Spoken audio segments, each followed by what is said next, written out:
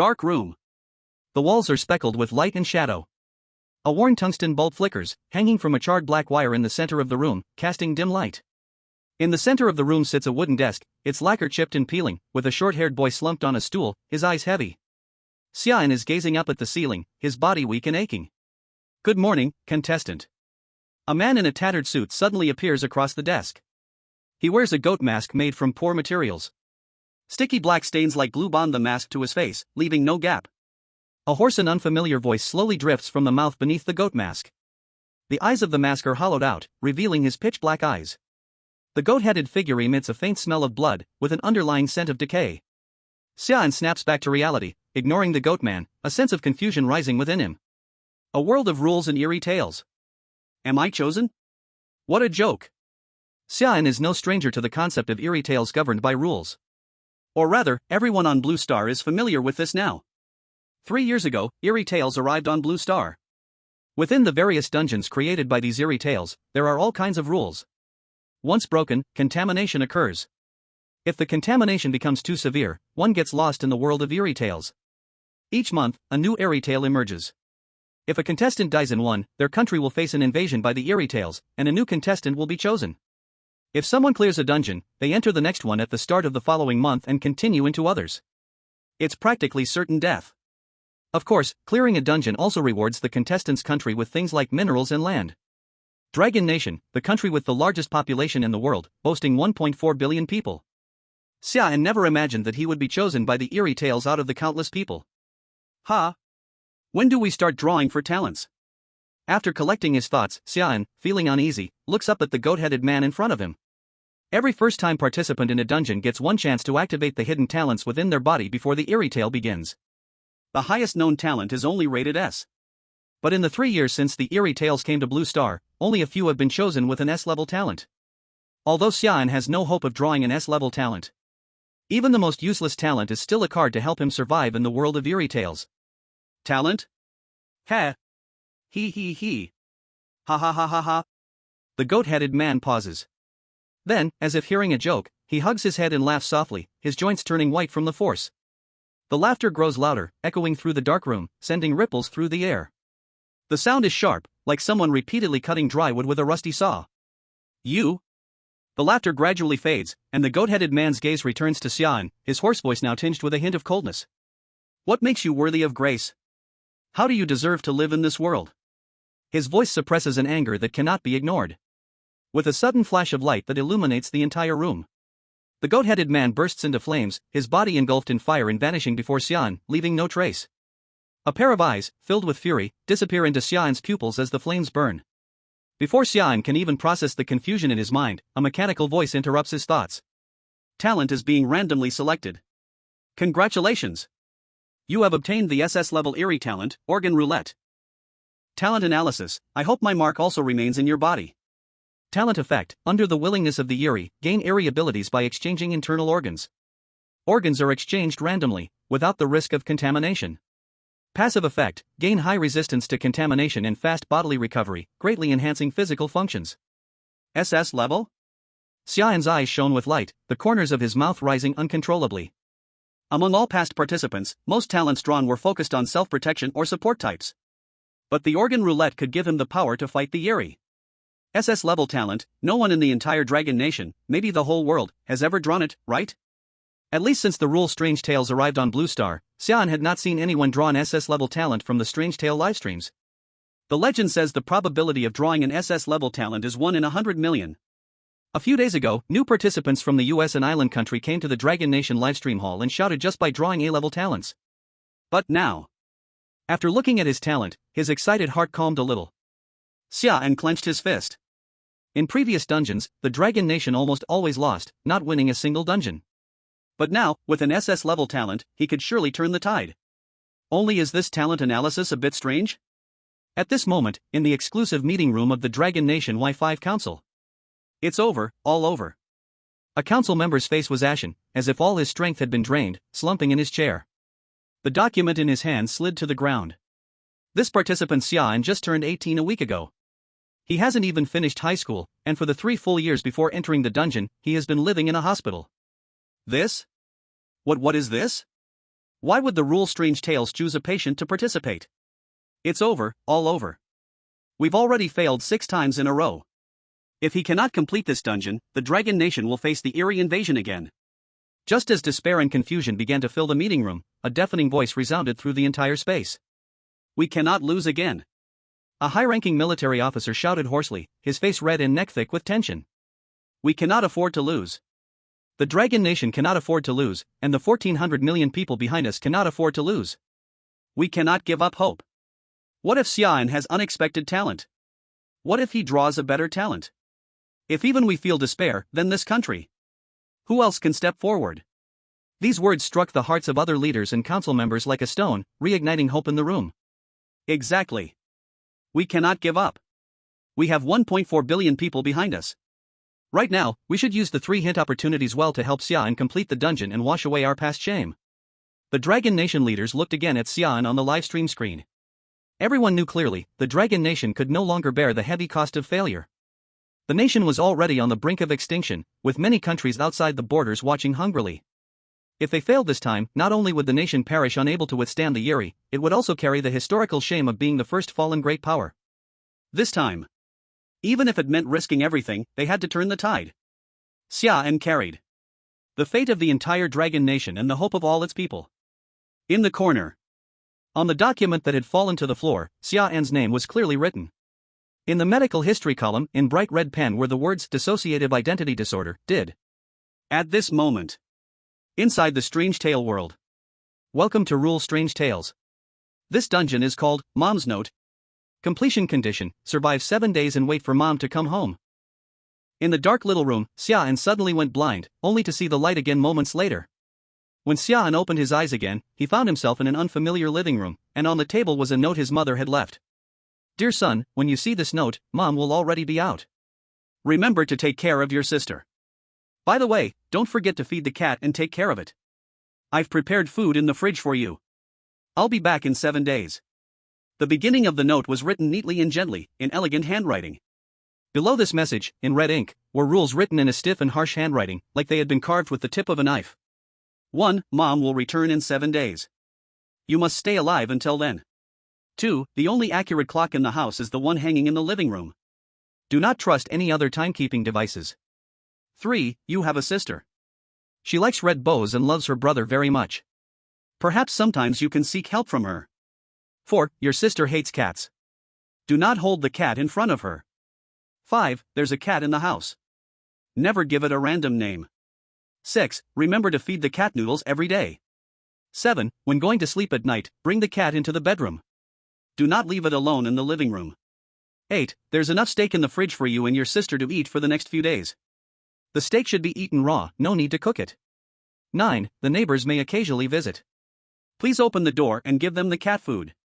10. Do not open the windows or curtains. 11. The bathroom lights often go out due to the aging electrical circuit. If the light does not turn on, do not use the bathroom until the power returns. 12. Do not open the door until Mom comes back. P.S. Dear readers, the first 80,000 to 100,000 words are crucial for the completion rate. Don't give up on the book, or the child will be doomed. In the beginning, the characters may seem a bit silly and dumbed down, but it will get better later. Chapter 2, Mom's Note.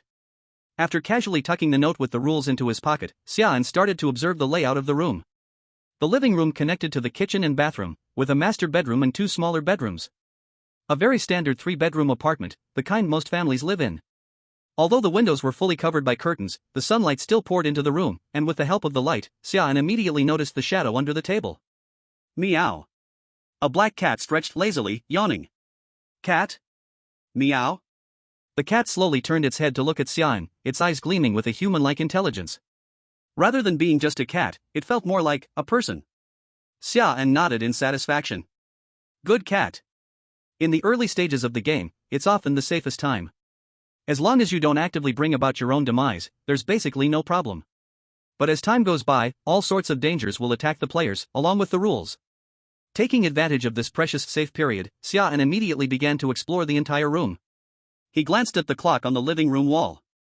It was exactly 8 o'clock. There were 2 empty plates covered in grease on the table. Xia An rubbed his slightly full stomach, likely from breakfast with his sister earlier. He walked to the dining area and opened the fridge, which was packed full. Steaks were neatly arranged in a row, and there were some noodles in the fridge's compartments.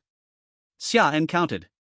Including himself and his sister, and excluding the 2 pieces already eaten, the remaining steaks were just the right amount for 7 days. Even though he was now in the world of strange stories, food remained one of the essential elements of survival. Eating such greasy food in the morning?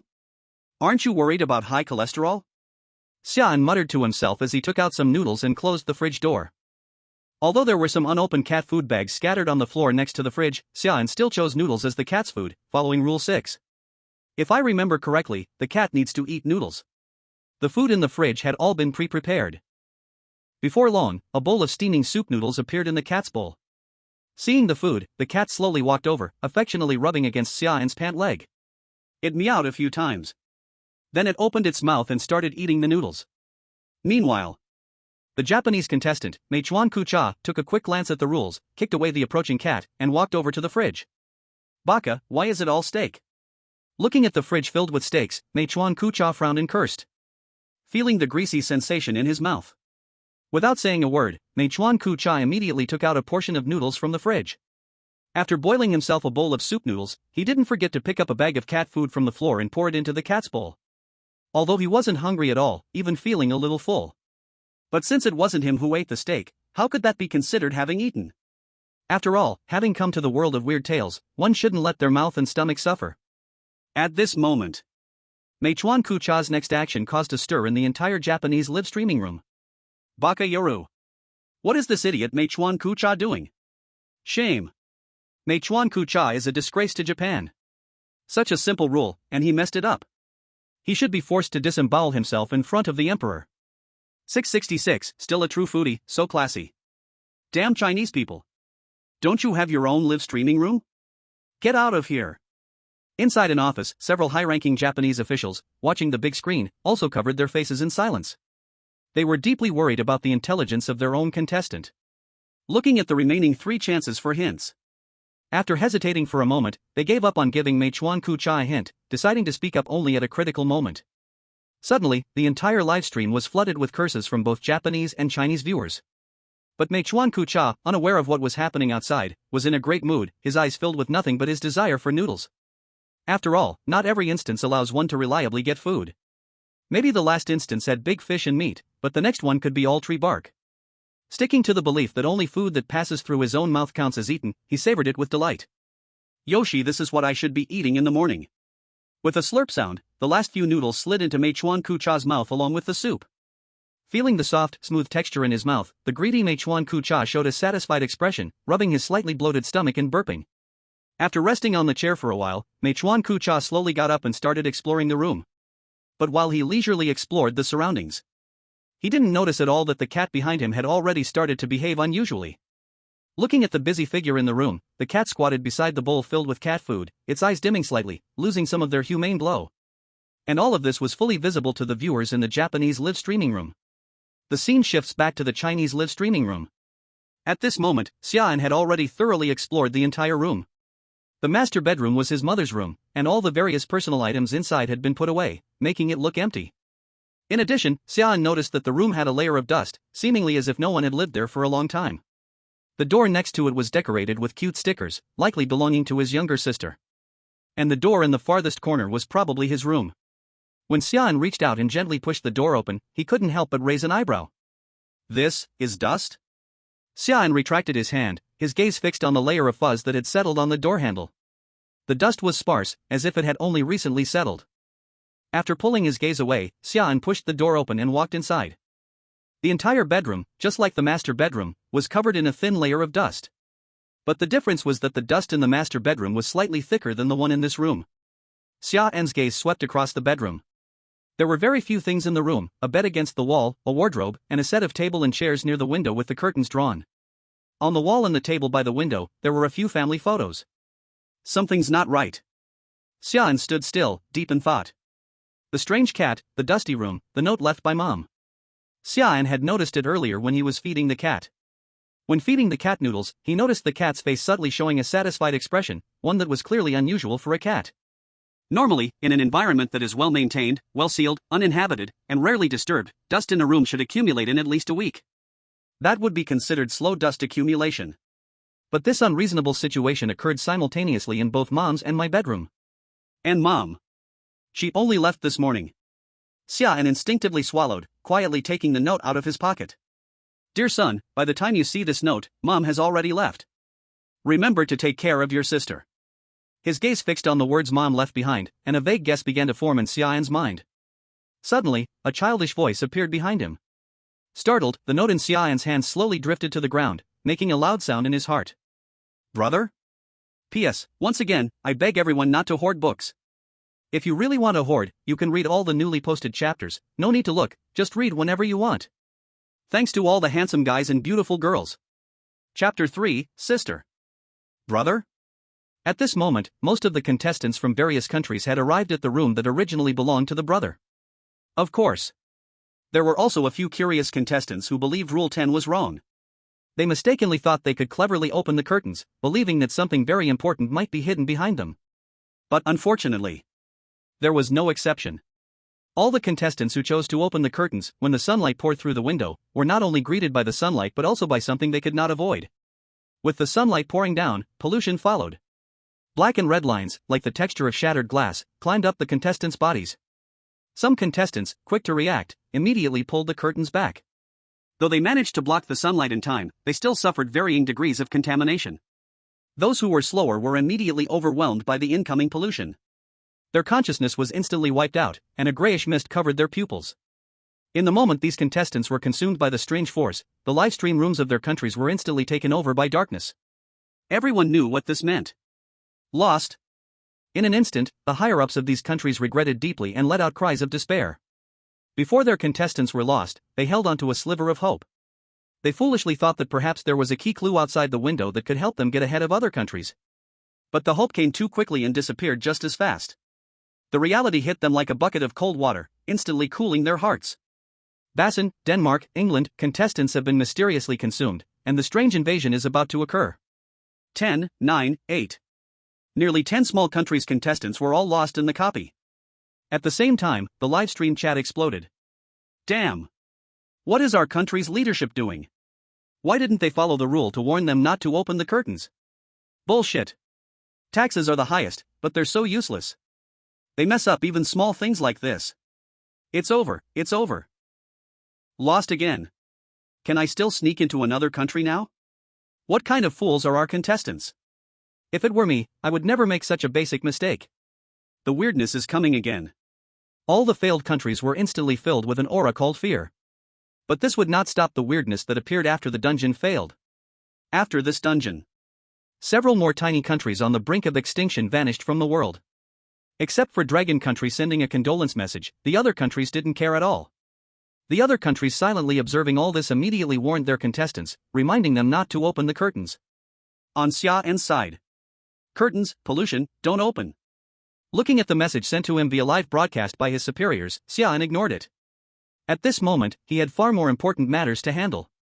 Looking at the girl in front of him, barely reaching his neck even on tiptoe, Xia An's eyes flickered with a subtle seriousness. A very strange feeling. The girl in front of him had long black hair down to her waist, her peach-red eyes blinking as she stared at him. Under the teal-black strap dress on her body, her exposed wrists and ankles bore scars of varying depth. She held a slightly worn rabbit doll in her arms, patched in several places. The eyes, roughly replaced with 2 buttons, faintly revealed a gaze that made hearts race. A drop of cold sweat slid down Xia An's neck from behind. In the 12 rules, 2 mentioned a sister who appeared silently behind him like a ghost. After withdrawing that slightly scrutinizing gaze, Xia An adjusted his emotions, and his eyes suddenly turned cold. What Xia An said next shocked everyone in Dragon Country's live broadcast. Where is your hairpin? The cold, emotionless words were like a sharp file, making everyone in the live room tense. No, is Xia An crazy? How dare he speak to his sister like that? What if she's a weird thing and explodes? Damn! If you want to die, don't take us with you. I originally had some hope for Xia An, now I see I was wrong.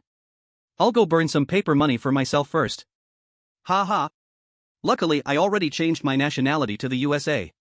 You guys can go die with Xia An in Dragon Country. F*** your charming foreign bitch. Get out of the live room. This sudden turn left everyone dumbfounded, and Dragon Country's top officials looked ashen, not understanding why Xia An did this. Activate the emergency evacuation warning. One by one, the top officials prepared to start the final evacuation plan, their faces dark.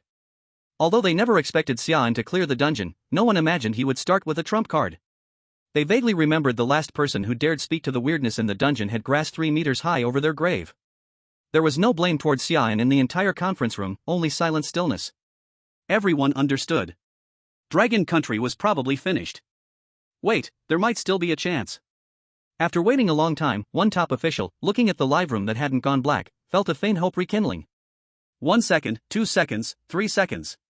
As time passed, Xia An's cold expression began to show a hint of doubt. Could he have bet wrong? No, impossible. As Xia An's mind churned, the girl who had been lowering her head suddenly raised it, smiling at him. I'm sorry, brother. Silent. A silence like death. The barrage of comments that had poured from the live room a second ago stopped flowing as if someone had cut it off. Finally, a Dragon Country person couldn't help but type a question mark. Then a dense wave of question marks surged, filling the entire live broadcast screen. Quick! Someone slap me and tell me this is not a dream. What did I just hear? The little sister actually apologized? Why is this? Ridiculous, too ridiculous. In an instant, the live room exploded, voices of discussion rushing in like spring water. Through phones, or TVs, or computers. Across the screen, everyone stared tightly at the live broadcast, desperate to know the answer. The girl playfully stuck out her tongue. One hand behind her back took out a striking red bow hairpin and pinned it in her hair, her eyes curved as she looked at the person in front of her, half a head taller than herself. Next time, wear the hairpin properly. After a long silence, Xia An's cold voice softened a little. Turning around, he picked up the fallen note and couldn't help but sigh in relief. The third rule. 3. You have a little sister. She likes red bow hairpins and also likes her brother. Sometimes you might be able to ask her for help. In a world full of dangerous ghost stories, missing even the smallest detail could be the guillotine on your path to death. When the girl's voice first sounded from behind, Xia An already knew her identity. She was me, the little sister of the brother. Already memorizing the rules by heart, the first thing he looked at when he turned around was the top of his sister's head. In that voice of brother, besides a hint of hesitation, there was a faint questioning tone. It was like asking, "Are you my brother?" Xia An's lips curled slightly as he turned his back. The information in that sentence alone could prove many things. For example, the little sister already knew something was wrong with the brother in front of her. Or to be bold, she had long known that the me in front of her was no longer her original brother, but that was impossible. And that red bow hairpin was to verify if the brother in front of her was still the same brother who lived with her before. The result was obvious. Xia An, he bet correctly. Chapter 4: The Best Dramatist, Foodie, and Pressure-Resistant King. On the other side, the other country's contestants were not as smooth as Xia An. Brother? Almost the same scene in time. But this time, the person playing the brother was replaced by a contestant from a small country in Gangua. Carl, 2 meters tall and burly, heard the voice, turned around in confusion, scanning around. But except for the living room seen through the doorframe, there was nothing. Strange, what the hell? Carl touched his head in puzzlement, his gaze accidentally glancing down, finally seeing the silent girl standing outside the door. This should be the little sister mentioned in the rules, right? She looked quite cute. Hey little sister, sorry, I didn't see you. In an instant, that cute and soft appearance made Carl drop his guard. But the moment the words left his mouth, a strange expression crept onto the girl's cheeks. The wound hidden under her clothes burst open quickly, bright red blood flowing down her body, instantly dyeing the entire bedroom red. What? Carl stared in horror at the girl, now with a smile, unable to react before being flooded by the rushing blood. Donghua contestant devoured by strangeness, strange invasion is coming. 10, 9, 8. As the live room went black, in reality another country fell into the strange invasion. And the same situation happened in many countries on Blue Star. In an instant, nearly half of the global live rooms went black. The remaining half of the contestants either received information from their top-level contacts observing Xia An for solutions, or relied on their own sharp observation skills. He looked for a way out using the hairpin mentioned in Rule 3. But there was only one exception. The contestant from The Sun Never Sets, Elias Thorne. Before this dungeon, he had already cleared 3 dungeons, winning countless resources for The Sun Never Sets. He was also one of the few geniuses who could clear 3 dungeons in a row since the arrival of the Rule Ghost stories. Brother? Hearing the childish voice from behind, Thorne did not turn around. Instead, he walked to the table and picked up the glasses beside a photo. Ah, it's my sister. What is it? After putting on the glasses, Thorne turned around and pulled the corners of his mouth into a smile at his sister behind him. The sister holding a doll tilted her head, looking at Thorne in front of her. After thinking for a moment, she shook her head hesitantly. Nothing. Then she turned to leave the bedroom. Wait. Seeing his sister about to leave the room, Thorne stopped her. He came in front of his sister and, under her confused gaze, showed his empty hands. Then, casually flipping his palms, a red bow hairpin suddenly appeared in Thorne's hand. It seems you forgot something before you left. Thorne smiled and reached out, gently pinning the hairpin in his sister's hair. It was not until Thorne led her to the living room that the sister snapped out of it. Looking at Thorne's departing back, she seemed to overlap with another figure in a daze, and she didn't return to herself until the door closed. At this moment, the Sun Never Sets live stream room. As expected of Thorne. Easily solved the trouble other contestants could not handle. How did he do it? He did not use the hairpin as a breakthrough, yet called sister without being swallowed by the strange? Is this the genius who cleared 3 dungeons in a row? So powerful. As long as Thorne is here, our Sun Never Sets empire is invincible. Thorne 666. I want to have monkeys with you. In the room, Thorne lit a cigar. He put the cigar in his mouth, took a deep puff, and exhaled layers of smoke with a face full of pleasure. While savoring the intoxication from nicotine, Thorne's gaze fell on the family photo on the table. The brother smiling and leaning close to his sister. What changes happen to the eyes of a highly nearsighted person? The eyes lose focus and seem scattered. And the eyes squint unconsciously when trying to see something clearly. All these features were present in the brother in the photo. Although the brother in the photo did not wear glasses, these features, along with the glasses beside the family photo, were all proof to Thorne that the brother wore glasses because of nearsightedness. The questioning tone, the deliberately removed hairpin. This was an obvious test. Using a hairpin as the ending of this little drama did not match Thorne's style. He, Elias Thorne, was the best dramatist in the world of ghost stories. Naturally, he would give the audience outside the screen a unique ending. And whether it was the hairpin or the glasses, they were only clues for the sister to think the contestant was her brother. Thorne's mood became joyful, like a child who got candy, dancing lightly in the room. The sound of crossing spinning steps echoed repeatedly in the room, as if waiting for the next drama to begin. Meanwhile, in the world of ghost stories, the clock in the living room was approaching noon.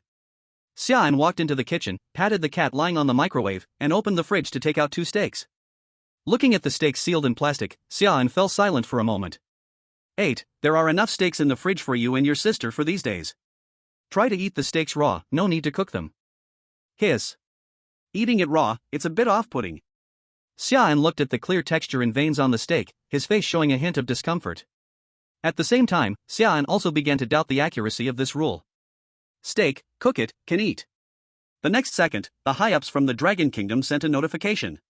Hearing this, Xia An no longer hesitated, turned on the stove, heated some oil, and quickly tossed the steak in. At the same time, other contestants from other countries, who were also facing the same dilemma, received prompts from their own higher-ups. And all of this stemmed from the actions of the Japanese contestant, Meichuan Kucha. 3 minutes ago.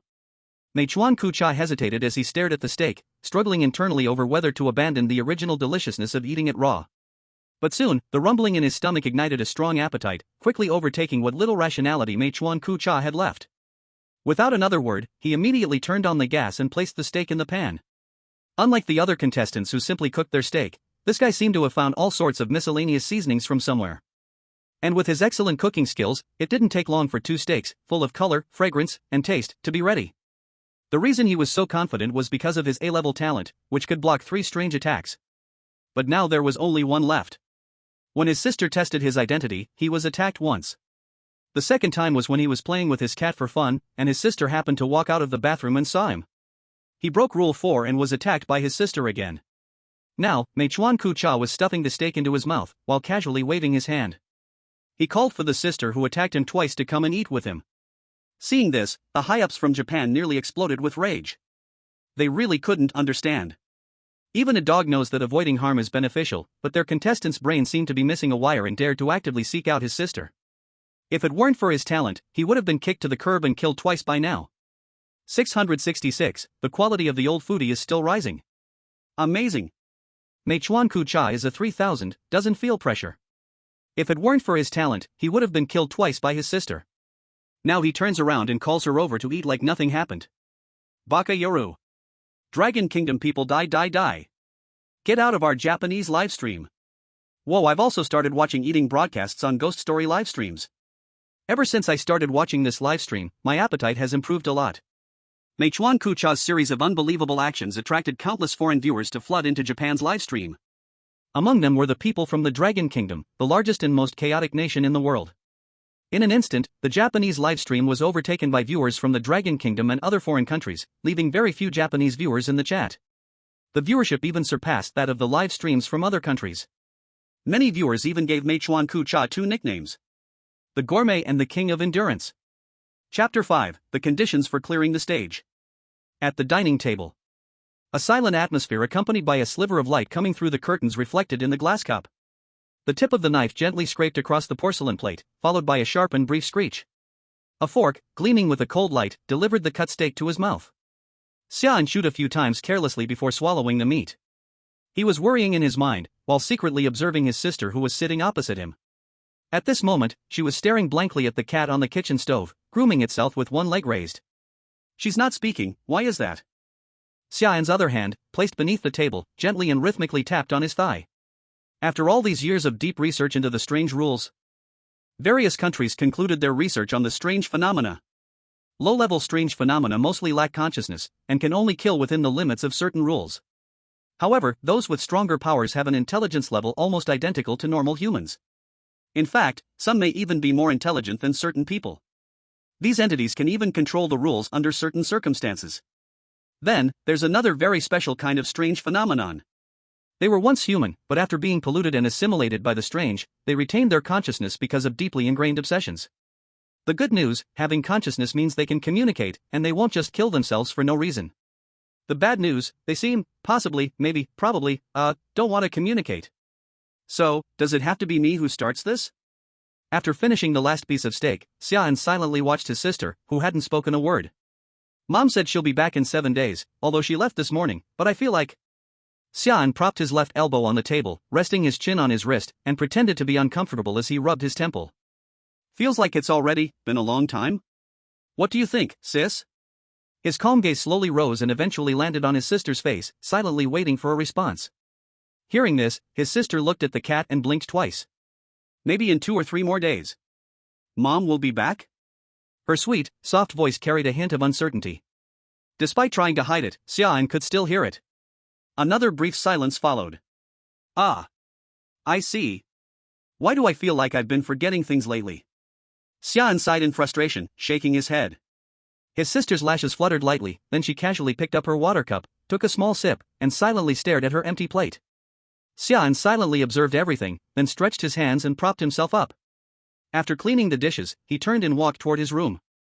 As he passed his sister, he gently placed his hand on her thin shoulder, but there was no flesh under his palm. The sharp shoulder bone pressed against his palm, causing a sting. The words he was about to say got stuck in his throat, and his arm stiffened. In that fleeting moment, he forgot that he was in a world of strange phenomena, and forgot that the person in front of him was a strange entity. Looking at her small figure, he really saw her as his little sister. By some strange impulse, he lifted the collar of her shirt. Countless scars covered her thin back, old and new mixed together, dark scabs layered on fresh red wounds, vicious and glaring, like stains on white snow. Hiss. Xia An was startled and quickly released her collar, letting it fall, as if the scene just now was merely a hallucination. His sister's body froze suddenly. She didn't turn around, and her voice was soft, drifting in the wind, carrying a chilling coldness. Brother? The room's brightness suddenly dropped, and a suffocating feeling quickly filled the living room. Xia An didn't notice the eerie atmosphere around him. After swallowing what almost came out as a curse, his gaze was fixed on his sister, and he spoke in a daze. What happened to these injuries? Who did this? Looking at her small and fragile form, Xia An frowned slightly in pain. In his memory, the scenes of being insulted, beaten, and cursed came to mind one by one, as if they had just happened yesterday. If his sister turned around at that moment, she would see that Xia An's face had darkened, slowly turning grim. Just as he was about to speak again, his sister spoke first. The scars on my body. They're from you and Mom hitting me, right? Xia An silently closed his mouth. At that moment, his heart tensed up. He had unconsciously gotten too emotionally involved, forgetting that he was just a player in a side story. This is bad. He's definitely going to be found out, isn't he? Ah. I see, I kinda forgot. Xia An forced out a dry laugh. As he nervously waited, his sister's response made him breathe a sigh of relief. Brother, you need to take your memory issues seriously too. Remember to have a good rest. Ah ha ha. Yes, thank you, little sister. Xia An hurriedly laughed it off, then used resting as a reason to return to his own room. But did she really not see anything wrong? As the door slowly closed, the younger sister also gradually withdrew her sidelong glance. On the dim dining table, the girl's sour and bitter sigh slowly faded away in the living room. Damn, almost ruined. After closing the door, Xia An pressed his ear to the door, and after confirming the younger sister did not follow, his body went soft, leaning against the door panel and dropping to sit on the ground. When the clothes stuck to his back, he then realized that his back had already been covered with a thin layer of cold sweat. After calming down, Xia An sat onto the bed. Although he did not manage to get more information by taking the chance, it was already enough for Xia An to verify the guess in his heart. He once again took out the note from his pocket, carefully observing the two completely different handwritings on it. Just like I guessed, the two handwritings were not written at the same time. The few parts written by Mom above had already dried long ago, while the remaining parts used to write the rules, although also dried, could be seen at a glance to be newly written. Combined with the dust he saw earlier in Mom's room. Ha! Xia An let out a cold laugh in his heart. Whether it was what was said on Mom's note, Rule 1, or even the clearance condition broadcast at the beginning of the instance. The matter that Mom would return after 7 days was simply wrong. Because from the time Mom left until now, it had already been more than 7 days, maybe even longer. From the obvious hint at the beginning, to the 2 parts of text on the note, it was all misleading every participant.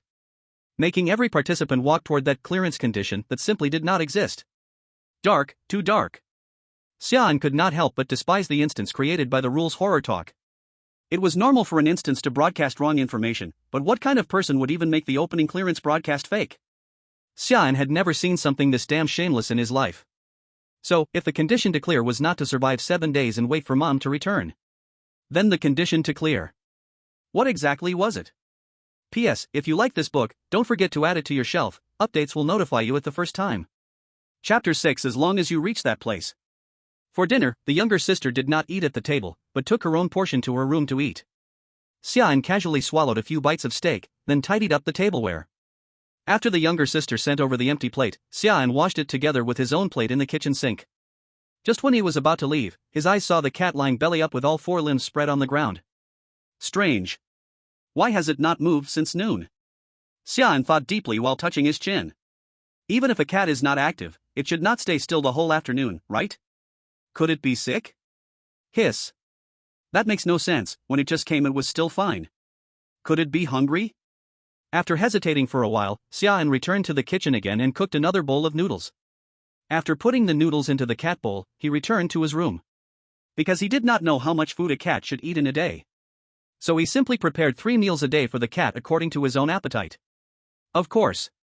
Just like how mothers outside this world always fear their children are not full. And then crazily feed their children. Xia An of course also did not notice that the cat's belly had already swollen as big as a volleyball. Not moving was purely because the belly was too full, so full it could not move even if it wanted to. And at this moment, the cat was looking lifelessly at the cat bowl that had just been finished, now filled again with a full bowl of noodles. It could not help but fall into deep thinking about cat life. Cat Earth. Cat Galaxy. Cat Universe. Cat Big Explosion. Cat understood. Meow. The cat hissed. The consequence is very serious. Damn Haji people. Actually want to use food to stuff me to death? As expected, not a single Haji person is a good thing. Meow meow meow. The cat wriggled and adjusted its body to a suitable angle, struggling to crawl toward the direction of the cat bowl. As long as I reach that place. Although clearly knowing it is the Haji people's scheme, but being separated from Mr. Noodles, this kind of thing I absolutely do not want. But really so full. The cat looked at the noodles that were so close, tears of unwillingness flowed from the corner of its mouth. Mr. Noodles, sorry. I still cannot do anything, you bastard. Near evening. Because Xia An's body shape and the original owner are almost the same, so he simply took a set of clothes from the original owner's wardrobe to wear after bathing. The bathroom and toilet are in one room, but separately divided into 2 parts. All kinds of daily items are also very complete. Beside the shower device is a water heater, on the shelf on the wall are neatly placed conditioner, body wash, shampoo and hairdryer and so on, and on the smooth tiles lies a sky blue rubber mat for anti-slip use. After checking and finding nothing wrong, Xia An directly walked in. Because worried about Rule 11, Xia An washed especially fast. Afraid that while washing the water from the faucet would suddenly turn red or something like that. Just when Xia An was in front of the full-body mirror in the bathroom using a dry towel to wipe his body. He then discovered that his body compared to his younger sister was actually not much better. There is not much flesh on the body, only a little taller than his younger sister. The flesh under the skin is just relatively full, about the same as her. Because he stayed in the hospital ward for almost 3 whole years, basically did not see sunlight much, causing the skin to be very white and tender. Xia An looked at himself in the mirror and gave a bitter smile, shaking his head, put on clothes and walked out of the bathroom to the living room, and casually looked at the wall clock. Time 7 o'clock. Xia An smacked his lips. Before in the hospital it was only lights out at 8:30, and there was also a TV, although it mostly played soap operas he did not like. Now coming here instead he cannot even watch TV, because this house does not have a TV installed. He has not even seen a single old-style phone. Very depressed, Xia An turned around and noticed the cat in the corner of the living room. Cat, why are you not eating properly? You even wasted the noodles, bad cat. Xia An looked regretfully at the cat bowl filled to the brim, staring dissatisfied at the cat whose face seemed to carry a bit of resentment. Resentment? Xia An rubbed his eyes and looked at the cat again, but this time he saw nothing. He could not help but yawn, ruined, already so sleepy that hallucinations appear. Still need to rest early. Casually carrying the cat on his shoulder, Xia An walked toward his bedroom. Heavier now, cat, it's fine, don't always stay in the nest, move more. Xia An's deliberately serious scolding voice and the cat's dissatisfied meow gradually disappeared in the living room that was about to be covered by night, returning to quiet. In the bedroom, Xia An hugged the cat and lay on his side on the bed, his fingertips slowly smoothing its fur, but his mind was still repeatedly recalling today's experiences. Those details in memory that still had doubts were like needles stabbing his nerves. Gradually, sleepiness surged like a tide. Xia An could not resist the fatigue and slowly closed his heavy eyes. After a moment, a steady light breathing sound sounded in the room. The fatigue of the day made him sleep very deeply, causing him not to see that the pupils of the cat in his arms were slowly turning into a vertical line. Wollaloo. A trace of human-like pain appeared in the cat's eyes, immediately making it jump around on the bed, while low uneasy growls came out of its throat. So scary, is this cat crazy? Something is wrong, brothers, this cat will not suddenly kill Xia An, right? Why does this cat look so abnormal no matter how you see it? Where are those straw hat kids who always shout for the straw hat? Hurry and save us. Could it be that the rule about bringing the cat into the bedroom is wrong? The cat should stay in the living room.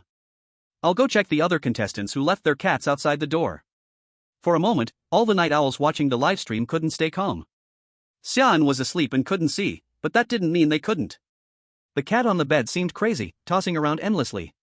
Plus, it was night, and the occasional ghostly glow in the cat's eyes would scare anyone who saw it. Unlike Xia An and other contestants who left their cats in the bedroom, another group of contestants who kept their cats in the living room didn't know this. The human-like spark in their cat's eyes was fading fast. Right now, the cat sat stunned in front of the bedroom, staring straight at the tightly closed door, so silent it made the scalp tingle. Only the occasional lift of the tail proved that this curled-up shadow still had life. Meanwhile, Xia An's cat was violently scratching the sheets with its claws, and the scratch marks strangely resembled the handwriting on the note on the living room wall. Inside the room, there was only the rustling sound of claws on sheets. Then, a faint footstep quietly appeared outside the door. The sounds inside the bedroom vanished instantly.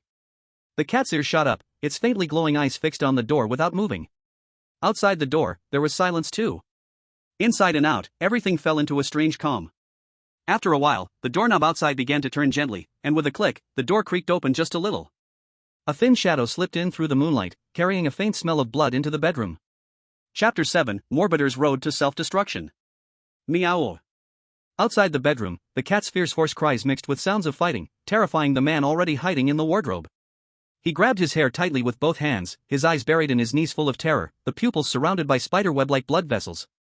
His whole body trembled uncontrollably, emitting an air of despair, his mind teetering on the edge of collapse. The fighting outside had reached a climax. Claws scraped the walls, and the sound of flesh being pierced entered Bitor's blank mind. A B-level gifted prophet could see one inevitable result of the future. What Bitor saw was the result that he would surely die tonight. When a person learns they are about to die, what would they do? Countless ways of dying flashed through Bitor's mind, his knuckles white from clutching his hair. Would I be eaten completely as strange food, or polluted into a creature neither human nor ghost? In the real world, the top officials of several small countries watched the motionless Bitor in the livestream, panicked. The last remaining hint had just been sent to Bitor, but it still didn't calm his fear. Before this, with no other choice, they had to call their big brother in America for help. But the words from the phone, once seen as salvation, made their hearts completely chill. Sorry, there is nothing we can do about the predicament you face. Besides, your country probably cannot afford the cost of failure, right? Your contestant cannot survive. Sitting and waiting for death wastes this life. Better let him go out and look. What if he sees some useful information? It can also help other countries win more chances, and at the same time I thank you on behalf of all the countries in the world for your efforts. Hee, good luck. Beep. Listening to the phone being hung up, that senior was panting heavily, the phone in his hand gradually crushed, the pain of broken glass stabbing his palm completely covered by the anger in his heart. Bang! The phone slammed heavily against the meeting room wall, completely shattered. Bah! These American dogs never took us seriously. Damn bloodsuckers drained our blood and ran. They never cared about the lives of small countries like ours. Still speaking on behalf of the whole world? What are they anyway? They really think now is like before the strange arrival, where America's word is law. That senior from the small country shouted, smashing all the documents and water cups in front of him onto the ground, his roar echoing throughout the meeting room. The other seniors looked at each other in silence, their eyes full of complicated emotions, their hearts filled with misery. After a long silence, one senior called a secretary. Go copy our country's data into files and send them to all other countries. We may disappear, but at least let people remember that such a country once existed in the world. Yes. Under countless eyes filled with complexity, despair, and sadness, the secretary finally closed the meeting room door for the last time. Time returned to the morning. Bitor's current situation was completely his own fault, created little by his own actions.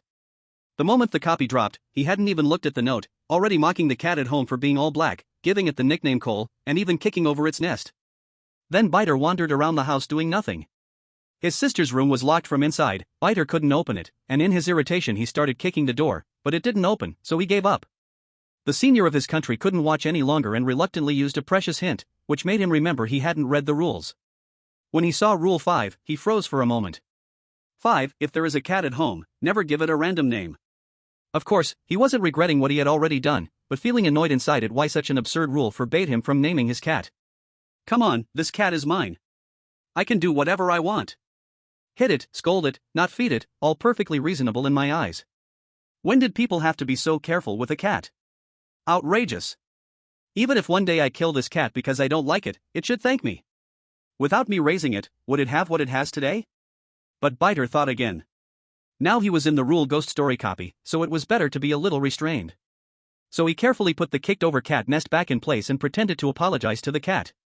But he didn't notice that the cat's eyes were already somewhat blank, completely lacking the humanity in the cats of other participants' languages. Seeing the cat like this, Bitor frowned in anger, unable to hold back, and kicked both the cat and the nest away again. Asterisk, what a look. Damn it, like a dead log, no reaction at all. He pulled the tablecloth off the dining table with disdain. Carelessly wiped the shoe he had used to kick the cat, turned, and walked to his bedroom, lying down on the bed without a word, with no thought of looking for the rules. A joke. Bitor needed to look for clues? Didn't the note in the initial broadcast already say just wait 7 days and you win? Why waste effort? Do I have nothing better to do? Moreover, this copy looked so simple. It was obviously an easy win, he just needed to wait to win. Bitor lay on the bed, happily imagining in his mind. When he returned to the country after completing the mission, the whole country would celebrate him as a hero, and then he would enjoy a wonderful life with endless wealth and status. And then, he laughed foolishly and fell asleep, sleeping peacefully. Well, he was peaceful, and the high-ranking officials behind him were also peaceful. Too peaceful, they almost wanted to die. Is he a reincarnated fool? Someone check, is this person really from our country? Through the big screen. A high-ranking official calmly said this seemingly peaceful sentence, word by word. Of course, it would be better if we ignore the armrest of the chair he was almost crushing. The officials lowered their eyebrows, silent, clearly already impressed by the charm of their own contestant. How could anyone be so stupid? This thought echoed in everyone's mind in the meeting room. They raised their hands, skeptically, to touch their heads. Could this be the so-called difference between people? Chapter 8, The Plane Crash. Maybe fools have fool's luck. While everyone was facing the test of the sisters' first appearance, Bitor just happened to have constipation and spent almost 40 minutes in the bathroom, still without triggering Rule 11. When he limped out of the bathroom, his sister had just returned to her room. Gurgle. Bitor looked down and rubbed his flat stomach, then went straight to the kitchen, kicking aside the cat that was staring blankly in front of the fridge, and took out 3 steaks. But when he started cooking, he froze, staring at the steak in his hand, troubled. Hiss. How should this thing be dealt with? Bitor rubbed his head in frustration. Back home, Bitor always let his wife handle these things. Usually, he didn't even touch the mop, let alone cook. Suddenly, a light bulb went off in his head.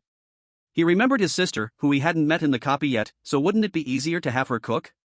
Without hesitation, Bitor went straight to knock on his sister's door. "Come out and eat." Bitor's urging voice rang out, with knocking sounds unusually loud. After about 10 seconds, the door, covered in cute stickers, slowly opened. The hinges squeaked, and a frail and petite figure appeared before Bitor's eyes. "Ha, what is this?" Bitor chuckled inwardly. He had thought his sister was some tough character, but now, seeing her small frame, even 10 of her wouldn't be enough for him to beat. He was worried before that if his sister was some ruthless character, how he could please her to live a more comfortable life. But it made sense, this was an easy copy, there couldn't possibly be anything dangerous. Slap. With a crisp sound, 5 fiery red marks appeared on the girl's cheek. Her face was slapped to the side, a few strands of hair falling down, hiding her expression from Bitor. "What were you doing inside, coming out so late? Go, cook these steaks, and make me some noodles to clear the grease." With that, Bitor threw the 3 bags of steak at her feet and walked away, unconcerned. Looking at Bitor's arrogant and domineering back, she silently reached out her small, wounded hand, picking up the steaks that had gathered some dust, silently lowering her head, and walked towards the kitchen. 10 minutes later, it was almost evening. Bitor stood by the dining table, stunned, looking at the steak on his plate, his anger flaring up. "You useless fool! You can't even cook them properly? The back of this steak is still raw. How am I supposed to eat this?"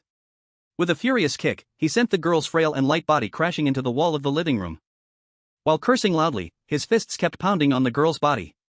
Despite receiving messages from his superiors to stop, it was all in vain. In the corner, the girl made no move to resist. Her pupils silently stared at the ceiling, as if she had died, with no reaction whatsoever. Some of the scars that had just healed were torn open again by the intense blows, leaving behind deep red blood. Her entire body was like a rubber doll, silently enduring the man's beating for 2 whole minutes. "Ha, I'm exhausted." Bitor straightened his back, exhaling deeply, his eyes filled with hatred as he looked at the girl in the corner, speaking with contempt. "What is this? You can't even handle such a small thing. What use are you?"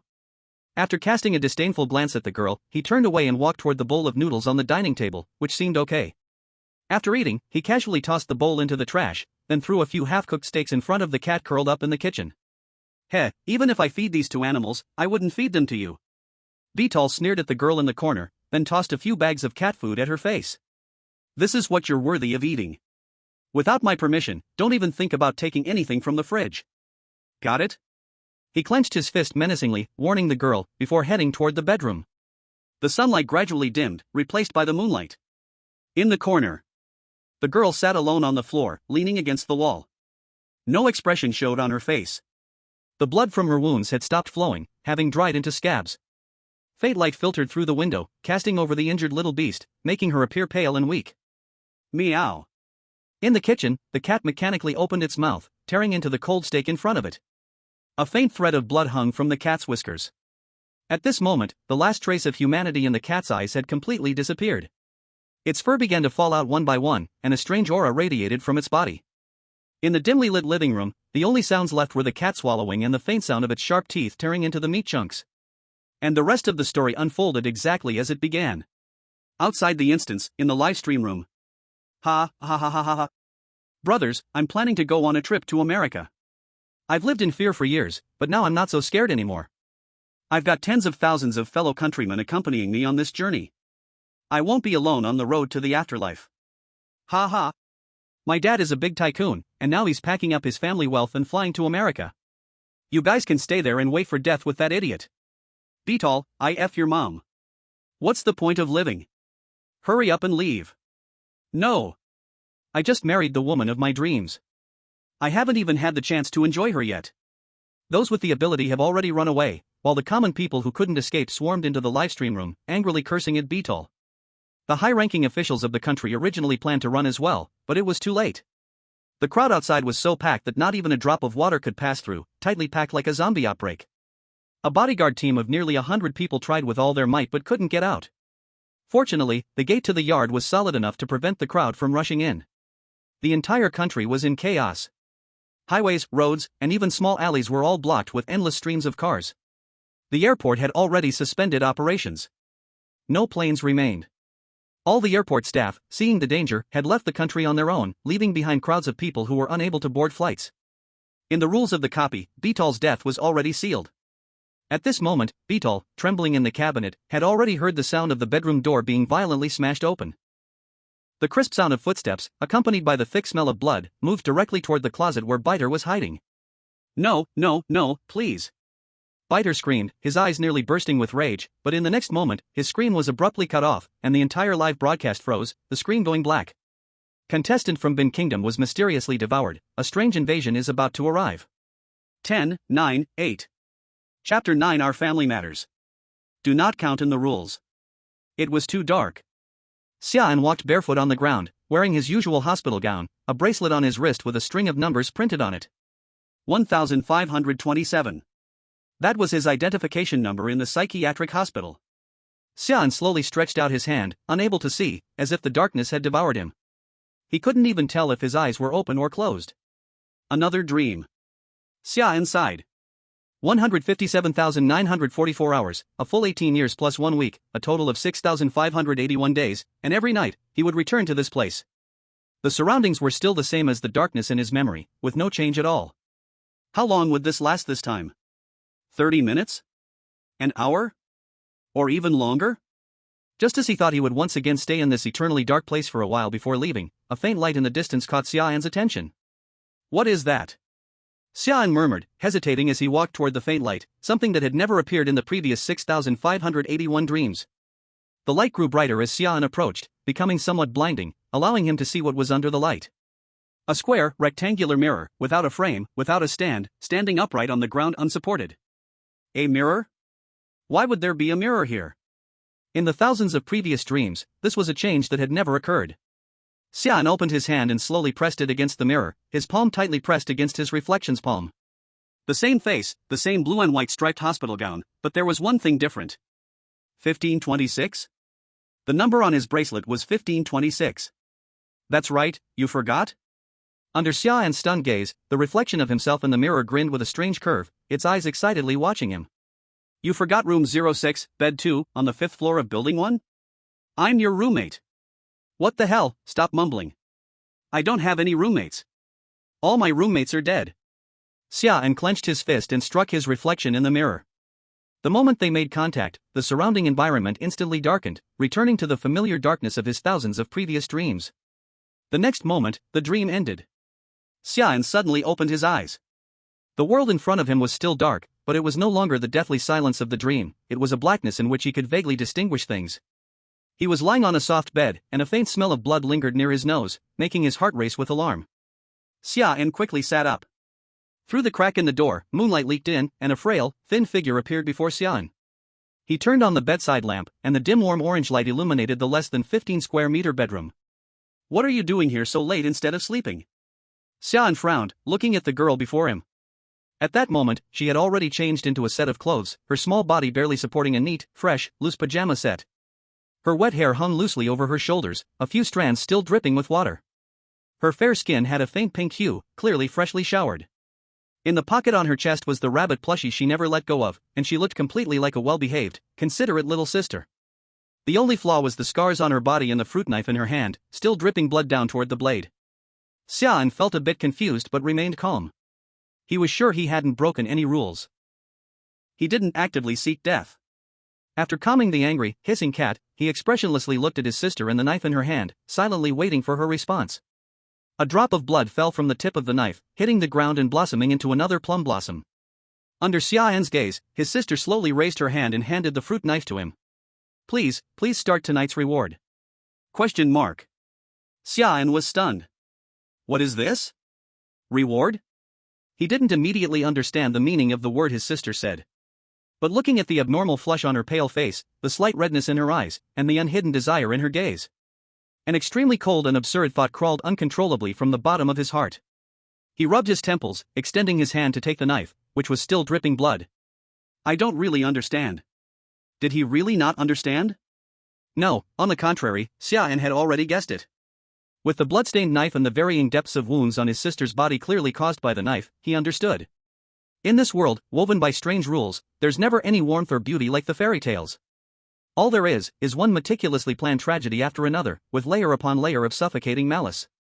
The most twisted, dark, and vicious side of human nature is infinitely magnified by the strange rules embedded into the very essence of each scenario. Every scenario's ending is destined not to be beautiful. So, this time, is it a theme based on family abuse? Did brother forget again? His sister tilted her head in confusion, her peach-colored eyes full of doubt. After thinking for a moment, she slowly climbed onto the bed, kneeling on Xia An's lap, the distance between them suddenly shrinking to nothing. Xia An leaned back on the bed, dumbfounded, watching the girl in front of him slowly remove her sleepwear, faintly revealing a patch of snow-white skin, covered in closer, healed pink scars from the knife wounds. Brother! You said you would always love me like this. She urged softly, her voice so delicate it felt like a thread about to snap. Don't you like it? Xia An quietly looked at her, gently opening his mouth. In such an absurd way? Love? Ha ha ha ha. Love? In this twisted way? What a joke. Xia An gave up thinking. He no longer cared about how to solve the current situation, nor would he raise the knife in his hand toward the girl in front of him. The deeply etched memories of his childhood did not allow him to use this knife to do such a thing. He now just wanted to say one thing to the world of strange rules. You star. Really thank you for making me remember the beautiful memories of my childhood again. After a long while, Xia An slowly spoke, his voice so deep it was almost inaudible. I remember, there's no such rule. In the challenges before many countries on Blue Star, no contestant had ever mentioned the concept of rules in front of the strange. His sister tilted her head, seemingly not understanding. The next moment, she suddenly smiled. That smile was faint, light, but carried an inexplicable eeriness, as if it had been frozen on her face for a long, long time. Rules are for outsiders to see, she said softly, leaning forward, reaching out to stroke Xia An's lowered face. Our family's matters don't count in the rules. As soon as she finished speaking, Xia An's fingers tightened suddenly around the knife. Is that so? The moonlight outside the window had faded away at some point, and the dim yellow light in the room suddenly began to flicker nervously. P.S. The new year is here, auspiciousness has arrived, wishing all dear readers success and prosperity in the new year. Chapter 10. No, why is my sister sleeping in my bed? Family matters don't count in the rules. The sentence floated in the air, but it was colder than any rule. Xia An's heart tightened sharply. Since entering this strange world, all of his caution had been based on one belief: if he followed the rules, he could survive. But now, someone tells him that the note doesn't count as a rule. What does that mean? In the darkness, his sister stepped forward lightly. The sound of her pajamas brushing against the floor was amplified in the absolute silence. Brother used to always remember. Her voice was soft, tinged with a bit of grievance, and a hint of sickly obsession. Every time, every night, you would help me. Xia An's throat tightened. He instinctively lowered his head and looked at the knife in his hand. The blood was still dripping. One drop, then another. It seemed to urge him, or perhaps count down. Help you with what? Xia An's voice was cold. Help you hurt yourself, or help me hurt you? The sister didn't answer. She just stretched out her hand, lightly running her fingers over a shallow scar on her neck, her motion gentle as if caressing a treasure. It's okay if you've forgotten, brother. She slowly leaned closer, until she was nearly right in front of Xia An. I can help you remember. After all, you are my only brother. The last words, filled with attachment, had not been spoken yet when Xia An's hand shot out and squeezed her neck. The pressure wasn't too strong, but it effectively stopped her from speaking any further. At this moment, the viewers in the live stream room were all stirred up. I knew we'd see something thrilling tonight. Shocking. A man actually choked a young girl in bed late at night. Is this a distortion of humanity? Or a betrayal of morality? The person above should go work for UC's shock department. Is it really okay to choke her like that? Even if it's a strange thing, I couldn't stand having someone choke me. It shouldn't be. Will there be a death? Xia An, please don't mess up here. Don't jinx it. My heart is pounding like crazy right now. Xia An felt an inexplicable sense of irritation rising in his chest, but he was very clear that this feeling wasn't aimed at his sister. I'm your brother, right? Yes. The girl pressed her lips together, and the suffocating sensation around her neck made her grow increasingly excited. Before this, she had never been treated like this. Is this also a form of love? Before she could think more, her wrist was firmly gripped by a force, and she was uncontrollably pushed onto the bed. Then listen to me. Looking at his sister lying under him, Xia An loosened his grip on her neck and tightened the slightly open collar of her pajamas. Okay. I will listen, brother. She responded softly, her voice full of hidden dependence. At this moment, the sister felt a warm current rush into her mind, her eyes instinctively squinting into a narrow slit. As expected, brother still loved her, still cared for her. Good. Go to sleep. Xia An picked up his sister like a life-size pillow, flipping her around. He lifted the blanket, covering both of them, and then turned his body, facing away from his sister. He casually wiped the blood-stained fruit knife on his sleeve and turned off the desk lamp before collapsing into bed to sleep. In an instant, the sister lay in bed, her eyes wide open, staring blankly at the dark ceiling. Sleep, sleep? She turned her body uncertainly, looking at her brother's back, her tone filled with confusion. What else? Xia An only felt his mind growing dizzy, his thoughts as slow as thick honey, his eyelids continuously fighting to stay open. Damn it. Why couldn't they just sleep properly in the middle of the night? What were they trying to do with all these distractions? Couldn't he just get some peace and quiet? Watching her brother fall back down heavily, the girl's confusion deepened. She reached up to touch the doll hidden in her chest, her fingers curling slightly. But brother, why did you suddenly stop? My older brother would never treat me like this before. She moved a little closer to Xia An's back, hugging the doll in her arms tighter, the fabric rubbing with small, faint sounds. Is it because I didn't do well enough, or am I too noisy and annoyed, brother? Pausing for a moment, she suddenly softened her voice, with a nearly pleading gentleness. Then I won't make trouble, I'll be good, not talk, not move. As long as brother stays with me forever, okay? After a long while, Xia An's back still gave no response, making her a little anxious. Peach-colored eyes covered with a trace of bloody red, faintly glowing in the dark, her voice lowered a few tones. Brother? The little sister reached out her hand lightly on Xia An's shoulder, slowly lifting herself, eyes scanning his face, but only a pair of tightly closed eyes responded. The sound of breathing was almost too quiet to hear. Asleep? The little sister froze, not expecting the person in front of her to fall asleep so directly. She glanced at the cat hiding under the wardrobe, eyes flickering green light, and unwillingly withdrew her hand, along with the faint blood seeping from the wall and the red light in her eyes disappearing. This time he is a different brother. 7 o'clock in the morning. Xia An opened his eyes on time, rubbing his reddened eyes drowsily. Sitting up, yawning, he reached for the clothes he had laid out last night, but the first thing his fingers touched was a soft mass of hair. Cat, you shed hair? Xia An turned to look beside him, but what appeared in his eyes was his little sister, still asleep, and his fingers were tangled in her long hair spread over the pillow. What the hell? I slept with my sister? Xia An froze, realizing something was wrong, quickly correcting himself. No, why is my sister sleeping on my bed? Looking at the girl still in her dream, Xia An's body trembled unconsciously. This is bad. I don't want to go to the police station freeloading food and drinks. He felt a little collapsed, but fortunately remembered he was in a strange story world now, no doctors or police would interfere. Xia An patted his temples, trying to recall what happened last night, but the more he thought, the less he could remember. It was as if the memory had been taken away, leaving no trace at all. Sigh. He exhaled. Forget it, I don't want to think, my head hurts. As Xia An knelt on the bed, carefully reaching to pull out the clothes pressed under his sister, the rustling of fabric woke the sleeping little sister. Brother? Her eyelashes fluttered lightly, voice lazy and hoarse from just waking. Xia An lowered his head, meeting his sister's sleepy eyes as she just opened them. Morning. I didn't post yesterday's chapter? P.S. Readers are welcome to comment and interact, there's a chance the living author may appear. Chapter 11 Bathroom, watch me play a trick on him. Xia An pushed open the slightly closed door and entered the living room, the clock on the wall stopped at 6:57. He actually woke up earlier than usual today, maybe last night's sleep was really good? Without thinking too much, Xia An first cooked a bowl of noodles for the cat, then prepared the steak for breakfast. After eating together with his sister, it was almost 8 o'clock. Xia An sat on the living room chair, starting to organize all the clues he currently had. From what he saw, Rule 1 and Rule 8 were obviously wrong. While Rule 3 and Rule 10 were definitely correct, though there was one thing Xia An still didn't understand. 3. You have a little sister, she likes red bow hairpins, and she also likes her brother.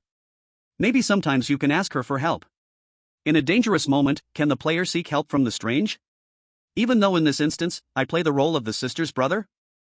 According to Rules 4, 5, 6, and 11, even though they have not been personally verified, they are temporarily considered correct.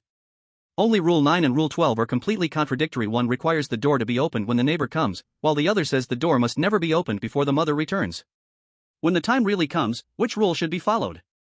Should I follow the rule to open the door or break the rule and keep it shut? Besides this, there is an even more important question. If the neighbor really arrives, how can it be confirmed that this is actually the neighbor? Xia An currently has no way to be sure, which means there is no basis for judgment on this matter. It could be the neighbor outside the door, or it might be some strange person disguised as a neighbor. After weighing the pros and cons, if Rule 9 really happens, Xia An decides to break the rule and not open the door.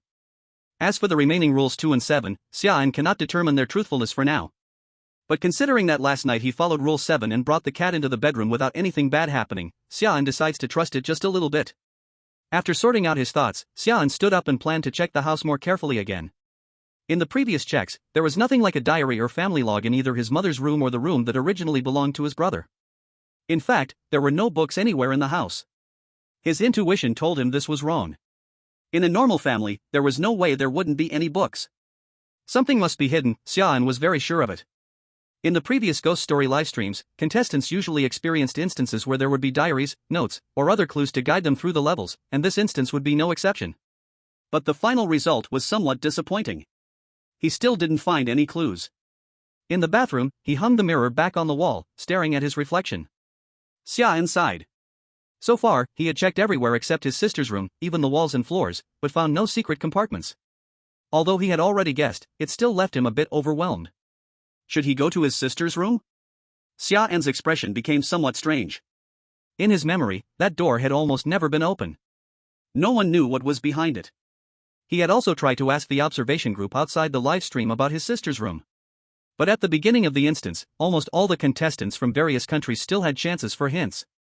Just like Xia An's current situation, even though he noticed that his sister's room had something wrong, no contestants had taken any action yet. Everyone was waiting for someone else to take the first step. But Xia An couldn't wait any longer.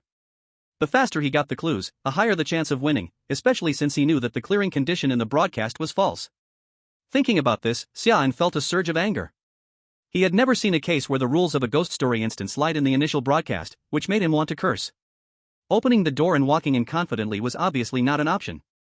If he really did that, Xia An seriously suspected that the door would open 1 second, and a person would die the next. For safety, he decided to ask his sister during lunch in a roundabout way. This was the safest method he could think of for now. When Xia An placed his hand on the bathroom door handle and was about to go to the kitchen to prepare lunch, he couldn't help but furrow his brows. Can't open it? Looking at the door handle that used to open with ease but was now completely immobile, he twisted it a few more times, not believing it. But the door handle seemed welded to the door, not responding at all. Zzzzzzz. A crackling electrical sound came from the bathroom's incandescent light, the light flickering endlessly, a sense of danger rising in his chest. 11. Old wiring may cause the bathroom to lose power occasionally. If the bathroom light cannot be turned on, do not use it until power is restored. Damn it, you son of a... Looking at the completely locked door, Xia An angrily gave it the middle finger. The flickering of the light grew faster and faster. Finally, with a sound like a circuit burning out, the bathroom light went out completely, leaving only the living room light filtering through the glass door to barely illuminate the bathroom. As darkness fully swallowed the bathroom, Xia An forced down all panic. He suddenly lifted his foot and kicked the glass door hard. The expected scene of the glass shattering did not happen. Under the force of his kick, the glass door did not move an inch, not even a crack appeared. What kind of glass is this? Bulletproof? So hard? Xia An gritted his teeth and pulled back his foot, feeling a faint sting. Even his power, strengthened by talent, could not break the door. It seemed there was no way to get out by himself. How about this, buddy, you let me out now, I'll never come back, okay? He suddenly regretted coming to the bathroom to find clues. Everything was fine when he came in, but now he couldn't get out. It really proved the saying, going to the bathroom without turning on the light is asking for death. The bathroom was terrifyingly silent in the dark. Outside, on the Longwo livestream. Holy crap! The door is locked. This triggers Rule 11. The light is out. Completely dark. The rules say you can't use a bathroom without light. This dungeon is so cruel, no warning at all, just slamming the door shut on us. Observation team, give a hint. If this continues, it's over. Call your sister. Rule 3 says your sister can help. Call her now. How do you know calling your sister will help? Don't forget, she's also strange. Then what? Just wait to die? I think we shouldn't have come to the bathroom in the first place. We might be close to death now, but it's better to try. Meanwhile, people from America, Japan, and Korea, loving to watch chaos, all rushed into the Longway livestream to watch, filling the chat with mocking messages. Longway is doomed, trapped in the bathroom means death. There is no example of surviving being trapped in the rule horror. Wait for Longway to be ruined, this round they are lost. Chapter 12 My sister is amazing. In the world of horror tales. The bathroom's atmosphere grew eerily strange, faint dripping sounds repeating endlessly in his ears. Xia An leaned against the corner wall, and strangely, his tense heart began to feel calm. Something dropped on me? Though he could not see it, he felt a drop of liquid fall on his arm. He gently spread it with his fingertip and brought his nose close. A faint smell of rust mixed with raw iron came. It was blood. Xia An furrowed his brows. In the dim light, he clearly saw the skin touching the blood first twitch with a faint sting. Then, spiderweb-like black lines spread wildly over the skin, climbing and corroding like living creatures. It was corruption. More and more blood seeped from the gaps in the bathroom walls and ceiling, flowing along the walls, quickly forming a thick dark red puddle on the floor. Though trying to avoid it, much blood still landed on Xia An's skin and clothes. The dense black lines had covered his whole body. His brain felt pressed down by a heavy weight, sinking deeper and deeper. The bathroom began to twist and spin. The white tiles rotted and peeled off rapidly, revealing dark, wriggling flesh underneath. Xia An staggered and fell to the ground, his hands propped up in the blood, his breathing growing more and more rapid. I'm really done for this time. Old man, the strawberries I was supposed to bring are probably hopeless now. Thinking of the hospital patients, Xia An's lips curled into a forced smile. He chuckled dryly a few times, reaching out to his pocket as if to pull something out, but found nothing. Maybe, or maybe not. He kept feeling like the sound of a cat's soft meow and the noise of its claws scraping against glass was lingering in his ears. I don't want to care anymore. It's even hard for me to lift my hand now. My consciousness is starting to fade. Am I really going to die? He. Countless rotten, bloodstained, pale arms suddenly burst from the walls, grabbing his limbs and lifting the limp him off the ground, nailing him to the wall in a crucifix position. At this moment, Xia An was too weak to resist, only able to let the hands bind and caress his whole body. The pollution resistance provided by his talent could barely keep him awake in this place now completely filled with pollution, even somewhat sticky, like a filthy bathroom. That was already good enough. Through his blurred vision, a shadow quickly approached in his line of sight. Thud. Ugh. With the sound of a sharp weapon piercing the flesh, the sharp pain in his abdomen even dulled the mental pollution, causing Xia An to involuntarily let out a cry of pain. A spray of bright red blood exploded in his mouth, and the sickly sweet liquid slowly trickled from the corner of his mouth. Ha! I swear, if I survive, I will definitely come back and get you. With his last ounce of strength, he looked at the pitch-black figure in the mirror in front of him. Under the mental distortion and physical exhaustion, Xia An could no longer hold on, his head dropped heavily, and he passed out. Before his consciousness sank completely into darkness, Xia An seemed to hear the sound of the door opening. Brother? Meow meow. Get away, don't mess with me, my intestines seem to be coming out. Meow? When Xia An opened his eyes again, it was already evening. He weakly propped himself up from the bed and saw a strange room. The intense pain in his head slowly lessened as he regained consciousness, and the black lines of pollution spreading across his body faded to the point where they were almost invisible. How, am I in the bedroom? Xia An reached out a finger to tap his still sore temple, his mind returning to the scene in the bathroom before he lost consciousness. Is it my sister? It must be, I think I heard her voice before I passed out. Did she do all of this too? Why? Xia An opened his palm, staring at the nearly invisible pollution lines on his hand, murmuring. Why would she save me? Does something so strange even feel sympathy for humans? No, clearly not. Xia An shook his head, deciding to temporarily give up on the question, and instead began observing the layout of the room. His gaze was first drawn to a huge glass display case tightly pressed against the wall. It was filled with countless rabbit dolls. But unlike the one his sister usually held close, the ones in the display case were more worn, dirtier, with more patches, and were a little smaller. In the wardrobe, there were only a few clothes, some of which had faded slightly from multiple washes, but they were still clean and neat, without a single tear. Well, though he knew peeking into a girl's wardrobe wasn't a good habit. But this wasn't his fault, the wardrobe door was open by itself, and he could see everything with just a glance. Xia An silently withdrew his gaze, his attention being drawn to a bookshelf in the corner of the room, piled high with books. Would there be any clues there?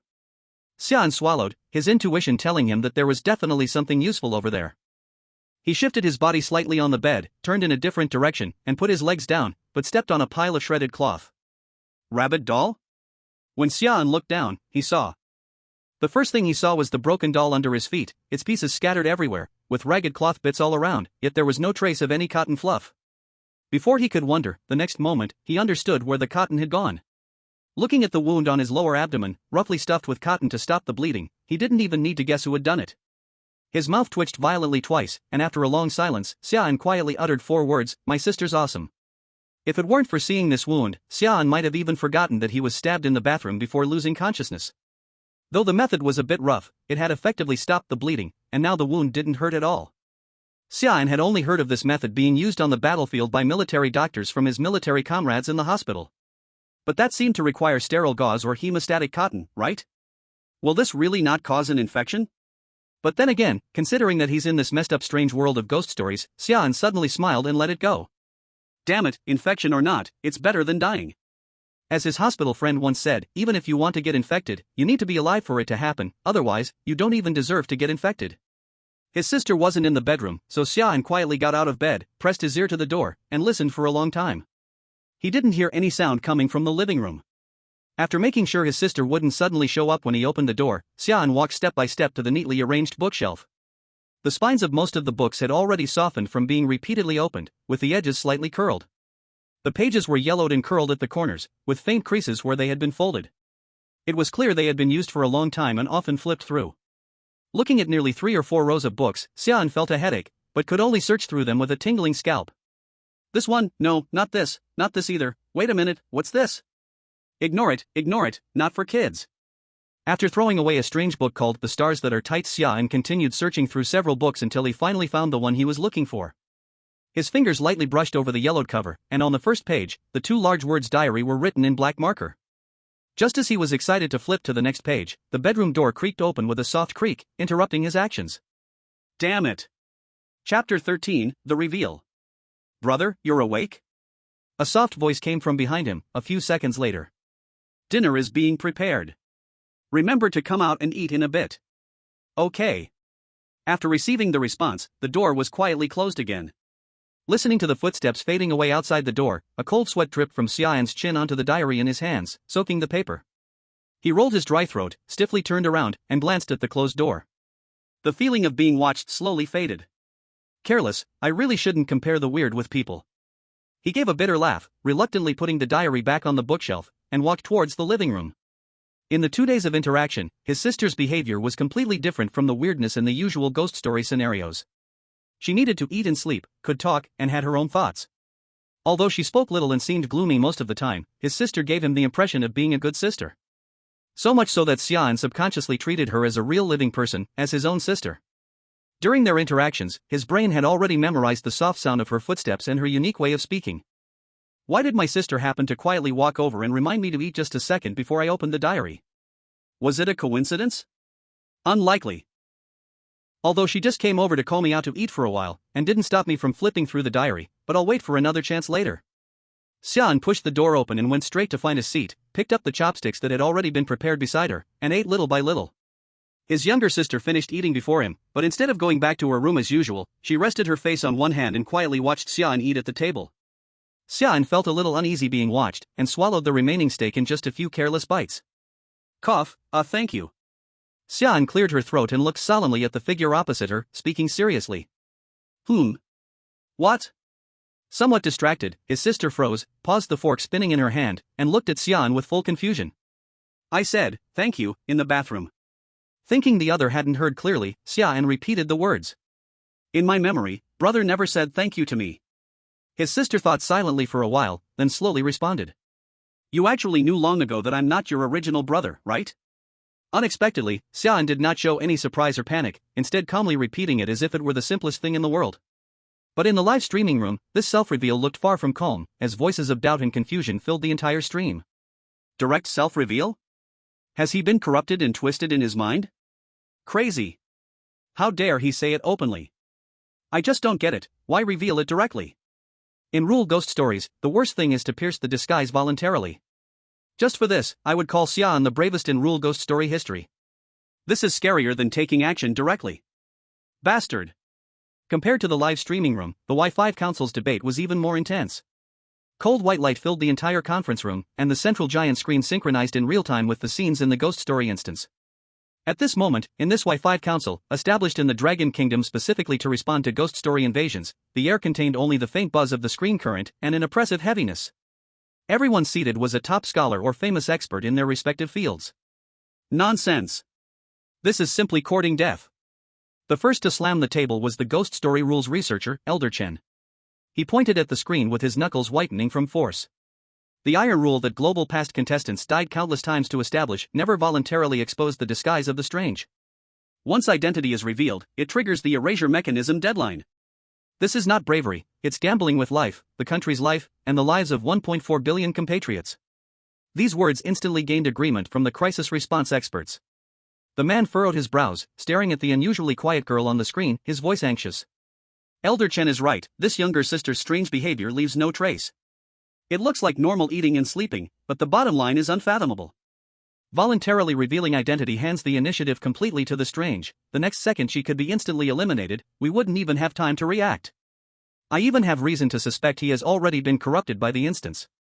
The psychiatry doctor pushed up his glasses, analyzing with a serious gaze. 2 days of nerves stretched tight under the strange, cognitive distortion of the frontal cortex from corruption, behavioral loss of control in such extreme environment, mental disorder fully fits acute stress disorder. He is not breaking the situation, he is mad. Voices of doubt, opposition, and anxiety crowded the conference room. Everyone agreed, Xia An's move was a completely doomed step. At this moment, the behavioral science Dr. Lin Shen, who had been silently standing by the blackboard and also served as Y5 council chair, gently tapped the photo wall covered in marks. The photos captured every behavioral detail of the younger sister over the past 2 days, including the ones just taken. The shadow of the younger sister quietly stopped outside the door, quietly staring at Xia An eating, the slight pause of her fingers when she heard thank you, the faint frown when she thought. Each photo was densely marked with behavioral data in red pen. The noisy meeting room gradually fell silent, all eyes focused on her. Lin Shen's gaze calmly swept across everyone, his voice steady and strong, without any panic. Everyone, I think Xia An's actions have no problems at all. This is not loss of control, nor gambling with life, it is instead, so far, the most precise, smartest move even, it can turn this seemingly unsolvable younger sister into his greatest help to succeed. Absurd, the rules researcher Chen immediately objected, breaking the disguise voluntarily, how could that be help? It will only die faster. Because from the very beginning, the disguise did not exist. Lin Shen raised his hand, pointing to the photo of the younger sister stopped outside Xia An's door, the red pen circling the exact moment her steps paused. The first key detail, the second before Xia An flipped the diary, she precisely appeared to remind him to eat. Not coincidence, but surveillance. She knew exactly what Xia An was doing, knew he discovered the secret, yet did not stop him, did not confront him. She then switched to the scene at the dining table, pointing at the younger sister's expression of slight surprise when she heard thank you. The second key detail, her reaction to thank you. Brother never said thank you in memory, this sentence is not a question, it is a statement. Even before Xia An revealed himself, she had already, through this detail against original habit, been 100% sure that the person in front of her was not her brother. The meeting room was dead silent, everyone holding their breath. Lin Shen's voice continued, each word clear. We were all wrong, from the start she knew the person in front was not her brother, she has been acting like a sister who knows nothing, and Xia An saw through this logic. He did not recklessly reveal himself, he turned the passive into active. But what if the erasure mechanism triggers, someone whispered, unable to resist asking. If she wanted to kill Xia An, she would have acted as soon as she discovered his identity was wrong, and would not have saved him in the bathroom. Lin Shen pointed at the still silent girl on the screen, his eyes sharp. In her behavior logic, there is no immediate erasure. She has curiosity, observation towards Xia An, and that is the confidence Xia An has to reveal himself. He used behavioral judgment to bet successfully on strange motives. She paused, looking at the two confronting each other on the giant screen, voice certain. This is not madness, not gambling, it is a precise game based on micro-behaviors and motive logic. Xia An's self-reveal is not a dead end, but a breakthrough. The meeting room became completely quiet, everyone looking back at the screen, the original anxiety and doubt gradually replaced by a complex gravity. No one spoke. Only on the screen, the girl slowly lifted her eyes, looking at Xia An with a gaze still calm and bottomless. I was scared, just now the chapter 1 wrote was accidentally deleted, luckily there is an undo key, otherwise it would have been wasted. Chapter 14, Another Brother in Reincarnation. The girl slowly lifted her eyes, looking at Xia An with a gaze still calm and bottomless, indeed, from the beginning I knew. Is that so? Not really unexpected. Xia An lifted his cup, taking a gentle sip, from the start I knew I could not fool you, I might become your brother, but never the one in your memory. A trace of confusion and curiosity flashed in his eyes, gaze slowly drifting to the wall behind the younger sister. Because the feelings that grow between family over time, no matter how good the acting, cannot be faked. Moreover, I know nothing about your original brother. What he liked to eat, what he hated to do, I know nothing at all. Even knowing what he likes to do, I still absolutely cannot make a move. After saying that, he did not hide it at all and lightly glanced at the countless scars on the girl in front of him, a trace of heartache flashing in his eyes. So, in your eyes, What kind of person am I, this fake brother? The younger sister slightly tilted her head, a strand of black hair just covering one eye, while the other peach red eye slightly frowned. After carefully thinking for a moment, she slowly gave a certain answer, pitiful. Put. At the moment he heard this sentence, Xia An suddenly sprayed out a mouthful of water, his gaze full of shock, pointing at himself with a face of disbelief. Huh? Pitiful? Why would you think I am pitiful? The younger sister silently took out a tissue and wiped away the water on the table, blinking her eyes. Because you are too fragile, even going to the toilet you almost drowned. So it is this kind of pitiful? Then that is indeed very pitiful, really thank you, kind good person. The corner of Xia An's mouth twitched. Not this kind. What I want to ask is, why after knowing I am a fake brother you did not expose me, and why did you save me in the bathroom? Are you not curious, where your original brother went? The younger sister shook her head, her peach red eyes quiet like a pool of deep water, without the slightest ripple. Not exposing you, is because you are better than the other brother who came here. Wait a moment, what does this sentence mean? At the moment he heard this sentence, Xia An's mind was briefly stunned, frowning as he looked at his younger sister and asked. What does another brother mean? Before him, had there been other contestants from other countries who came to this instance? Although living in the hospital. But Xia An could still learn about the situation of the rule horror through the television, and among them the most common knowledge is that the same instance will not appear twice, whether cleared or failed. Could it be that before he came to this instance, there were already people originally belonging to this instance or strange beings pretending to be the brother? A bit hard to explain. A rare trace of distress appeared on the younger sister's face, as if thinking about how to express it better. Actually, that brother should have appeared yesterday, but the one who appeared was you. Xia An became even more confused, not understanding what the younger sister said at all. At the same time, this sentence was like a deep water bomb, exploding waves in the originally calm live broadcast room. However, before they could discuss, the screen of the live broadcast room suddenly went black under the stunned gaze of all the audience and all members of the Y5 Council.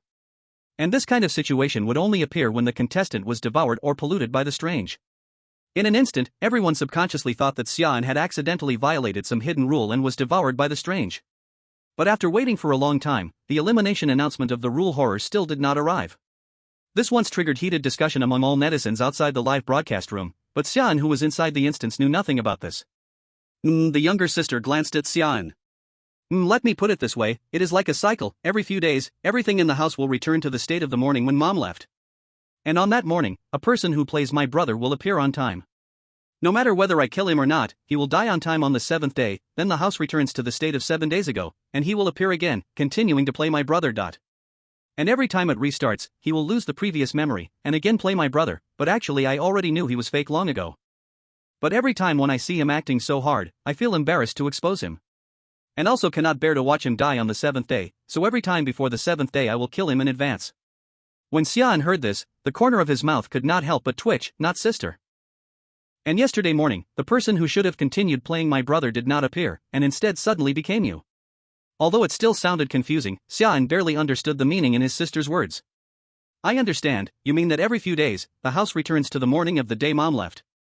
On that day, a person pretending to be my brother appears on time. No matter what, on the 7th day he will die, and then everything resets. He appears again, loses memory, and plays the brother role again. And yesterday, the person who should have appeared suddenly became me, right? Yes, exactly. His sister nodded like a little chick pecking rice. The amount of information in that sentence was huge, truly shocking Xia An's heart, making him almost unable to breathe. Let's talk about that later. Now tell me why you chose to save me. It can't be just because your sympathy overflows, right? After taking a deep breath, Xia An decided to ask the question that puzzled him most at the moment. The girl did not answer immediately, just quietly looked at him, her peach red eyes calm without a trace of emotion. After a few seconds, she softly spoke, her voice light like a breeze. Because you are different from them. Xia An was stunned.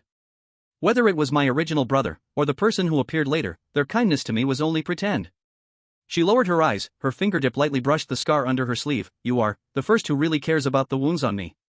So I don't want you to die. Care? Of course he cared. Maybe it was because of his childhood on the streets, being bullied. Whenever he saw others being bullied, sympathy would rise in him. So it's that simple? If, last night I really used that knife, you would have killed me, right?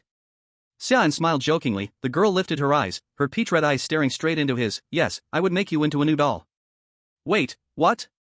Make into a doll? You mean that whole cabinet full of rabbit dolls in your room were made from people? Xia An felt awful hearing this. He suddenly remembered that something seemed stuffed into the wound on his stomach. Yes, any problem? The hole on your stomach, I filled it with cotton from the dolls. His sister tilted her head in puzzlement, speaking in an innocent tone about something that was not scary to her at all. Good, when he heard his sister admit it, Xia An's heart finally sank. Looking at the cotton stuffed in the wound on his lower belly. Unconsciously, in his mind appeared the image of his cute sister, with an innocent and romantic face, calmly tearing a person into pieces. Then grabbing a handful of guts from the bloody mess and stuffing them into her own wound. Xia An was silent. My sister is awesome. Chapter 15, The Key to Clearing. Then, what about your original brother? Xia An asked the last question. He has always been with me. The sister took down the rabbit doll pinned to her chest, holding it gently facing Xia An, shaking it slightly. In those button-made eyes, Xia An again felt that familiar sense of being watched. Xia An lightly nodded. When he knew that the rabbit dolls were made from people, he had a rough guess about the doll his sister never parted with, so he was not very surprised. Watching his sister put the rabbit doll back, Xia An withdrew his gaze, glanced at the wall clock. It was already 7 o'clock. Time to sleep. He softly reminded. Okay. Watching his sister turn and walk toward her room. Xia An finished cleaning the dining table, and after making sure his sister would not come out, he picked up the black cat in the corner of the living room and returned to his own bedroom. After returning to the room, he put down the cat in his arms, tugged at his sticky and stiff clothes, and frowned in discomfort. The clothes, once clean, had been stained with large patches of blood during the chaos in the bathroom, now hardened and blackened, sticking stiffly to his skin, hot and sticky. If he took them off and put them on the floor, would they stand up by themselves? Such a thought suddenly appeared in Xia An's mind without reason. He really wanted to wash himself properly now, but he was afraid to go back to the bathroom, and there was no other place in the house to take a shower, so he had no choice but to stay like this. After taking off his clothes, Xia An didn't even cover himself with a blanket and collapsed onto the bed, burying his face deep into the soft pillow. The chaos in the bathroom at noon, plus the lingering light contamination in his head, left him feeling disoriented, making him not want to think about anything, just wanting to sleep well. At this moment, in the Y5 conference room of the Dragon Kingdom. The previously black screen in the live broadcast room had long since returned, and during the time the screen was black, the question of why the screen went black even though the contestant had neither died nor been attacked had been discussed. The legislators discussed for a long time but could not reach a conclusion and could only assume that the reason was related to the sister mentioning secrets of the ghost story world. Now, the legislators outside the screen had already started a new discussion. A young legislator brought up 2 pictures on the big screen. One was the note recording the rules. The other was the bedsheet scratched by the cat last night. Please look, the legislator said, enlarging the 2 pictures and circling several parts with red lines. After comparison, I found that these scratch marks are highly similar to the handwriting of the rules. My team and I unanimously believe that the cat may be the person who left these rules. Old Chen's gray eyebrows knitted tightly, his tone both irritable and urgent. Absurd! How could a cat possibly write rules? That is human handwriting. The strokes, pressure, layout, all are deliberate. Are you out of your mind analyzing this? Old Chen, please calm down. The legislator immediately stepped forward, face pale, fingertips trembling slightly, anxiety almost overflowing from his words. I am not saying the cat can really write, but that cat may not be an ordinary cat. Don't forget, since contestant Xia An entered the ghost story world, that black cat has been almost completely quiet as long as rules were not broken. But when Xia An was trapped in the bathroom, it appeared at a critical moment with his sister, acting completely beyond normal animal behavior. It seems more like a watcher, even a protector. The always silent behavioral scientist Lin Shan spoke slowly, her voice calm and steady, without a hint of panic. She pushed her glasses and swept her sharp gaze over the comparison images on the screen. The scratches in handwriting match highly. There are only 2 possibilities. First, the rules themselves were left by the cat in a non-human way. Second, the existence that left the rules shares the same will as the cat. Either way, it proves this cat is definitely a key variable in this ghost story. Lin Shan's gaze shifted to Xia An, who had fallen asleep on the screen, and she spoke softly, perhaps we need to let him realize this earlier. In the copy world, time had already reached the 3rd day. In the morning, just as Xia An opened his eyes, a message from the country arrived in his mind, and all 3 reminder chances had already been used. Cat, something is wrong, key to clearing the level. Cat? Xia An looked at the black cat curled up on the side of the bed, still sleeping soundly. Thinking carefully, it was indeed possible to find that the cat had many strange aspects. Human-like expressions flash across the cat's face from time to time, and last time in the bathroom, it was also the cat that first discovered me, and led little sister over to save me. Another difference is that, compared to cat food and noodles, ordinary cats should originally prefer to eat cat food. But unlike other cats, the cat in this copy prefers noodles more. And the biggest difference between the two is that one is for animals to eat, and one is for humans to eat. Is there such a possibility? That the cat is actually transformed from a human? After all, little sister herself also said that her rabbit doll is made from humans. Then why is it impossible for the cat? Xia An quietly looks at the cat at his feet, a trace of thought flowing in his eyes. In this home, the original older brother has turned into a doll, and mother left this home, but did not say where she went. Xia An once again takes out the note written with rules. 5. There is a cat in the house, never give her random names. 6. Remember to feed the cat noodles every day. 7. When sleeping at night, bring the cat into the bedroom, do not let her stay alone in the living room. Very strange. Among the 12 rules, there are 3 rules about the cat. But, the strange place is not in the rules, but in the pronoun used. For example, she. The pronoun used for the cat is not it, but she, a pronoun only used when facing a human female. When he just got the rules, Xia An already noticed this point, but he did not pay too much attention, simply thinking it was a wrong word used. But now it seems, combining many clues and the guess in his mind, an absurd thought surged out. Or rather could she be transformed from mother? The previous clothes clearly can no longer be worn, so Xia An takes out a new set of clothes from the wardrobe and puts them on. He pushes open the door and walks into the living room. The time on the wall clock is 6:38. Do I usually wake up this early? Xia An looks at the time on the clock with confusion, walks into the kitchen, and begins to prepare breakfast. There are still some questions in his mind that have not been answered. He plans to ask little sister after finishing eating. Chapter 16. The neighbor knocks on the door. Placing the last plate with steak onto the table, Xia An and little sister, who helped beside him, begin to eat breakfast. Little sister, after we talked yesterday, I went back and thought carefully, and got some new questions and thoughts. Xia An casually uses a fork to pick up a piece of steak and sends it into his mouth. When he first came to this copy, he always held a faint layer of vigilance toward the girl beside him, even the way of addressing her was repeatedly weighed in his heart.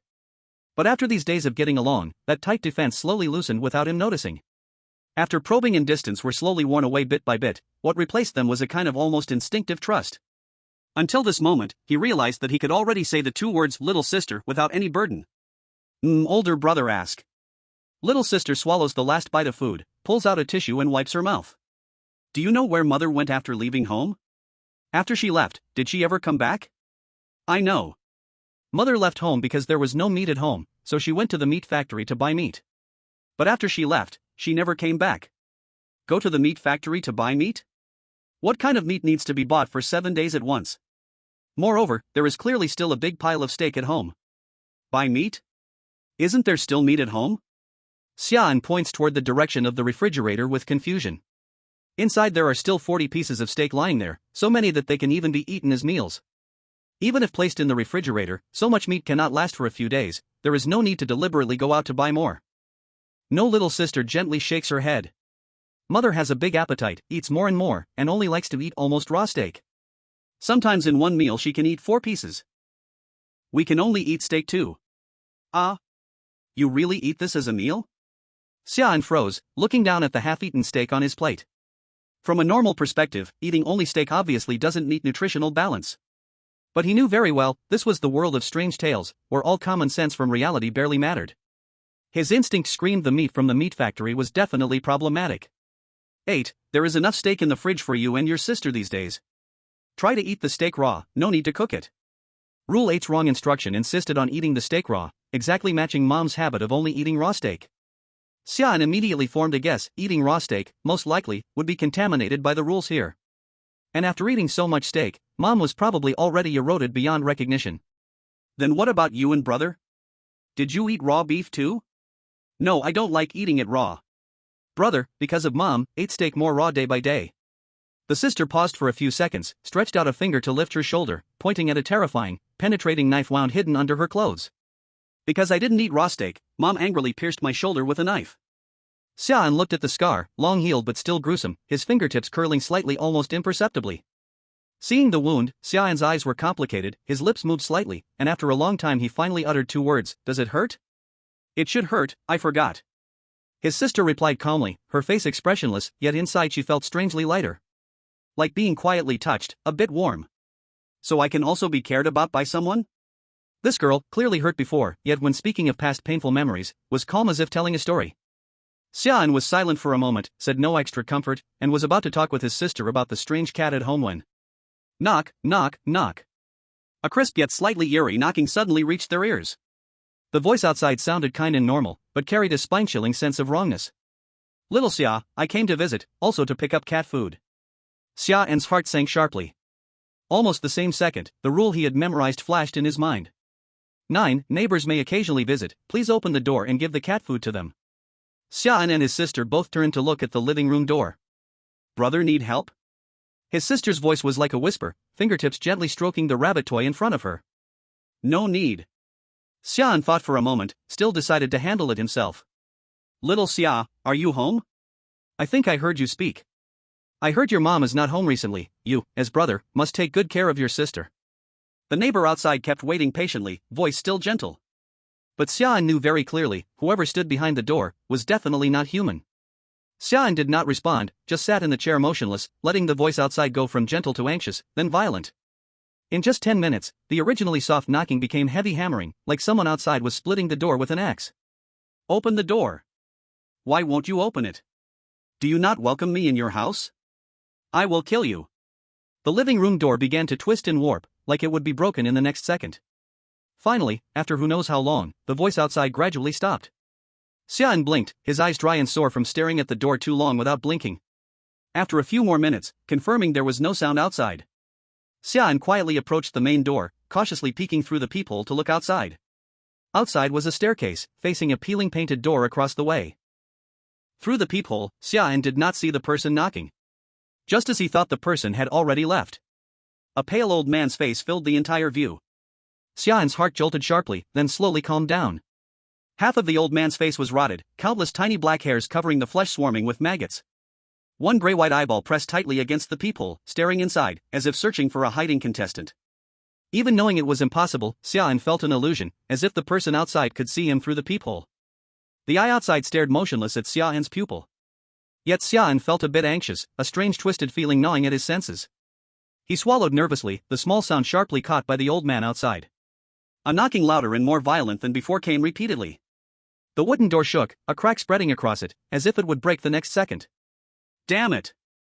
Xia An angrily kicked the door, turned to the kitchen, pulled out the gas hose, and grabbed the gas canister. He wrapped a towel around it, lit it with cooking wine, opened the valve, then flung the door wide open. The old man outside kicked empty air, froze, grinning, just about to move, when something was thrown out and the door slammed shut again. Boom! A sharp smell of gas mixed with stench seeped faintly through the door, a violent explosion shook the whole house. When Xia An looked through the peephole again, outside the door was only a large charred mark, no figure remained. A few tiny black hairs had appeared from the original wound, the faint black lines creeping up to Xia An's cheek. Chapter 17 Twisted Diary. Cough cough cough. Xia An's throat tightened, he bent down suddenly, covering his mouth tightly. When he released, his palm was covered in dark red blood. He could feel the leftover corruption inside eroding and twisting his body. Sorry brother, I can't help you much. His sister held a doll and walked quietly over, looking at the blood in his hand, a hint of apology in her voice. I can't completely remove the corruption, like a dirty sponge, it can't clean another less dirty sponge. It's okay, you already did well. Xia An wiped the blood, frowned at the black lines on his body and the black hairs on his lower abdomen. The corruption was spreading, even his talent could not suppress it. The time left for him was little, his body would worsen in the next dungeon, staying here another day meant more risk, he had to finish quickly. He hoped the reward would remove the corruption. Xia An looked back at the door, his eyes full of gravity, sensing the neighbor would not give up.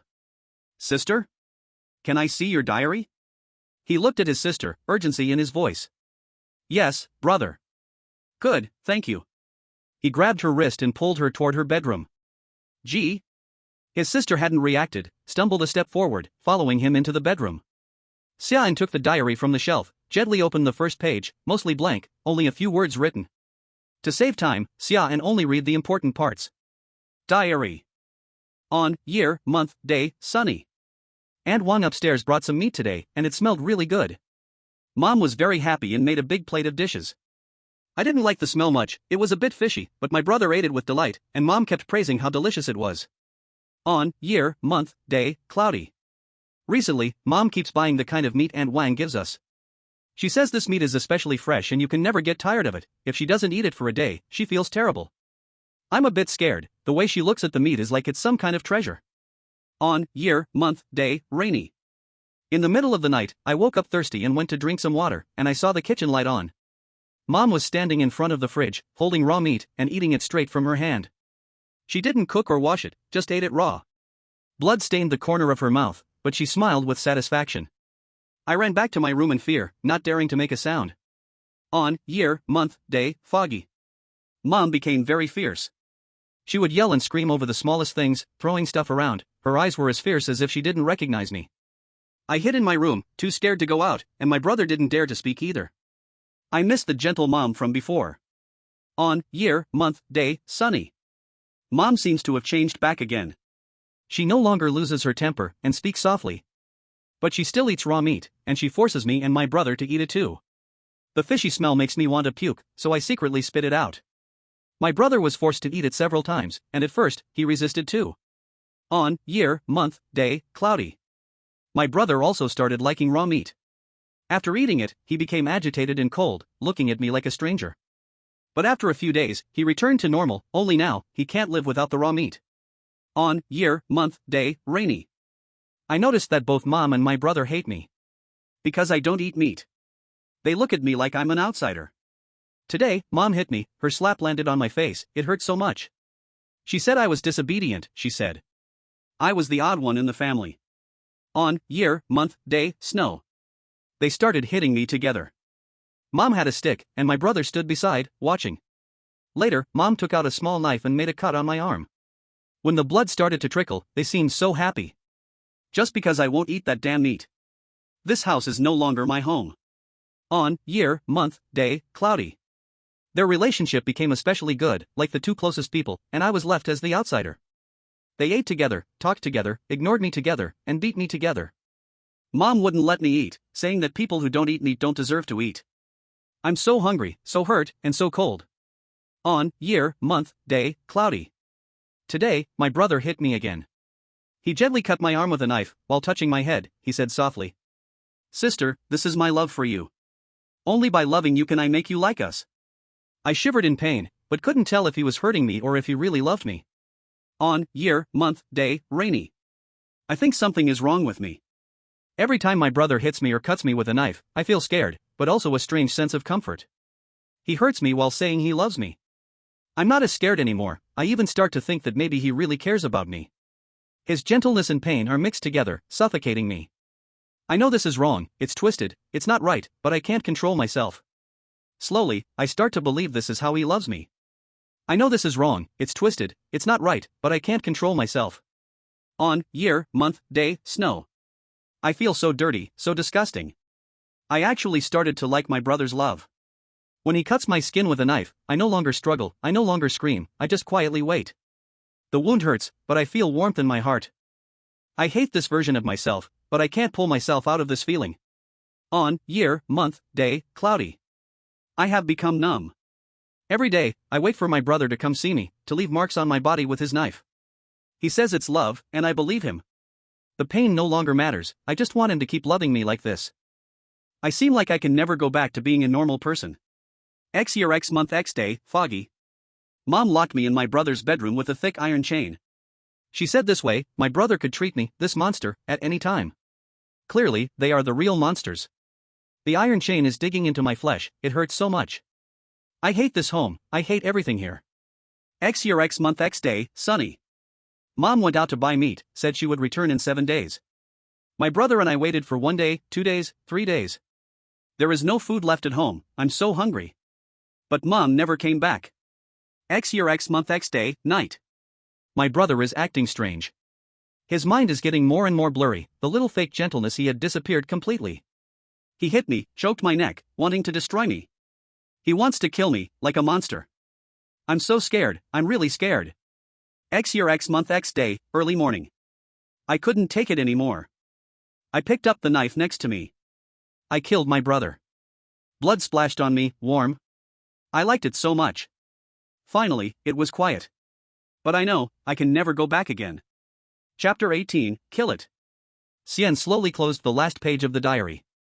His fingers gently pressed on the old bloodstain on the paper that had already turned black, his fingertip pausing slightly. In these 3 years, has my sister been living in such an environment? Xia An's heart was filled with shock, and it felt cold. Even though he was not the protagonist of the diary, when flipping through it, the suffocating feeling would rush at him. When Xian was mistakenly locked into a mental asylum at the age of 15, he had learned a little about mental trauma.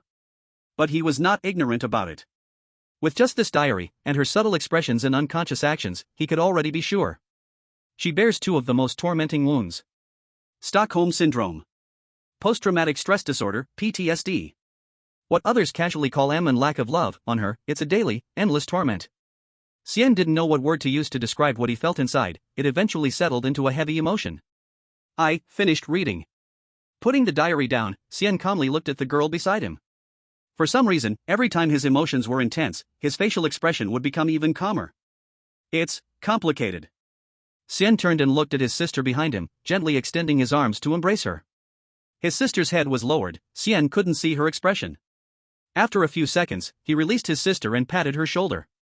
After collecting his emotions, Xian walked back to the living room. He glanced around, frowning. Not here? At this time, the cat should have already found a place to bask in the sun. Through the diary, Xian had already confirmed that the cat mentioned in the rules was what Mom turned into after enduring too much pollution. Xian searched the entire house and finally found the cat in his own bedroom. At that moment, the cat was lying motionless on the desk, staring at the window with the curtains drawn, its once human-like glow now replaced by a blankness. Its eyes also carried a murky look. Even if the rules have been followed, has the pollution already become irreversible? Xian looked at the cat from a distance. The cat was already acting strange. Xian didn't know what changes it would undergo next. But it was no longer safe. Should he continue following the rules and leave it in the bedroom? At night, Xian decided to leave the cat outside for the night. He couldn't guarantee the cat's stability, and with his own contamination, if anything happened, he might not even have time to react. For safety's sake, he had no choice but to break the rule. Xian glanced at the cat in the corner, then prepared to return to the bedroom, when a voice stopped him. "Brother, sleep in my bedroom tonight." The younger sister wore her pajamas and stood behind Xia An. Hearing this, Xia An's mind went blank for a moment. The younger sister realized her words were too abrupt, her cheeks slightly blushing, and she hurriedly corrected herself. "Wait, I didn't mean that. The pollution has already begun to slowly seep into the house. My room is safer, so staying here with me will be safer." Upon hearing this, Xia An immediately began carefully observing the entire room. Before long, Xia An fell silent. Perhaps because the pollution had dulled his senses, Xia An had not noticed before that the faint pollution, just as his sister said, had already started seeping into this room.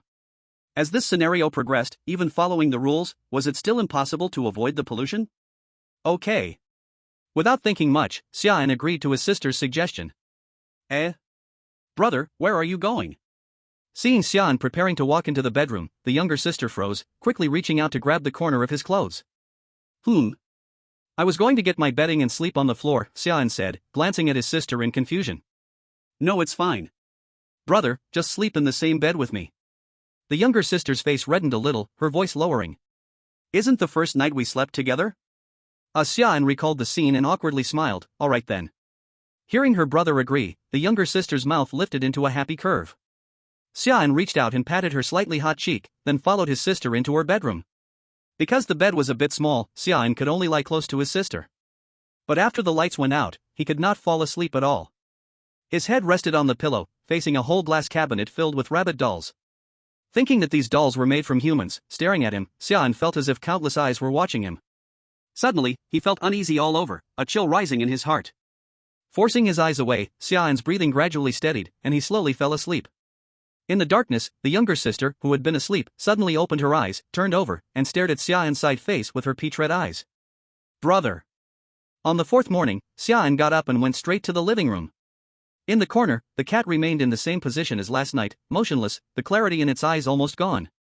He did not know whether to feel relieved or serious, but at least for now, the cat had shown no abnormal changes.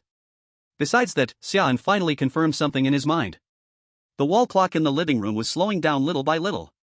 This morning, the clock pointed to 6:30, but he usually woke up at 7 a.m. Putting aside the fatigue caused by pollution, the time on the clock was off by at least 20 minutes from the real time. A cold sweat ran down Xia An's back. After Rules 1 and 8, Rules 2, 9, and 12 could also be confirmed as wrong. The living room clock's time was not accurate, it had a slight error from the real time. Rule 9 was purely to mislead the participants, putting a neighbor into the house would be almost the same as death. And the first error of Rule 12 was that Mom would never come back. Opening the door or not was meaningless. Now it was already the fourth day, and there was still no clue for clearing the scenario, among all the clues and possibilities Xia An could find. He could not find the path to victory, he had never even seen what that path looked like, and the time left for him was only 3 short days. He sighed and heavily went to the bedroom that belonged to his mother to search, but still found nothing. Xia An sat on the dusty bed, his mind constantly connecting all the clues together. There must be a place he hadn't discovered yet. Xia An closed his eyes, once again recalling the rules, the pollution in his mind piercing his nerves like needles. No, that's wrong. A drop of cold sweat slid down Xia An's cheek, his brow furrowed in pain, the agony in his mind surging up again. Cat. The rules made me keep it in the bedroom, made me feed it on time, told me not to harm it. But it's being consumed by pollution, losing its reason and humanity. Xia An lowered his head, his voice trembling. The diary said that when Mom disappeared, there was a cat at home. No. It was Mom.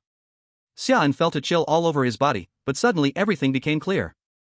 The cat's blankness was the complete disappearance of his mother's consciousness. And the disappearance of his mother's consciousness almost perfectly matched the time when the house began to be polluted. The only explanation Xia An could think of was that the cat was actually a source of pollution. If it stayed alive for one more day, the house would be more corroded, and his death would come one day closer. The only way, Xia An whispered, his eyes turning cold and firm, is to kill it. Chapter 19, The Strange Woman. The pollution continued to spread throughout the house, and the pollution left within his body was constantly stirring. Xia An could feel that his bodily functions had greatly declined, and if he didn't make a change soon, he probably wouldn't see the next sunset. Tisk, troublesome. Looking at the blood red blooming in the palm of his hand, Xia An's gaze showed some helplessness. If he hadn't been polluted by the rules in the bathroom earlier, with the current concentration of pollution in the house, it wouldn't have been able to make his condition decline so rapidly. He vaguely felt that the skin on his lower abdomen was itching. It felt like something was trying to grow through his skin. When he lifted his clothes, the small black hairs that were once there now looked more like countless fine black threads, gently sticking to his skin, breathing. He took a deep breath, stood up, and walked toward the kitchen, picking up a kitchen knife. The sharp blade easily cut through the small clump of black hair, which fell to the floor. After doing all this, Xia An immediately found his sister, who was sitting on the bed, lost in thought. When he saw his sister, Xia An's gaze softened a little, his voice light, mixed with a hint of coldness. Sister, listen to me, the cat is Mom turned into. He paused, pressing the still itching skin on his lower abdomen, a trace of fatigue flashing in his eyes. The pollution in the whole house spread from it. My body can't hold on for much longer. The only way I can think of now is to kill it. I might need your help. With his current condition, facing an unknown cat, Xia An didn't have confidence he could win, he might even get killed. But among all the rules, there was one rule. 3. You have a sister who likes red bow hairpins and loves her brother. Perhaps sometimes you can seek her help. He could only ask his sister for help, and he believed that she would agree, and sure enough, his sister didn't hesitate to agree right away. Brother, take this. After a moment of silence, his sister took out the rabbit plushie that never left her side and handed it to Xia An. Xia An reached out and took the plushie, and once again, he felt that subtle sense of being watched. But within this feeling of being watched, there was no malice at all. His sister quietly looked at Xia An, her eyes filled with hesitation, and after several moments of doubt, she softly said, Brother. What's wrong, sister? Xia An turned his head to look at his sister. Nothing. Xia An didn't press further, rubbing the seams of the plushie a few times, then putting it into his pocket. Xia An looked at his sister with a complicated expression. Since the moment he decided to kill the cat, he felt a shift in everything. His only 2 endings were left. 1. He successfully killed the cat and completed the mission, leaving here to return to the real world. 2. He was killed by the cat or failed to finish the mission after killing the cat, got corrupted, and completely lost himself in the mission. No matter which ending, no matter whether he succeeded or not, this might be the last time he saw his sister.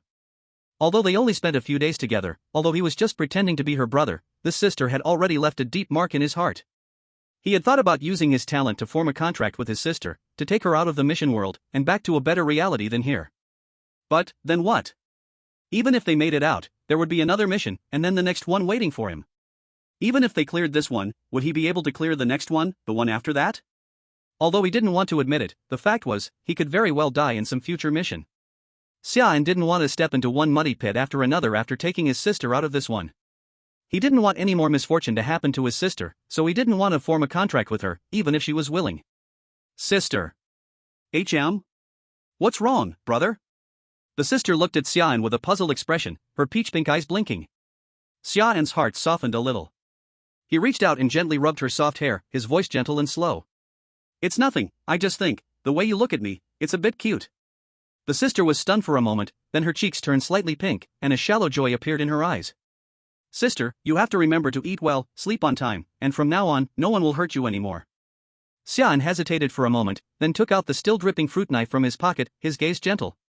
His tone sounded like he was giving instructions for after his death. Looking at the knife, the sister silently nodded. I will. She paused. Her voice was as thin as a thread about to snap, with cautious hope in her eyes as she looked up at him, tears shimmering faintly in her eyes. Brother, will you live with me in the future? Seeing the unspoken expectation in her eyes, Xia An bent the corner of his lips, showing a faint, gentle smile. Of course, sister. Wait for me to come back. When Xia An turned and walked toward the living room, the false smile on his face immediately shattered.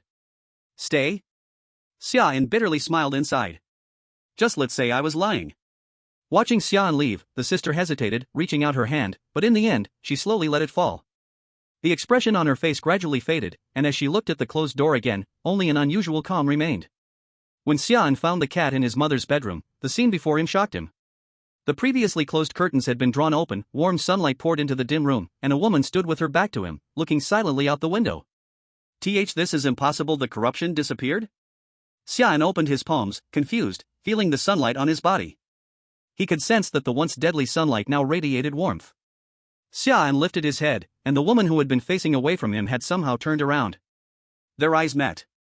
The woman looked about 30, with a full figure, delicate features, wearing a red qipao.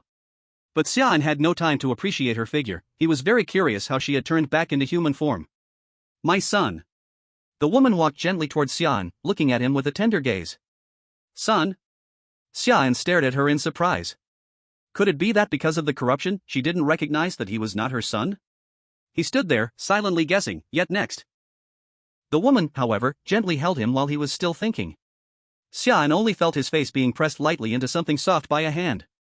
A faint scent of the body came through the delicate fabric into his mind. The woman slowly let him go, her fingertips lightly brushed his cheek, wiping away cold sweat he hadn't even noticed. Sorry, I haven't appeared before, because only now am I truly mine. Xia An stood there dumbfounded. The woman had caught him completely off guard. Chapter 20, Mom's Note Clearance. The woman ignored Xia An's reaction and spoke on her own. After I was completely consumed by the corruption, my consciousness fell into deep sleep. I couldn't control my body, which led me to do many wrong things, even affecting you and your sister. To keep you safe, I left home on my own, staying in this house in the form of a cat. But my consciousness was not always clear, so I could only leave that note. Since my mind wasn't fully awake, there might be mistakes in the note, for that I am very sorry. The woman paused, her voice sinking, a sob stuck in her throat, barely audible, yet full of restraint. During the time I lost my awareness, I did many, many wrong things, especially to your sister, she. Xia An stayed silent, quietly watching the woman before him cry silently. Hearing the mother choke out apologies to the children, though an outsider, Xia An's heart tightened along with hers. He could feel that the doll in his pocket was silently sobbing too, tears from its buttons soaking his chest. Thank you, participant.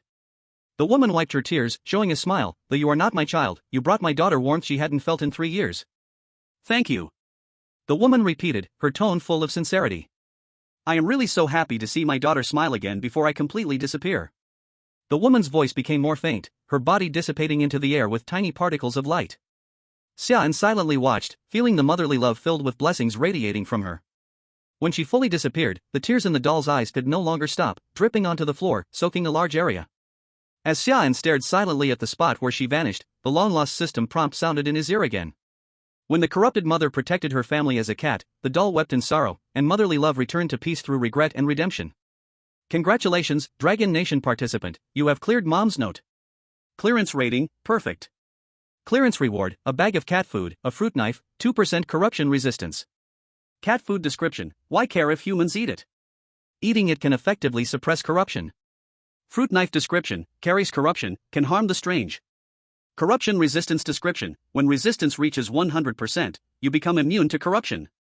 Current resistance, 2%. I cleared it? Xia An looked out the window in disbelief, no blood-red sky, no hazy fog. Only tall buildings and streets, bustling with cars and people. Mist rose from food stalls, vendors' calls reached Xia An clearly, not a trace of corruption. After a while, Xia An withdrew his gaze, quietly walked to the living room, placing his hand on the door handle.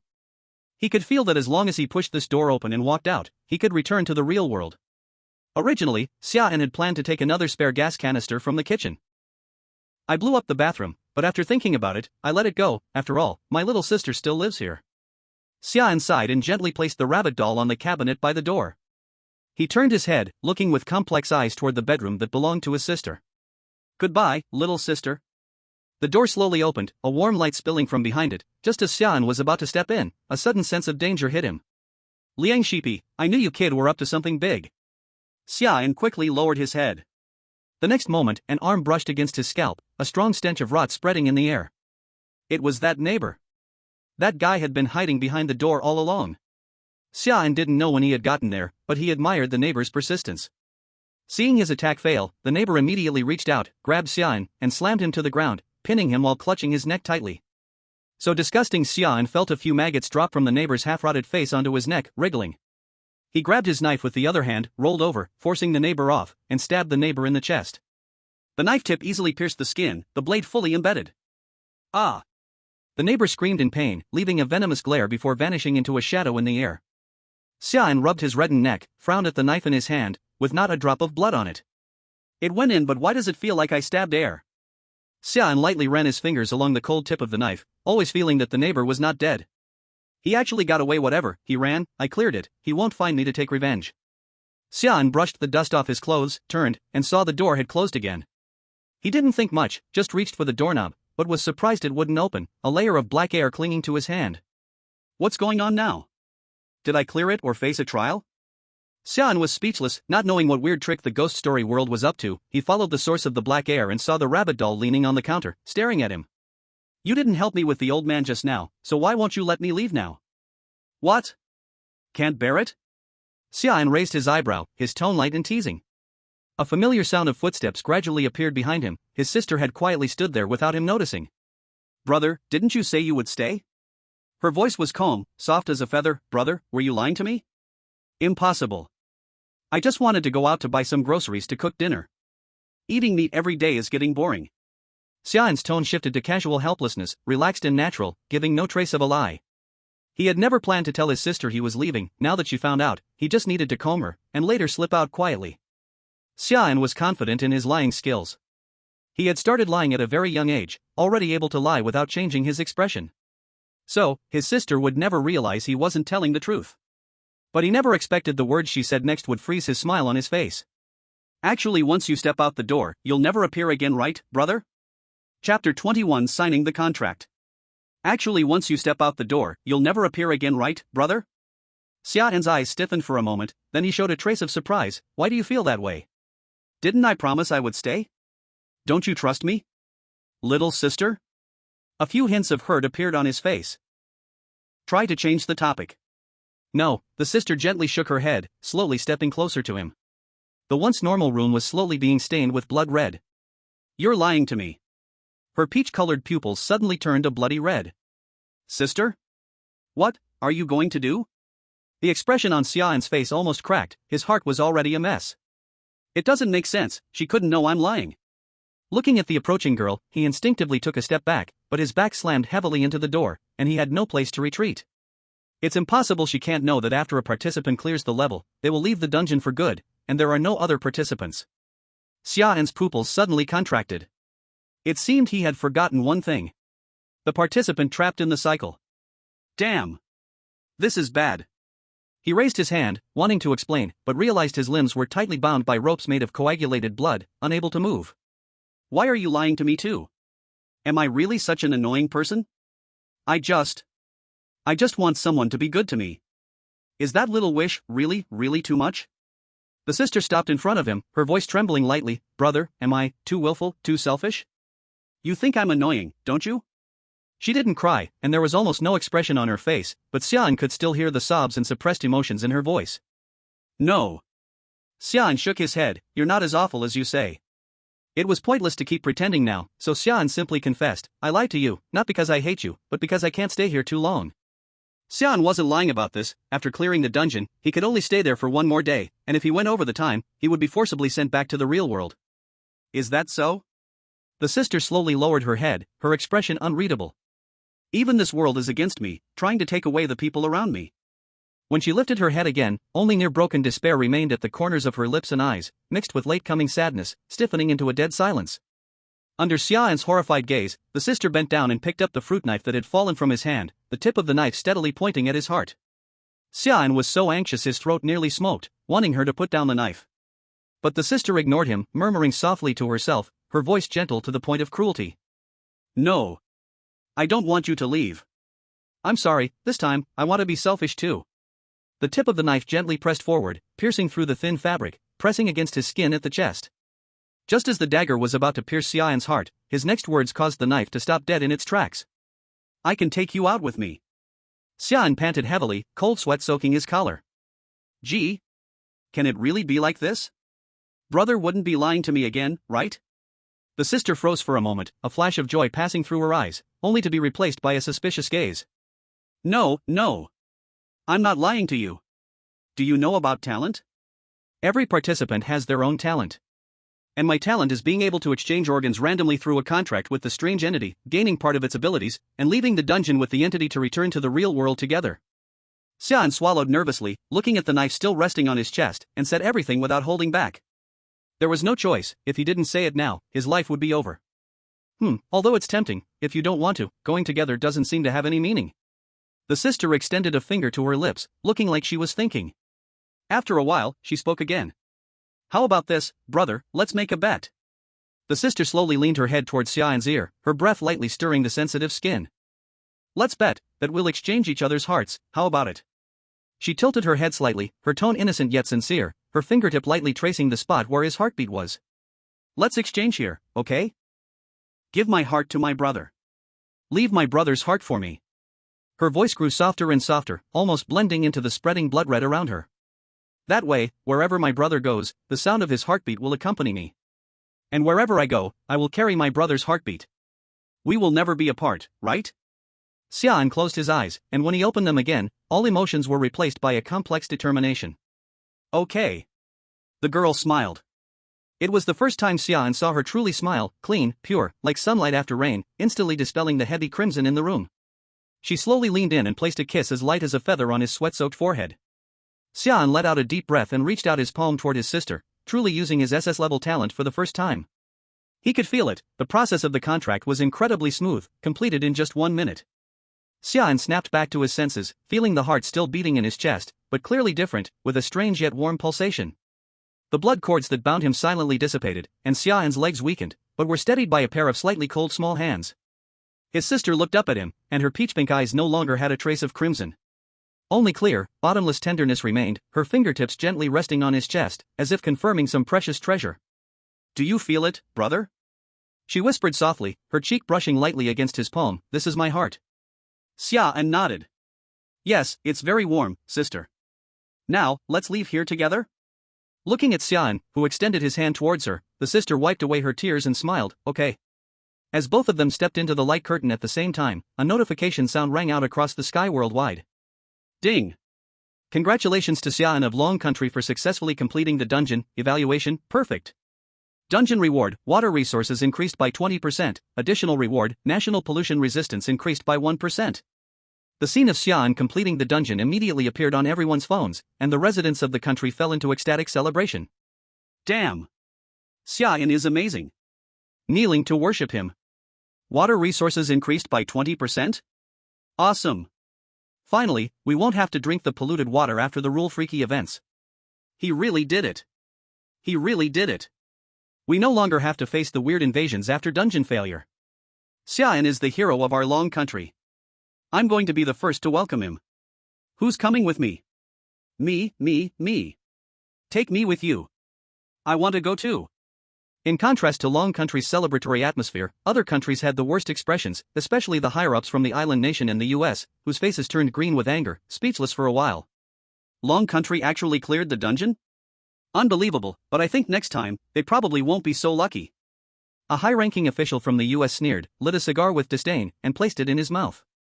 This statement immediately got the agreement of others. However, the high-ranking officials from the island nation were not so calm. They did not have the power of the US and now could only bully Long Country and a few other weak nations. Watching Long Country clear the dungeon, they started cursing loudly. Baka, that Xia An from Long Country actually didn't die. And he stepped on luck, got a perfect clear. Wait for it, this time was just luck. Next time, Long Country will definitely lose. Chapter 22, Carbon Copy. In the real world, Xia An and his sister suddenly appeared without warning in a large hospital room. The walls were blue and white, a pot of wilted roses sat on the windowsill, and the room was neatly arranged with 4 beds, but only one bed showed signs of being used. That bed belonged to Xia An. After coming out of the dungeon, Xia An's clothes had turned back into the blue and white hospital gown. He skillfully took out a lollipop from his chest pocket and stuffed it into his mouth, feeling the sweetness explode in his mouth as he slowly relaxed. Brother, are you sick? His sister glanced around and then looked at the hospital gown on Xia An, her face full of confusion. I'm not sick. They are the ones who are sick. They randomly said I was sick, then locked me up in this mental hospital for 3 years. But I actually like it here, someone takes care of me, the neighbors speak nicely, and the best part is, I don't have to pay for the room or utilities, and they even provide 3 meals a day. Even the room that was supposed to be for 4 people is now just for me, so I decided to treat it like my home. You don't mind, do you?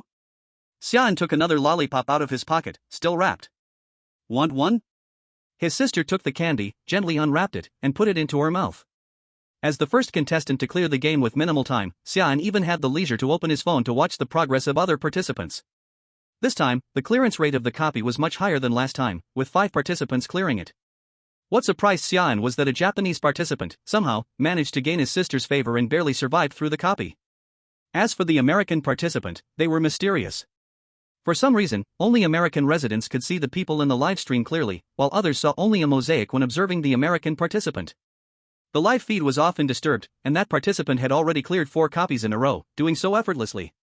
Although the face couldn't be seen, from the body's outline, it was still somewhat possible to tell that it was a woman. At this moment, the remaining participants in the world of the strange tales were all trying their best to follow the rules, hoping to clear the game when their mother returned on the 7th day. But what they would never know was that the real condition for clearing the game was not surviving until the 7th day. The countries that had made it this far had basically used up all their hint opportunities. That means, those still in the copy had no way of knowing that what awaited them on the 7th day was not victory, but death. Meanwhile, countries that were lucky enough to still have hint opportunities immediately sent messages, telling their contestants to kill the cat. Without thinking much, the contestants quickly grabbed their knives, ready to kill the cat in their copy. However, what happened next immediately filled them with despair. Why? Why do you have to protect it? Didn't you hate it? The contestant from the football country looked desperately at his sister, who had lifted him off the ground, confusion filling his voice. In front of his sister, he had no strength to resist. I only hated it, but that doesn't mean you can kill it. Because, it's my mother, it always has been.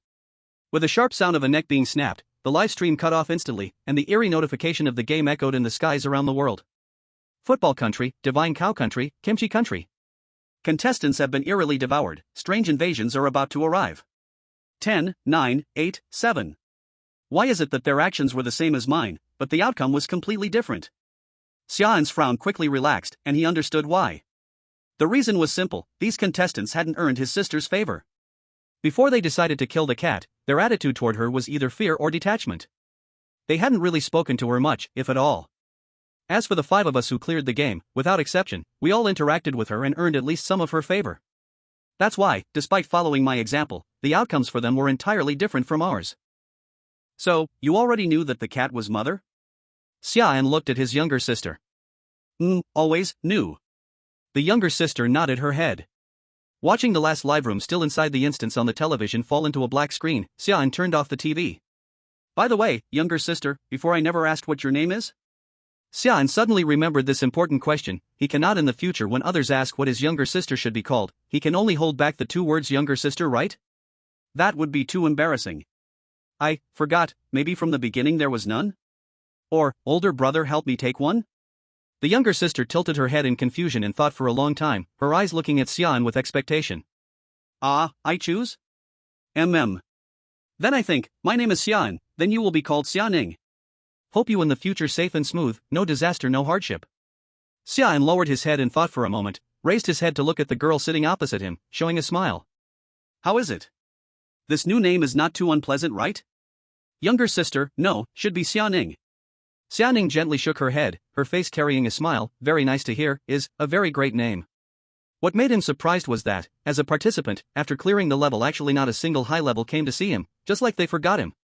Under the double blessing of signing the contract and gaining pollution resistance, the pollution on his body had already recovered. Cat food temporarily is not needed anymore.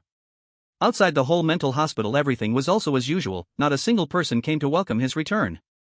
But Xia An was also happy to be free, because there was still more than half a month before the next instance, so his biggest daily joy was to take Xia An to harass the neighbors in the mental hospital. Yo, old man Fong, written to which chapter already? Xia An squeezed his eyebrows and made faces looking at the old man wearing patient clothes squatting on the sand ground holding a bamboo stick. Soon, the first chapter will be written out soon. The old man was a bit impatient, slapped away Xia An stretched over foot with one palm, continued to hold the bamboo stick and draw something on the sand ground, but every time something was written out, it was always gently smoothed away by the blowing wind. I say, your novel from when I first came in 3 years ago already started writing, how come until now still not finished writing? What do you understand? This is called slow work produces fine goods. Right, slow work produces fine goods, what a moving quality. But this sentence clearly is not suitable to apply on you, right? Because if any slower, you are afraid you will enter the soil. Old man Fong blew his beard and glared his eyes, glanced at the grinning Xia An, did not pay attention to him, then continued to write again on the sand ground smoothed by the wind. The morning of the day before the second strange talk instance began. Hello, very happy to meet you, I am your new attending doctor, my surname is Lin. Seeing the ward door being pushed open, the young woman sitting on the empty bed pushed her glasses, stood up and spoke gently. She wore a white coat, her face had light makeup, the whole person revealed a kind of fresh and refined beauty. Xia An looked at her with some surprise. How? Before was it not always Dr. Chu coming? Could it be he finally retired? Dr. Lin's mouth corner twitched, but still politely smiled and said to him, Dr. Chu's medical skill improved, some time ago was transferred to the capital to be vice director. Because Xia Ning took the initiative to propose to go help Xia An bring food, so at this moment in the room there were only the two of them. Xia An gave a regretful low sound. I truly hoped he retired, full of old problems on his body, if he tosses for a few more years, afraid he will fall apart, but promotion in the end is a good thing.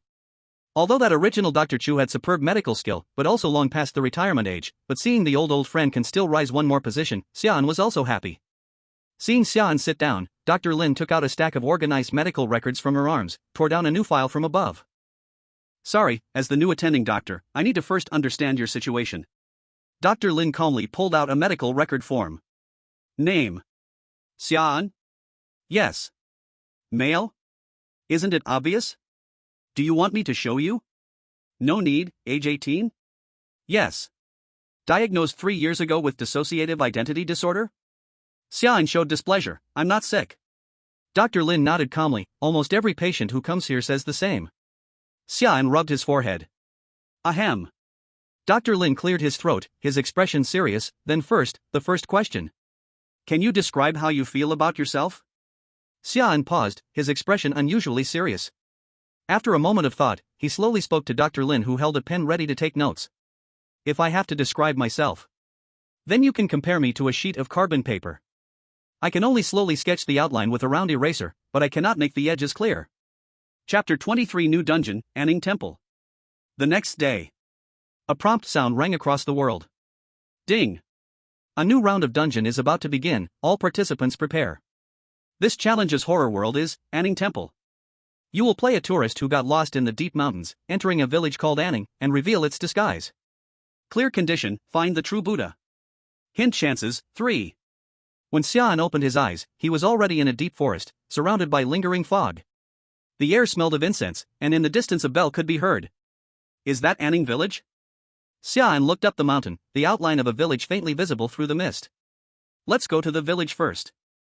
Xia Ning came out from behind Xia An. Okay. Xia An nodded slightly, following her toward the village. The ground was damp, but luckily the mountain path was not hard to walk. About an hour later, the village appeared. When their eyes focused again, a faded wooden sign stood in front of them. There were no painted characters, only 3 words lightly traced in cinnabar: Anning Village. Xia An frowned at the village ahead. The village was very quiet, no children laughing, not even a dog's bark, only chanting and wooden fish sounds drifting from all around. At the village entrance stood an old woman, wearing a white cloth shirt, hands clasped, eyes lowered. Seeing Xia An and Xia Ning coming from afar, she slowly raised her head, a gentle smile on her face. Guests from outside? Xia An nodded. Yes, we are tourists from another place. We heard there is a temple here and want to stay a few days, smell the incense, and worship Buddha. The old woman's eyes curved with a smile. There is indeed a temple, called Anning Temple. Since you are here to worship Buddha, you have come to the right place. The Buddha here has a spirit. As she spoke, she closed her eyes, clasped her hands, and bowed sincerely toward the temple in the distance. Ah? Has a spirit? Is there some story? Xia An pretended to be surprised, fully acting as a tourist. Shoo, be quiet, Buddha likes purity. The old woman turned, speaking softly, reminding Xia An, you only need to know, the Buddha has a spirit. Since you came to the village to worship Buddha, I will find you a house to rest. Thank you, Granny. Xia An lowered his voice, quietly following her into the village.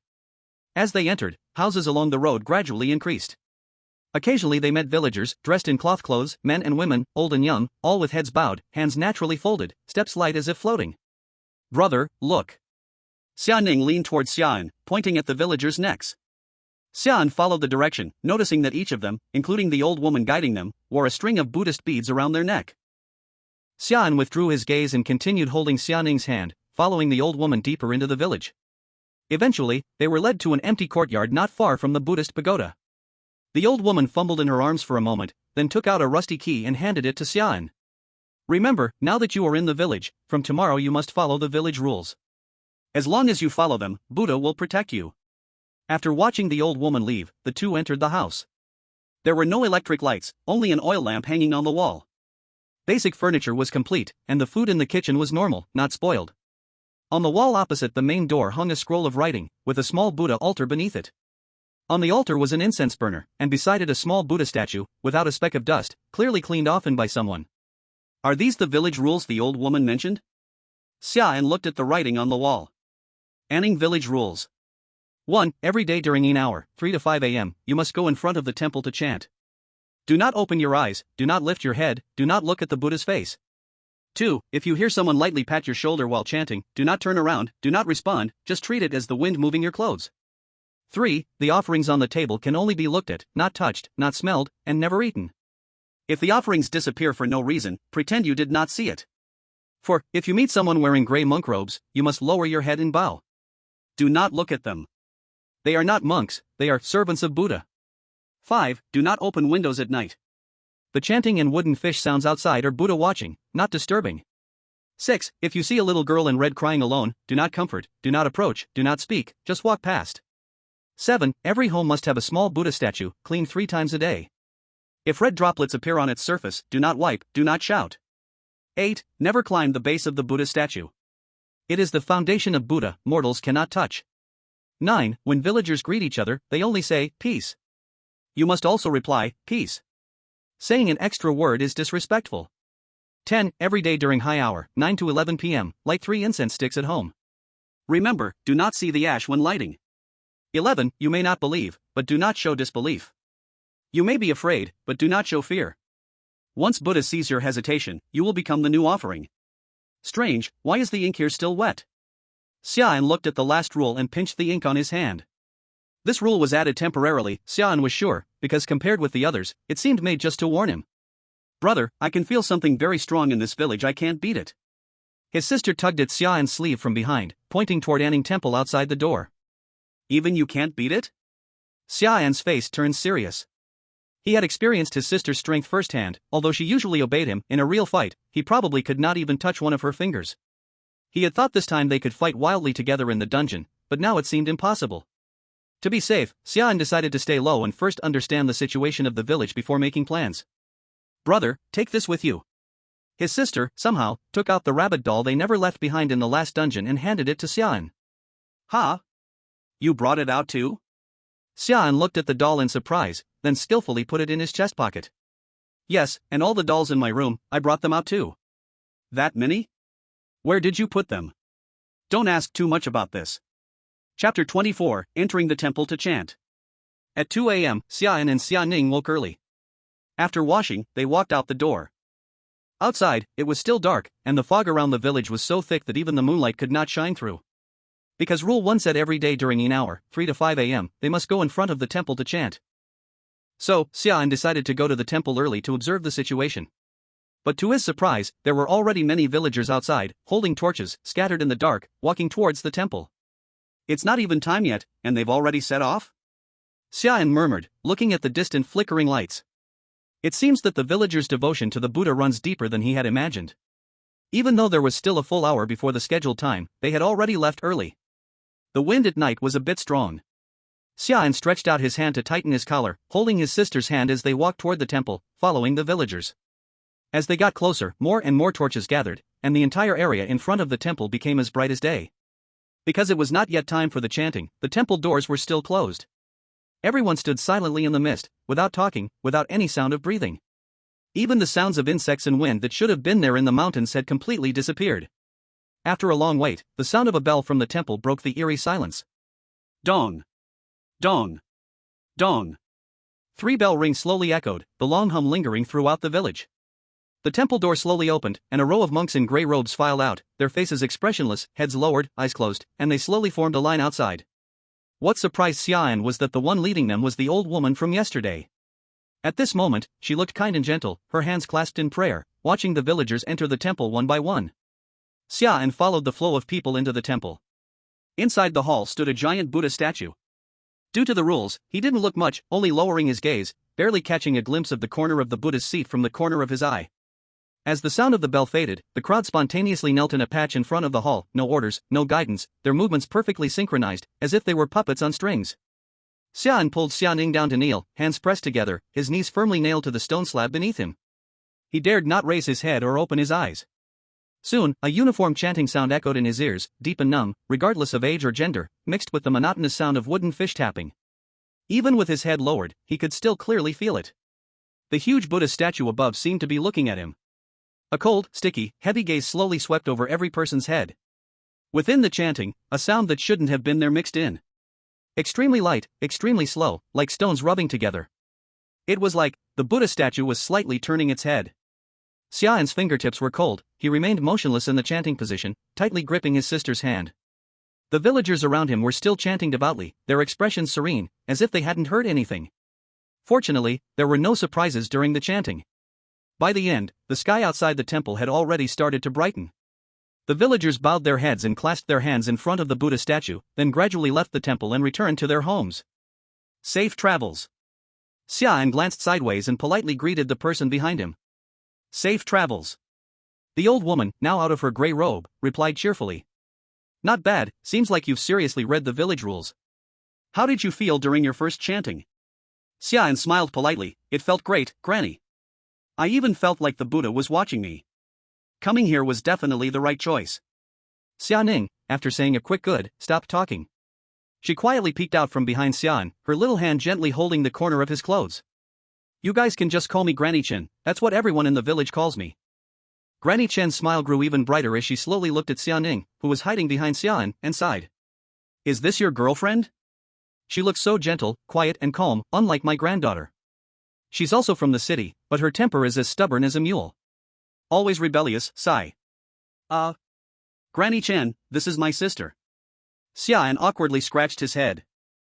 Oh, sorry young man, I thought you two were about the same height, and the age didn't differ much. I didn't expect it, seems my eyes were poor. About the same height? Xia An tilted his head and looked at Xia Ning, who was almost a head shorter than him, and his mouth twitched. Grandma Chen was stunned for a moment at these words, and couldn't help but look at Xia Ning again. Xia Ning, listening to their conversation, felt his slightly raised mouth slowly fall, and the hand clutching his clothes quietly loosen. In front of the temple, after chatting a few words with Grandma Chen, Xia An led Xia Ning back to his own house. After returning to the house, the sky had completely brightened. Xia An sat on the chair, his eyes deep in thought. From the information known so far, that guy disguised as Buddha was inside the temple, but where the real Buddha was, Xia An had no clue. But fortunately, this time the copy had no time limit, which meant Xia An had enough time to find the real Buddha. This was one of the few pieces of good news. There was one more thing that bothered him greatly, those monks in grey robes. They gave Xia An a very wrong feeling. Since signing the contract with his sister, Xia An had gained some strange abilities, and his perception and resistance to pollution had also grown stronger. Even from a distance, he could clearly feel the faint pollution wrapped around those grey-robed monks. Combining this with Rule 4 in the previous village rules, saying they were not monks but servants of Buddha, it seemed clear. They had likely long been devoured by it, becoming part of it. Now, they were just puppets controlled by it. After all, as servants of Buddha, they must have been the most deeply polluted by it. But what Xia An couldn't understand was, Why, even though they were also servants of Buddha, the leader Grandma Chen had no pollution at all, and was like a normal person? Whether at the village entrance before, or just now in front of the temple, he hadn't noticed a single abnormal sign. Sigh, too many questions needed answers. Xia An rubbed his temples, looking speechless, and glared at Xia Ning, who had been poking his waist since they returned. Hey, can you stop poking? No. Xia Ning's peach red eyes carried a hint of grievance. Why did you tell Grandma I'm not your girlfriend now the generations changed? Please, you never were. My heart is still inside your body, my blood flows in you, we have bonds, we have blood relations. Xia An's face darkened, and he reached back, gently pinching Xia Ning's soft waist, retaliating with a hard squeeze. Chapter 25, The Village You Can't Leave. At 7 a.m., after a short nap, Xia An led Xia Ning straight toward the outside of the village. The closer they got to the village edge, the fewer houses there were, and the fog around grew thicker. Since they were now acting as tourists lost in the deep mountains, Xia An wanted to see if they could leave the village. Perhaps because there was no signal, the smartphones they had carried into the copy couldn't send messages or make calls at all. To make sure they could still find the way back, they kept moving straight toward the village exit. But as the outline of the village blurred in the distance, Xia An noticed that the surrounding fog had grown so thick that he could hardly see, even the bell sound from Anning village had become faint. Brother, I'm scared. Xia Ning carefully hugged Xia An's arm. Xia An was a bit speechless. You're scared? Please, in this copy, besides it, who else is more terrifying than you? Not being flattened by your slap is lucky enough. Annoying brother doesn't talk at all, doesn't comfort me. I'm just a girl who just became an adult. Xia Ning mumbled in dissatisfaction, the unease in her eyes long gone. When the chimes that had been ringing around their ears finally faded away, the mist surrounding them had thickened to the point where Xia An couldn't even see his younger sister's face behind him. The surroundings were silent, with only the sound of their footsteps crunching on the dry leaves. They didn't stop, and after a few minutes, the peaceful village that should have been behind them reappeared in their view. Xia An glanced around. It was the place they had been when they left. Did we stray from the original path? Xia An asked, looking at Xia Ning behind him. No, I'm sure of it. Xia Ning shook her head. Let's try again. Xia An stroked his chin, turned, and continued walking toward the edge of the village. After a few more minutes, the two returned to the starting point, and Xia An could even see the footprints they had left earlier. So we really can't leave, huh? Xia An looked up at the towering pagoda in the village. Is it? Xia An silently stared at the tower for a while, about to turn back, when he saw a figure slowly emerge from the distant mist. Who are you? You don't look like a villager. What's your purpose being here?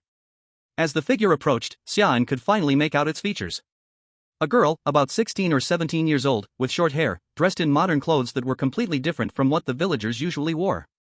She looked at them warily, her tone unfriendly. Xia An chuckled. Hey, miss. Shouldn't we be the ones asking you? A little girl wandering alone outside the village? Doesn't that seem suspicious?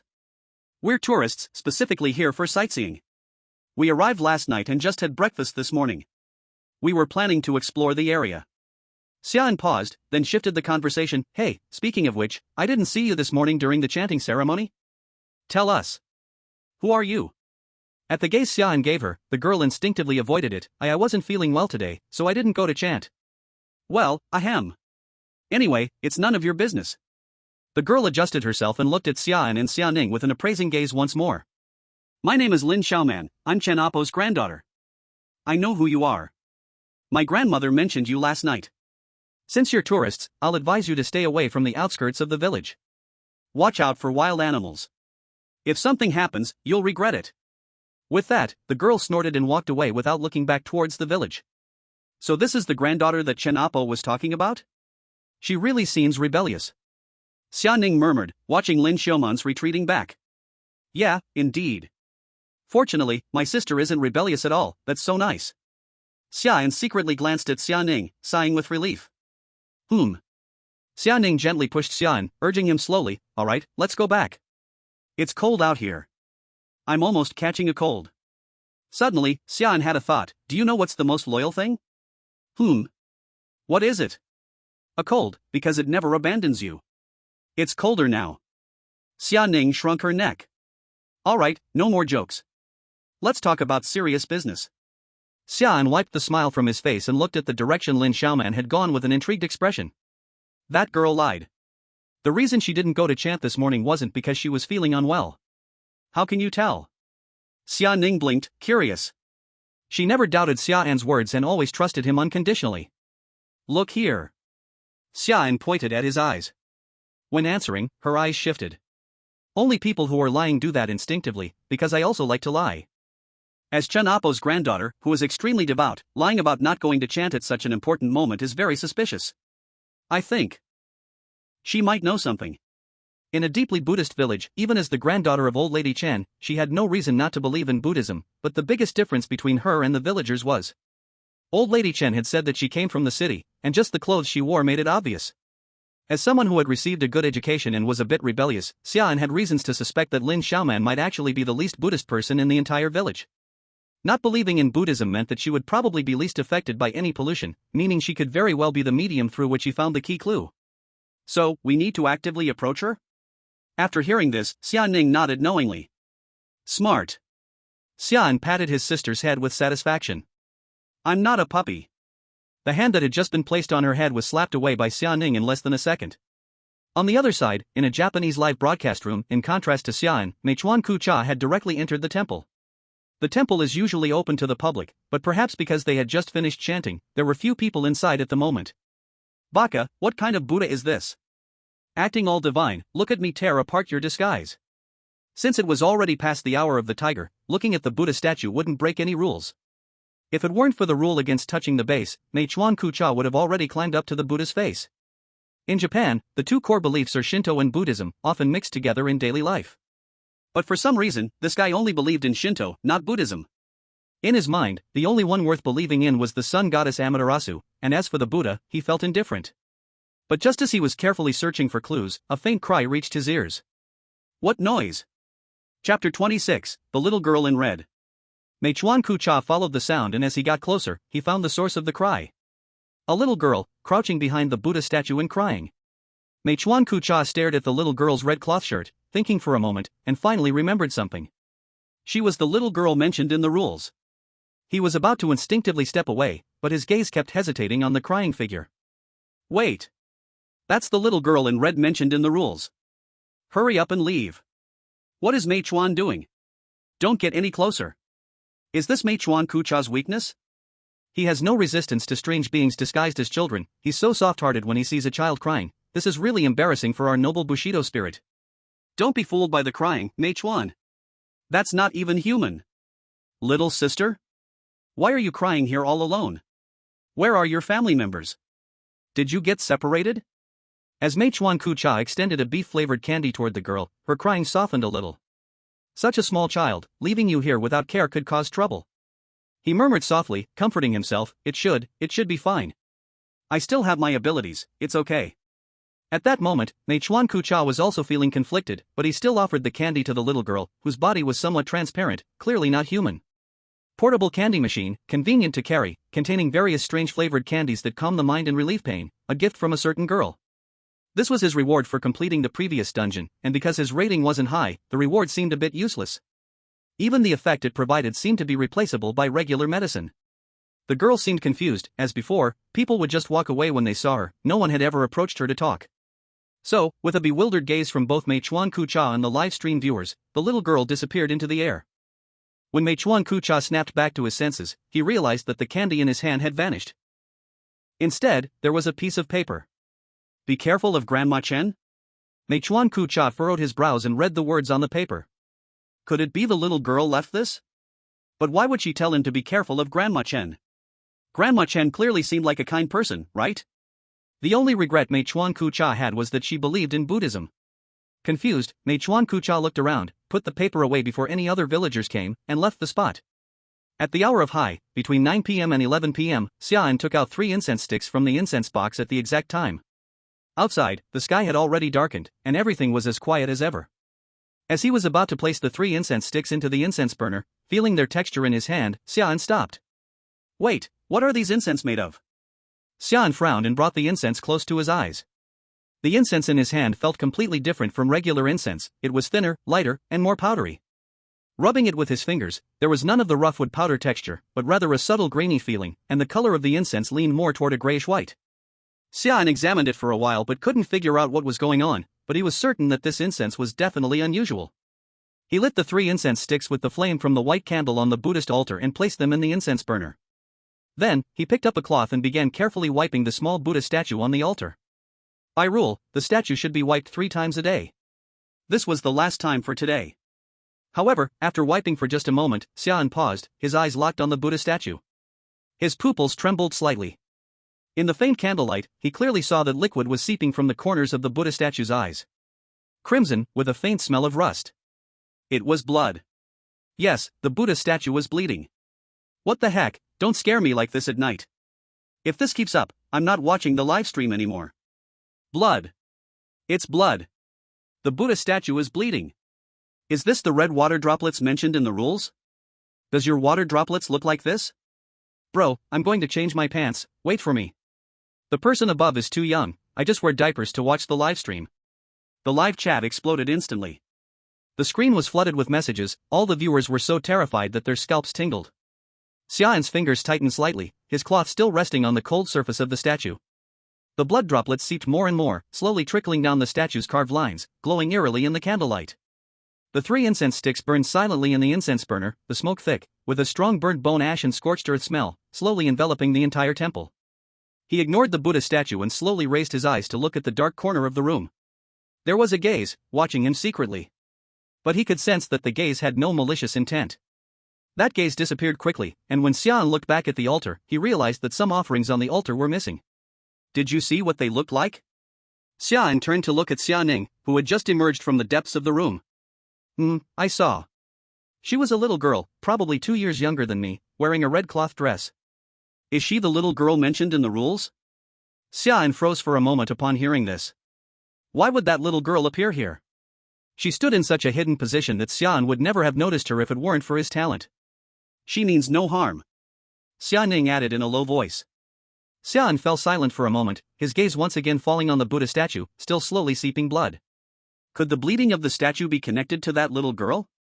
Soon, at 2 in the morning, Xia An and Xia Ning set off early again toward the temple. Outside, there were already scattered villagers walking toward the temple. The wind was strong, and as they walked, faint chanting and the sound of wooden fish drifted to their ears. Through a thin layer of mist, Xia An saw a group of monks in grey robes carrying an empty coffin, walking in the opposite direction. The monks had their heads lowered, faces hidden in shadow, with not even a sign of breath, like a row of carefully placed puppets. Other villagers who passed by saw them and bowed their heads in greeting, continuing silently towards the temple. The entire atmosphere was filled with a strange sense of foreboding. Xia An remained silent, and with Xia Ning, silently quickened his pace, arriving early at the entrance of Anning Temple to wait. After waiting for another hour, around 3 a.m., a faint sound of a door opening caught Xia An's attention. The side door of the temple opened, and an old monk, pushing a wooden cart with a person lying on it, walked alone towards the village outskirts. Even from a distance, Xia An could see the striking red clothing of the person lying on the cart. Xia Ning tugged at Xia An's sleeve, gently whispering to him, "It's that little girl." Class. Time for school. No. Peace. Peace. After exchanging greetings, Xia An curiously nudged the old man beside him with his elbow. "Old man, do you know who that person is? Why is there someone lying on that cart?" The villager didn't look at him, his gaze still fixated blankly on the temple, his tone flat and almost numb. "Oh, him. Jingfa. The mad abbot of the temple. The person on the cart? I don't know." When the villager mentioned the person on the cart, he paused for a moment, a faint look of disgust flashing across his face, too quick to be real. Jingfa? It sounded like a Dharma name. Xia An silently took note of these 2 characters. But, what does a mad abbot mean? Can a madman be an abbot? Or did he misunderstand? Although it was obvious that the villager recognized the person lying on the cart, he didn't say anything, and Xia An had no way of knowing. There was about 50 minutes left until the chanting. Xia An estimated the time and, after some thought, decided to follow and see for himself what was going on. Leaving his sister behind, he silently stepped to the outer edge of the crowd and quickly followed the direction the old monk had left in. As the distance widened, there were no more villagers around. Xia An didn't approach the old monk directly but stealthily followed him from behind. However, what puzzled him was that the old monk hadn't stopped talking the entire way, muttering some incoherent words that sounded like complaints. Because they were far apart, and the wind scattered the sound, Xia An couldn't make out exactly what he was saying. Finally, the old monk stopped at the edge of the village. He took a prepared shovel from beside the cart and started digging, scoop by scoop. The soil was soft due to the damp mist, and although digging wasn't difficult, the old man was sweating profusely. With the final scoop, as a human-shaped pit appeared before him, the old monk stuck the shovel into the nearby dirt.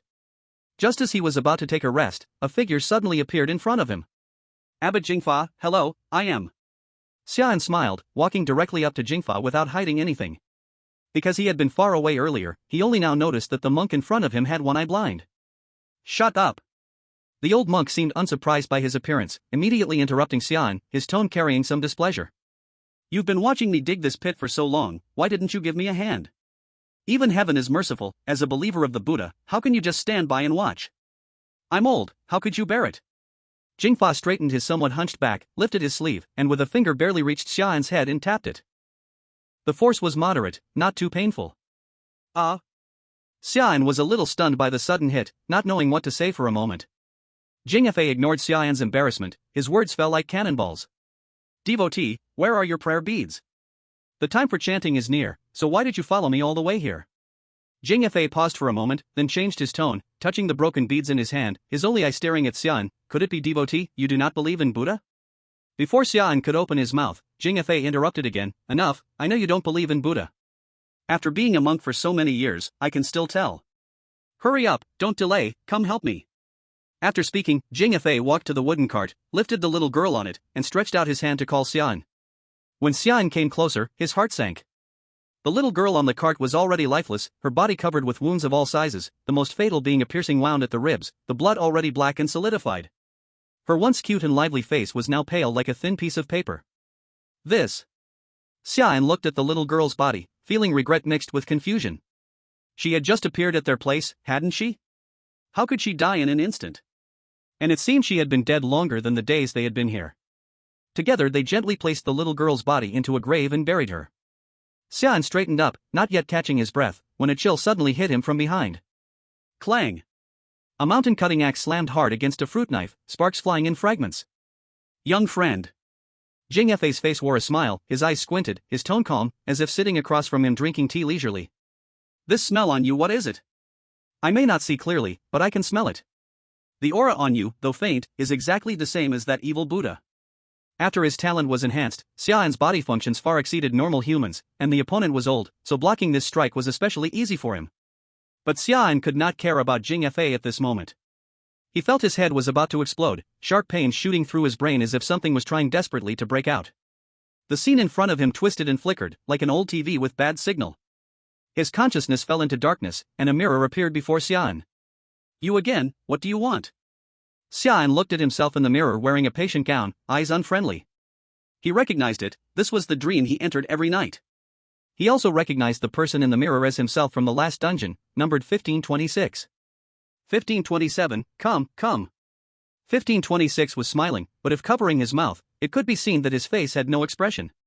Don't stand so far, I just want to play a little game with you. I don't have time to waste with you here, let me go back. Xia An refused immediately. No, listen. If you let me out, I will help you finish this boring dungeon, how about that? He paused, voice soft and hoarse, like a snake flicking its tongue, how about it? Very worth it, isn't it? Xia An frowned, not answering immediately. Who are you? Me? I am you. We lived in the same ward. Haven't seen you for 3 short years and you forget me? 1520's face showed exaggerated shock mixed with fake sadness. I don't know you. If it weren't for us, you would have gone mad long ago. And now you say you don't know me? 1526 sneered at Xia An. Clap. 1526 suddenly shrank back, then slowly began to clap, one by one, lightly, rhythm scattered, but painfully loud in the silence. The claps grew faster, lighter, until fingertips just barely touched, nervous and strange. It's okay, there's still time. You will remember us sooner or later. Before Xia An could speak, the 1526 in the mirror vanished without a trace, as if it had never appeared. The surrounding darkness also quickly collapsed, vision returned to normal. Xia An shook his head, then looked at Jingfa in front of him with doubt. Abbot, what are you doing? Chapter 28, Its Gaze. The abbot, covered in dust and dirt, patted his robe and lifted his axe, cursing loudly. Filial demon, stop pretending here. Today I shall conquer demons and expel evil, first take you, then later remove that evil Buddha. Xia An glanced at the uneven, slightly polluted ground around him, then at the rabbit doll blocking him, instantly understanding the whole situation. The process was simple as follows. Xia An froze. Jingfa attacked Xia An. The rabbit acted. Jingfa fought with the rabbit.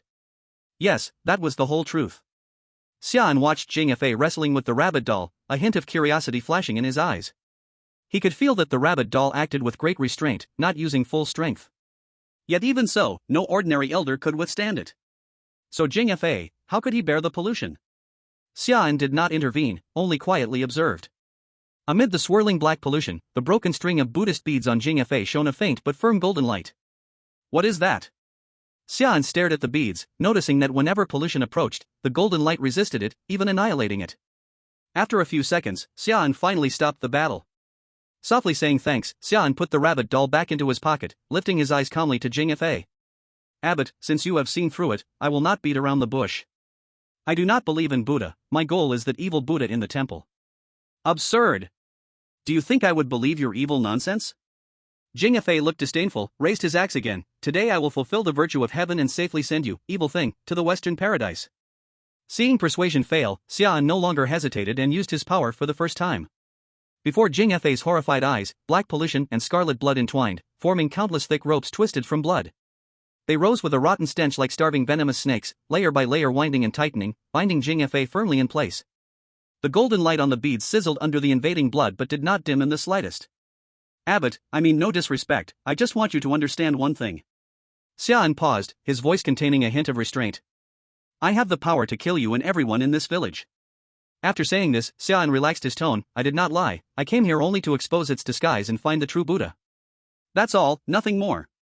So, I need to know as much as possible the truth that changed this village. Besides, Buddha saves all beings, not asking about means, only the heart. As long as the heart is toward the right path, even using evil power is still a child of Buddha, isn't it? Abbot. Seeing Jing Fa's expression gradually calm, Xia An spoke while loosening his hold, quietly waiting, giving Jing Fa plenty of time to think. Jing Fa lowered his head, eyes occasionally flashing thoughtful light, stroking his white beard. After a moment, Jing Fa lifted his head, a gentle smile returning to his face. Young master, since you have spoken so clearly, I will believe you this once. But? Jing Fa stopped his words. But? Xia An tilted his head, not understanding, looking at him. Now is not the time to speak, young master, that evil Buddha seems to have noticed us. Jing Fa held the broken string of beads in his hand. Xia An followed Jing Fa's gaze, seeing in the distant temple a terrifying gaze rapidly flying toward them. When Xia An turned his head again, he found that Jing Fa was pushing the wooden cart, running over 100 meters away. At noon, the old monk will wait for you at the village entrance. Xia An's figure, along with these words, slowly faded into the thick mist. Ding! Ding! Ding! After 3 bell rings, the temple's main door slowly opened like a giant mouth in the dim mist. Xia An could feel that the terrifying gaze still lingered above the village, not leaving for a long time, cold and sticky. It wrapped the entire area tightly. Brother, are you okay? Xia An lowered his eyes, and a slender figure gently leaned towards him from his side, the voice soft and sweet, carrying a hint of worry. I'm fine. Xia An shook his head. The noise was a bit too loud, it attracted it. He held Xia Ning's hand, lowered his head, and blended into the crowd, walking towards the front of the temple, facing that gaze. Not sure if it was his imagination, although he couldn't see the Buddha statue, Xia An always felt that the statue's base seemed to be slightly off from before. The synchronized chanting of scriptures again echoed in the temple, deep, solemn, yet with an inexplicable eeriness. Xia An lowered his eyes, his lips lightly moving, following the chant aloud. Beside him, Xia Ning also softly chanted, her voice faint, her small hand quietly gripping her brother's sleeve. Guanyin Bodhisattva, when practicing the deep prajnaparamita, sees that the 5 aggregates are all empty, and crosses all suffering and distress. Sariputra, form is not different from emptiness, emptiness is not different from form. The scriptures were clearly pure Sanskrit sounds. But within this temple, they seemed to be tainted with a layer of coldness, each word silently eroding the mind. Xia An's face remained calm, but his heart was always tense. That gaze hanging above his head did not fade. On the contrary, it tightened little by little with the chanting. As he silently chanted the scriptures, a breathing sound slowly came from behind him. Brother! A voice, one he was all too familiar with, echoed from behind him. Xia An's fingertips suddenly tightened.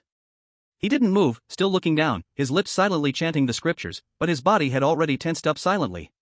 Beside him, Xia Ning trembled slightly, shrinking closer to him, her faint chanting pausing for a moment.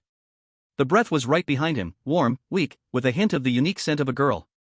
It was very similar, almost indistinguishable. But Xia Ning was clearly by his side. Brother, turn around and look at me. The voice behind him had a crying tone, like an abandoned pet, mixed with a trace of pain. It hurts so much, please, just look at me for a second. Xia An's hand, hanging by his side, had already clenched tightly, his knuckles turning white. His eyelashes shielded the cold light that surged in his eyes, and his mouth never stopped chanting the scriptures. His voice was steady, each word clear and cold. Time stretched unbearably long. Not knowing how long had passed, that voice with a crying tone gradually grew softer. From pleading, it turned into a murmuring of unwillingness. From murmuring, it turned into a chilling hiss. Finally, even the hiss faded away, the breath, warmth, and scent behind him disappeared inch by inch. As if it had never existed. The only sound left in the temple was the cold and synchronized chanting, echoing dully, while the sticky gaze above also slowly withdrew, unwilling, yet finally faded. Chapter 29, The Past of the Village. Xia An's tense nerves gradually relaxed, and his chaotic breathing became steady again. The chanting gradually stopped amidst the synchronized calls, and Xia An, holding Xia Ning, walked out of the temple, heading toward their residence. On the way, several gray-robed monks were carrying a coffin past them. After the ceremony, Xia An turned back to observe. The empty coffin he had seen earlier was now tightly sealed, and the monks struggled to lift it, clearly much heavier than before, as the coffin now clearly contained something. What could be inside? Could it be a person? The distance between their residence and the temple was not far, and they soon arrived. The moment the door was pushed open, Xia An's gaze immediately fell on the Buddha statue on the altar. The blood bead disappeared? Xia An frowned as he looked at the small wooden Buddha statue carved from peach wood. The blood bead that had originally seeped from the statue was now gone without a trace. It didn't seem like it had dried up, but the statue's color had deepened a little, almost as if the Buddha statue had absorbed it. Staring at the strange yet perfectly normal Buddha statue, Xia An's thoughts started to expand. Why did the Buddha statue start seeping blood just when those gray-robed figures appeared? Why not before, or after? Could those gray-robed monks carrying the coffin have something to do with the bleeding Buddha statue? Xia An was desperate to know the answer. This dungeon felt completely different from the last one he had been in. In his mother's note, the feeling was that of a survival escape room. The rules of what to do and what not to do were clearly laid out, with all the dangers exposed right from the start. But Ningen Village was not bound by so many restrictions. The rules seemed vague and lacked clear purpose, yet there was a suffocating feeling to it. Complete deprivation of observational rights. During chanting, no opening eyes, no looking up, no gazing at the Buddha statue. While burning incense, no looking at the ash. When encountering gray-robed monks, no eye contact, and no acknowledging abnormalities. All oddities were forcefully rationalized, yet the initial hint clearly told participants that the Buddha statue in the village was fake. In this village, time was set in stone, with fixed tasks at fixed times. All rules were imperative commands, with no explanations, only no, not allowed, and must. The danger here was like the village itself, hidden in the mist, waiting for the perfect moment to strike. If his mother's note aimed to quickly kill off the participants to make them fail, then Ningen Village aimed to mentally crush them, waiting for the right moment to expose its fangs and deliver a fatal blow. In the 3 days Xia An had been in this dungeon, although he hadn't faced any malice from the rules themselves, every day was almost the same. Chanting, wiping the Buddha statue, burning incense every day was just the same routine. The entire village felt lifeless, with most villagers wearing expressionless faces. The only sound that could be heard was the continuous chanting and the sound of wooden fish every day. Just this repetition made Xia An suspect that if he stayed here long enough, even without being affected by the pollution, he might lose his sanity. Time passed quickly, and at noon, Xia An arrived at the village entrance as scheduled, finding Jing Fa. However, unlike last time, this time he had brought Xia Ning along. When Jing Fa saw Xia Ning, his beard stood up, and he trembled as he pointed a finger. This is the donor's sister? Although Xia Ning was shorter than Xia An, in Jing Fa's eyes, the pollution around her seemed almost tangible. The black mist wrapped them both like a cocoon, her hands tightly clutching Xia An's arm, almost hanging onto him. Yes, she's with me. Is there a problem? Xia An was unconcerned, letting Xia Ning lean against his shoulder. No, it's just, seeing this overwhelming evil energy, even an old monk like me, who's half in the grave, can't help but feel my life shorten, Jing Fa said, stroking his beard in a sigh, then added with relief, luckily, both of you are friends, not enemies. But even so, I'm afraid we can't match the evil Buddha in the temple. Indeed, that's why we must rely on the true Buddha's power to suppress it, Xia An said seriously. Although the conditions for clearing the dungeon only required finding the true Buddha, Xia An still wanted to do better if possible, to earn a higher score and more rewards. You are right, the true Buddha must be found quickly to drive away the evil spirit, Jing Fa nodded, lightly running his finger along his monk's robe, his gaze lost in memories. Since it is so, I will tell the benefactor everything I know. Jingfa paused for a moment. Our village has worshipped Buddha for generations, incense never stopped for 100 years, villagers lived in peace, under Buddha's protection, until 3 years ago. 3 years ago again? Xia An frowned slightly, this time had come to his ears more than once. In the real world, 3 years ago, the rule ghost stories appeared, and in the last copy, Xia An's family became strange 3 years ago. Xia An shook his head. Maybe he was overthinking, perhaps it was just a coincidence. He continued listening to Jingfa's words, until 3 years ago, after 7 days of black rain, the Buddha statues changed overnight. The village was covered in a thick fog, no one could leave, including those who came from outside. The true Buddha was covered in dust, evil spirits took its place. The stone statues' faces did not change, but inside they were already replaced with other things.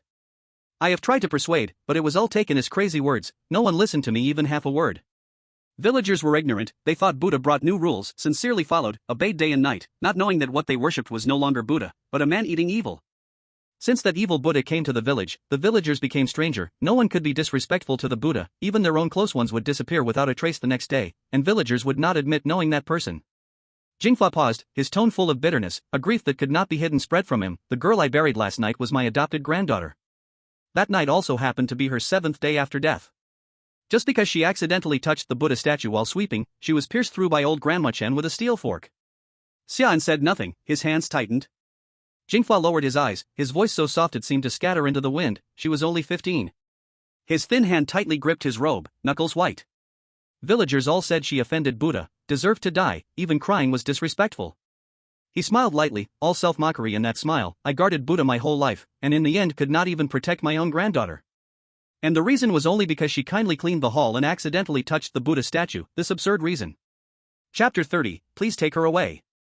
Jingfa slowly sat on the stone seat at the village entrance, in a blink his face returned to the usual smiling look. Benefactor, do you mind if I tell my own story? Seeing the oppressive atmosphere in the air lighten a bit, Xia An quickly replied, Of course I don't mind, Abbot, please speak. Ah, don't be so polite.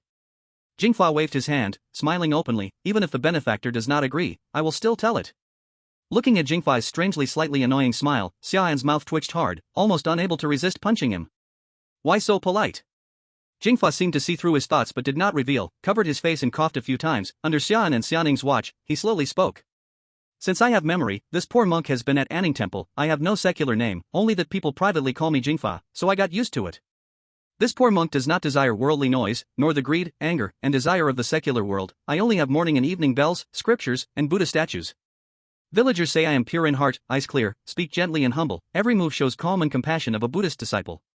But they do not know, all these appearances were just pretended by this poor monk. Xia An and Xia Ning were stunned, clearly not expecting him to say such words. Jingfa looked toward the distant mountains and forests, his gaze far, voice gentle but firm. I have always thought, Buddha never needs people to burn incense and bow every day, chant and recite superficially. What Buddha truly wants has always been only one thing, do good and punish evil. Though this monk does not cling to love or hate, does not entangle in gain or loss, in this life he has never married nor had children, yet he is fortunate to have a granddaughter. As he spoke, he reached into his robe and carefully searched, then gingerly took out something wrapped in layers of cloth. When he opened it, Xia An finally saw what was inside. It was a broken rib. The day I found her, it just happened to be July 7th. I purposely looked through the Suyue Sutra. The scripture said the 7th day of the white moon is an auspicious day, so I gave her the name Yuchichi. I do not wish her great wealth, great honor, or extraordinary wisdom, only that she be safe and sound, happy, and free like a little fish. This old monk is 87 years old this year, became head at 30, rose to abbot at 50, and have been the abbot of the temple for 37 years. The monks in the temple gradually left, until only I remained to guard this huge temple. Fortunately, she was with me, and these were the happiest 15 years of my life. At first, the old abbot with the playful grin, now his fingertips trembled slightly. Jingfa slowly raised his head, and in his always smiling eyes, for the first time bloodshot veins appeared, the cloudy pupils swirling with pain and hatred Xia An had never seen. The trouble came from that evil Buddha and those blinded by worldly desire. His voice trembled for the first time. When they broke in, I was chanting in the Buddha hall. I couldn't stop them, I really couldn't stop them.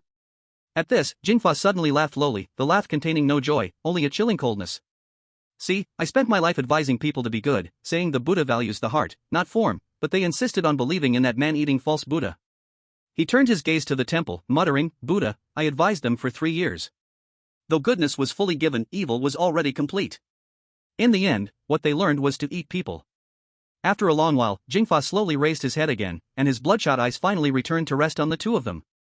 Benefactors, I can see that you are people of great skill. No matter the final result, please take her away.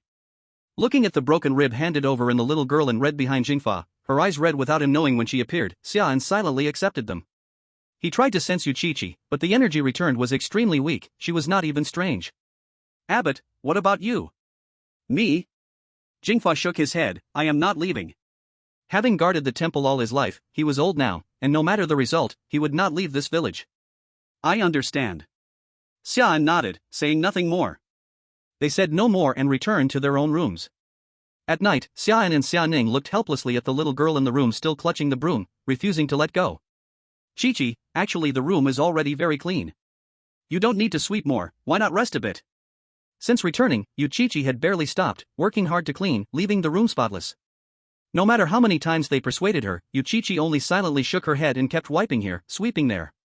Xia An's heart was full of grievance. If someone saw this, they would point fingers and say child labor was hired, right?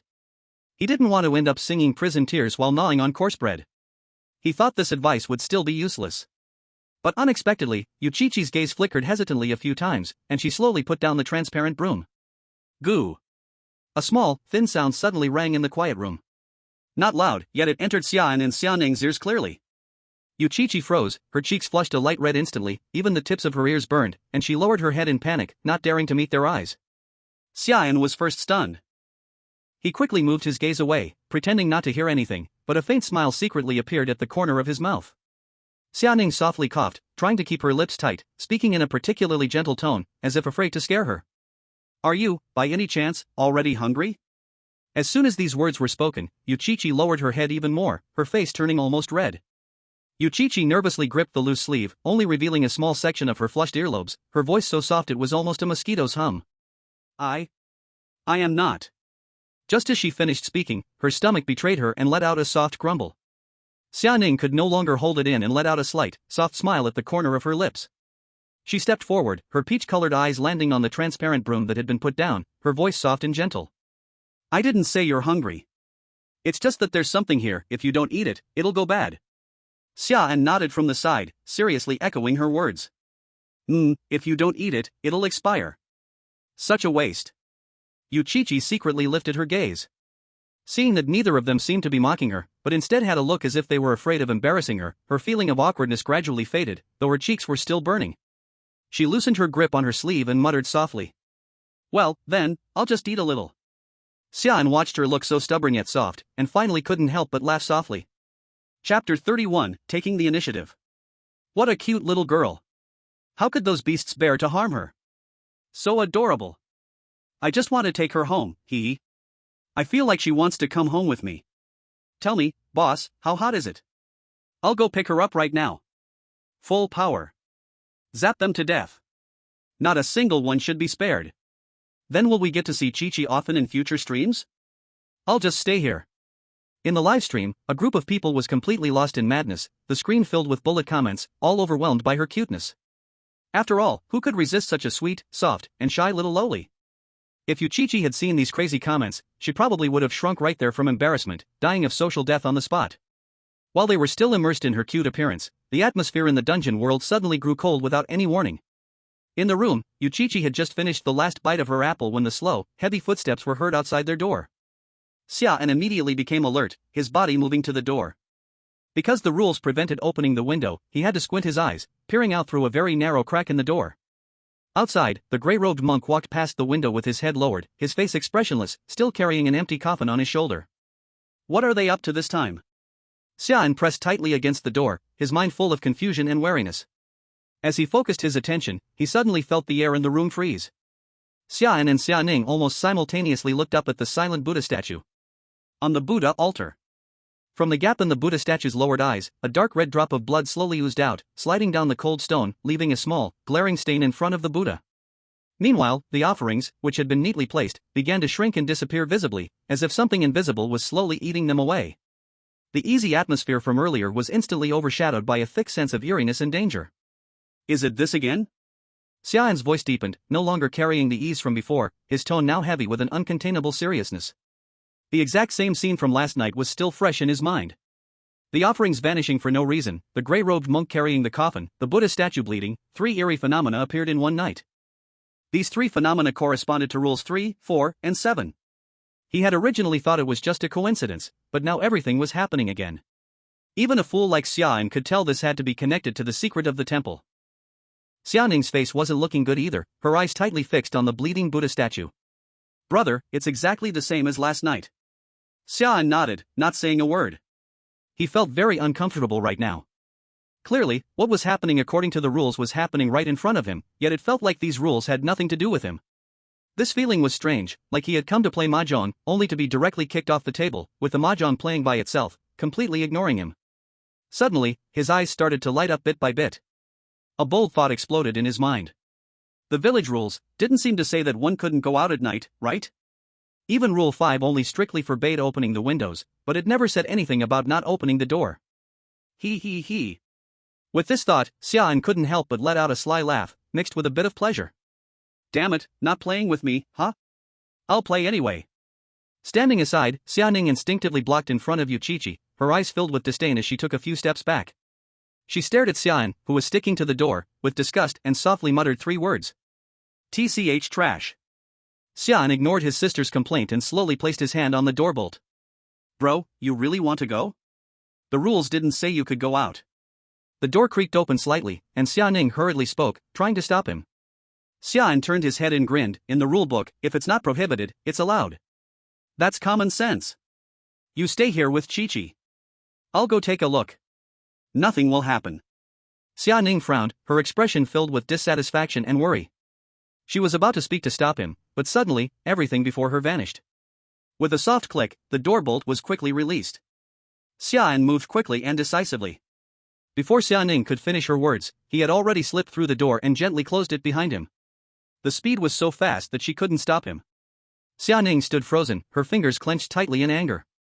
She pulled the frightened Yuchichi behind her and stared at the closed door, gritting her teeth as she cursed under her breath. The house instantly fell into dead silence.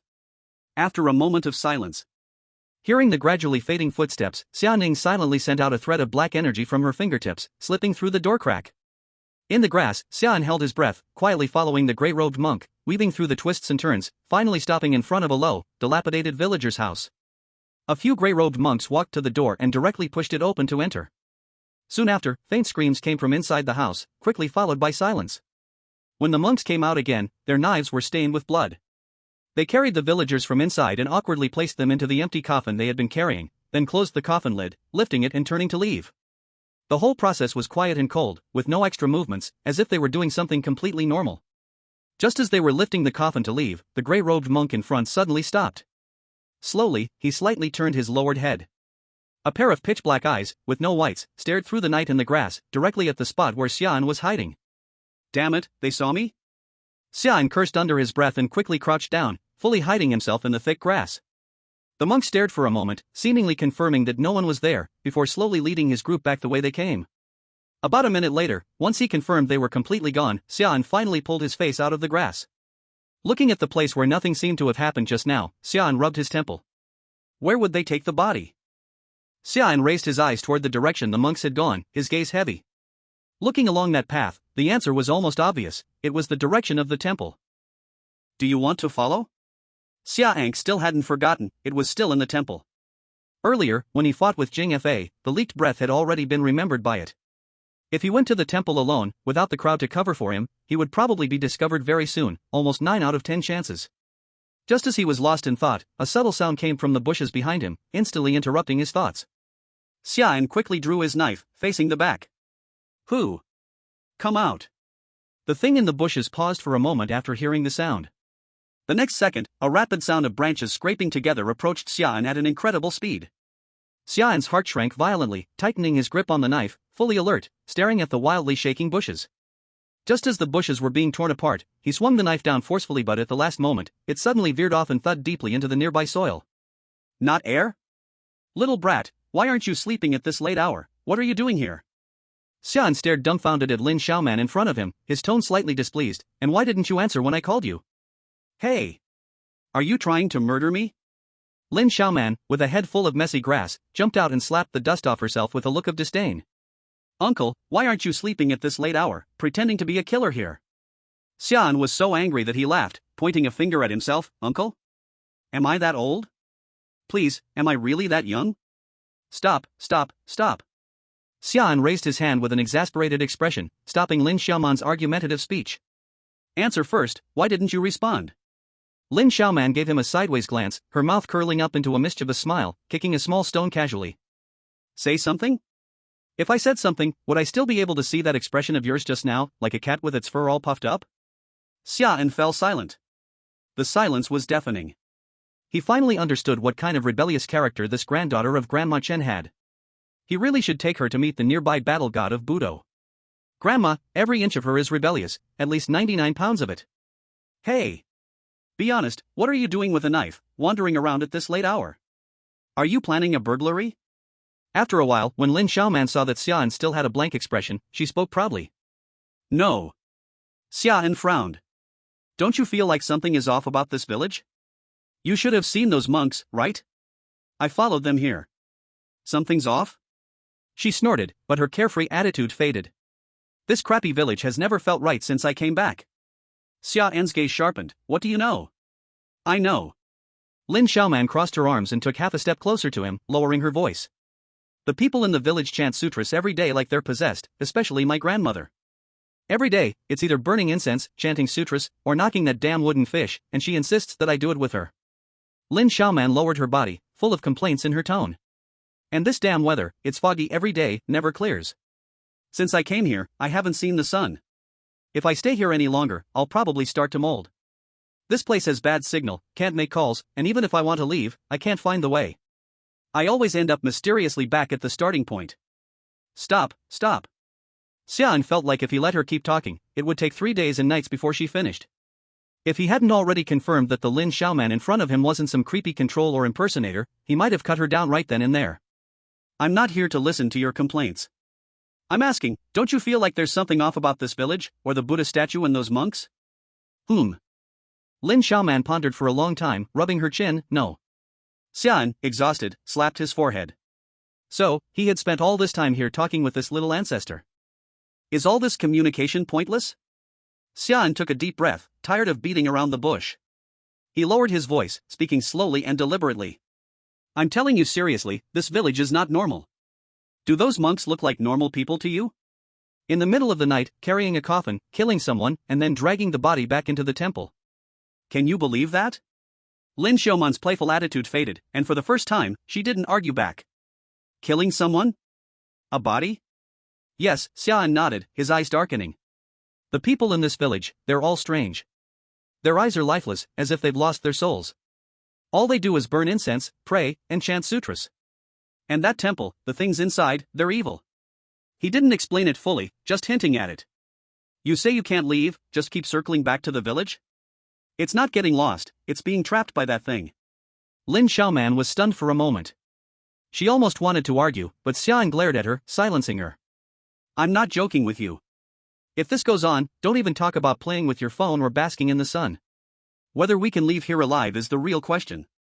We could end up as hero fragments, feeding that thing in the temple. The playful look on Lin Xiaoman's face disappeared entirely. Her lips tightened, and for the first time, panic appeared in her eyes. She opened her mouth, wanting to argue, but the words stuck in her throat. After a long pause, she finally managed to squeeze out a sentence. You're not lying to me? What would I gain by lying to you? Xia An gave her a look and pulled out the knife stuck in the dirt, wiping the mud off its blade. You're Chen Granny's granddaughter. Do you know where those coffins are usually sent? Lin Xiaoman's face turned pale, and her voice became unsteady. The Buddhist hall, in front of the Buddha statues. She swallowed hard and lowered her voice. Every time a coffin is brought in, my grandmother would pull me away, saying the Buddha needed to eat, telling me not to get too close. Xia An's eyes immediately turned cold. Buddha needs to eat? Since when do Buddhas eat humans to survive? He tightened his grip on the knife. I understand. Xia An stood up. Since I know where the bodies are going, there's no need to take the risk and go to the temple myself. Something's going to happen in the next few days. You should be careful. Remember, don't trust anyone except me and the abbot in the temple, not even your grandmother. If you can, try to find out more from your grandmother. If anything unexpected happens, come find me immediately. Xia An was about to leave but hesitated for a moment. He let out a trace of black energy from his fingertips and sent it into Lin Xiaoman's body. Wah wah wah. What is this? Woo woo woo. What did you do to me? Xia An stared at Lin Xiaoman, who looked like she had been taken advantage of, with a black line on his face. His temples throbbed. Right now, he really wanted to kick this little brat into the bushes. What are you shouting for? Are you afraid no one will hear you? He scolded in a low voice, feeling helpless. It was late at night, just the two of them alone in the bushes.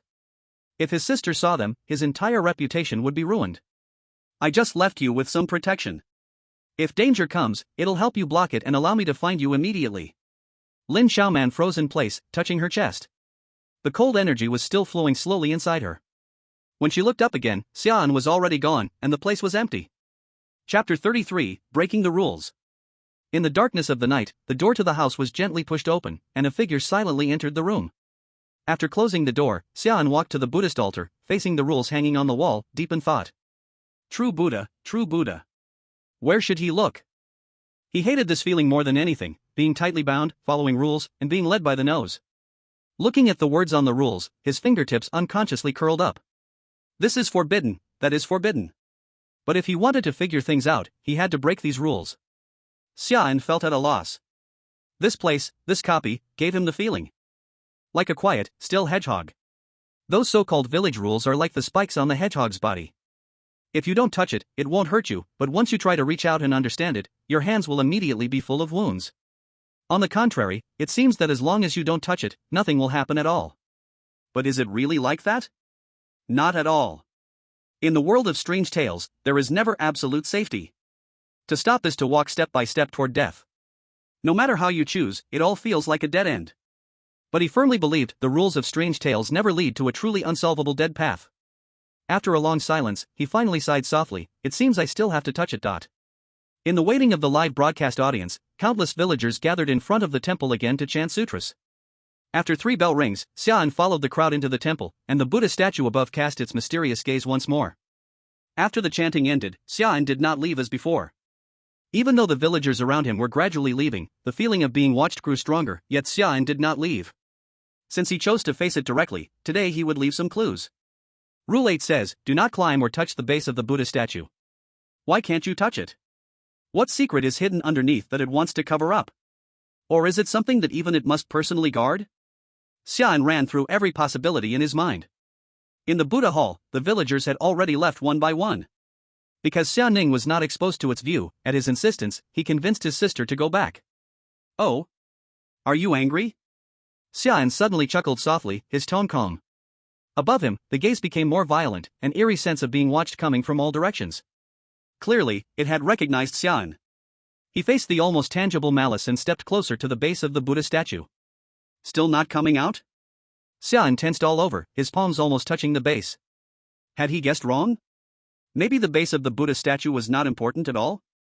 When he touched the surface of the base, all the doors and windows in the Buddha hall slammed shut with a loud bang.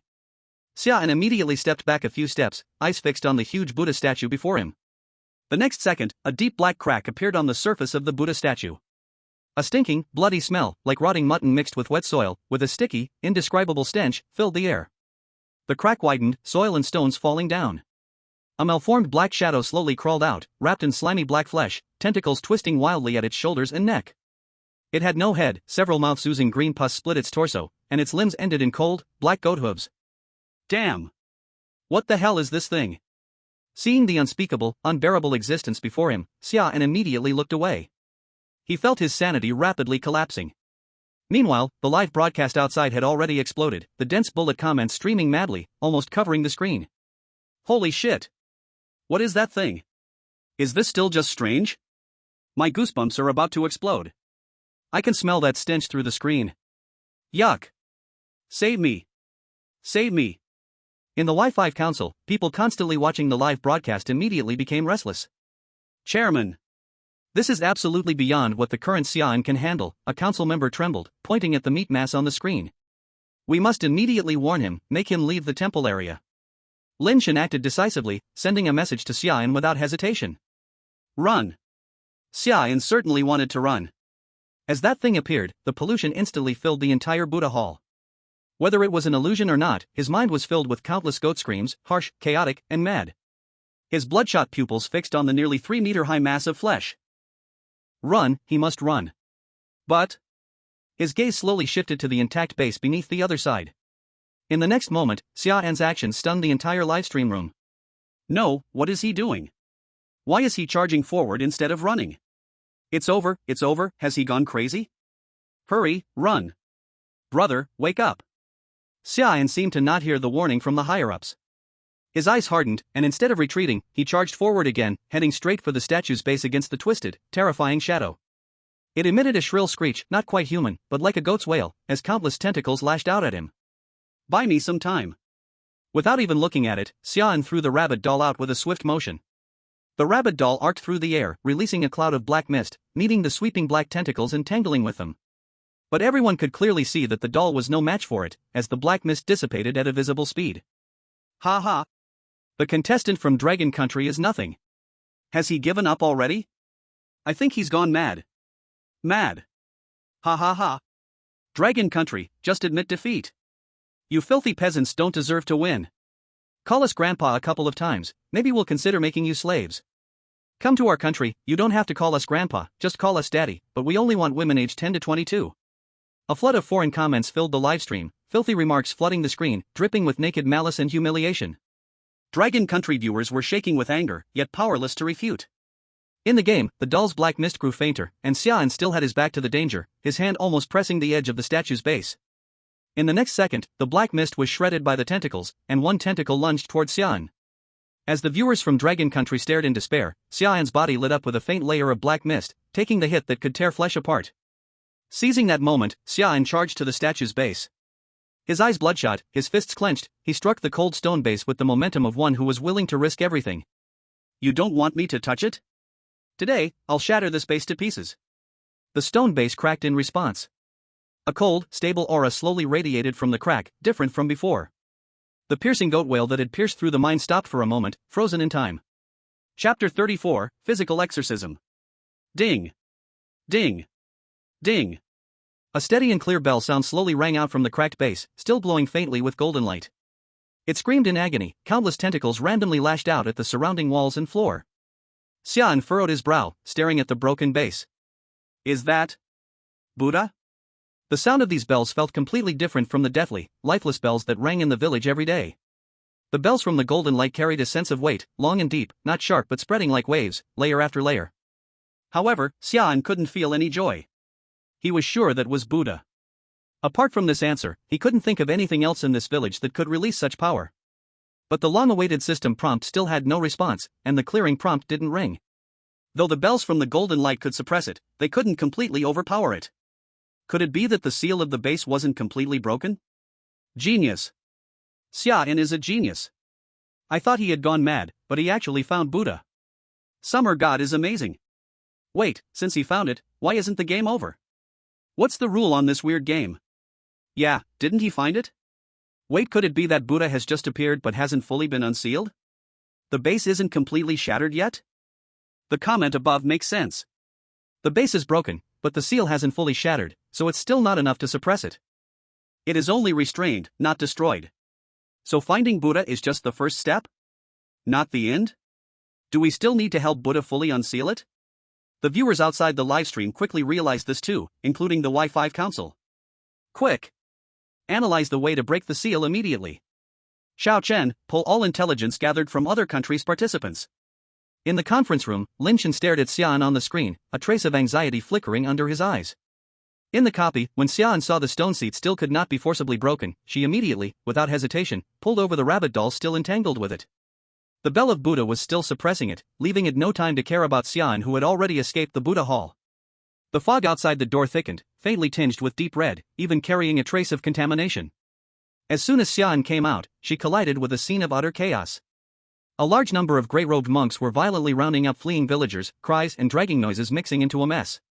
Strangely, another group of villagers remained numb, doing their tasks as if blind to the capture around them. Even more puzzling, a few villagers stood on the monk's side, helping to block the fleeing villagers. What is happening? 20 minutes ago. No, Thorne. Stop now. It's over, it shouldn't be. Thorne doesn't seem corrupted, why would he do this? Thorne must have his purpose for doing this, right? We should still trust him. In the live stream of the Land of the Never-Setting Sun, Elias Thorne elegantly tipped his hat to the camera, then took out a golden revolver. It was an item he had obtained in a previous copy. Pure gold revolver, a revolver like a cross, but one focuses on the soul and the other on practicality, exercising physically, specifically against disobedience. Then now. Thorne twirled it in his fingers, a stream of light spinning in his palm. The show continues. Unrelated persons, please leave. The muzzle flash shone sharply through the thick fog, accompanied by gunshots. Villagers and gray-robed monks ready to go home fell into pools of blood one by one. Will doing this really not get it noticed? And mass killing innocents, even a true Buddha wouldn't allow Thorne's actions. Stop arguing. Watch the livestream seriously. Thorne has already cleared 4 copies in a row. You are not qualified to judge his decisions. Huh? You mean clearing 4 copies is impressive? You mean Thorne who cleared 4 copies cannot make mistakes or misjudgments? Fuck you. You bitch. Surviving even 1 minute in a copy is a miracle for you. While viewers in the livestream were still arguing, the next scene shocked everyone. The bodies of villagers shot down by Thorne quickly developed strange deformities on the surface. Sheep ears, curved horns, black hooves. Deformities sprouted wildly under the flesh, bursting through the skin. Thorne did not kill randomly. Every bullet he fired hit villagers completely infected with filth. Watching the surrounding villagers either flee in terror or remain numb as if blind, Thorne holstered his gun. Unrelated persons have left. Next is my stage. Under the brim of his hat, Thorne's gray-blue eyes coldly watched the corpses twisting into black mud on the ground. He walked slowly through the spreading red fog, boots crushing the black mud, making a sticky sound. The livestream argument stopped at this moment, leaving only the astonished gasps filling the screen. My God, so Thorne saw from the start that these villagers were not human? Unbelievable. No wonder he fired without hesitation. It turned out that these villagers were clearly not normal humans. Speaking of which, they really looked like it had they been polluted or assimilated. I was shallow when I called him crazy. I'm sorry. How terrifying is Thorne's insight? This discovery was immediately communicated to the high-ranking officials of various countries, including the Y5 Council's participants. Inside the instance. I see now. As he digested the information he had received, Xia An murmured quietly, his fingers stroking the rough fur of the rabbit doll.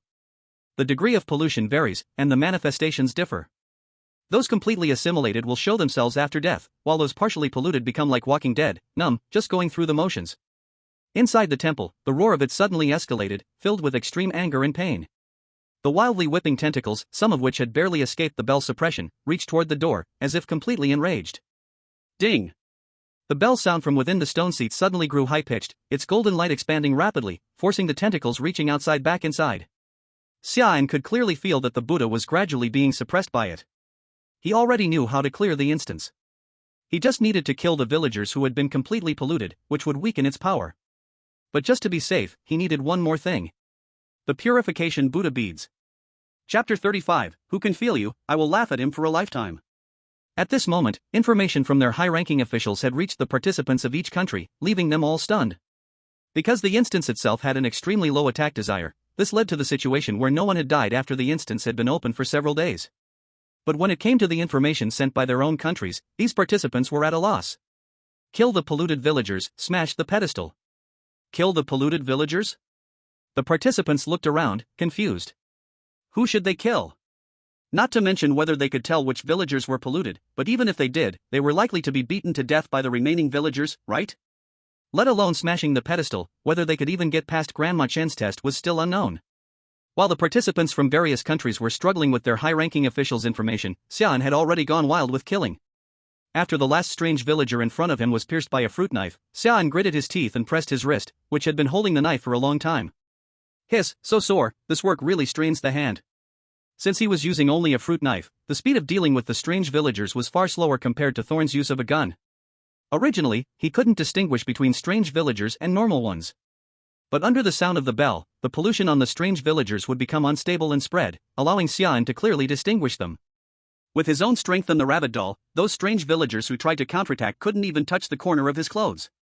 At this moment, most of the strange villagers had been completely eradicated, with only a few scattered ones left, no longer posing any threat. Although he knew that these villagers had been polluted into strange beings, they still retained their human forms on the outside. Xia An originally thought he wouldn't be able to bring himself to harm these villagers, but when he started, he surprisingly felt calm, which even surprised him. I wonder where my sister is now, and if she's safe. Although he knew that it was almost impossible for something to happen to Xia An couldn't help but feel worried. After a brief moment of thought, Xia An decided to go find Xia first. With the connection between their hearts, finding Xia was not difficult for him. However, just as he took a few steps, he found a familiar face in the chaotic village. Hey, isn't that Lin Xiaoman? It's been a few days, why do you look so bad? Xia An looked at Lin Xiaoman, who was slowly emerging from the red mist, teasing her with a mischievous grin. But soon, he realized something was off. Lin Xiaoman didn't engage with him like she usually did. Instead, she completely ignored his presence and walked straight towards the temple with a blank expression, her gaze distant. Hey? Lin Xiaoman? Xia An frowned and called out again, but she still didn't respond, as if she couldn't hear him at all. His face became serious, and he immediately stepped in front of Lin Xiaoman to stop her. Has it already been broken? When? Why didn't I notice at all? After a careful inspection, Xia An was shocked to discover that the protective contamination that had once surrounded Lin Xiaoman had been destroyed. Now, she was emitting contamination that belonged to it. Xia An didn't hesitate. He immediately took out the reward from the previous instance. A bag of cat food, why worry if it's food for humans or not? Eating it effectively suppresses the contamination. Not knowing how much to feed her, Xia An simply grabbed the large handful and shoved it into Lin Xiaoman's mouth. Of course, he swore he wasn't taking the opportunity to get revenge on her. Really? Fortunately, the contamination on Lin Xiaoman wasn't too much.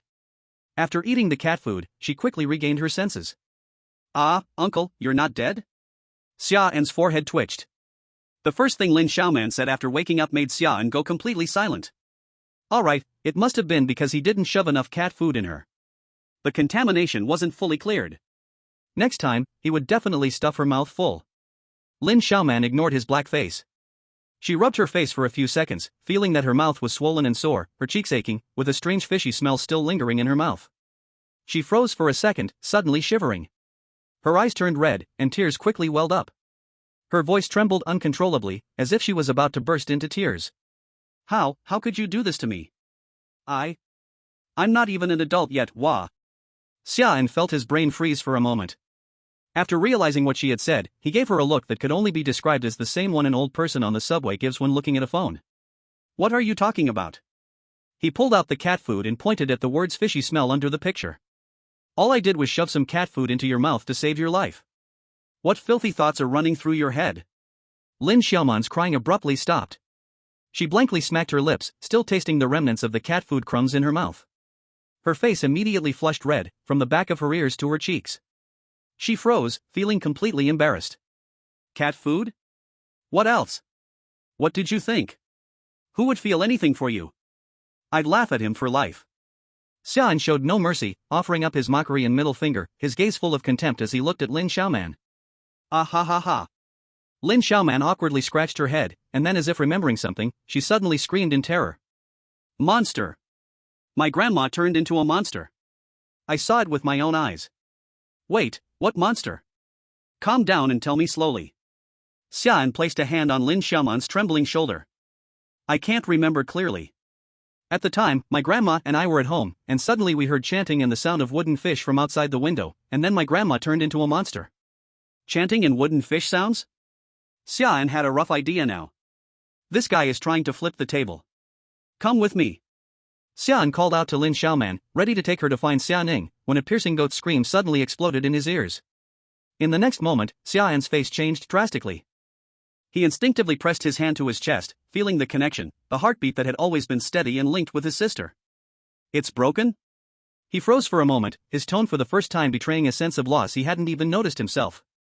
Since entering the rules of the monster stories, the faint connection between him and Xia Ning had never disappeared.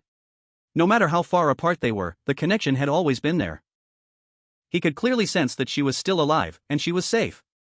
But now, how could this? Xia An's fingertips trembled slightly. He dared not think about what that meant. Is it blocked? Is it isolated?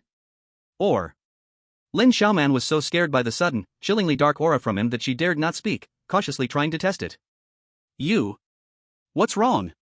Xia An suddenly snapped back to his senses, all the panic in his eyes forcibly suppressed in an instant, replaced by an icy, ruthless coldness. Go. Xia An turned and walked towards the depths of the spreading red mist, ignoring Lin Xiaoman. Chapter 36, The Passing of Anning Temple. In the night, the closer they got to the temple, the clearer the goat sounds became. Xia An could feel that because of the disappearance of the eerie villagers, it had lost some of its power and could no longer suppress the Buddha. Xia An was furious, he hadn't been this angry in a long time. The last time he felt this way was when he was 14. At that time, he had been adopted by an orphanage. Although the orphanage was old and shabby, it was one of the few happy memories of his life. In the orphanage, he made many friends, and there was also a caregiver who treated him very well. Although that caregiver wasn't his family, to Xia An, that sister was one of the most important family members. He thought that life could continue like that until one night when the orphanage was burned down by a group of thugs. He didn't remember what happened after that, only that when he woke up again, he was sent to a psychiatric hospital by the police. Did those friends and that sister survive? Xia An didn't know. But this time, he would never let his family face any more accidents. Originally, according to the plan, the best way was to find Xingfa first, and use the Buddha beads in his hand to strengthen the Buddha's power. That would have been the safest method, the most rational one, but Xia An couldn't wait. Although he couldn't fight it, after being weakened, with the Buddha's power, Xia An was confident he could kill it. Suddenly, a body appeared in front of him. Is this Grandma Chun? Xia An looked at the body lying on the ground, half human, half goat, with a twisted spine and legs, reeking of goat musk and rot. Although the appearance had changed, he could still somewhat recognize it was Grandma Chen. Her neck was twisted 180 degrees, and there were multiple penetrating wounds on her body. It was clear that she was completely dead. Damn! Grandma Chen is dead? So bloody, good thing I'm not there or I would have thrown up. So, who killed Grandma Chen? It can't be that she tripped and broke her neck, right? At that moment, countless netizens were discussing the cause of Grandma Chen's death. Xia An didn't have time to worry about the cause of her death.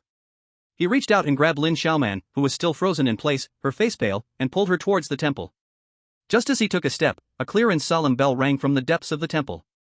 The red mist quickly faded from deep red to light pink, and then completely dissipated. Even the lingering smell of decay in the air was replaced by a faint sandalwood fragrance. Xia An suddenly stopped, frozen. He could clearly feel that the malice and pollution that had been pressing over the entire village, belonging to it, had completely disappeared at this moment.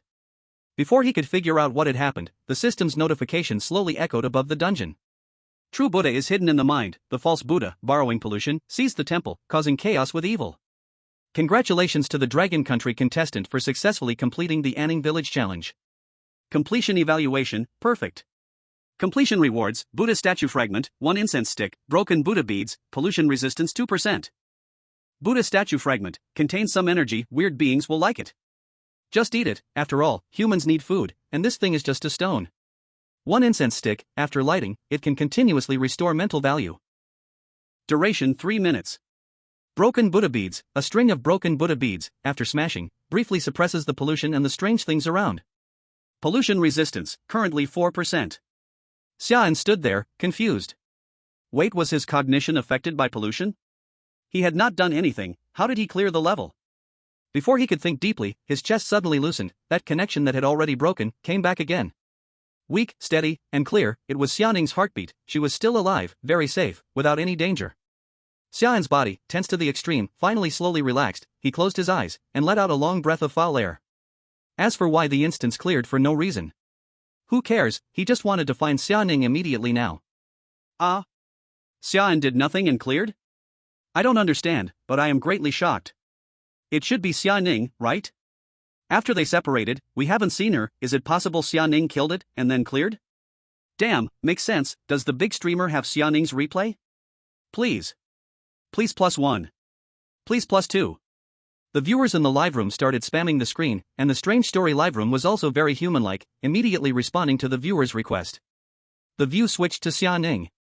Before the instance cleared, Xia Ning kicked the small stones on the roadside weakly, her little face puffed like a bullied bun. Stupid brother always wants to carry all the danger alone, I can help too. After separating from Xia An at the temple, she told herself again and again.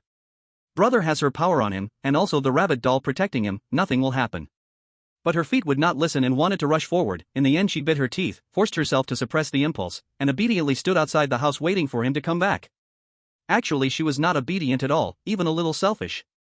She only wanted to stick to Xia An's side, only wanted his eyes and heart, to have only herself. Her world was very small, so small that it could only hold one Xia An. So she cared very much about how he saw her, afraid she was not obedient enough, afraid she was too troublesome, afraid that if she was not careful, he would dislike her. So whatever Xia An told her to do, she did, never asking more, never saying more. Time passed little by little, the night became darker and darker, unease also spread to her heart like a tide. The next second, a terrifying pollution burst out from the direction of the temple. That faint connection that had always linked her and Xia An completely snapped in the pollution that swept the whole village. Xia Ning's small body suddenly froze in place, her face instantly pale like paper. "Bro brother," her voice trembled, her small hands clenched tightly, her nails almost fully embedded into her palm and she did not notice. "Brother!" She cried out in pain, turned around and ran toward the temple. Countless blood surged out crazily, instantly staining the whole land red. The red thick fog was replaced by a deep scarlet, wildly spreading toward Anning Temple. All the strange villagers along the way were all killed by Xia Ning's controlled blood spikes. At this moment, Xia Ning had lost her previous obedience. In her originally clear eyes, only a nearly crazy obsession and violence remained. She rushed all the way to the temple. But what came into her eyes was only a Buddhist seat emitting faint golden light, and a huge flesh mass twisting and roaring in the light. Only Xia An was not there. Why is it like this? Xia Ning froze in place, her small body uncontrollably trembling, a tear slowly slid down her cheek. Chapter 37. Something got into the eyes. It's you, this ugly thing killed my brother. I will kill you. In the replay, under the gaze of the viewers, Xia Ning and the golden light attacked it together. The battle had no suspense. As the last trace of rotten pollution dissipated, it was completely erased in the temple. The golden light of the Buddha seat slowly withdrew, and the blood fog around Xia Ning also gradually faded. She staggered and fell to the ground. Tears still hung on her face, her eyes empty and confused, staring blankly at the empty temple while whispering softly. "Brother, where are you?" In the livestream, the barrage of messages that had been flying wildly just moments ago strangely stopped. The screen full of exclamations vanished without a trace, and after a pause, was once again covered by countless messages. Holy crap! Is this the rampaging Xia Ning? I'm crying everyone. Suddenly it feels like even the weird ones are like us humans, with their own feelings. Don't you think it's strange? Xia Ning is weird too, but why didn't that golden light attack her? I think it's because the golden light is the power of Buddha, it only punishes evil and not the good. Stop fighting, Xia An, come out now. If you don't come out, your sister will bury you right here. In the dungeon world. Brother, where are you? Do you not want me anymore? I am very good, I am really very good. Among the ruins, Xia Ning crouched helplessly on the ground, hugging her knees, shivering as she cried. A warm hand gently rested on her head, a familiar aura wrapping around her. What's wrong? Did a brick get in your eyes? Xia Ning suddenly looked up. In the dim light, Xia An was standing in front of her, grinning cheekily. Brother? She threw herself into his arms without thinking, clutching his waist tightly, burying her face in his chest, crying her heart out. I thought you were gone. I was so scared, I was really so scared. Xia An silently held her tight, gently patting her back. I am here. Ding! Congratulations to Xia An of Dragon Country for successfully clearing this dungeon. Clearance rating, perfect. Ding! Congratulations to Mealtime of Island Country for successfully clearing this dungeon. Clearance rating, barely. Ding! Congratulations to Elias Thorne of the Sun Never Sets Country for successfully clearing this dungeon. Clearance rating, normal. Listening to the announcements echoing across the globe, the previously sad Dragon Country netizens all started spamming holy crap. Brothers! I am back at the peak again. See you tonight at the nightclub. Suddenly feel 10 years younger. Xia An is awesome. I knew Xia An could clear it this time. Honestly, he is my bro. Just 100. You can buy a photo of Xia An. Are you kidding us? Where's the police? Hurry up and catch him. Meanwhile, the island country was already in tears. Finally, we don't have to eat those deformed raw fish slices. Mealtime is literally my male god. The throne should be his. Compared to Dragon Country and Island Country, the Sun Never Sets Country was truly going crazy. Because they finally didn't need to take 3 hours by car just to get to work. Some were happy while others worried, only a few cleared the dungeon, and the rest were forever left inside. Of course, the victorious countries rarely cared about this, they only cared about themselves. As Xia An and Xia Ning left the dungeon, a bloodstained hand grabbed onto a broken pillar of the temple. Ba, very good, very good. Lin Xiaoman silently supported Jingfa, standing in the ruined village. The thick fog that had surrounded the village for 3 years had vanished, and the morning sun slowly rose from far behind. His already old robe was torn and filthy, stained with countless dirty bloods, impossible to tell whose was whose. He pressed his hands together, knuckles slightly white from force, bowed, and slowly kowtowed to the half-broken Buddha statue. Chi, please take care of it, benefactor. In the real world, Xia An fell onto the hospital bed with a thump, barely settling. Xia Ning crashed into his arms. Pain. Hearing the cries of pain below her, Xia Ning blushed and moved away. Sorry. No, it's fine. Xia An sat up and complained. Blame it on this instance, it could have been gentler when teleporting me out. Unlike the last time, the same hospital gown, the same bed, the same room. But what's different this time is that there's a little girl in red in the room. Xia An regained his breath and looked towards the side where Yu Chi was quietly holding a broom and standing there. If we must be precise, she was actually floating in the air. I didn't expect that I really brought you out of the instance. Yu Chi gripped the transparent broom, her little face expressionless. She only obediently nodded, like a little ghost who had finally found its place. Big brother promised he would take me with him. Xia An's heart softened, and he reached out to rub her head. Xia Ning immediately came over, her eyes still red, but she tried to act like look at me, and whispered. In the future, will she live with us too? Yes, I promised that old man to take care of his granddaughter, I can't just leave her behind.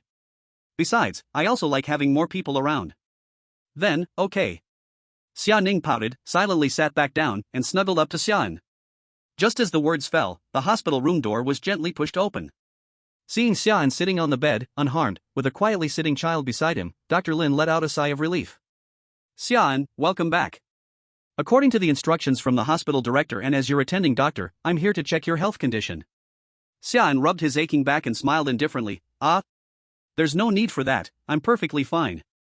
Dr. Lin pushed his half-frame glasses, speaking in a calm tone.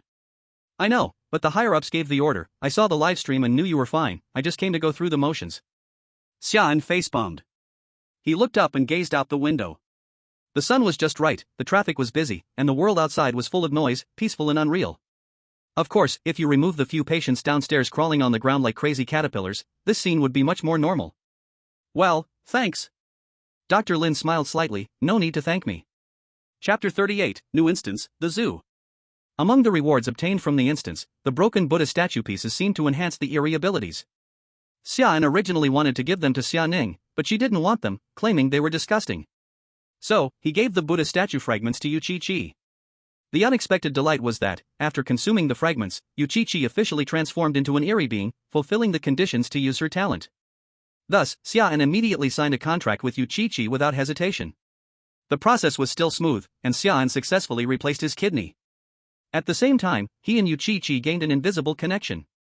After clearing 2 instances in a row, Xia An's reputation in Dragon Country was already widely known, practically everyone knew about this rising star. Almost the entire internet was discussing this new dark horse. However, in a certain mental hospital, a person still hadn't seen anyone come looking for him. For the remaining time, Xia An completely gave up. He either slept quietly, or lay in the yard enjoying the sun, his whole body radiating a Buddhist lying flat vibe. Xia Ning transformed into a caring little housekeeper, bringing Xia An meals on time. She would even carefully flip Xia An over when he lay sprawled out, to keep him from getting one side of his body black and the other side white from the sun. Xia An felt so grateful he almost wanted to call her mom. As for Yu Chi, she still maintained that quiet and obedient demeanor, holding her little broom every day, silently cleaning every corner of the room.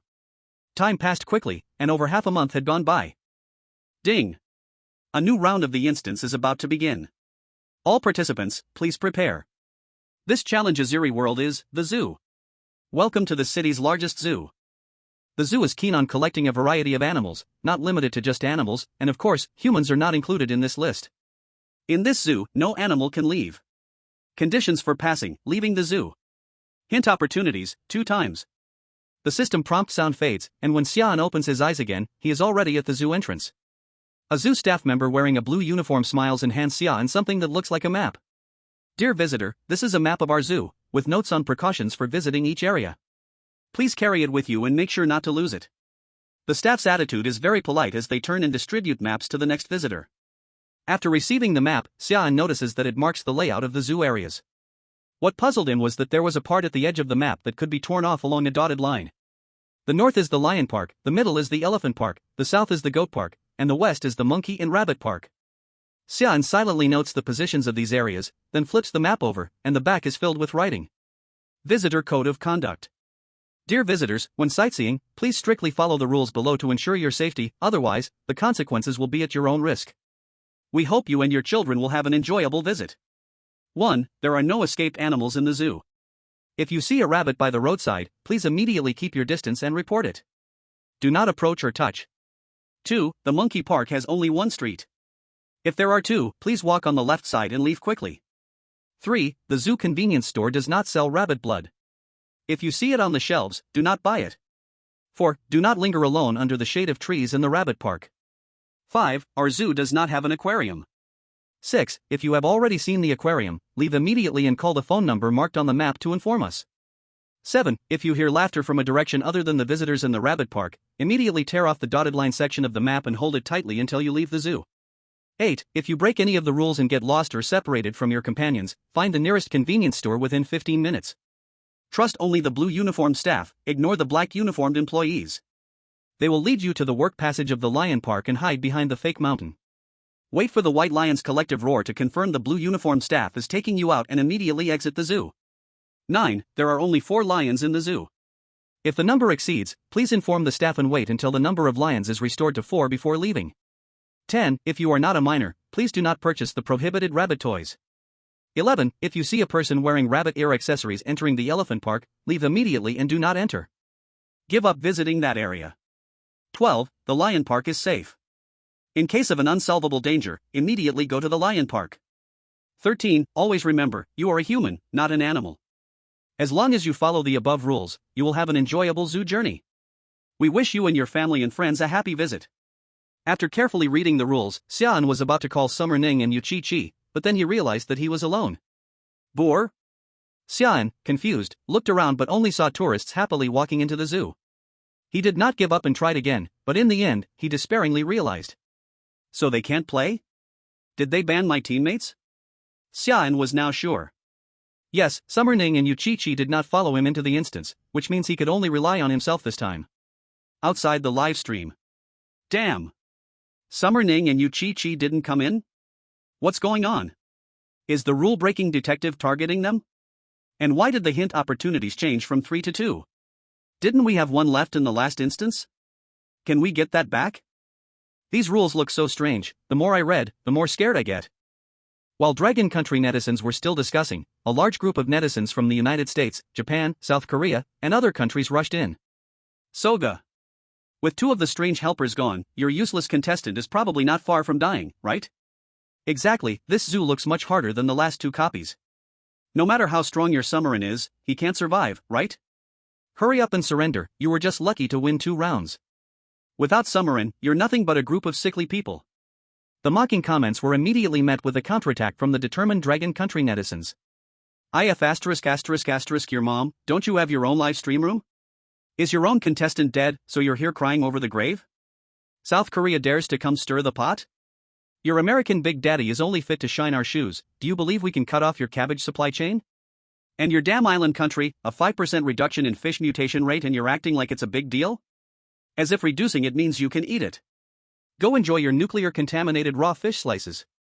The sarcasm from Dragon Country netizens was a huge blow to the foreign netizens flooding in, especially those from Japan and South Korea. Baka Yoru. Dragon Country, don't get too proud, you will die, sooner or later. After a few scattered insults, the Japanese netizens angrily left the livestream. Chapter 39, The Rabbit Zone. When Summerin opened his eyes again, he found himself inside the zoo, and the terrifying thing was that the zoo gate had already disappeared. Can't wait, huh? Summerin observed his surroundings, confirming that he was near the rabbit zone, with many tourists heading there. He didn't act immediately, instead, he watched the tourists' movements and began to think.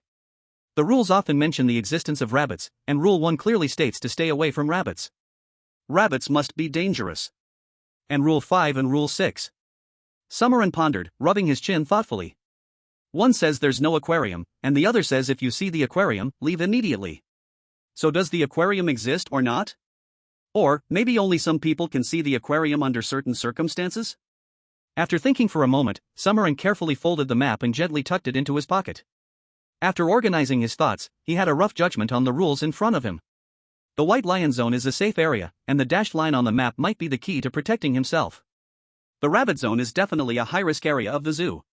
But all of this is just his guess based on the rules, whether it's right or wrong still needs to be verified in person. Thinking about how Summer Ning wasn't by his side this time, Summerin still felt a bit unaccustomed, but... Touching the rabbit plush toy in his chest, he sighed, it's just the 2 of us, the miserable brothers this time. Since the condition to clear the game is to leave the zoo, any place could have an exit. Although the rabbit zone is dangerous, it's probably unavoidable to encounter it later, so Summerin decided to go and check out the rabbit zone first. In the live stream, as Summerin walked towards the rabbit zone with the tourists. At the White House in the United States. Ha ha ha.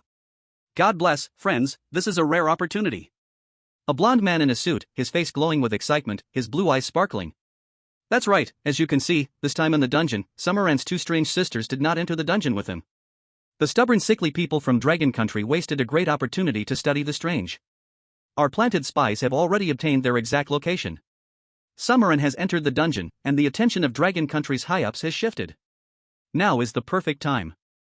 The man in the suit leaned slightly forward, looking at the American politicians and military personnel on both sides of the table. As long as we can capture them, we can analyze the principles of the pollution, and then control this incredible power. This is our chance to surpass all countries and lead the world again. As his words fell, a wave of suppressed chaos erupted instantly in the meeting room. Military generals had burning gazes, politicians whispered to each other, everyone was ignited by the ambition so close at hand. The blond man raised his hand to calm the room, and it immediately fell silent. The action team is on standby. We will carry out the capture within a day at the latest. Remember, only success is allowed, failure is not an option. He stared at the figure of Xia An, who was gradually approaching the rabbit park in the screen, his lips curling into a cruel smile. As long as we capture those two damned little monsters, Xia An, no matter how strong, will just be a kite with a broken string. What happened in the White House was almost unknown to anyone. While Xia An was heading to the rabbit park with the tourists, the other contestants had already set off. In the rabbit park, Vishal from Shinua country felt a strange flutter in his brow, as his talent for danger perception went wild with warnings. Without a second thought, he bypassed the seemingly harmless rabbit park area, gripping the slightly warm map in his hand, and quickly walked towards the elephant park. On the other hand, Omar from Batter country was unlucky, as he didn't get a useful talent. Fear surged in his heart. He desperately remembered the safety areas repeatedly emphasized in the tourist code and trembled as he walked toward the lion park, the sanctuary marked as absolutely safe. As the contestants from various countries had already moved, Xia An had arrived at the rabbit park ahead of everyone. The area around him was a vast open field with a few large trees lining the roadside, casting patches of shade under the sun. An endless iron fence separated the rabbits from the road's edge. At the entrance to the rabbit park, several staff in blue uniforms were handing out carrots to the incoming tourists for feeding the rabbits. Oh, these little things look quite peculiar. Xia An gazed with interest at the rabbits inside the fence, more specifically, at the rabbit staring intently at the carrot in his hand. The next moment, under the watchful eyes of the rabbits, he took a bite of the carrot. Crunch! The crisp sound of breaking was particularly jarring. Xia An calmly scanned the agitated rabbits inside the fence, a pleased smile curving on his lips. He had never seen rabbits before, and he never imagined his first encounter with them would be in a bizarre world. But it was still quite a novel experience. These rabbits were a full circle larger than the usual ones seen on TV, some as big as a soccer ball, and their eyes were redder than ordinary rabbits. They looked quite healthy, the zoo must be taking good care of them, or so it seemed. This was definitely not the normal size a rabbit should have. Just as he was about to finish his visit to the rabbit park and move on to the next area, a group of tourists caught his attention. Damn it! Although these rabbits are indeed cute, how the hell did they manage to jump so high and bite my face? A male tourist, holding his bloodied face with one hand, angrily pointed at the rabbit with blood still on its mouth.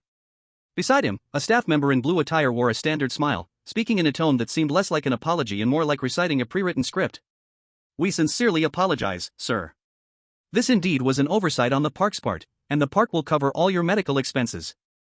After some arguing, the tourist was angrily escorted away by the staff member, heading toward the lion park. Strangely, Xia An could clearly see the tourist's eyes swelling up inexplicably and turning red. As for that tourist, never mind. But Xian was sure that the employee in blue standing opposite him had definitely seen it. So, shouldn't this situation have called for immediate action like going to the hospital or the clinic? Why go to the lion park area instead? In the rabbit park, all the rabbits were frozen in place. Countless pairs of bloodshot eyes all turned in unison to the direction the tourist had left, not shifting their gaze until his figure completely disappeared. The next second, a childlike laugh, which didn't belong to any tourist, came from the untrimmed shade of trees. Xian furrowed his brows and looked at the surrounding tree shade. Nothing was there. Chapter 40, New Ability. Park Changho held the map tightly in his hand along the dotted line, nervously scanning his surroundings. Did that strange laugh disappear? He swallowed, his palm sweating and soaking the paper he was tightly gripping. After waiting for a long while, he finally confirmed that the strange laugh had indeed disappeared. I'm a contestant from Pickled Cabbage Nation. Stay calm. Stay calm, I can win this, I can definitely win, I will definitely make it. Just a moment ago, he saw a tourist get bitten on the face by a rabbit, and after that, the tourist's eyes quickly swelled up, looking just like those rabbits. Park Changho was now panicking because just recently, a rabbit had bitten his ankle. He felt terrible, his chest tight and his eyes slightly swollen. Fortunately, his talent for correct actions allowed him to predict what to do next. And now, his talent told him that he should immediately head to the Lion Park. Lion Park. Yes. I should go to Lion Park. That tourist who got bitten was taken to Lion Park, it's definitely the right place to go. He wiped the sweat from his face with his sleeve, just as he was about to follow the blue-clad employee and that tourist, who were almost out of sight in the distance, when a sound of footsteps came from behind him. Park Chang-ho hurriedly turned around, and when he saw a friendly-faced employee in black, he finally let out a sigh of relief. Staff member. Yes, the staff can help me, Park Chang-ho muttered to himself, without thinking about why the uniform the person was wearing was black. He rubbed his slightly swollen eyes and looked up at the employee in black. If someone else had been watching him, they would have clearly seen that his eyes, now bloodshot, were almost indistinguishable from the rabbit's. Hello, could you take me to the Lion Park? Lion Park. The smile of the employee in black froze for a second before returning to normal. Of course, I will take you to the Lion Park. Because of his eyes, Park Chang-ho didn't notice anything strange about the employee in black and just rubbed his eyes. But before that, please hand over the map to me for safekeeping. Park Chang-ho hesitated for a moment but didn't think much of it and chose to hand over the paper he was holding. The employee in black grinned a strange smile as he looked at the paper, which had become a damp, crumpled mess in his hands. Hey! Stop smiling and just lead the way. Park Chang-ho said anxiously, unsure if it was just his imagination. He felt like the rabbits behind the fence were growing bigger and twisting. The shade of trees was chasing him, and the childlike laugh echoed in his ears again. Of course, please follow me, esteemed guest, I will take you to the Lion Park area. The employee in black suppressed his smile and turned, walking toward the distance. Park Chang-ho rubbed his eyes and quickly followed. When the sound of the laugh was finally gone, Park Chang-ho had already arrived at the outside of the Lion Park, following the employee in black. A joyful expression appeared on Park Chang-ho's face. He didn't even glance at the employee in black and immediately dashed toward the Lion Park. In the distance, outside the Lion Park, the employee in black's face flashed a look of fear, and he silently vanished from the spot. Once inside the Lion Park, Park Chang-ho immediately spotted the tourist who had been bitten in the rabbit park among the crowd. He hadn't even been happy for 2 seconds when he heard the lions roar in unison. In an instant, cries and screams filled the zoo, countless visitors frantically rushing toward the gate of the lion enclosure. Nah! Nanny! Before he could even catch his breath, Park Chang-ho stared in confusion as 4 lions broke through the fence, attacking the scattered visitors crazily. My talent betrayed me. The rules betrayed me. Park Chang-ho's eyes were bloodshot as he looked at everything in front of him. He was about to turn and run when he noticed the big gate had already been closed by the blue uniformed staff. He didn't know when. Damn! Unethical zoo.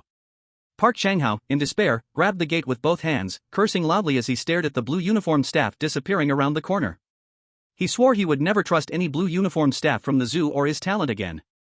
The viewers outside the livestream who had come to watch the fun were almost laughing crazily. I can't take it anymore, guys, I can't hold on. Ha ha. I'm about to leave the livestream, otherwise, I'll really laugh myself to death. Where are you from? Do you have no sense of public morals, do you? This isn't my fault. If I don't laugh, won't he suffer for nothing? Xia An held the piece of paper that had been torn off from the dotted line, following the blue uniformed staff and a group of tourists, heading toward the elephant area, walking at the very back of the group. Before reaching the destination, he was called by a voice. Hello, respected visitor.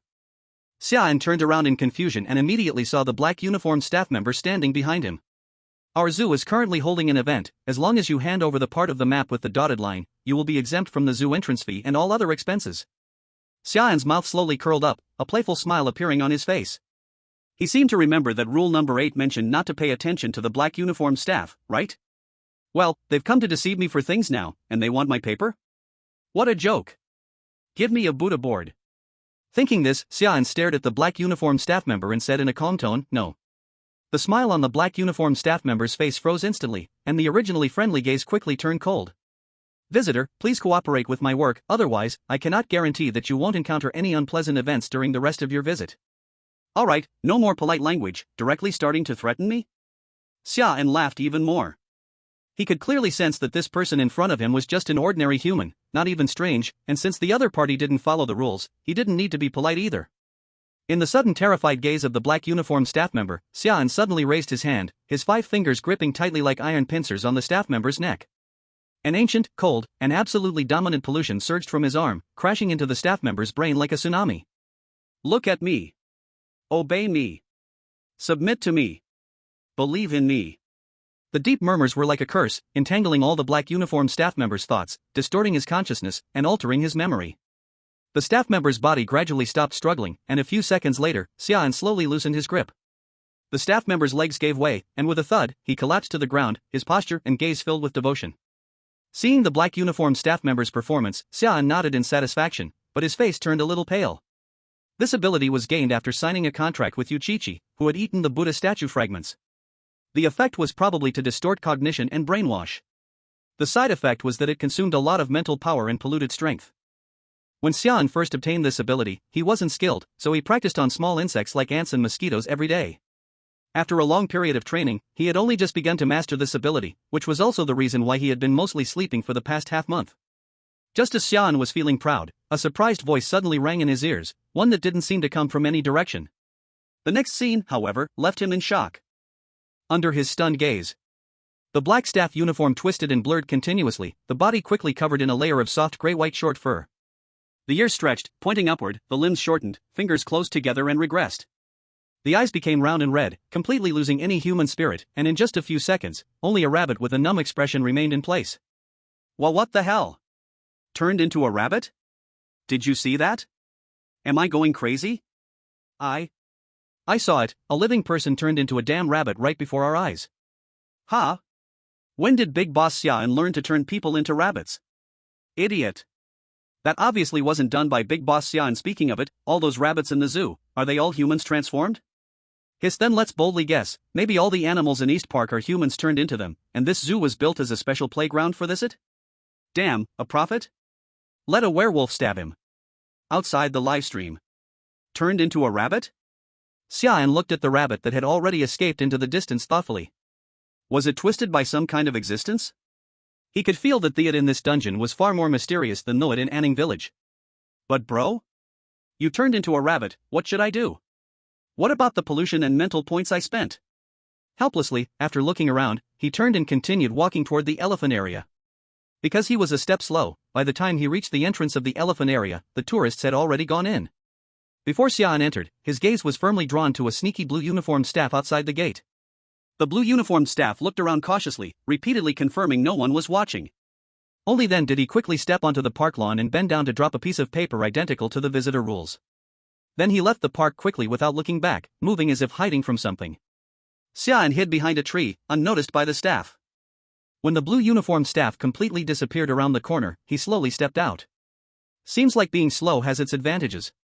Xia An looked at the crumpled paper on the ground and touched his chin. Why did that blue uniformed staff secretly leave the paper here? This clearly didn't match normal behavior, instead, it had strong purpose. In a real-world zoo, obviously employees wouldn't just throw paper randomly, right? Could they have their own set of rules too?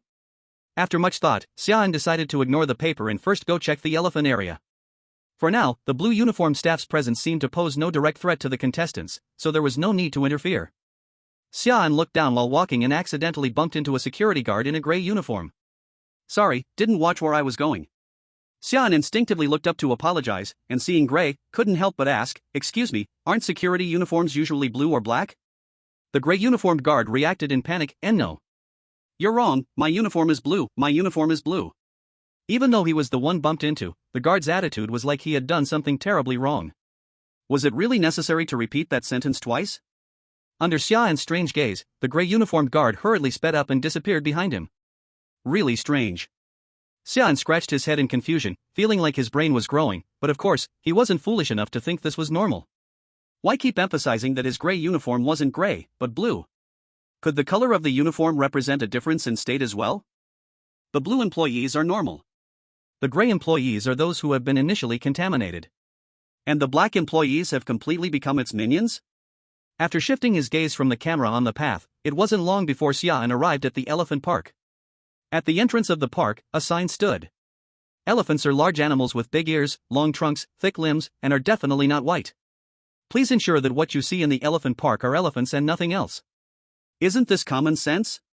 The laughter of tourists caught Xia An's attention, and when he looked in the direction where they were gazing, groups of elephants, about 4 or 5 in number, attracted his attention. Their appearance was strange.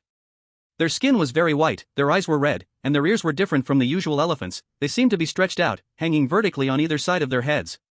Aside from the only obvious difference being the long trunks, these elephants gave the impression of a giant rabbit. These twisted and eerie elephants gave off a very unpleasant feeling. They were terrifying. But the surrounding tourists clearly didn't realize this and were still curiously discussing these rabbit-eared elephants. These elephants had already surpassed Xia An's comprehension. The elephants he saw on TV weren't like this. So ugly, not as good as my stuffed toy. Xia An commented sarcastically, unconsciously stroking the rabbit toy on his chest. Hey, bro, don't you feel that these elephants are strange? Xia An couldn't help but nudge the tourist beside him. Huh, strange? I actually think they're pretty interesting. They even put a skin suit on the elephants. This zoo trip was totally worth it. This zoo is a bit weird with all the rules, but other than that, it's pretty good. The tourist seemed indifferent, even holding up his phone to take pictures of the rabbit-eared elephants. Looking at the calm, curious tourists discussing the elephants around him, Xia An began to feel a bit neurotic. He withdrew his hand and stopped asking more questions. There was no need to ask anymore. Because in a world of strange tales, when you start to feel that strange things are normal, even reasonable and interesting, there's a high chance that your perception has already been contaminated and twisted. It was obvious these weren't elephants, but a group of monsters with rabbit ears.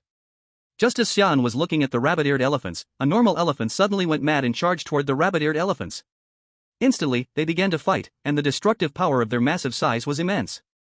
One elephant facing a dozen others, the outcome seemed to be decided. But to his surprise, that elephant showed no signs of backing down. It fought back with a trade injury for injury approach, killing those dozen elephants in a nearly impossible manner. Blood soaked large areas of the grass, and several rabbit-eared elephants' broken bodies lay scattered on the ground. The next second, the elephant's gaze pierced through the now confused crowd, who finally realized something was wrong, and eventually landed on Xia An. It raised its trunk and let out a deafening elephant roar before charging straight at him. Xia An's hand just touched the toy, and then he stopped. In the distance, the elephant's speed started to slow down, and the surrounding space began to twist and distort. In the end, the elephant completely disappeared from the elephant park. Something's wrong, way too wrong. Xia An frowned as he looked at the bizarre scene in front of him. Why am I getting more and more confused by this zoo? Chapter 42, Security Room Diary Manual. Please do not panic, dear tourists. The elephant park is temporarily closed. Please proceed to the lion park. We apologize for the inconvenience caused, and the park will do its best to compensate for any losses caused within the park.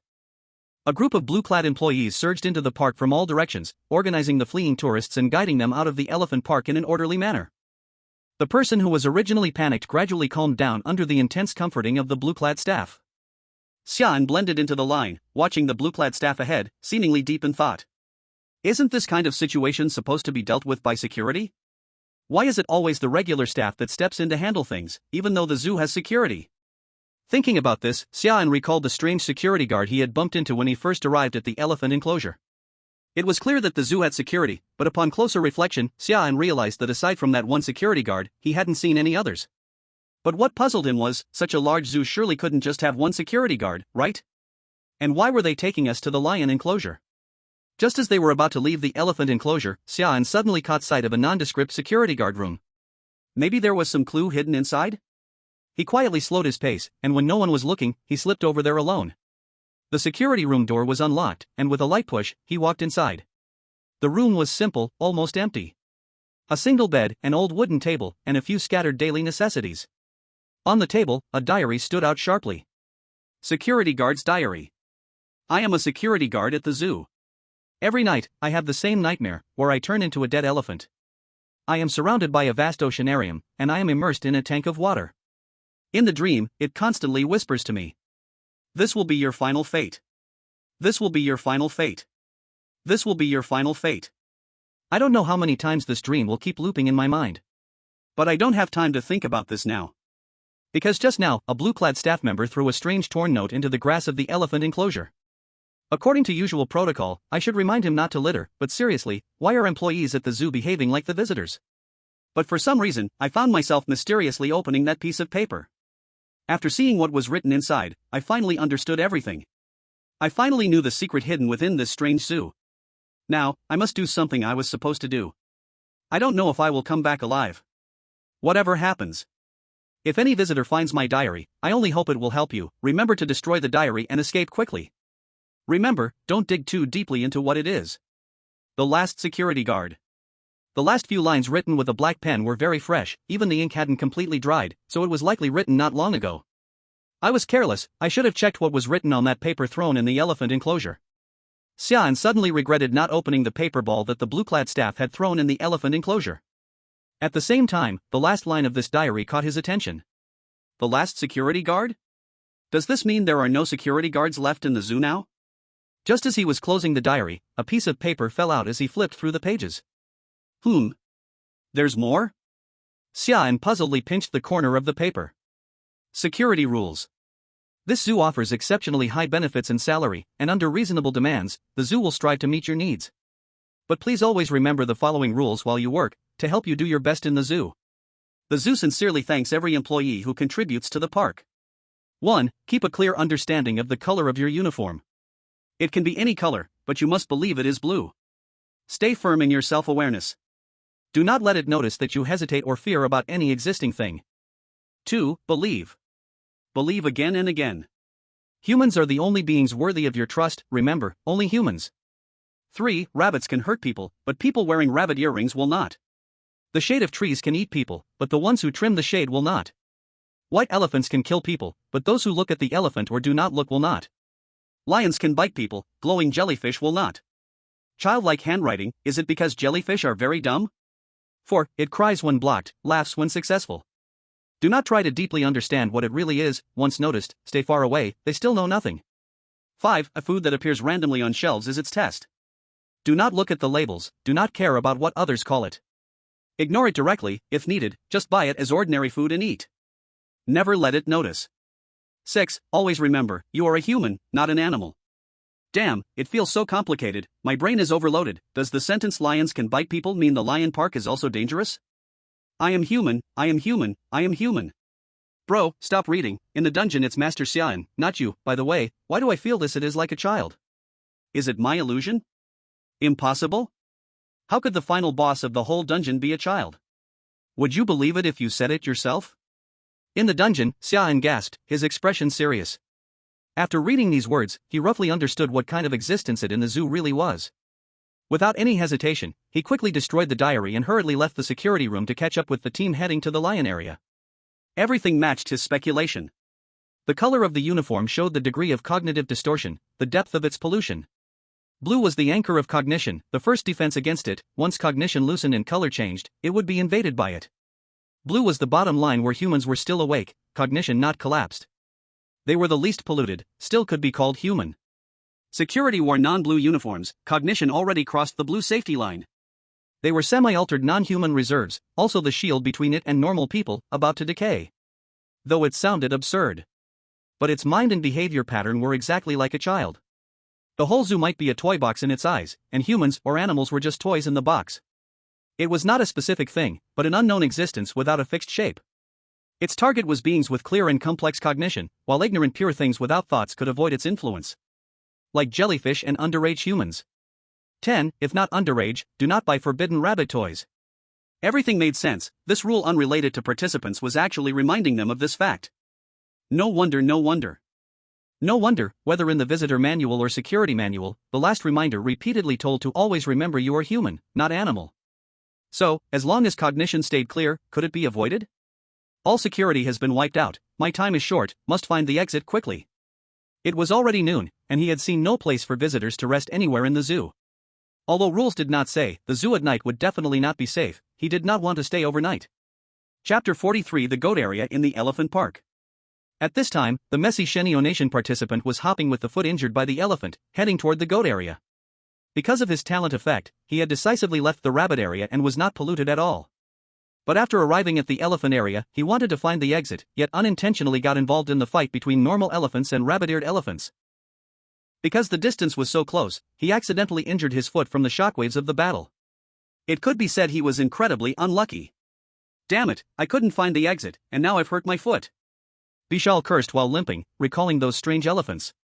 A flash of fear crossed his eyes. And those strange elephants. He couldn't help but shiver. Just thinking about how terrifying those elephants looked made him more determined to find the exit. However, when he finally dragged his body to the goat area marked on the map, he was dumbfounded. Where are the goats? He looked blankly at the convenience store standing in the open space, incredulously comparing it with the map again. Damn! What kind of broken map is this? Vishal cursed angrily, but after looking at the sun overhead and patting his empty stomach, he slowly regained his calm. The store appeared normal on the outside. Feeling hungry, he thought for a moment and decided to go in and buy something to eat. As soon as he stepped into the store, a black-clad employee with a signature smile walked up to him. "Hello, visitor. What can I get for you?" I'm hungry. Do you have any recommendations? Vishal pointed at his stomach. Of course, our most unique drink is rabbit blood. You can get a bottle for free every day, and we'll also give you a piece of cake. These are included in the ticket price, so there's no extra charge. The black-clad employee flashed a bright smile, turned around, and took a red drink and a piece of cake from the neatly arranged shelves. Vishal touched his empty wallet and, without hesitation, accepted the food from the employee's hands and began gulping it down. Of course, he clearly didn't notice the increasingly strange smile on the employee's face or the blue figure lying behind the cash register. The next moment, the eerie sound of the rules-based broadcast echoed. Participants from the Bull Nation and Kimchi Nation have been mysteriously devoured. The eerie invasion is about to descend. 10, 9, 8.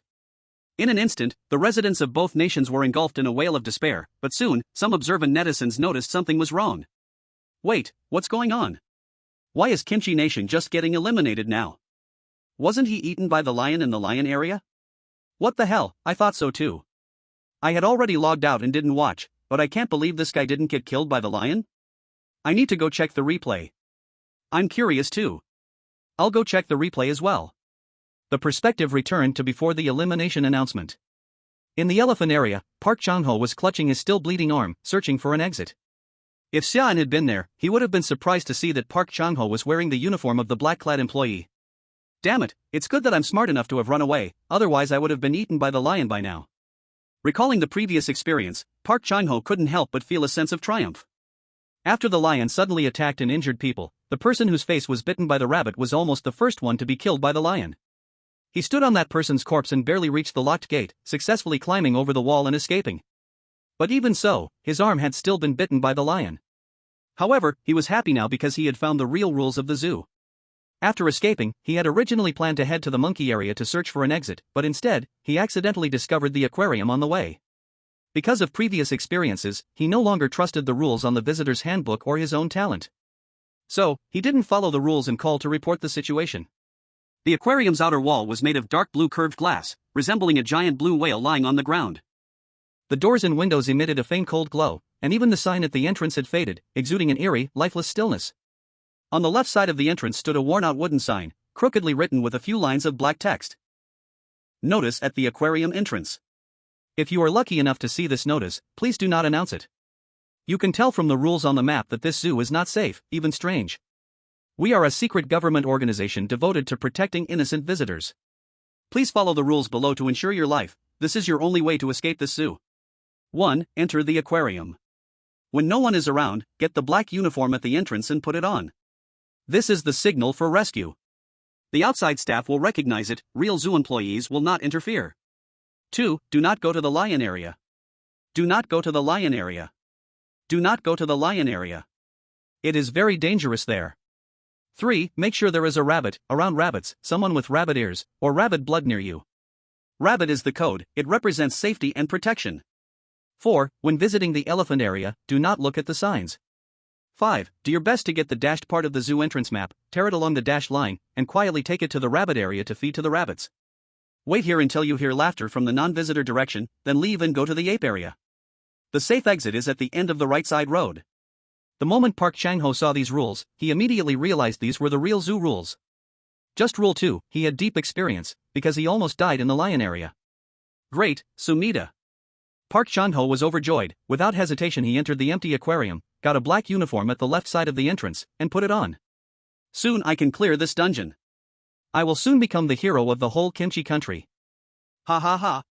He could already imagine, after he cleared it.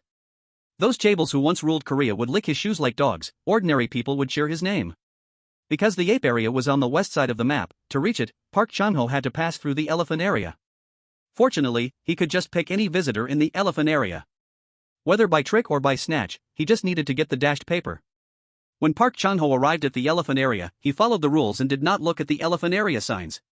While carefully choosing his target, he noticed a few goats standing scattered near the elephants. Strange, can elephants and goats live together? Park Changho murmured, not thinking too much. He just looked around for a target. Meanwhile, the live chat exploded. What the hell, he says these are elephants? They don't look like elephants at all.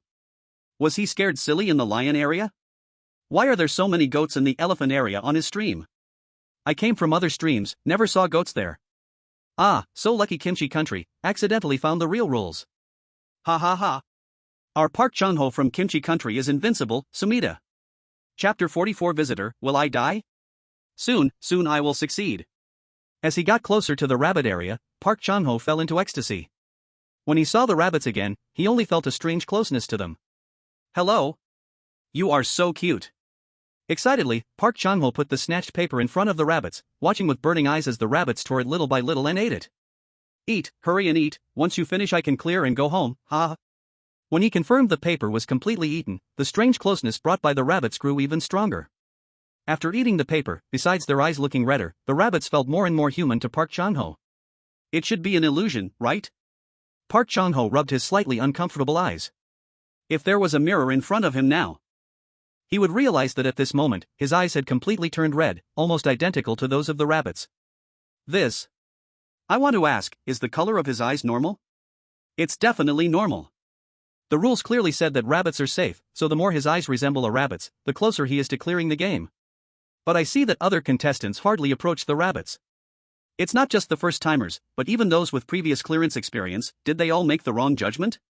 Ah, what do you know? Are you insulting our Kimchi Country? Go to hell. You guys are all crazy, we should immediately use the communication opportunity to keep Park Changho away from the rabbits. As the arguments were raging in the live broadcast, there was also plenty of controversy in the Kimchi Country's meeting room. A significant portion of the senior officials believed the notice at the aquarium entrance was a trap and shouldn't be trusted. Most others, however, felt that the rule was hidden so secretly that it didn't look like a trap meant to deceive, and 9 times out of 10, it was the real clearing rule. In the end, the senior officials of the Kimchi Country still couldn't come to a conclusion, and opinions remained divided. With no choice, they had to seek help from the US Big Daddy. When the satellite phone call was connected, the senior officials of the Kimchi Country suppressed the anxiety in their hearts. They quickly explained the aquarium's rules, Park Changho's experience, and the current dispute. US Big Daddy, please help us decide. Can we trust that notice? We're about to tear each other apart. There was a few seconds of silence on the other end, as if flipping through materials, followed by a light-hearted laugh. You need to ask us about such a small matter? Listen to me, don't trust that lousy notice, it's all an illusion. The Kimchi Country officials' eyes lit up, and they quickly asked, Big Daddy. Then what should we do? Simple. The voice of the US official lowered. Since Park Changho wants to clear the game, let him play freely. Don't you have live broadcast rights? Keep an eye on him. If he really turns into that rabbit. The voice paused for a moment, and there was a chilling sense of anticipation in it. Then we'll make his case our latest escape rule horror story and call it the standard escape teaching material of the US. Click. With the busy tone signaling the end of the call. The air in the Kimchi Country's meeting room instantly froze. Everyone looked at each other, their faces filled with disbelief. In the dungeon world, when Park Changho heard the laughter coming from the rabbit park, he immediately excitedly left the rabbit area. Finally, he was about to get out. Park Changho's legs were shaking from excitement. He ran straight to the primate area, and sure enough, he saw 2 diverging paths. The left was the normal monkey area. And the right was shrouded in mist, with vague white shapes moving in it. Park Changho stared blankly at the right path, repeatedly mumbling the last sentence of the notice. The safe exit is at the end of the right path. The safe exit is at the end of the right path. The safe exit is at the end of the right path. Yes, the safe exit is at the end of the right path. He instantly snapped out of it, shook his slightly cloudy head, looked at the right path, gritted his teeth, and rushed in. I'm going to clear it. Ha ha ha ha. I'm going to clear it. Park Changho's heart was filled with wild joy, his black uniform soaked in sweat. When he stepped onto the right path, the entrance behind him instantly disappeared. The air became damp and cold, the trees around him twisted into strange shapes, and even the light turned a pale reddish color. There was no road, no exit, no one. Only a space that didn't belong to the zoo.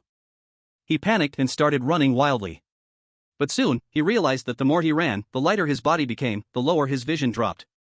His fingers started to numb, his skin itched, and the laughter that had once seemed distant now rang clearly in his ears. When he lowered his head, the hands that originally belonged to a human were gone, replaced by a pair of front claws covered with grayish-white fur. He wanted to scream, but only a faint rabbit-like squeak escaped, and another new rabbit was added to the zoo.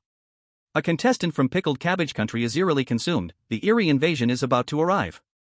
10, 9, 8, 7. Dig Fun.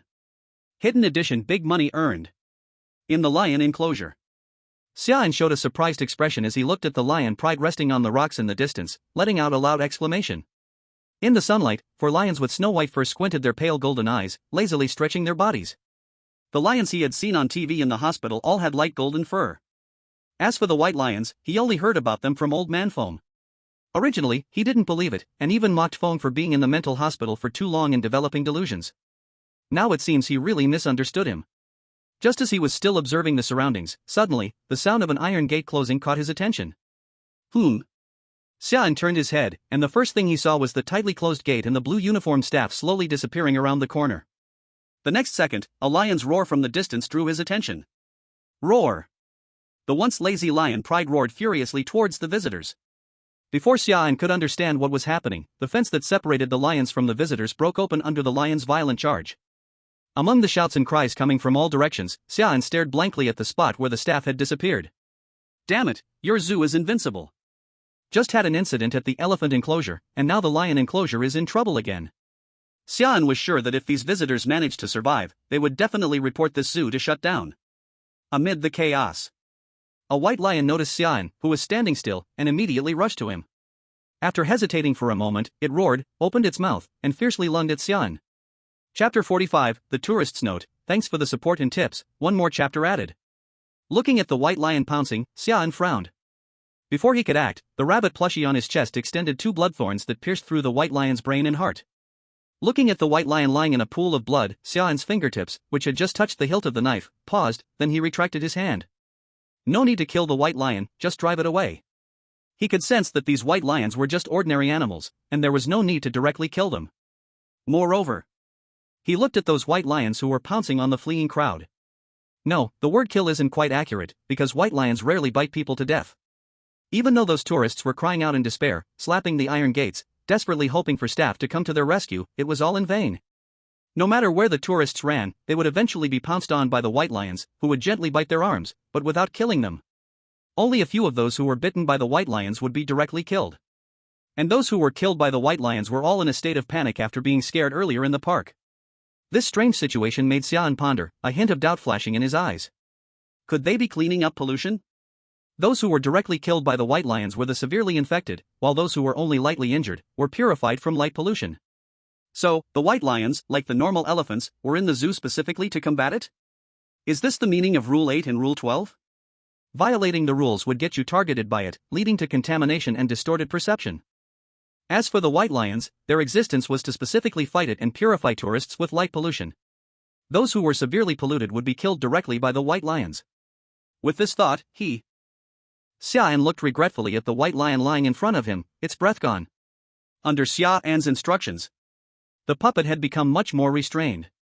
It only drove away the other white lions that came near Xia An, without making any lethal moves. The exit isn't in the lion park, Xia An muttered, taking one last look at the tourists who were crying and shouting under the lion's attack.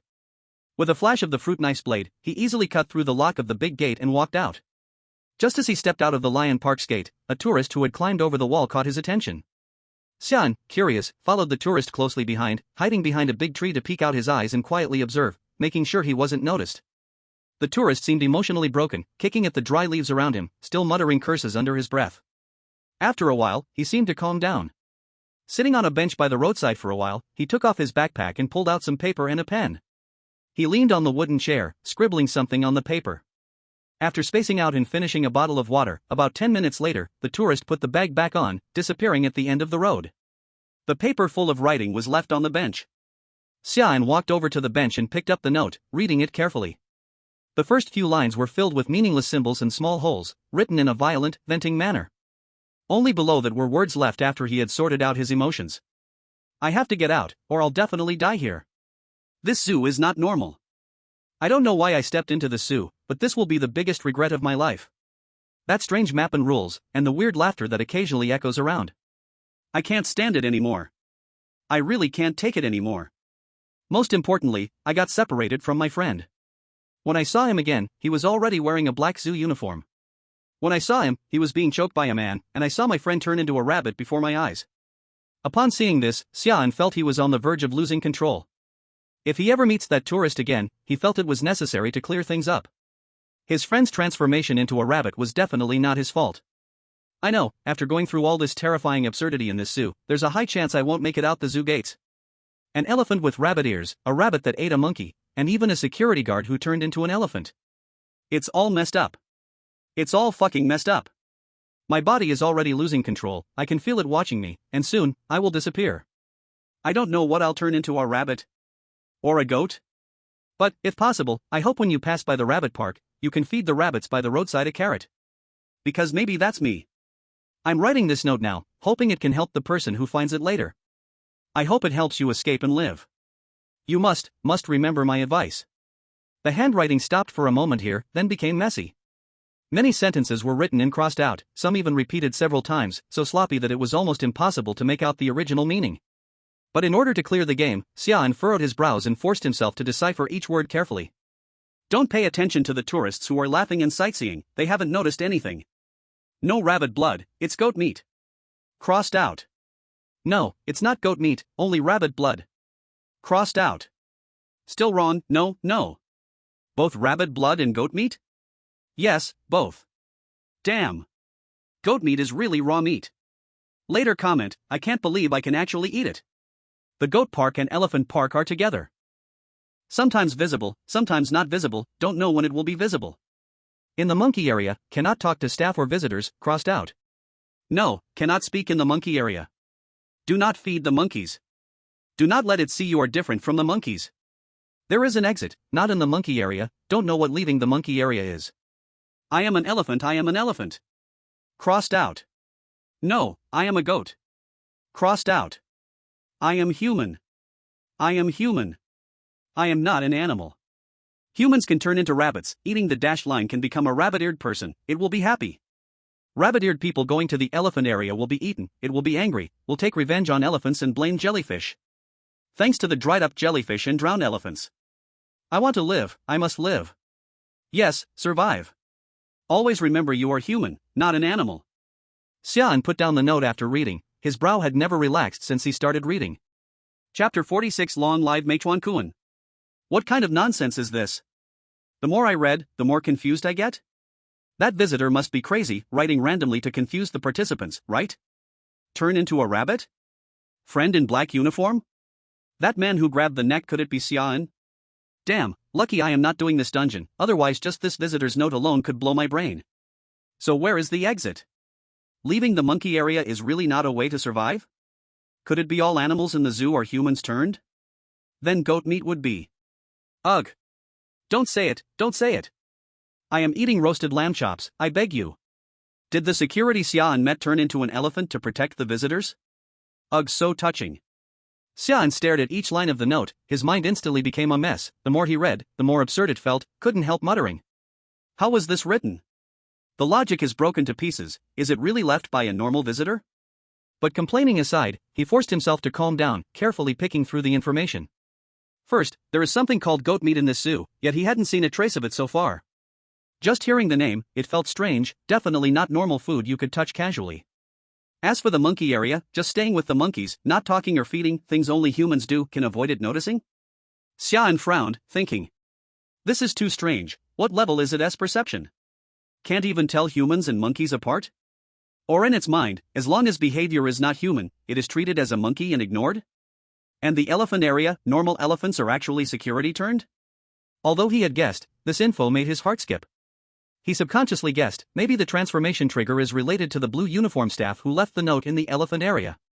Could the blue uniform staff hold the key to changing human form? But thinking further, he denied the idea. Humans cannot change human body states, even thinking about it makes it impossible. Then the problem must be in that note. What concerned him more, the note clearly said the goat area and elephant area overlap. But looking down at the map in his hand, the two areas are far apart, positions don't match, actually completely contradict. Can maps also be wrong? Xia An's doubts piled higher and higher. Was the map tampered, or was the note lying? If the note is true, he can almost be sure anyone who can see both goat and elephant areas. Their mind and perception must already be deeply polluted, probably in danger without knowing it. Just like the tourist who left this note. Ding ding ding. While Xia An was still thinking, the zoo's loudspeaker played a series of cheerful musical chimes. Dear respected visitors, hello. A warm reminder from our park, the current time is 1:30 p.m. To ensure visitors have a good experience, our park convenience store also provides fast food service. If any visitors need it, please move to the goat area. You will see the convenience store located at the center of the crossroads. Reminder again, the park will close at 6 p.m., and after that, the park can no longer guarantee the safety of visitors still inside. Visitors who have not finished touring, please complete all areas immediately and leave through the ape area exit. This broadcast not only woke Xia An, but also echoed in the ears of all the participants. In the island's live stream room, Meituan Kucha's eyes lit up as soon as he heard it, a flash of surprise crossing his face. But he did not dare act rashly, forcing down his excitement, continuing to hide quietly behind the fake rocks in the lion area, waiting for the blue uniformed staff to come. After all, having accidentally broken the rules before, he could only follow Rule 8 honestly. Luck was on his side. The second area he visited was the goat area, so in less than 15 minutes, he successfully found the convenience store and explained the situation to the staff inside. Several times black uniformed staff came close, but he decisively refused, and finally successfully followed the blue uniformed staff through the employee passage to hide behind the fake rocks. Now what he had to do was simple: wait for the white lions to roar together, then follow the blue uniformed staff out of the lion area, and leave through the ape area exit to complete the challenge. Roar! About a minute later, a fierce lion roar mixed with visitors' screams directly reached behind the fake rocks. Meituan Kucha instantly became alert, eyes fixed on the employee passage outside the fake rocks. The lion roared. As long as the blue uniformed staff leads me out, I can complete the challenge. Just as he thought this, hurried footsteps came from outside the fake rocks. Sorry to keep you waiting, this visitor, please follow me, I will now take you out of the lion area. A blue uniformed staff ran over, panting, with a few spots of blood on his sleeve not yet cleaned. Meituan Kucha carefully looked him over for a long time, confirming he was not a black uniformed imposter, then nodded in relief. Okay. There was no choice. Before in the convenience store, a black uniformed staff had disguised as a blue uniformed staff. Luckily, he saw the black cloth under the blue staff's sleeve in time, otherwise he almost fell for it. So he had to stay cautious. After all, in the world of strange tales, it's always good to be careful. The path was not far. Following the blue uniformed staff around a few corners, a back door of the employee passage appeared ahead. This visitor, please. After saying goodbye to the blue uniformed staff, Meituan Kucha looked back at the disappeared back door, then ran wildly toward the ape area. Wow! Meituan is too strong. This is the most steady island participant I have ever seen. Yes, as long as he completes this, he will be the first person on the island to complete 3 consecutive strange tale challenges. Soga soga. Meituan is our island's pride. Meituan is invincible. Damn, the island really found a treasure. Too bad he is not from our kimchi country. Ha ha ha. You can just be jealous. The island will rise this time. Long live Meituan. Outside the live stream, island viewers had gone completely crazy, full screen with cheers and praise. For a time, all eyes in the world were fixed on Meituan Kucha's running back. Everyone was waiting to see whether he would successfully complete the challenge or step into the zoo's trap. Who? Meituan Bitor ran madly, hardly daring to stop for a breath. His heart pounded violently in his chest, and all he could hear were his own heavy breaths and the sound of wind. Rushing towards the monkey zone, rushing out, clearing the stage. If he could just run a little faster, just a bit faster, he would escape this strange cage. Back to the real sky, to see the children who were watching over him one more time. There were fewer tourists on the road than usual, a stark contrast to when he first arrived at the zoo gate. Meituan Bitor knew exactly where those missing tourists had gone. Either they had turned into animals or they had died. Thinking of this, he couldn't help but feel a little sad. Out. What happens once he's out? No one knows what the future holds, but he could already foresee his own fate through these tourists. He would die. The taste of the strange candy in his mouth, which had once smelled like disinfectant, slowly faded, turning into bitterness. After clearing the first dungeon, his performance hadn't been outstanding, so the national high-ups didn't pay too much attention to him. They only gave him a heap of bonuses and arranged for people to protect his safety. He didn't know exactly how much the money was, but he guessed it was enough for 10 ordinary people to live an entire lifetime. But he didn't keep it for himself.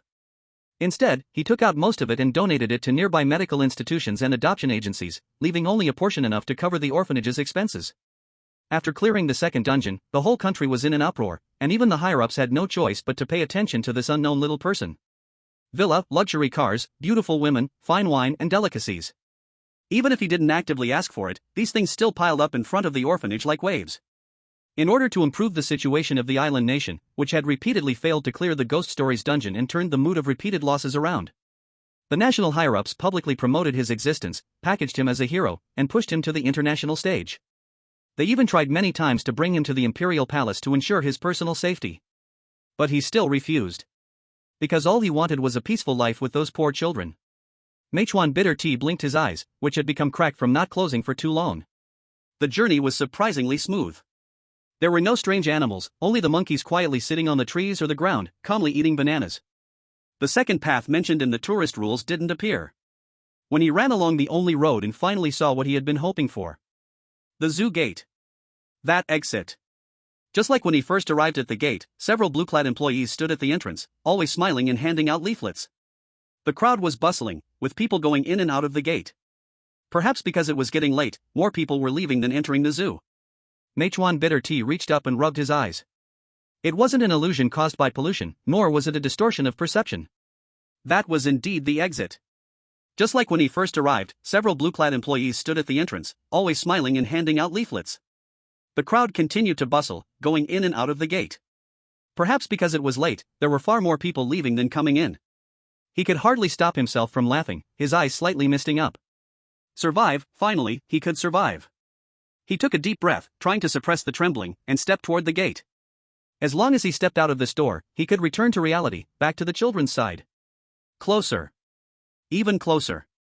The blue-clad employees still maintained their standard, gentle smiles, handing out leaflets to every tourist entering and leaving. Mealtime Bitor reached out. He was about to take the flyer that symbolized safety. Just as his fingertip was about to touch the paper, his peripheral vision suddenly caught a slight, yet unmistakably familiar, streak of black beneath the employee's sleeve. His smile remained unchanged.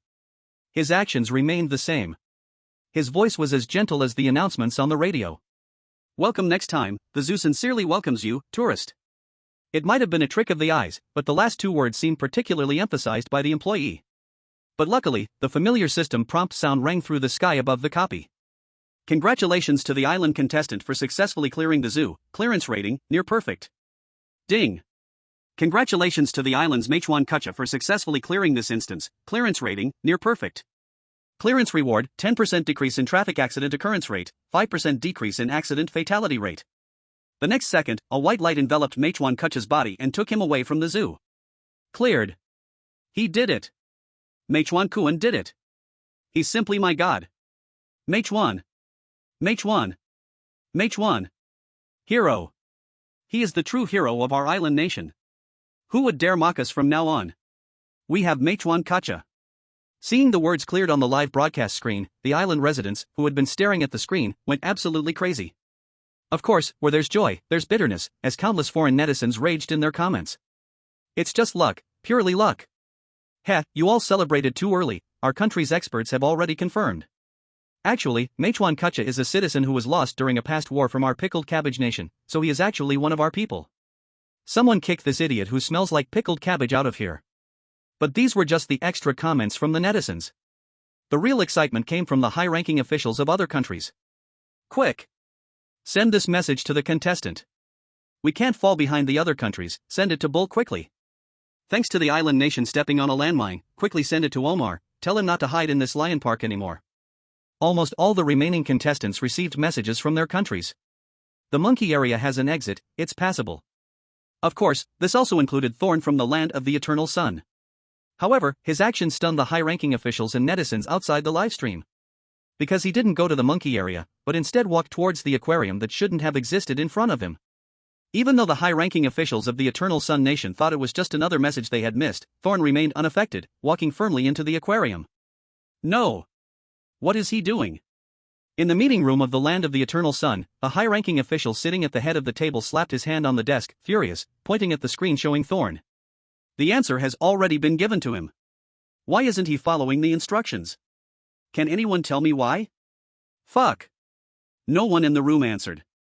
Because they all knew, Thorne's actions were always different from the norm. In the world of strange tales, Thorne lowered the brim of his hat, ignored the sign at the door, and walked into the aquarium. The monkey area exit is for those visitors who follow the rules. Under the brim of his hat, Thorne's grey-blue eyes sparkled with a strange light. And as the most excellent drama king who breaks the rules to provide entertainment, I can't take the path that ordinary people take. After all, the broadcast said, that exit is specially prepared for those who follow the rules. Under the unique dark blue light inside the aquarium, Thorne's figure slowly disappeared from the live stream screen. Chapter 48, Same exit, different endings. Despite having a map in hand, the winding route still caused Obama, the contestant from the land of the Iron Brother, to wander for over an hour. Obama crouched in the shadow of a fake mountain in the Lion Park area, the map in his palm already wrinkled from cold sweat. He had been hiding here for a long time. At first, the Lion Park seemed normal, but that only lasted about 20 minutes. Now, the atmosphere had become more and more eerie. Around 30 minutes in, Obama suddenly felt hungry, thirsty, tense, and his eyes started to feel swollen. But these symptoms lasted only about 7 to 8 minutes. After 30 minutes, the cold air around him made him look around, filled with doubt and wavering thoughts. And now, 2 hours later, the thing he feared the most happened. The fifth white lion. Damn it, he didn't even know what happened. In the blink of an eye, the lion was crawling up the rocks like a ghost. Now, Obama was extremely panicked. He seemed to remember a rule on the note about the fifth white lion. But just as he was about to open the map to check the visitor's rules, he fucking realized the map was completely soaked with sweat, turned into a lump of wet paper. A little pressure and it would fall apart. Damn it! Obama laughed in anger and threw the crumpled map on the ground, stomping on it furiously. But luckily, a timely reminder came from the higher-ups. Go to the monkey area, there's an exit there. Obama was overjoyed. Damn, that's great, the country won't hurt me, going there must be right. This reminder felt like heavenly music to Obama now, and out of trust in his country, he didn't hesitate for a second and ran off without looking back. As soon as he ran out of the Lion Park area, he heard the sounds of beasts fighting behind him. The furious sounds of beasts tearing and roaring sent a chill down his back. He didn't know how long he had been running, but finally, the scenery changed, and the monkey area appeared in front of him. The exit. Damn, the exit. Great. I can leave this hellhole. Looking at the distant zoo gate, with employees handing out leaflets to incoming visitors, Obama sighed in relief. It's all right now, damn, finally, it's all right. As Obama got closer to the exit, he started to feel more relaxed. But the closer he got to the staff, the more a sense of discomfort grew inside him, making him look at the employees a few more times. Their iconic smiles. Polite service attitude. No different from the blue-clad staff he met when he entered. Hiss. At 2 meters from the exit, Obama stopped in his tracks. Though he couldn't see any problem with the blue-clad staff, his sixth sense was still wildly warning him. What's wrong? Excuse me, are you leaving the zoo? One of the blue-clad employees noticed Obama standing still for a long time, smiling brightly as he held a thick stack of leaflets and asked. But Obama still didn't respond. He just stared silently into the employee's eyes. When these employees talk to visitors, shouldn't they add a greeting like hello or good day before speaking? No, what's Obama doing? Hurry up, just go out, that's the way to win. Come on. The other countries are still on the way to the monkey area. If you just walk over, you'll be the second contestant to pass. Sigh, Obama's too timid, not as bold as those from neighboring countries. Well, after all, he's a newbie. In a high-level conference room in Body Country, an official helplessly shrugged. It's fine, being cautious is a good thing for a contestant, can understand it, at least it's better than those brainless idiots who came without thinking. The island nation has already paved the way for other countries' contestants, let's send him one last reminder. The official waved his hand, signaling to the secretary beside him to send one last prompt to Obama. The secretary lowered her head at the words, her hands tapping on the computer on her lap. After a series of rapid clicks, the news was edited and she pressed the send button. An island country hit a mine, exit is safe, hurry. In the world of strange tales, Obama, reminded by his country again, steeled his heart and walked past the staff without hesitation toward the exit. There was no other reason, only that he believed the country he loved would not harm him. But just as he stepped out of the zoo gate, a strange childish laugh sounded behind him. Obama was terrified to find his perspective lowering, his limbs becoming less flexible. When he turned his head sharply, he saw the staff behind him with their mouth twisted into a strange arc. In this zoo, no animal can leave. Watching the hair growing on his skin, the terror on Obama's face vanished, replaced by a cold smile. Do you really think you have it all won? Talent not useful? Heh, that is just a lie used to deceive oneself. If everything depends too much on talent, people will become foolish. As for now, a faint golden light quickly covered him, and the transformation of his body immediately paused. A-level talent, solid as gold, immune to any form of contamination for 3 seconds, and removes all received contamination after the effect ends. Under the stunned gaze of the blue-shirt staff, Obama suddenly sprinted, running outside the zoo. Under the blazing sun, just before being enveloped by the transmitted white light. A sharp, angry scream suddenly rang in Obama's ears. This time he heard it clearly. The source of the sound was the entire zoo. Congratulations to the participant from Bharat for successfully completing the zoo, completion rating, normal. Ding! Barack Obama of Bharat successfully cleared this dungeon, completion rating, normal. Completion reward, food production increased by 10%. Hearing the system's normally delightful completion tone, the Bharat leaders, who should have been happy, were pale. They watched the live broadcast, their lips trembling, unable to speak. At this moment, without Obama's talent, what they heard would not be a completion tone, but a failure punishment tone. He almost personally pushed his own participant and country into the abyss. He almost became a sinner of the nation. Meanwhile, participants from other countries also arrived at the ape area exit. Seeing the coming and going of people at the exit, some participants began to feel suspicious. But like Obama, trusting their countries, they still stepped out of the gate. But unlike Mealtime and Obama, their ending was different. What awaited them was not a clear completion, but the tone of failure. In the terrified eyes of countless participants, outside each zoo gate, without exception, a rabbit appeared. At the same time, a cold system voice echoed in the sky worldwide. Football country, bin country, Talaman, Karta, Yadapo participants were weirdly swallowed. Strange invasion is about to begin. 10, 9, 8, 7. Chapter 49, Find Another Way. What the hell? What is this situation? How can Japan's participant clear from here, while our participant just disappeared? A conspiracy. There is definitely a conspiracy. This is not fair at all. I want to complain. It's all the useless leaders' fault. If they hadn't sent wrong message prompts, our participant wouldn't have died. I understand. This is Japan's trick. They deliberately misled our participant. I demand Japan to give us an explanation. Baka. What does it matter to us if your participant died? You fools, dying many times is not unfair for fools like you. Watching their own participant, who imitated Mealtime to try to clear through the source area exit, die. The netizens of those countries angrily rushed into the livestream and cursed furiously. After a few random accusations, driven by jealousy, almost all the netizens pointed their fingers at the island nation. And the netizens from the island nation, unwilling to back down, launched a fierce battle with them in the livestream. However, Xia An, who was in the instance, could no longer see this. In the instance, Xia An silently placed the note written by the visitor back in its original place. He hoped that the note would truly help someone, and also wished that the visitor could escape this zoo. Xia An silently blessed the visitor in his heart. He turned around and didn't head toward the so-called exit in the monkey area as the broadcast mentioned, but instead walked in the direction of the goat area. He didn't believe that the monkey area really had that so-called exit. If this were true, then this instance would be too easy. All one had to do was be patient, wait until 13:30 in the afternoon, and the game would be over. Xia An didn't believe it. Rather than the exit in the monkey area, he cared more about the convenience store in the goat area mentioned in the broadcast. Because his stomach was already growling with hunger. It had been almost 4 hours since he arrived in this instance, and the only thing he had eaten were 2 carrots originally meant to feed the rabbits in the rabbit area. As for what the rabbits ate, he didn't care about that. He believed the other visitors would feed those cute rabbits. Right? Wow, luckily Xia An didn't go to the monkey area exit. I just came from the neighboring room. Those who went through the monkey exit, except for that little Japanese person and the guy from the Pakistan country who used their talents to barely pass through, all the others perished. Ah. So tragic? Good thing we didn't send a message telling Xia An to go there, otherwise Xia An would probably have been done for. In the Dragon Nation livestream, those Dragon Nation netizens who had returned from other live streams were all expressing their relief.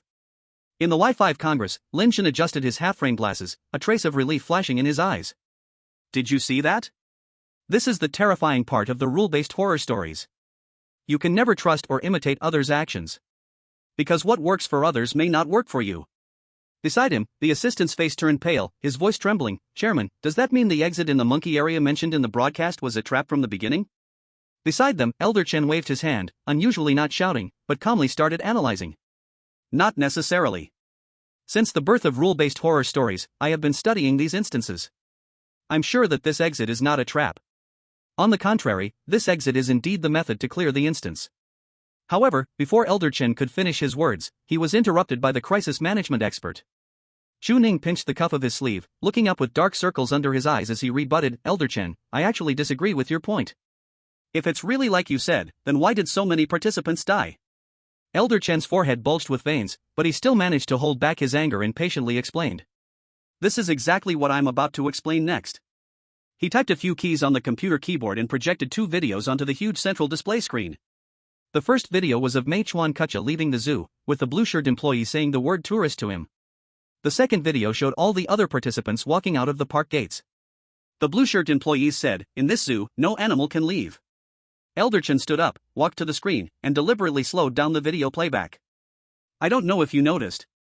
He pointed his finger at the screen and looked at the confused crowd below, the difference between these 2 pieces of dialogue? The crowd began to murmur, and their puzzled expressions slowly became clearer. Seeing their reactions, Elder Chen nodded in satisfaction. That's right. The broadcast's audio prompt included this statement. Visitors who haven't finished the tour yet. And the focus lies in the 2 keywords obey the rules and visitor. Chen Lao slid the mouse a few times and brought up several screenshots of participants on the screen. In these screenshots, the only thing the participants had in common was that they had all, to some extent, broken the rules. Can we assume that only visitors who follow the amusement park's rules can truly be called visitors? And when we break the visitor rules, we lose the identity of a visitor, thereby losing the qualification to leave the monkey zone? Chen Lao's words completely awakened everyone, who all admired him and gave him a thumbs up. His gray hair only added to the respect. Even Lin Shen, sitting at the head of the table, couldn't help but clap for him. What a clever deduction, no wonder you're an expert in the study of rule oddities. You always manage to notice what others miss. If I remember correctly, Xia An seems to have broken a few rules, so this method doesn't apply to him. It's better to remind him just in case. Just as the assistant was about to send the message, the conference room door was opened by an officer in military uniform. The tall figure almost filled the entire doorway. Dr. Lin, I'm sorry to interrupt, but there are some urgent matters related to Xia An. Losing the visitor identity for breaking the rules, don't go to the monkey zone exit. On the road, after seeing the message from the government, Xia An stopped in his tracks. Losing the visitor identity for breaking the rules? Xia An murmured, thinking about the meaning of these words. He wasn't a very dumb person, and with the hint, he quickly understood. Rule 8 clearly stated not to ignore the black-clad employees, and he had obviously broken this rule. Due to a chain reaction, after dealing with the black-clad employee, he didn't immediately go to the convenience store to find the blue-clad employee, thus breaking Rule 8 again. Thinking about this, Xia An tapped his temple with a headache. This is bad, I should have ignored him from the start. Xia An said, feeling a bit defeated. If he had known this would happen, he would have never looked at the black-clad employee in the first place. But now, it was pointless to say anything. After all, water only flows downhill, it can't flow back up. Now, he could only force himself to find another way to clear the level. Chapter 50, Original Shareholder? Unfortunately, although Xia An found many clues, with just these, he still couldn't figure out how to pass the level. But he had a vague, absurd guess in his mind. Since he had already lost his identity as a visitor, did that mean he didn't have to strictly follow the visitor rules anymore? In the visitor rules, 2 rules specifically mentioned the same place. The aquarium. That place which was clearly prohibited in the rules. The map didn't mark the location of the aquarium, and Xia An understood this. After all, why would they mark the aquarium on the map if it was prohibited? That would be ridiculous. But what puzzled him was that even though he had already walked through most of the park, he still couldn't find the location of the aquarium. This struck him as strange. Was it like the goat zone, where you needed a certain opportunity to find the aquarium?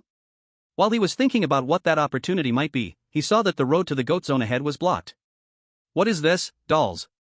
So many? Are these ones that no one wants? Xia An stood stunned, looking at the pile of plush dolls that formed a small mountain ahead. He couldn't help but pick up a rabbit doll and squeeze it in his hand. Besides the rabbit doll, this pile of toys also contained a lot of elephant, goat, and jellyfish dolls. He didn't feel any threat from these toys, which meant they were just ordinary dolls. So, who has nothing better to do than to leave all these dolls on the road? Are they specifically blocking my path? Xia An lightly tossed the rabbit doll in his hand back into the pile, preparing to walk around it. But when he walked behind the pile of dolls, he realized there was an enormous white lion doll hiding behind them. Xia An stopped in his tracks. It was more delicate than all the other dolls around it, standing out against the messy toys, its height barely reaching Xia An's knees. What was strange was that the lion's mouth was slightly open, and inside it, it was holding a neatly folded note. Xia An furrowed his brows and reached out to take the note. When he opened the note, the first line in those childish handwriting made him lose his composure. Hello, Uncle. Although you greeted me, I'm happy. But do I look old? Ah. What can I say? Xia An held back the urge to rip the note into pieces and continued reading. You are really good at playing with Play-Doh and drawing. Can I play with you? Those 4 annoying pieces of Play-Doh, no matter how hard I try, I can't knead them. How did you manage to crush them? Can you teach me? 4 annoying pieces of Play-Doh? What the heck is that? Xia An was a bit confused. But soon, he understood what it meant. Could it be referring to the 4 white lions in the lion park? He seemed to have figured out who wrote this note. The answer was obvious: among all the animals in the zoo, the one that hated the white lions the most was undoubtedly it. Also, when you were drawing earlier, I secretly added a few strokes. I hope you're not mad. Drawing? After figuring out who the note's owner was, Xia An immediately understood what the drawing referred to. Damn it, you ruined my good deed? Xia An gritted his teeth as he stared at the note, recalling the black-clad staff member who had turned into a rabbit right before his eyes. It turned out it was it causing the trouble back then. Also, whales are supposed to stay in the water, right? Why doesn't it move when I put it in the water? Does it not like it? I don't really get it. He tilted his head and thought for a moment, a bit confused. He didn't fully understand this line. So, he decided to read on. Ugh, it's so annoying. Why do adults fear and dislike my toys, and even hit them? And those adults who eat bananas all the time, just running around every day, looking so clumsy, I hate them. Those adults who eat bananas must refer to the monkeys in the monkey section, Xia An thought as he finally understood. It really can't tell the difference between humans and monkeys. At least the kids are good, because they're the only ones who like my toys, but they can't see me. So, can you play with me? I can share all the toys in the world with you. How about it? Oh? If I agree, does that mean I'll become an original shareholder of the zoo? If you figured it out, you can leave a message on the note, and I'll be able to see it. The note stopped there, with a crooked drawing of a rabbit outline with a smiley face at the end. After reading the note, a childlike laugh slowly faded towards the direction of the rabbit park. Xia An looked in the direction where the laughter disappeared, his expression growing complex. At the moment he finished reading the note, he was completely certain. In this zoo instance, it was nothing more than a bizarre entity whose mind still lingered at the childlike stage. For it, everything happening in this zoo was just a game. Polluting others' bodies, distorting others' perceptions, this was as simple as kneading Play-Doh or doodling to it. It could knead things however it wanted, change things however it liked. Especially that last line on the note. I can share all the toys in the world with you. Xia An guessed that it had probably never left the zoo, not knowing there was a real world outside. It had long already treated this zoo as the entire world. After all, it was just a strange one whose mind stayed at a child's stage, to it. The zoo was its home, rabbits, elephants, goats were its toys, and the white lion and elephant were the bad things disturbing its play. As for humans, they were only toys to play with, able to change shapes at will.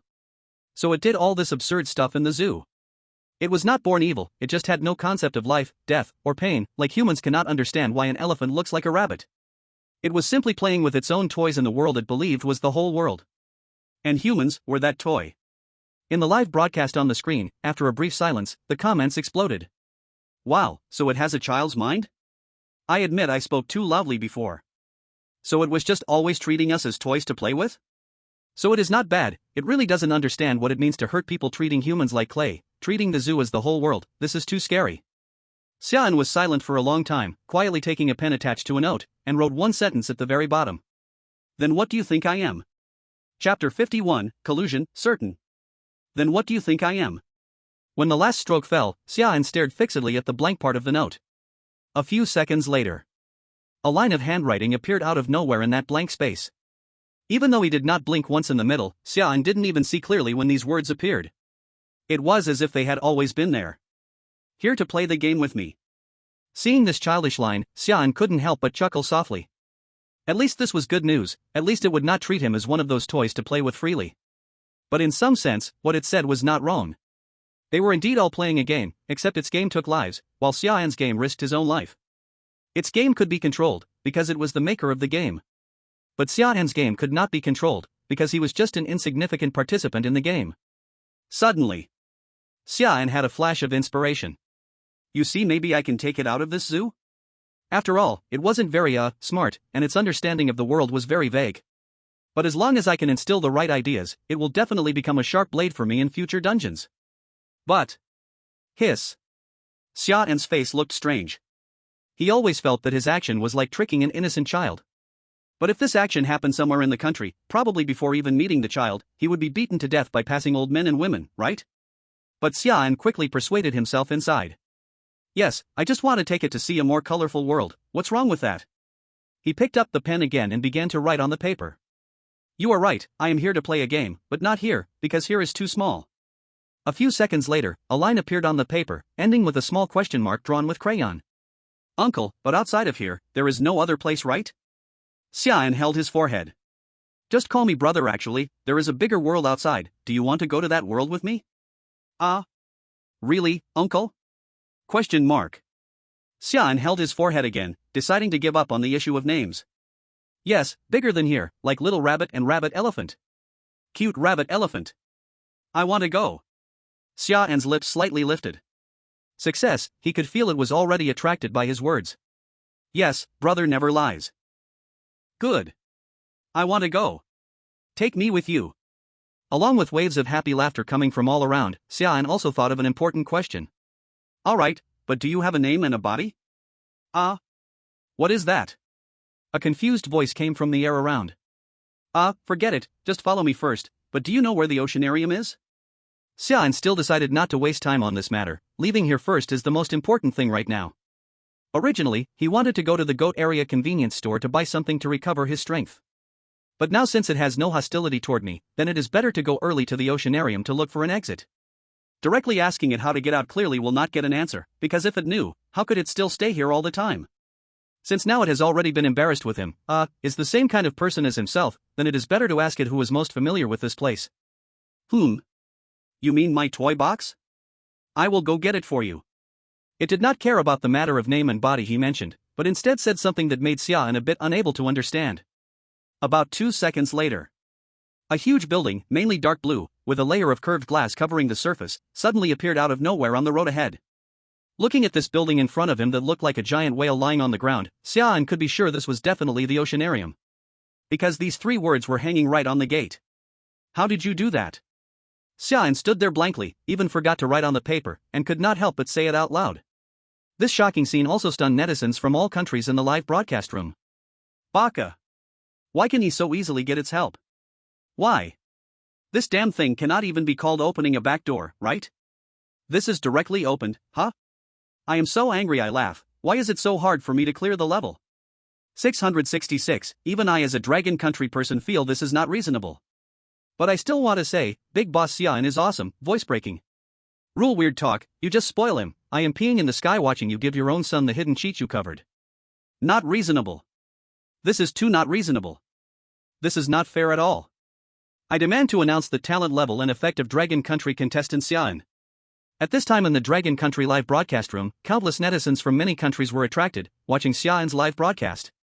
There were even some American netizens asking Dragon Country to reveal Xia An's talent information, just when other netizens thought they were joking and did not care.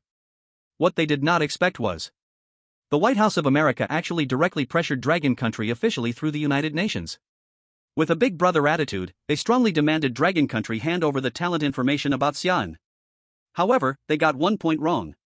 That is, in the 3 years since the Rule Weird Talk descended on Earth, the situation of Blue Star has already been very different from before.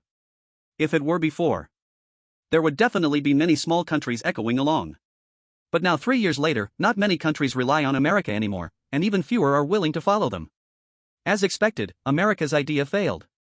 At the United Nations meeting, Dragon Country firmly refused America, which made America very angry. But helpless, after losing the support of many countries, America could only leave the meeting angrily in front of all countries. Of course, these are later matters. Inside the instance world, the paper slip broke free from Xia An's hand and gently floated in front of Xia An.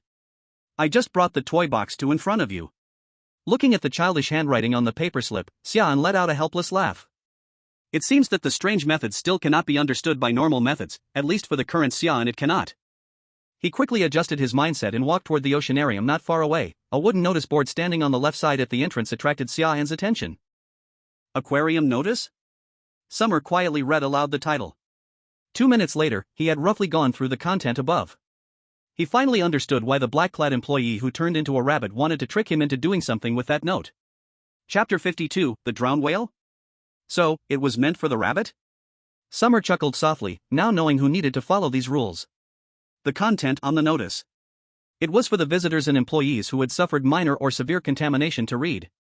Because only in this way could they barely preserve their lives in this zoo, maintaining their human form. Once they wore the black staff uniform, regardless of their previous status, they almost could not leave the zoo. Maybe there was another way to leave, but with the current information, Summer couldn't think of any other path to survival. That's why Rule 2 on the notice advised not to approach the lion area. Because once you became a black-clad employee, you would be completely turned into its minion, and the white lion would instantly kill them when they saw them. Rules 3 and 4 were meant to protect the cognition of the black-clad employees, because once they became its minions, the abnormal things in their cognition would be considered normal. What others considered normal would be abnormal to the black-clad employees. Combining Visitor Rules 7 and 11, Rule 5 on the notice, and the visitor notes, Summer gradually began to understand the connections between these rules. Rabbits were the result of humans who had undergone severe contamination. Once they ate the dash note paper fed to them by black-clad employees, they would transform into visitors wearing rabbit ear accessories.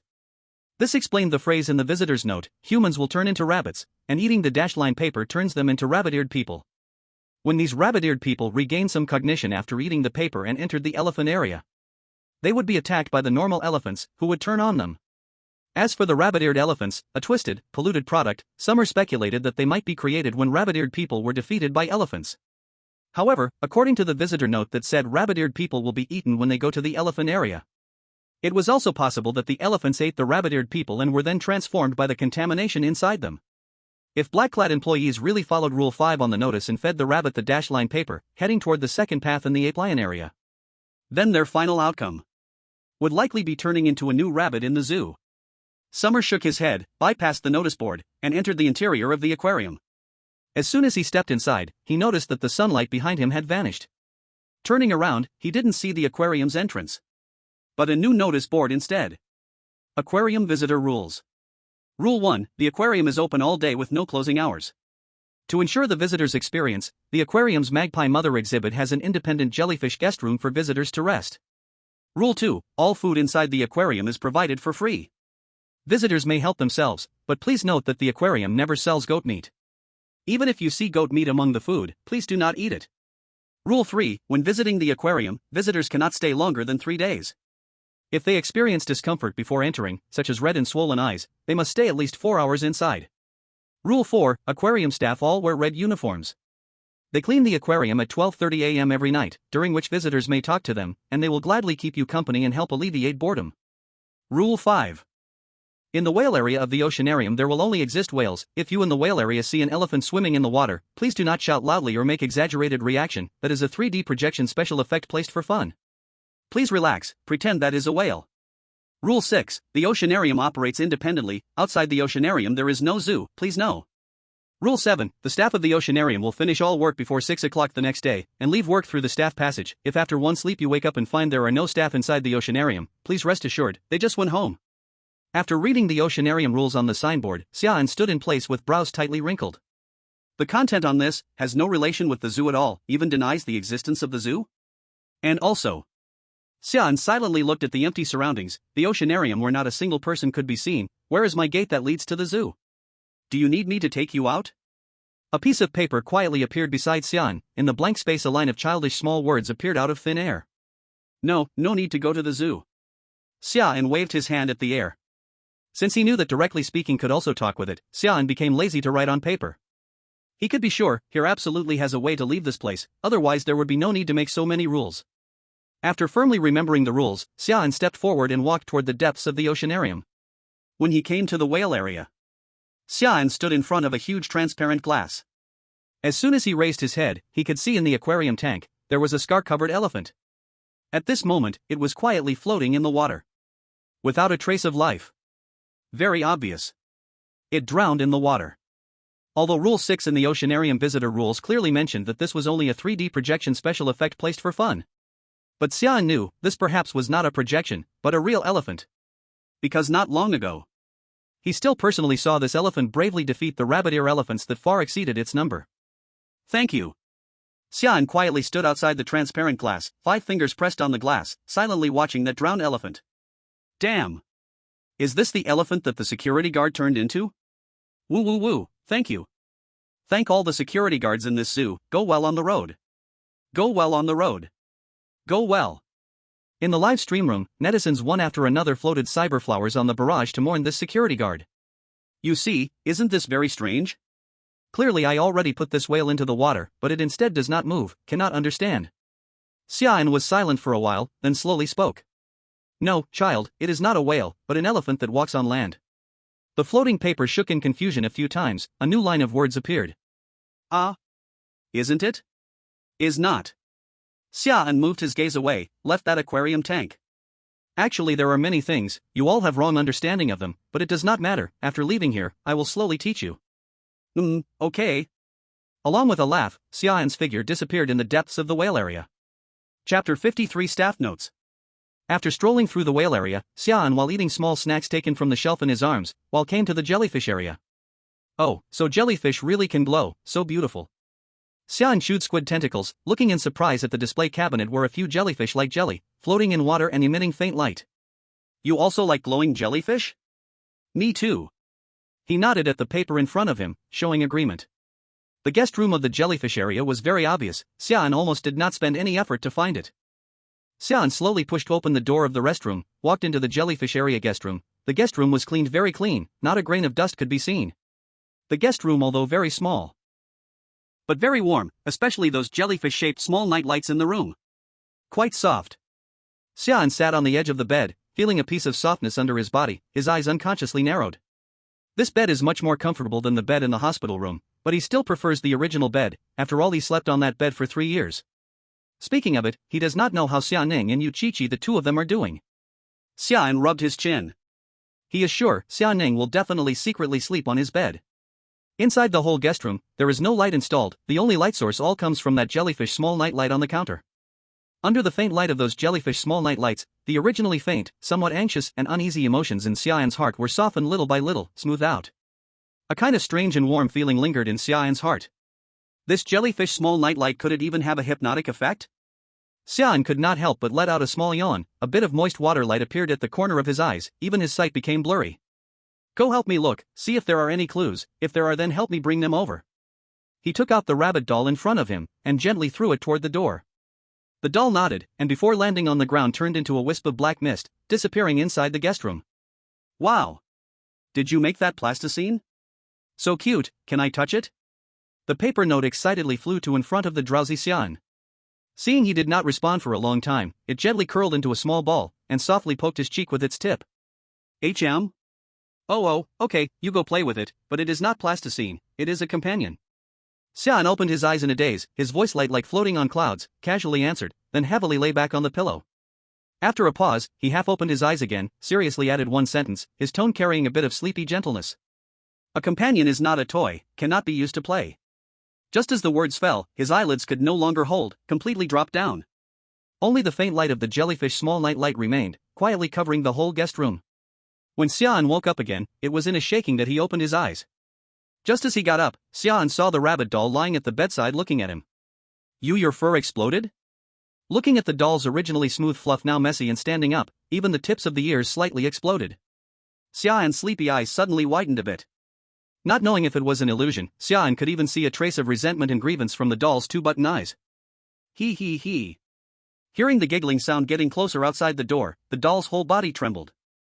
Then, under Xia An's puzzled gaze, the doll scrambled and climbed into Xia An's chest pocket, even its long ears shrank in, only leaving a notebook at the bedside. He had not yet had time to open and look, the door was opened by a figure. Holy crap! What kind of thing is this? At the moment he saw that figure, Xia An was so scared that he subconsciously raised a fruit knife. What's wrong? Outside the door, that extremely abstract figure floated in midair. A goat's head, elephant's ears, rabbit's body matched with jellyfish tentacles. A semi-transparent body glowing with faint blue light. It flapped its ears, the tentacles gently swayed in the air, its round eyes stared at the knife in Xia An's hand, with a face full of confusion. After hearing that childlike tender voice, Xia An instantly relaxed, just stretched out a hand wanting to take out his phone to take a picture and post to Moments, but regretfully found that he did not have a phone. What situation is this? After knowing this as an acquaintance, when he looked again at that ghostly twisted body, instead it carried a kind of inexplicable sense of humor. You mean my body? It happily spun in a circle, round eyes flashing with expectant light. Is it good looking? Before I asked you whether you have a body. Then I went to ask Rabbit. Rabbit said that the body is something that can be seen and touched. So I combined all the elements I liked and created a body. Xia An helplessly rubbed his forehead. You actually could have chosen a better looking body. Am I not good looking now? It tilted its head in confusion, its tone full of sincere grievance. No. No. You're good looking, really. Xia An quickly grabbed the notebook by the bed, changed the topic, and said, let's take a look at this notebook first, how about it? All right. It nodded in agreement and floated over. After taking a deep breath, Xia An curiously opened the notebook. I am an employee at the zoo convenience store. Zoo? Seems like I have some impression. Where was it again? As soon as he read the first sentence, Xia An furrowed his brows. He felt like he had heard those 3 words somewhere but couldn't quite remember. Right now, I am in the aquarium, looking at the elephant that drowned in the whale area. I just realized that this elephant is neither a 3D projection nor a real elephant. That's right, I escaped from that increasingly bizarre park and came to the aquarium, a place that is strictly prohibited in the employee handbook.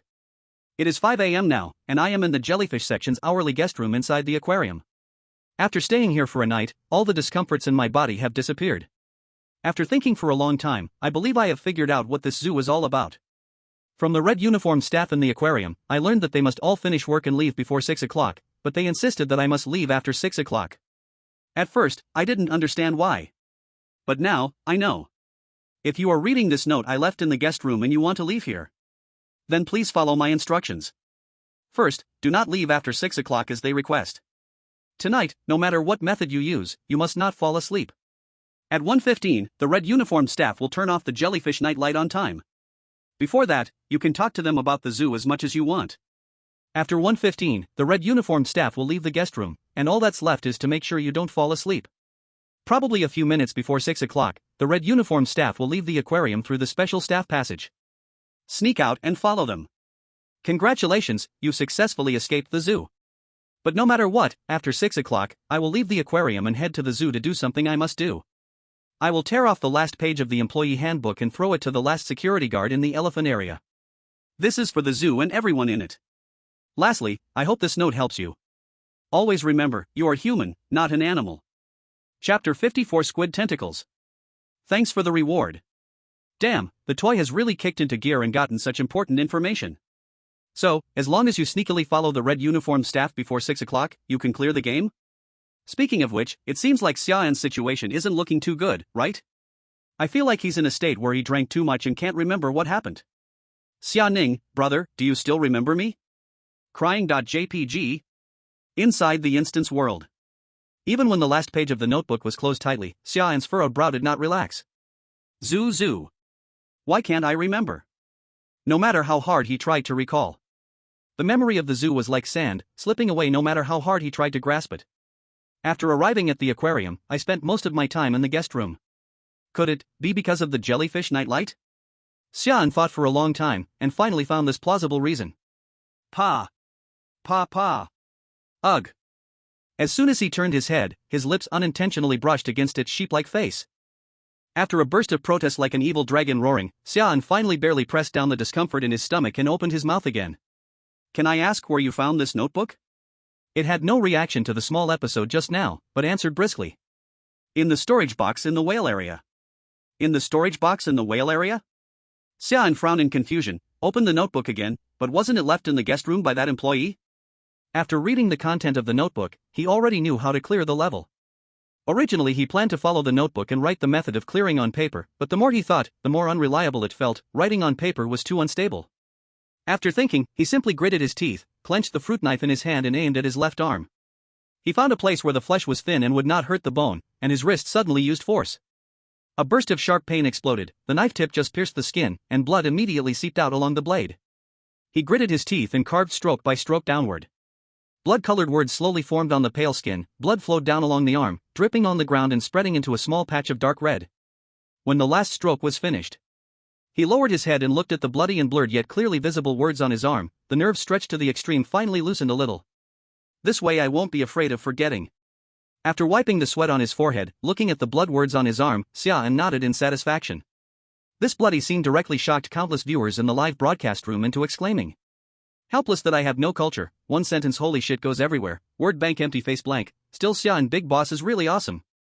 Holy shit, the one above even made a poem? Going to take the civil service exam? Can't take it anymore, because my grandma got a tattoo, the future of 3 generations of my family is destroyed. Awesome. Big brother, stop carving, stop carving. It hurts me to death, whoa, quietly mention, I have phantom pain. Xia and Big Boss, you really don't want your life. Too ruthless, I declare Xia An is the most ruthless person in the zoo instance. No one else. Xia An slightly frowned. To be safer, he still turned his head and said to it and the rabbit doll. At 5 a.m., no matter what method you use, you must wake me up. This is very important, understand? After getting a response, Xia An yawned again. He looked at the clock, the time had come to 2200 hours, because the jellyfish nightlight had a strong hypnotic effect, so even after sleeping once he was still very sleepy. He just wanted to turn off the light. A soft and slippery tentacle rested on the arm he had just touched the switch with. I am afraid of the dark. Xia An was stunned for a moment, lowered his head and looked at the tentacle resting on his arm.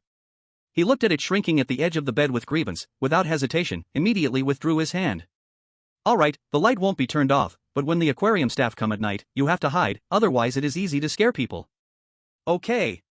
Hearing that Xia An would not turn off the light, it happily asked, then can I play with the rabbit?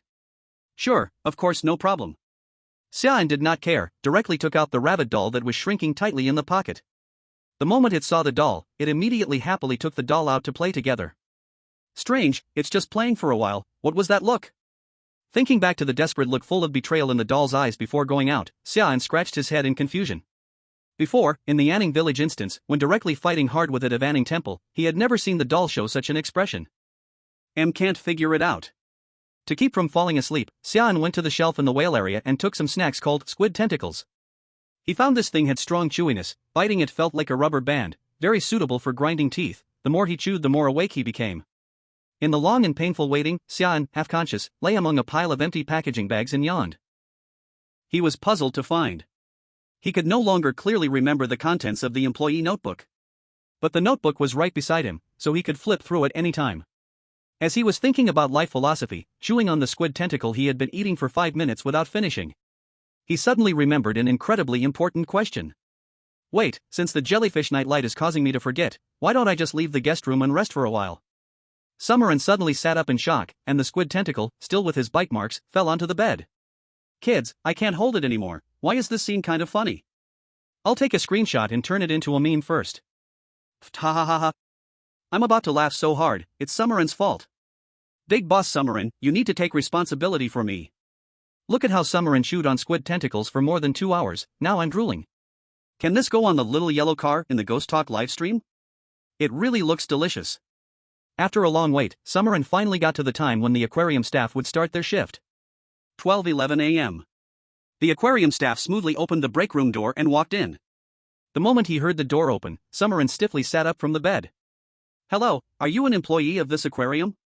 Seeing that he had finally arrived, Summerin was somewhat excited. The red-clad employee took a step back upon seeing his arm, but still nodded awkwardly. Do you know where the zoo is located inside the aquarium? Summerin curiously held up a map of the zoo. The map looked important. But he had already forgotten when he had brought it with him. The red-clad employee looked confused, waved his hand. Respectful visitor, the aquarium operates independently. I have never heard of the place you mentioned. Hearing this, Summerin didn't press the issue. Soon, the red-clad employee changed the subject and started talking to Summerin about other things. Chapter 55, 5 a.m. 12:55 a.m. The red-clad employee quickly wrapped up the conversation and, according to the aquarium's rules, turned off the jellyfish nightlight in the room. Strange, didn't I take this notebook with me? Looking at the notebook on the bedside table, the red-clad employee scratched his head in confusion, casually taking the notebook with him. Damn, luckily Summerin had carved the solution onto his arm, or if it had been written on paper, it probably would have been taken away like a diary, right? Good thing Summerin didn't try to be smart and write it on paper. I used to think carving on his arm was over the top. Turns out, details determine success or failure. If it were me, I would have died so many times by now. When the door closed, and after confirming that the red-clad employee had left, Summerin sat up from the bed and turned the jellyfish nightlight back on. That guy is actually pretty nice, took all my trash with him. Summerin looked at the disappeared snack trash bag and the missing notebook on the bedside table, sighing. Looks like carving on my hand is the safer option after all. By the way, where did it and the toy go? Why haven't they come back yet? Summerin shook his slightly dizzy head. The hypnotic effect of the jellyfish nightlight was constantly affecting his nerves. But thankfully, most things had already been done, and now he just needed to. What was it he needed to do again? He scratched his slightly itchy arm, and the moment his fingers touched it, a sharp pain shot through the spot where his fingers made contact. Hiss. Why am I hurting myself? Looking at his bloodied arm, Summerin gritted his teeth in pain, a look of confusion in his eyes. But soon, he understood why. Follow the red-clad employee after 5 o'clock and leave? Summerin silently read aloud the words carved on his arm, and then it dawned on him. That's right, he remembered now. He just needed to wait until it was 5 o'clock, and he could leave this place. The waiting time was not easy. The jellyfish nightlight's soothing effect, which came with a hypnotic touch, wrapped his mind like a layer of slowly thickening warm water. His eyelids grew heavier and heavier, his thoughts like soaked sponges, dull and sticky, even simple thinking became hard.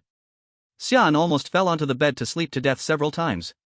The pain at his wounds slowly decreased. The stimulation reached the threshold, and the blood loss gradually reduced the brain's perception of pain. Under the double effect of drowsiness from slow blood loss and the nightlight's hypnosis, Xia An could not tell whether he was still awake. He bit his lower lip hard, forcing himself to keep his eyes open. My sister is still waiting for me, I can't sleep. To stay awake. Whenever he was about to collapse, he would leave a new cut mark on his hand or arm with the knife. The room was terrifyingly quiet, only the jellyfish lamp cast a faint blue light. If he keeps cutting this whole arm, it might be ruined, right? Poor Xia An.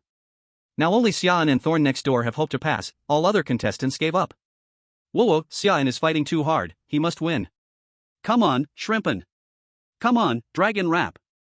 Hooray! With such strong and tough will, no matter what Xia An does, he will succeed, right? Under the prayers and encouragement from netizens, time passed quickly. In the blink of an eye. Time had already reached 4:52 a.m. When Xia An opened his eyes again, he slowly woke up amid a shaking. Looking at it and the rabbit doll lying by the bed staring at him, Xia An smiled bitterly. Still couldn't hold on? Anyway, thank you. His limbs were cold, his face pale, almost transparent, even his lips had no color. You look so weak now? Like the smallest toys in the zoo, why is that? It circled around Xia An with confusion, its goat eyes full of doubt, voice full of care. But these caring words sounded different in Xia An and the netizens' ears. Wait, what does this mean? It won't harm Xia An, right? Is this sentence hinting at something? Damn. Bro, don't do it. I'd rather the one stabbing Xia An in the back be than a knife. What the hell are you talking about? Dad. Dad, I beg you. Don't betray. I'll trade my brother's 10 years of life for you. Xia An is so weak now, only one doll has fighting power, if it really plans to turn, it absolutely cannot win. Watching the livestream, netizens from Dragon Country became alert immediately, the tense atmosphere filling the comments. Some people, however, became ecstatic. Ha ha ha. Your Dragon Country is nothing, especially that foolish Xia An, he dares to mix with the strange, see, this is the outcome. Yo. Xia An should have been eliminated long ago. He survived until now only because of luck. I think your Dragon Country contestants are just a show, he survives now only because of the strange's help. Exactly. Sick men of Dragon Country, watch carefully, watch how your contestant dies at the hands of the strange, ha ha. In this tense atmosphere, Dragon Country netizens did not even bother to refute them. Seeing their words got no response, they didn't bother to mock anymore. So in an eerie balance, the live stream became unusually calm, everyone staring at the screen without blinking. Inside the instance. In the hourly guest room. Xia An was silent for a moment, his brain spinning fast, a drop of cold sweat slid from his forehead, hitting the bedsheet. Do you think there's a difference between me and those toys? Yes. It didn't hesitate at all, its tone full of innocent confusion. Aren't you the one who plays with toys? Hearing this, Xia An's heart, which had been hanging in his throat, finally settled down gently. That's true. It originally had the mind of a child, how could it understand the complex and scary thoughts of humans? Thinking this, he found his earlier nervousness a bit funny. Xia An stuffed the rabbit doll back into his pocket, then reached out his arm, almost completely covered in torn skin, and gently placed it on its back. I can't walk much longer. Can you carry me and find the red cloth staff? Waking up from his slumber, his previous memories had already become blurry. The only thing etched in his mind was the line of text on his arm, follow the red cloth staff, leave this aquarium. It didn't hesitate at all, smiling happily as it squatted down and carried Xia An on its furry back. Sure. No one has ever ridden on me before. After we get out, can I ride on your back? At the moment when he was carried out of the guest room, Xia An's lips curled up slightly. Of course, you can. But you'll have to shrink a bit, or I won't be able to carry you. Chapter 56, Zoo Escape. Inside the aquarium. Xia An didn't have to put much effort into finding the red-clothed staff patrolling the whale section. When the flashlight's beam landed on Xia An, he could clearly feel the flashlight in the staff's hand tremble slightly. Excuse me, sir, is your arm really alright? The red-clothed staff walked up to Xia An, their gaze unintentionally moving towards his arm, which was wrapped in layers of cloth soaked in blood. Oh, it's fine. Xia An waved his hand nonchalantly. Are you an internal staff member of this aquarium? After a simple bandage, his condition had improved quite a bit. Though his face was still pale, he could manage to walk a few steps. The red-clothed staff looked at him strangely. Don't you remember me? I was talking with you in the jellyfish room before 1 a.m. Xia An shook his head in confusion. No, I don't remember at all. The surprise in the red-clothed staff's eyes deepened. He had to explain everything that happened last night, but he avoided the parts about the zoo. Under the staff's explanation, Xia An's expression shifted from confusion to excitement, a bright glimmer flashing in his eyes. Now I finally understand what's going on. I get it. The red-clothed staff didn't interrupt, giving him a little peace. Then, under the staff's gaze, Xia An turned back to the jellyfish room. Thank you. Xia An stopped at the door of the guest room, waved to the red-clothed staff, his face gleaming with an inexplicable light. You should be able to go home now, right? Huh? The red-clothed staff looked confused. He was completely puzzled, clearly not understanding this strange sentence. What a strange visitor, just like that strange staff who disappeared in the aquarium before. That's right, Xia An can go home now. What, that strange staff must be the zoo employee who left the notes, right? He's a real hero. The blue-clothed staff who sacrificed the chance to escape for others deserves our respect. The time was 5:40. The red-clothed staff glanced at the watch on his wrist, hurriedly packed up, politely bid farewell to Xia An, and hurriedly left. No overtime, no overtime. Watching the red-clothed staff disappear into the jellyfish section, Xia An slightly widened his eyes. So eager to get off work? Doesn't want to do any overtime at all. Of course, he didn't know that the last red-clothed staff who worked overtime had completely disappeared inside the aquarium. After confirming that the red-clothed staff had gone far away, Xia An. Far away, it slowly floated out from behind the trash can. Let's go, just follow him and we can get out. Xia An waved his hand, forcing his somewhat weak body to lie on top of it. If we just follow him, can we reach the big world? Carrying Xia An, it gently twisted its body, finding a stable and comfortable position for him, and followed the red-clothed staff from afar, a hint of curiosity in its voice. Yes, after we get out, I will introduce you to some new friends. Most importantly, after getting out, it must learn to take human form, otherwise like this it would scare people too easily. A few more minutes passed. From afar, Xia An heard the sound of the staff closing the door, and an iron gate appeared before them as they wished. The red-clothed staff had obviously finished work and gone home. Xia An did not hesitate and reached out to push the iron gate. The moment the gate opened, before his eyes were streets full of cars and people, bustling and noisy. He stood outside the door. Behind him was the city's largest aquarium, and around it, there was no zoo. Strong will and firm awareness are human weapons. The elephant that drowned in that aquarium, perhaps was not the destined end for all. Congratulations to the Dragon Kingdom participant for successfully clearing the zoo. Clearance evaluation, perfect. Clearance reward, jellyfish small lantern, pollution resistance 2%. Jellyfish night lamp, improved version, leaves benefits, easy to carry. Can correct cognition, soothe the mind, you. Worth having. Pollution resistance, currently 6%. Question mark. Seeing the small lantern in his hand, almost no different from the jellyfish night lamp, Xia An instinctively wanted to throw it away. No other reason. If it were not for the jellyfish night lamp's own sleep and memory erasing effects, he would not have used his arm to carve a pattern. Now his arm still hurt. Even more ridiculous, the reason he was injured was not because of the dangers and pollution inside the dungeon, but because he was forced to actively harm himself for this inconspicuous little night lamp. Yet thinking that he exchanged half his life for it, Xia An quietly took back the small lantern. I hope it really improved as the instructions said. After a few muttered complaints, Xia An smiled and looked at it, curiously observing the new and strange things around. How is it? The world outside is very big, right? Hearing this, it turned to Xia An and happily rubbed his face. Yes. Very big. And there are super many toys and play. Fun. Can play without fear of crushing everything. After half a day of harmonious interaction, Xia An even forgot that this silly, even cute little friend next to him was the source of all the horrors in this dungeon. Of course, all this is based on it not treating you as a toy. He helplessly touched his forehead and looked back at it. Then will you come back to my house with me? Home? It was puzzled by this word it had never heard before. Yes, a place where relatives wait for you, that's called home. Do I have relatives? If you want, I can be your brother, your relative. Okay. You are my relative. Hearing Xia An say this, it smiled, looking very happy. Of course, this expression on a sheep's face is a little scary. But before that, there is one important thing to do, so I can take you with me. Xia An stretched out his palm toward it, a strange and complex pattern slowly flowing in his hand. That is to make a contract with me. It curiously looked at Xia An's palm, stretched out a tentacle, lightly touched the invisible pattern, then nodded. Okay, family. Looking at its tentacle resting on his palm, Xia An showed a smile. My name is Xia An. Chapter 57, haha. There's fun to watch. Truly fun. Ding. Congratulations to Dragon Country Xia An for successfully clearing this dungeon. Evaluation, perfect. Clearance reward, infrastructure speed increased by 10%, additional reward, national pollution resistance increased by 1%. The moment the system announcement echoed across the globe, Dragon Country exploded. The entire nation was engulfed in a frenzy. The Taiji Dam is awesome. Cleared another dungeon. I'm so moved, even a funeral home worker would cry. From tomorrow, we'll burn the living too. What nonsense are you talking about, Bree? Xia An has cleared 3 dungeons in a row. Though not as impressive as those veteran participants, I dare say he's definitely not bad. Isn't that obvious? Xia An is the pride of our Dragon Country. Surpassing those veteran participants is just a matter of time.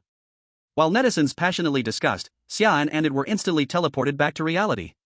As his body landed in the hospital room, Xia An couldn't help but marvel at the warmth radiating from his lungs. The scars on his arms had disappeared after clearing the dungeon, leaving no trace of the injury.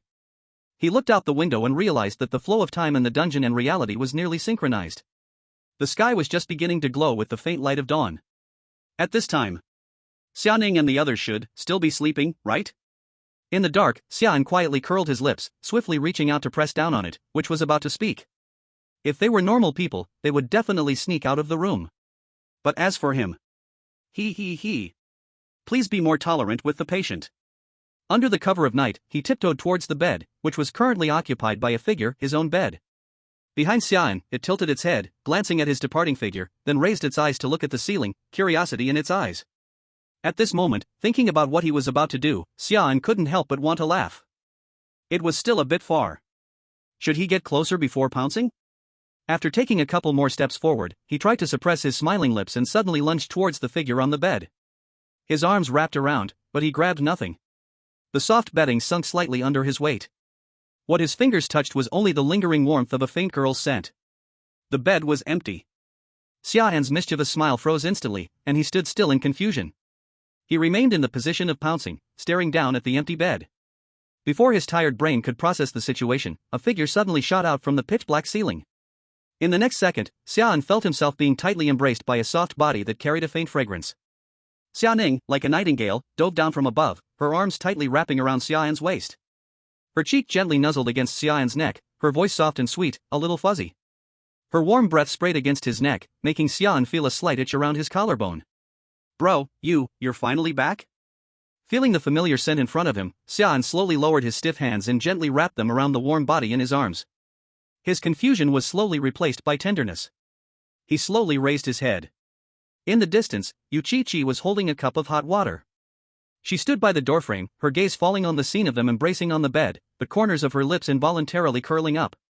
In front of him, Xia Ning was snuggling up to him like a little cat who had found warmth, her head occasionally rubbing against him. As for it, which had been standing still the whole time, tilted its head, seemingly filled with confusion at the scene in front of it. Yes. Xia An gently stroked Xia Ning's smooth long hair, his voice as soft as a falling feather. I'm back. At this moment, 50 miles away from the psychiatric hospital. In an extremely remote wilderness. An armed force of about 700 people, equipped with light armored vehicles, was moving at a very fast speed toward an ordinary third-tier city ahead. From a high altitude, it could be clearly seen. And the direction they were advancing in led straight to the mental hospital in the city center where Xia An was located. All of them were covered in black combat suits, masks pulled down to their eyebrows. Their weapons were the most common American-style equipment and black market goods internationally, showing no signs on the surface that could represent their country. In the back seat of a jeep in the middle of the formation, the presence of a girl was completely out of place with the surrounding environment. She wore a Greek classical-style platinum gold gilded long dress, her fluffy light blonde curls decorated with laurel leaves and small white flowers. Her aura was holy and cold, clashing with the surrounding environment. She looked calmly ahead, the wind and waves caused by the vehicle moving could not even ripple a single hair on her. Goddess. The Dragon Kingdom contestant has returned from the dungeon to reality and is now located in that mental hospital. A man who looked like the leader reported with a face full of fanatical devotion, bowing very low respectfully to this woman. Just 10 minutes ago. He had seen with his own eyes, he had seen this woman use an unbelievable, incomprehensible way to transport him on the force he led from a military base thousands of miles away to this land of the Dragon Kingdom. What a mighty power is this? God. It must be God. Only the legendary God could do something like this, right? Absolutely. At this moment, William was extremely grateful to have received this glorious mission from the president. To sit in the same vehicle with God, even report to her in person. Whether he survived this mission or not, this would be the greatest honor of his life. The girl did not turn her head, still looking at the scenery flying backward outside the window, her voice light as the wind but carrying unquestionable authority. Understood. Just 3 simple words, but they made William tremble all over, almost shaking with excitement. Ha! Ha ha ha ha! He heard it right. He really heard it. God. God spoke to him. He suppressed the fanaticism in his heart, bowing his head again. Yes. Goddess. We are less than 10 miles from the target. According to the plan, in 10 minutes we can seal off the entire mental hospital. Besides the target, there are many unrelated personnel inside. Should we clear them first? When saying clear, a ruthless glint flashed in William's eyes. For the future of the country, not even ordinary people mattered. Even if he had to flatten the whole city, he wouldn't frown. This time, the girl finally reacted differently. She slowly turned her face. Morning light fell on her platinum hair, beautiful beyond mortal, but her light gold eyes carried no warmth. No need. Leave them. The messier, the better. William was stunned, then immediately understood, replying respectfully, understood. I obey. He immediately picked up the communicator on his waist and gave orders with a cold voice. Attention all, advance according to the original plan. Any obstruction, treat as hostile. The moment the order was given, the whole team accelerated again. Armored vehicles roared, wheels crushing the wilderness dust, raising long gray dragons of dust. Chapter 58, In You. In the ward, Xia An lifted the cup of water handed to him and took a shallow sip. The temperature is just right, thank you, Chi-Chi. Chi-Chi floated quietly by the bedside. Her hands lightly folded over her lower abdomen, long eyelashes fluttered slightly, playfully blinking at him, the tips of her eyes curving into a smile. Seeing this, Xia Ning lightly held Xia An's other arm and shook it gently, muttering in a low voice. All right brother, hurry and rest, the sky is not even bright yet. Xia An shook his head, put down the water cup, and turned his head to look toward it. No, actually in the instance I already slept for a long time, I want to introduce this new member, it is called it still has no name. Next, it will live together with us, so, warmly welcome it. Hearing this, Xia Ning and Chi-Chi's gaze then curiously shifted from Xia An onto it. After a round of not loud but very sincere applause, Xia Ning could not help but look a few more times. Brother, why does its appearance look so strange? Both like a sheep and like a rabbit? But it feels a bit strangely cute? Xia An was a little surprised, not knowing if it was because the strange sense of beauty had some deviation from ordinary people. Originally Xia An thought they would be scared by its appearance, but now, looking at Chi-Chi who was full of curiosity and gently stroking its jellyfish tentacles, Xia An instead relaxed. At least they look like they get along very harmoniously. How to say it? Its mental age is probably only around the level of a child, and it has deviation in understanding many things. Its power is the strongest one among all the strange beings I have seen, so we must teach it well. Indeed. It is like a child holding a bomb, if not carefully taught it how to use this bomb. Xia An does not want someday while sleeping at home to suddenly be blown to death by his own people. After thinking carefully, Xia An again seriously added to Xia Ning who was listening carefully beside him. Its ability is more inclined to distort cognition and reality through pollution, and the range is extremely wide, currently unknown where the upper limit is. But I must emphasize again, we must teach it to control its own power well, this is the most important. Xia Ning thought and nodded, her peach-red eyes flashing a trace of understanding, so you took in a son? Son? What do you mean? Xia An's mind went blank, for a moment not understanding the meaning of this sentence. Before waiting for this silly brother's brain to turn around, Xia Ning again said a sentence that made him unable to figure out anything. In the future give it to me and Chi-Chi to take care of, this way brother you won't need to worry anymore. How is it? Xia playfully blinked, one hand not forgetting to lightly tug Xia An's sleeve and shake it. Her tone softened with a hint of acting spoiled, completely a little look that had long been planned. Okay? Xia An uncertainly scratched his head, the confusion in his eyes becoming even stronger. Although he did not quite understand why Xia cared so much about this matter, but when thinking he did not need to take care of a child, his heart became excited. But, you must not raise it crooked, as for other things you do as you wish. Definitely won't be crooked. Xia peach-red eyes bent into two sweet little crescents, the word crooked was bitten especially heavily. Me and Chi-Chi will take good care of it, guarantee to teach it to be obedient. Not using power randomly, not flirting everywhere, accompany it to play every day, teach it to speak, recognize things, absolutely 100 times more careful than brother you. Xia An nodded, the confusion in his eyes already disappeared. Then okay, this matter is entrusted to you. Indeed. They as girls surely can take good care of children, this point he deeply experienced during last month's hibernation. If it were given to him to raise. Anyway, don't ask how it is raised. You just say whether it is still alive or not. Should be alive, right? Chi-Chi, like catching a new topic's light spot, instantly floated to Xia An's side. We'll take good care of it. Her eye corners softened, transparent fingertips gently tapped its rabbit-like fluffy back. Soft, still needs people to manage. We in the future are its family. Family. When Xia An for the first time heard these two words from another person's mouth, his gaze couldn't help but pause. Family? If my parents, whom I abandoned, are still alive. If those friends from the orphanage, and that kind caretaker sister, are still alive from that big fire. They should be considered my family, right? If they are still alive now. Then. Xia An lightly shook his head, pulling his drifting thoughts back, and looked at the it and Chi-Chi playing in front of him. It extended its jellyfish-like tentacles and gently wrapped around Chi-Chi's wrist, making a series of soft sounds that were like wind chimes or bubbles. This also seems fine. Previously, the total number of words she spoke in a day hardly ever exceeded 20. Every day, besides cleaning, was just cleaning, and Xia An had hardly seen her smile. But ever since it arrived, Chi-Chi had clearly become much more cheerful, which is a good thing. Xia An paused, his gaze falling on it, his tone serious. But, first, we need to give it a name. Xia Ning's eyes brightened, and she immediately leaned over, her fingers drawing a circle in the air. It has to be cute, and match our family's style. Chi-Chi floated beside, her long eyelashes drooping, and suddenly spoke softly. It looks like a shadow in the light, like a moon in the water. How about naming it in you? And Ning's in you of years. It seemed to like the name, its tentacles swaying happily. Okay, so my name from now on is in you? Xia An looked at the few people in front of him, suddenly feeling that the emptiness that once existed in this hospital room seemed to have quietly been softened by something. He smiled and softly said, yeah, good name, let's call it in you. Suddenly. In the sky outside the window. An object, trailing a red tail, caught Xia An's attention. Hey! Look over there, there's a shooting star. The others followed Xia An's excited finger and looked. In the still dark sky before dawn, an object, trailing a long red tail, was cutting through the night. Quick, make a wish, quick. I heard that wishes on shooting stars are really effective. Xia An gently pushed the others to the windowsill, closed his eyes, faced the starry sky, and began to silently pray.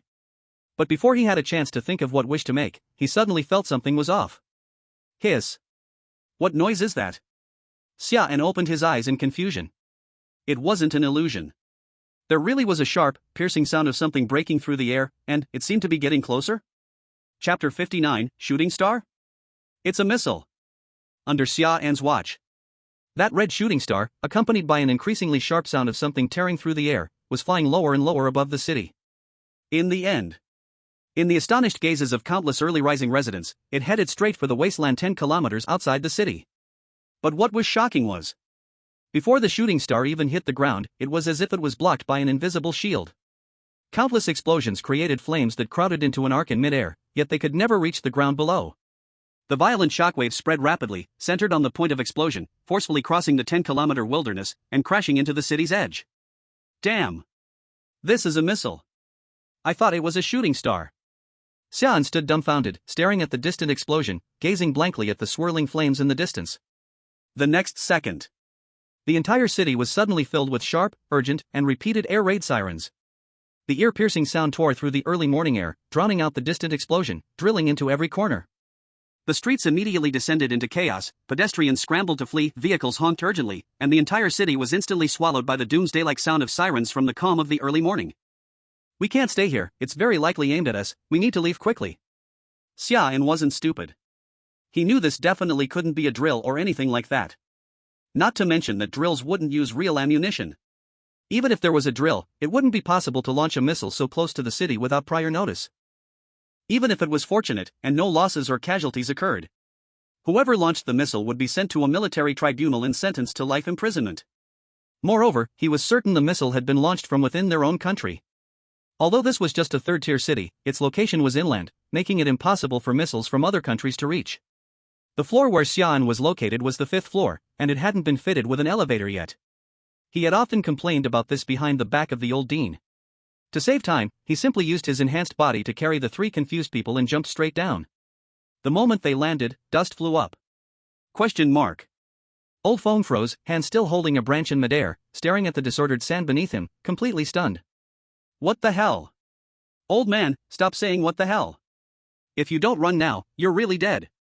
Xia An grabbed the still disoriented old Thorne and carried him away, heading in the opposite direction of the explosion without looking back. Xia An, what was that just now? A balloon explosion? And you curiously floated over. No. That was a missile. If it hits, we're all done for. While running at full speed with the others, Xia An replied in a deep voice. Although he didn't know exactly what had happened to make the country launch a missile so close to the city, he had a feeling that it was aimed at him. As the only contestant who could turn the bazaar into an ally since the arrival of the rule monster, his value and secrets were enough to drive all countries crazy. If any country didn't want to get their hands on him, Xia An wouldn't believe it for a second. Compared to the patients in the mental hospital who still went about their business as usual, the people outside looked far more panicked. Maybe it was because the people in the hospital were mentally ill? Outside the hospital, the chaotic traffic was being efficiently directed by the police officers towards the air raid shelters. One police vehicle after another, blaring sirens, sped through the emergency lanes reserved by traffic officers, heading towards the direction of the explosion outside the city. The city, which had originally been thrown into chaos, was now running in an orderly fashion under precise commands. Before Xia An and the others had taken 2 steps, they were immediately recognized by a panicking passerby. Oh my god! Isn't that Xia An? The boss Xia An is in the same city as me? A young office worker's excited voice immediately drew the attention of everyone around. The previously orderly crowd stirred once more after hearing this. Xia An? Oh my god! Can you sign something for me? I'm your fan. He's alive. The real boss is alive. Don't fight. Let me go first. Why is the boss wearing a hospital gown? Is he sick? Wait a minute. Is that his sister and Chi behind him? Holy crap, I finally saw him in person. I need to take a picture and post it on WeChat to show off. Can we take a photo together, please? In an instant, Xia An and his group were surrounded by a rushing crowd, making it impossible to move even an inch.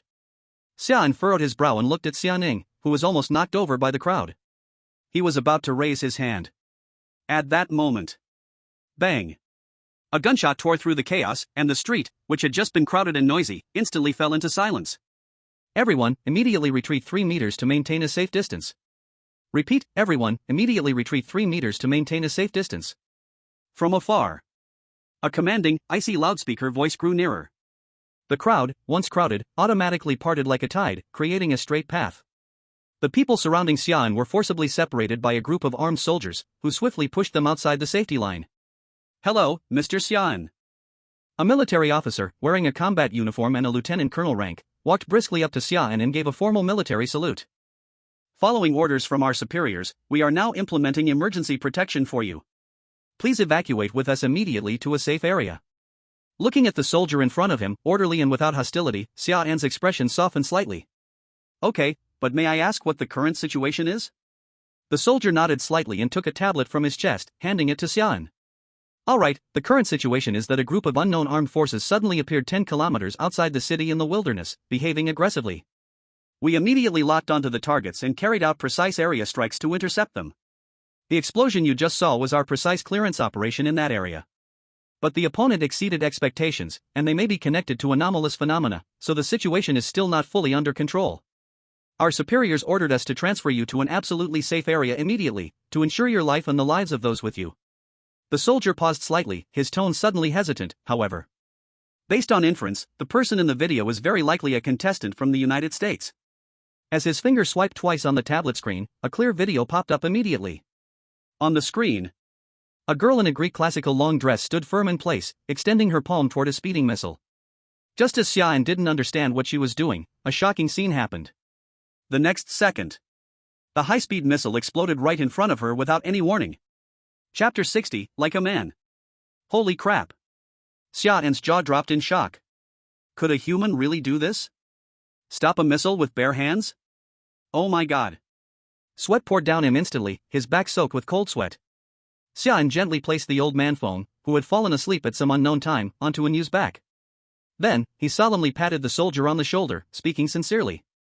Let's go quickly, time won't wait. Joking aside, if that woman's target really was him, if they didn't run faster, he might soon be smashed into pieces. Cherish life, start by running. Hearing this, the soldier didn't hesitate and immediately led them into a heavy armored vehicle. When the accelerator was pressed hard and the engine roared, Xia An's heart finally sank a little. Brother, don't worry, she is only one person, and we are so many. Xia Ning seemed to see through Xia An's unease at a glance. She reached out her warm little hand, gently placed it on Xia An's leg, her soft voice carrying comforting strength. Xia An looked at everyone in the car, only silently nodding. That power. It was terrifying. In the video, that woman stopped the missile as if it were as easy as blinking. If he faced her alone, it would be almost certain death. And this is after speaking frankly. If that woman's target really was them, if a choice had truly to be made. Xia An looked at everyone with a complex gaze. Xia Ning, Yu Qiqi, and you. Then he would have to use himself to exchange a chance of life for them. Under the guidance of traffic police along the road, the way ahead was unusually clear. About 3 minutes later, Xia An felt the armored vehicle slowly pull over and stop. The doors opened with a sound. Outside was already a heavily guarded military area. The street lights were straight, and several military vehicles lined up on both sides. Many fully armed soldiers patrolled back and forth, the atmosphere so tense it almost dripped with pressure. The soldier jumped down first and quickly gestured them over. This way, a temporary safe house has been arranged. A person sent by superiors is waiting inside for you. Okay. Xia An tightened his collar and silently led everyone following the soldier into a heavily guarded basement. As soon as he stood outside the door, Xia An could hear a voice inside angrily roaring. You asterisk. I guard your damn asterisk. I've told you asterisk times already. The troops in third-tier cities are already limited. Even if I temporarily mobilize, adding special police and regular police, I only have 3,000 people. And these 3,000 people, most of them don't even have rifles. Some of them don't even have guns. And on the other side, not only are they well equipped, but they also have armored units. You know how messed up that woman on the other side is. It's impossible to fight. It's not that I'm afraid. If it were a normal situation, you give me 100 people. Each one gets a gun, just 100 people. I would dare to lead them into battle. But the problem lies with that damn woman. The rough male voice inside the room paused for a moment, filled with helplessness. Our bullets can't even reach them. The precision-guided missile we barely got authorization for was like a big firework, exploding before it even hit the ground. What do you want me to do, throw eggs? Huh? You tell me, how should I fight? Through the door, the voice seemed to gradually calm down. But with the sound of a few phone lines buzzing, the voice instantly erupted in anger again. My soldiers are not soldiers anymore? Oh. You guys sit on top like big shots and just say a few words, and the people below are supposed to go die? The cannon fodder is not even alive? Don't they have parents, don't they have families? Have you thought about that? Huh? Don't talk to me about military courts. I've been there enough, you can't scare me.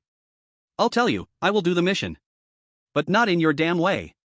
I will never stay in place and hold my position, waiting for your support. By the time you get here, my corpse will already stink. With the loud sound of the phone being slammed back onto the receiver, the door in front finally opened. Are you Xia An? A tall officer stepped out of the shadow. His straight, dark green uniform, with the colonel's insignia glinting with cold metallic sheen in the light, screamed authority. Every muscle under his clothes was tightly stretched, radiating the steady strength and pressure of a seasoned soldier. Yeah, that's me. Xia An nodded silently. He scanned Xia An from head to toe, a broad grin spreading across his face. Humph. Not bad, kid, but too skinny, look at me. He suddenly yanked the zipper of his jacket, the metal teeth making a crisp, sharp sound. He casually tossed the jacket aside onto a chair, immediately revealing his firm, broad chest to the air. Tensing his whole body, he raised his arm and slapped his hard bicep, making a dull thud, grinning and showing a row of white teeth. Look! Such perfect muscles. The aesthetics of strength. And most importantly, they can move. Xia An silently covered Xia Ning and Yu Qiqi's eyes, staring blankly at the officer's flexing chest muscles. Wow! They can dance! And Yu stared at his chest muscles, and the tendrils below unconsciously began to sway in rhythm. Xia An cursed the fact that his mother didn't give him 3 hands. Ahem. Beside them, the colonel who was escorting Xia An awkwardly cleared his throat a few times, looking uncomfortable. Oh. Let me introduce myself. My name is Zhang Chang, Zhang for wild, Chang for strong. Zhang Chang paused, his gaze locking onto Xia An, filled with the honesty only a soldier could possess. Brother, the order from above is to protect you, but I'll be honest, those guys outside are too tough for me to handle. But it's no big deal. There's a high-speed rail station nearby. You can leave the city from there, they can't be faster than the high-speed rail. Follow me. We'll cover your safe departure. After saying that, Zhang Chang gave Xia An a bold gesture to lead the way and stepped outside first. What about you guys? Xia An furrowed his brows and caught up with Zhang Chang's pace. What about us? After sending us off, what will you guys do? What will we do? Zhang Chang didn't turn around, just waved his hand behind him. We'll fight them. What if we can't win? Even if we can't win, we'll still fight. Damn it, they've come all the way to my house, am I supposed to back down? Zhang Chang spat, his tone full of disdain. Even if I die, I want to die like a man, on the road I've walked for over 30 years. Even if I die, I want to die like a man, in the square where I protect the people. Even if I die, I want to die like a man, under the fire of the invaders' cannons. Chapter 61, Can you escape? Thanks for the reward. The high-speed rail station was not far away.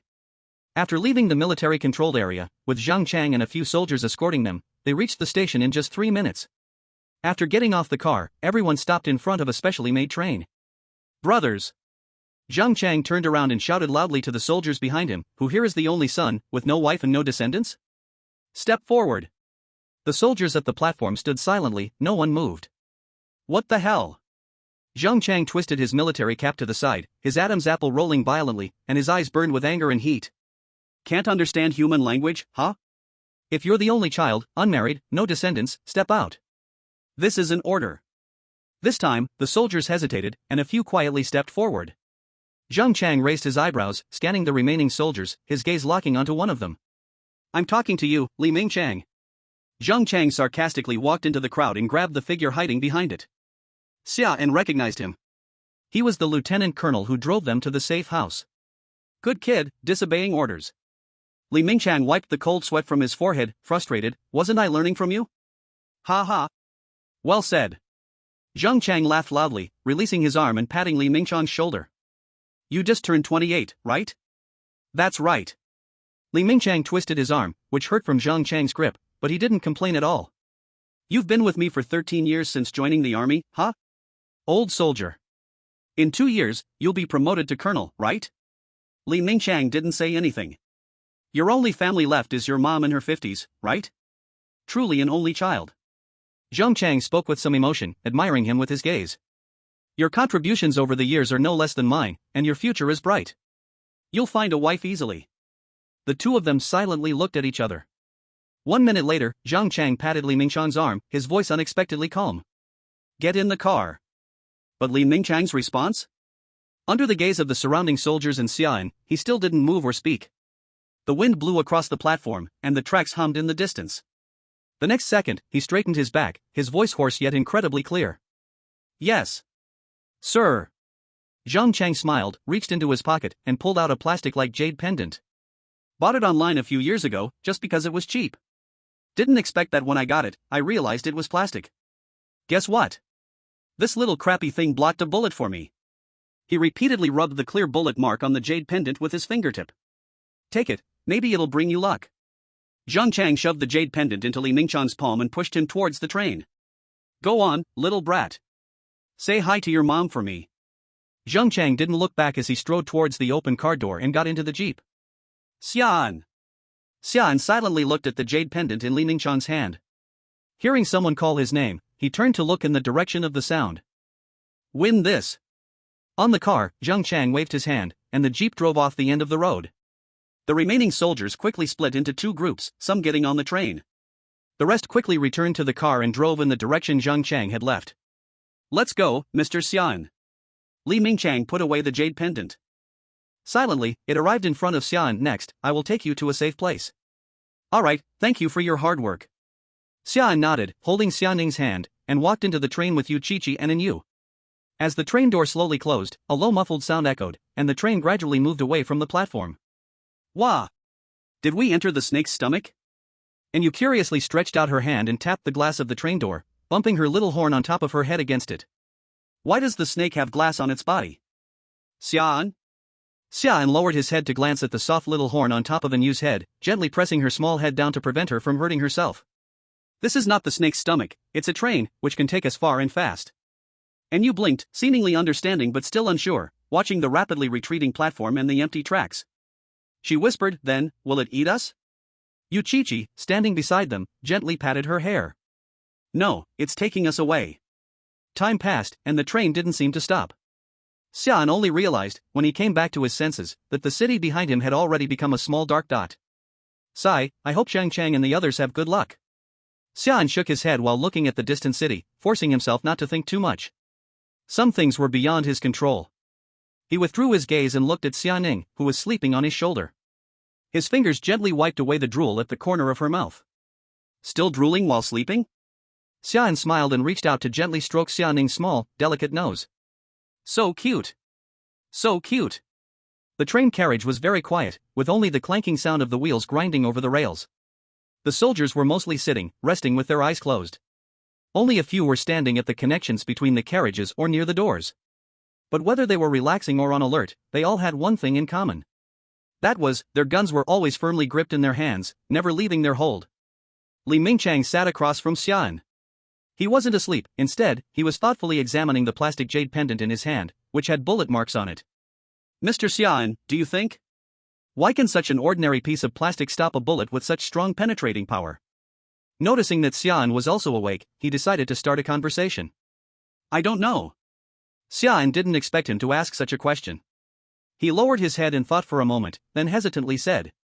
Maybe the bullet came from far away, and by the time it hit this jade pendant, it didn't have enough force to penetrate it? Oh? Is that so? That's one explanation. Xia An wasn't sure how his answer was received by Li Mingchang. After hearing Xia An's answer, Li Mingchang politely responded but didn't speak again. Xia An, who wasn't fond of talking to others, was happy to enjoy the peace and quiet. Just as he was quietly admiring the scenery outside the window. Suddenly, a powerful sense of danger surged through the entire train carriage. With a shock in Xia An's eyes, he witnessed the middle section of the train carriage being violently torn apart by an overwhelming force. The heavy alloy train skin twisted and cracked like paper, and the sharp metal edges immediately flipped outward. The soldiers inside the carriage didn't even have time to scream, as they were suddenly squeezed by the rapidly closing and violently pressing metal framework. The dull sound of bones breaking mixed with the sharp scream of tearing metal. Some people had their bodies half-pinned between the deformed seats and iron plates, with blood gushing out through the cracks, staining the entire floor red. Others had their bodies caught in the broken gap, leaving only their upper half. Soon, they went completely still. The cries of agony and the faint sound of crushed bones were pitifully weak amidst the roar of destruction. The soldiers who were just resting with their eyes closed a moment ago had instantly turned into contorted corpses lying in pools of blood. The entire train carriage was violently torn apart.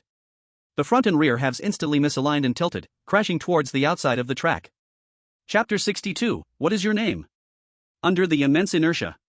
Xia An was forcefully thrown out by the uncontrollable rolling broken carriage, watching the ground getting closer and closer. Xia An instinctively closed his eyes. However, the pain he expected never came. When he opened his eyes, he found that he had stopped falling, and was now suspended in mid-air. Brother, are you okay? As he followed the soft and somewhat timid voice by his ear, he awkwardly realized that he was being firmly held by Yu Qiqi in a princess carry. Xia An's cheeks flushed slightly, and he immediately jumped out of her arms. I'm fine, of course, I'm fine. Thank you, Qiqi. When his feet finally landed on solid ground again, he noticed that Xia Ning was staring at him with a face full of despair. Xia An, embarrassed, chose to selectively ignore the resentful gaze and shifted his focus to the broken train. The rolling thick smoke rising from the broken carriages blocked his view of the situation inside. But Xia An could feel a chilling, heart-pounding presence inside. Damn! A furious curse pierced through the smoke. Xia An could tell that it was Li Mingchang's voice. Brothers! Take her down! Without much more speech, the sound of gunfire instantly mixed with angry roars, echoing through the wreckage of the train. The intense flashes of gunfire burst through the smoke. Great opportunity. Xia An didn't hesitate for a moment, grabbed Xia Ning's hand, and led everyone towards the distance. No matter who was attacking them, or whether they could win, these soldiers would buy enough time for them to escape. As for what would happen to Li Mingchang and those soldiers protecting them? Sorry. He was neither a saint who pitted the world, nor Jesus who redeemed all, nor a god who saved everyone. He couldn't save everyone. The only people he wanted to save were the ones beside him. Moreover, though it sounded harsh, but weren't those soldiers who traveled with them meant to protect them? If he turned back now, rushing to help the soldiers fight the attackers, that would be sheer stupidity. Xia An's steps didn't falter in the slightest, and the gunshots, roars, and the sound of metal colliding grew fainter and fainter. Listening to the increasingly distant sounds, Xia An gradually breathed a sigh of relief. But just in the next second, he felt like he crashed into an invisible wall, with a muffled thud. A sharp pain hit his forehead. Xia An was violently bounced back, stumbling and falling to the ground. "Brother!" Xia Ning cried out in alarm, rushing to help him up.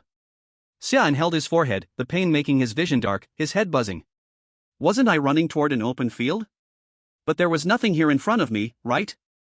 Xia An now felt like he had run into a transparent tempered glass, with no cushioning at all. What's wrong? Yuchichi reached out and touched forward, but her fingertip was blocked by a hard flat surface. She curiously extended her finger and tapped it. A wall? With Xia Ning's help, Xia An slowly stood up. Upon careful observation, he could faintly see a huge, nearly invisible thin surface in front of him, blending almost seamlessly with the air. Damn it! No way out. Xia An angrily slammed his fist against the air wall in front of him. This air wall stretched across their path, from the ground to the sky, with no end in sight, completely blocking all their escape routes. Behind them, the gunfire that had gradually faded away had, at some point, become sparse. In the end, it completely disappeared.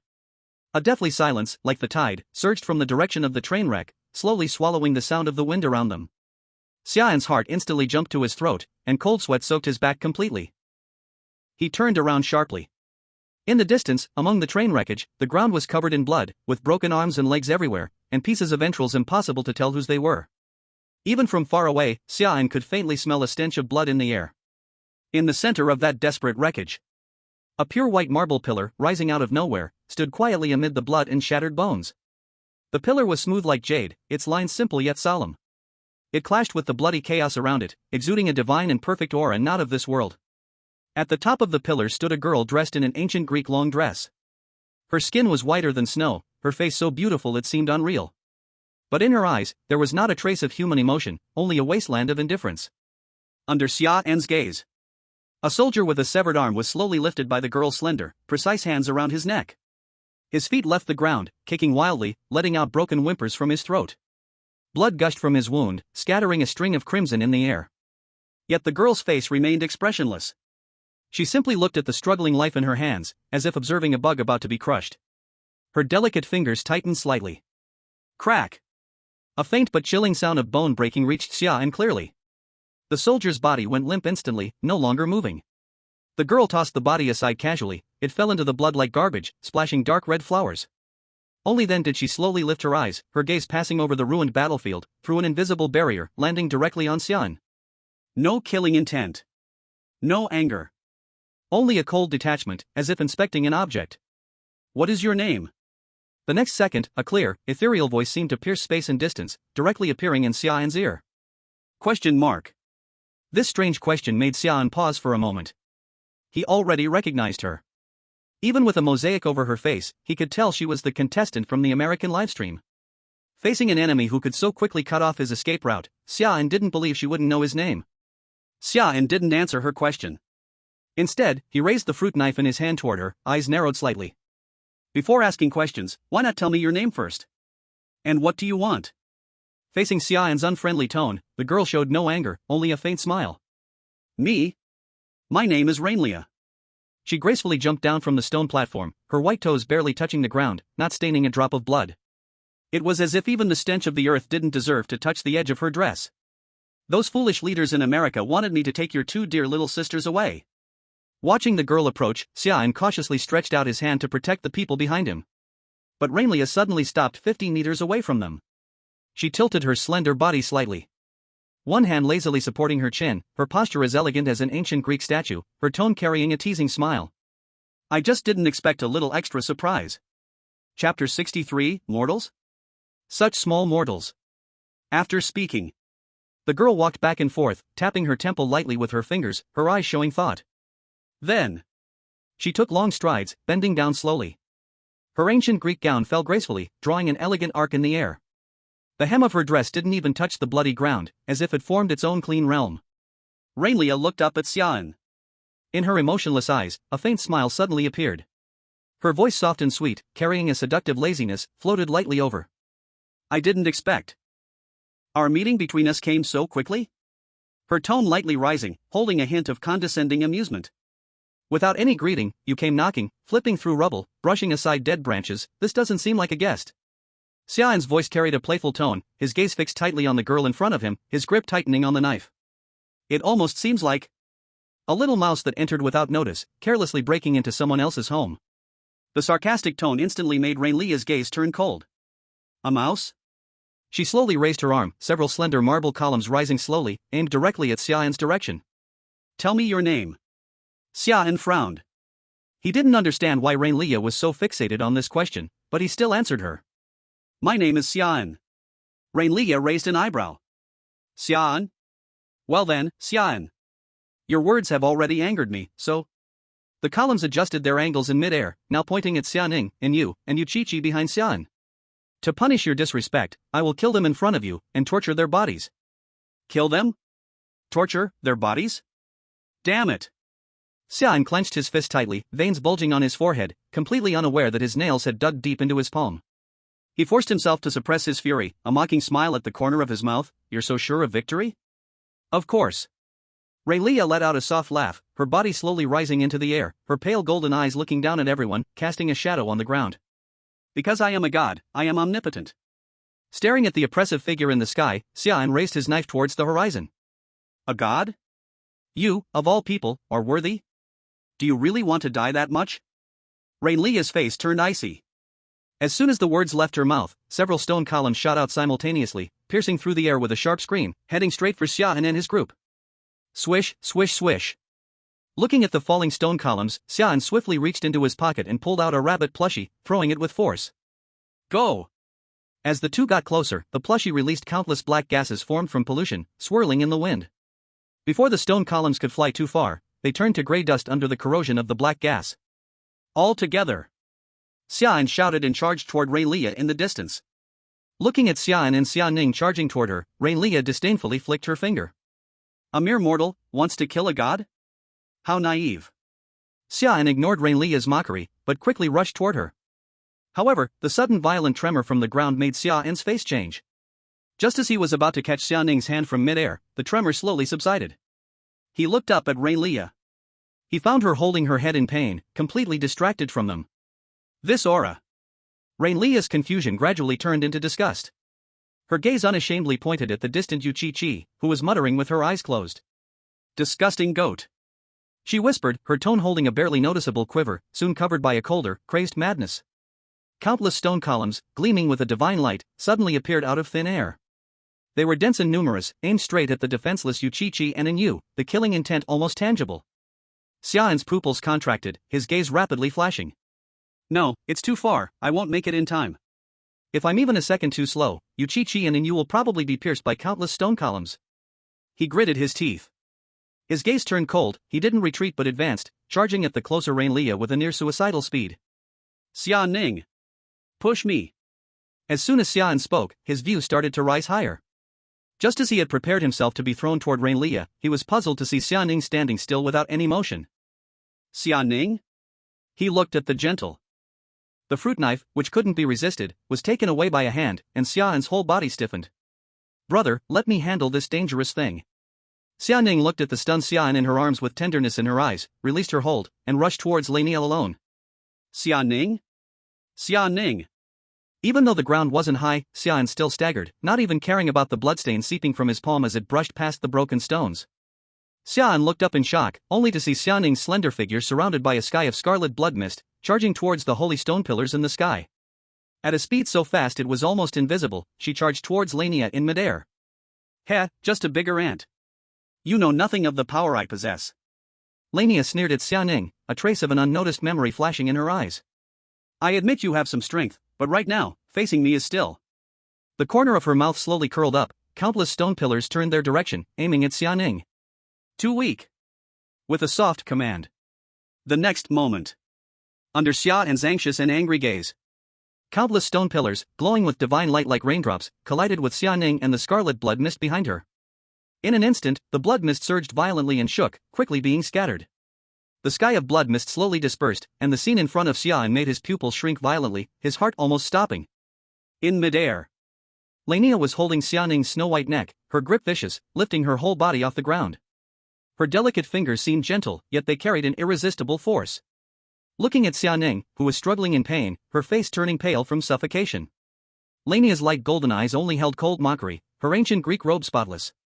As she slightly tightened her fingers, the crisp sound of bone cracking faintly echoed, making it even more jarring in the deathly silent ruins. Looking at the girl before her, her eyelids slowly drooping and her body twitching unconsciously.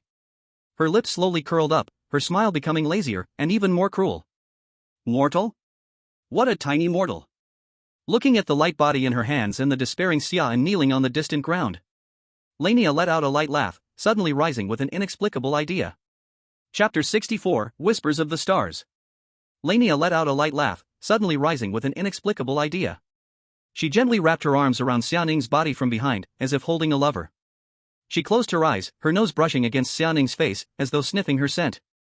If I remember correctly, this young lady's name is Xia An, right?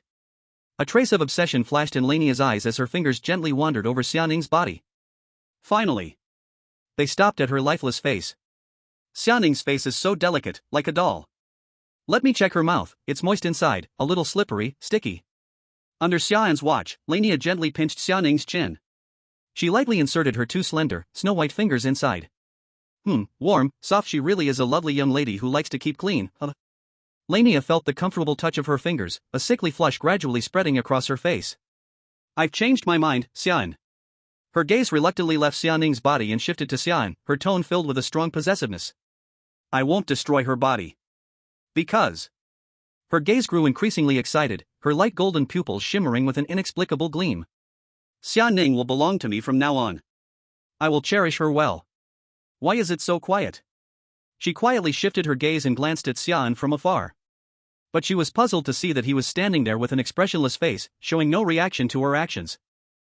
What is going on here? Does he not care about his sister at all? No, that's impossible. Xia An has done so many excessive, despicable, even unforgivable things.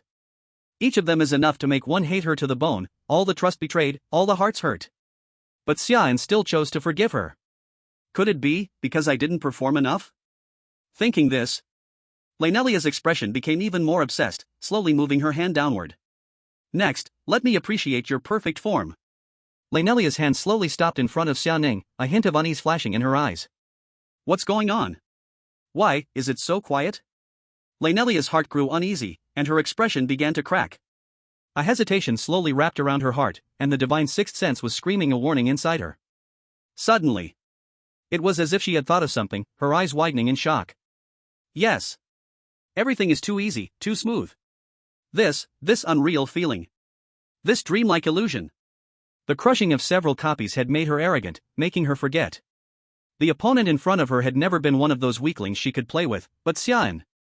So, could it be, this is a trap carefully set for her, a dream exclusive to her? The next second, Lanelia suddenly looked up, but the faint golden pupils didn't see the blinding sun. Instead, she saw a dark, black sky. As expected.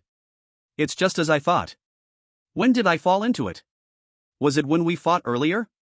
Or even earlier? Suddenly, she felt a cold sensation crawling up her spine. Her ears filled with sounds that couldn't be understood in any way. SSS, Lulu, Ga Ha. Chaotic, ancient, with a damp coldness unique to the deep sea.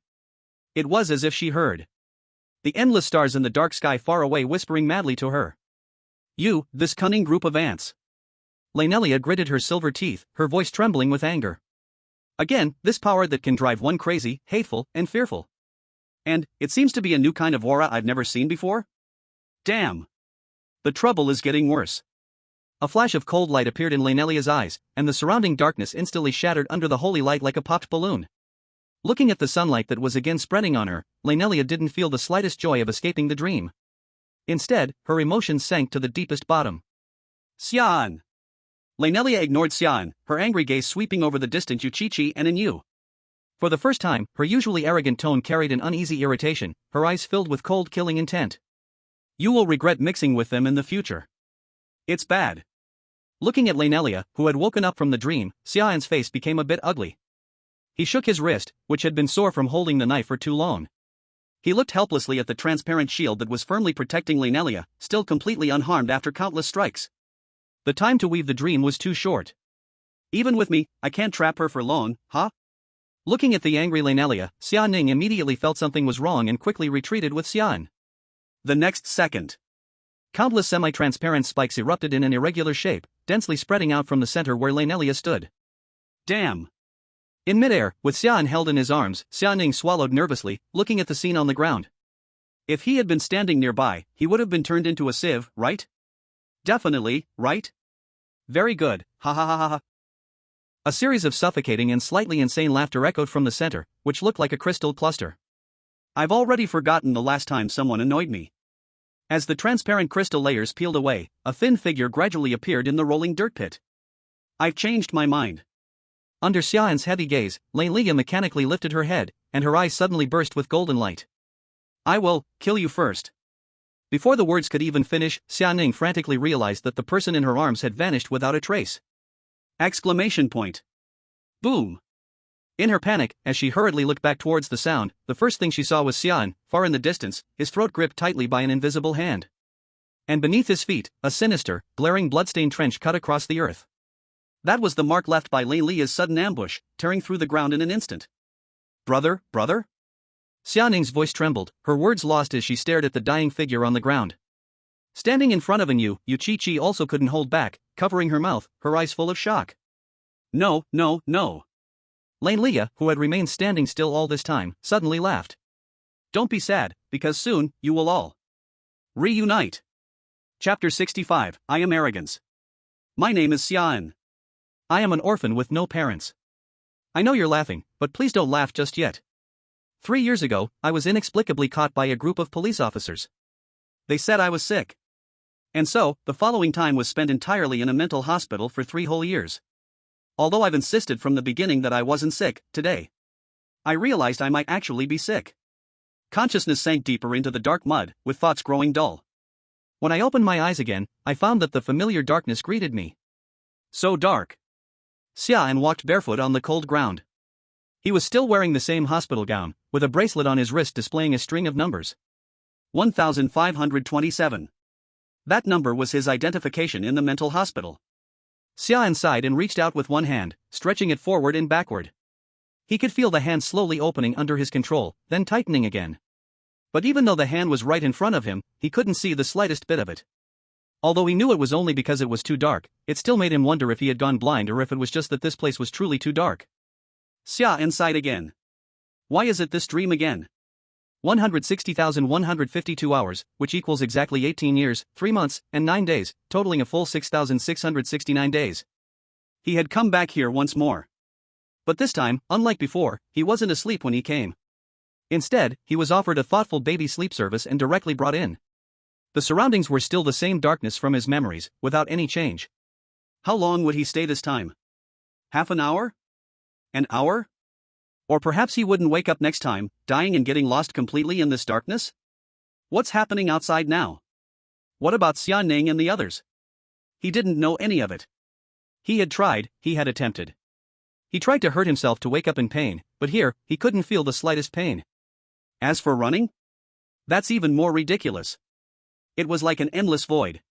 He once ran for 2 whole hours, but when he stopped, he found himself still in the same familiar darkness.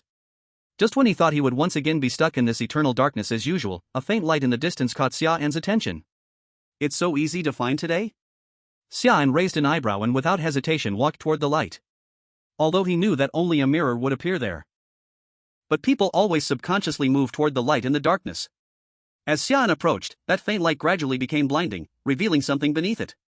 A perfectly rectangular mirror, with no frame, no stand, and standing upright on the ground without any support. Dong dong dong. Xia An reached out and tapped the mirror's surface, curiously bringing his eyes closer to it. Hey! Are you there today? 3 months ago. In the first strange story dungeon he experienced, this mirror had just appeared out of nowhere in that dream. In that mirror, there was a figure he couldn't forget. That person, who looked exactly like him, but with something strange about him, and his number was 1526. He was curious if he could see that person from the mirror today. But in reality, since the mirror existed, that person had only appeared twice. After waiting for about 2 minutes, Xia An realized that the person most likely wouldn't appear today. Just as he was about to turn around, the mirror, floating in the darkness, with no frame or stand, suddenly flipped over without any warning. It wasn't turning slowly, nor was it tilting down. It was more like an invisible hand had suddenly flipped it completely. The mirror face down, it slammed onto the ground. Bang! A heavy, ear-piercing sound echoed through the vast, deathly silence of the darkness. The smooth glass, which should have reflected a figure, now turned completely toward the ground, leaving Xia An with only a cold, gray, and entirely unfamiliar back. Xia An painfully covered his ears, staring dazedly at the mirror in front of him. What is going on? Confused, he reached out his hand. As his fingers made contact with the rough back of the mirror, the once foggy, matte surface quickly became clearer and clearer. As the material of the mirror became more apparent, a shadow slowly began to materialize. 1525? Once again, the same face, the same blue and white striped hospital gown, but the number on his wristband was 1525. Who are you? Xia An frowned, wondering to himself. Why are there so many people in my dream who look exactly like me? Could it be, am I really suffering from split personality disorder? No, it can't be. I am a sinner. In the mirror, Xia An watched the person who looked exactly like him slowly turn around. A sinner? What crime did you commit? My crime is called arrogance. Arrogance? That can be considered a crime? I've never heard of it before. Just as Xia An was about to continue mocking him, 1525 raised his chin, not answering his question, but staring directly at him, speaking slowly, word by word. You're about to die. Xia An froze for half a second, his expression gradually becoming silent, responding in a muffled voice.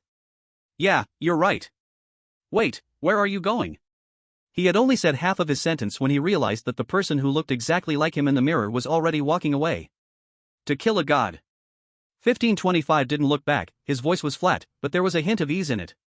Xia An was a little confused, not quite understanding what he meant. What do you mean kill a god? How would you kill? What could the person in a mirror do to help me with the dilemma I'm facing right now? Seeing that the figure in the distance didn't intend to respond, Xia An couldn't help but feel some anger rise up. Hey! Hey! Can you at least answer me?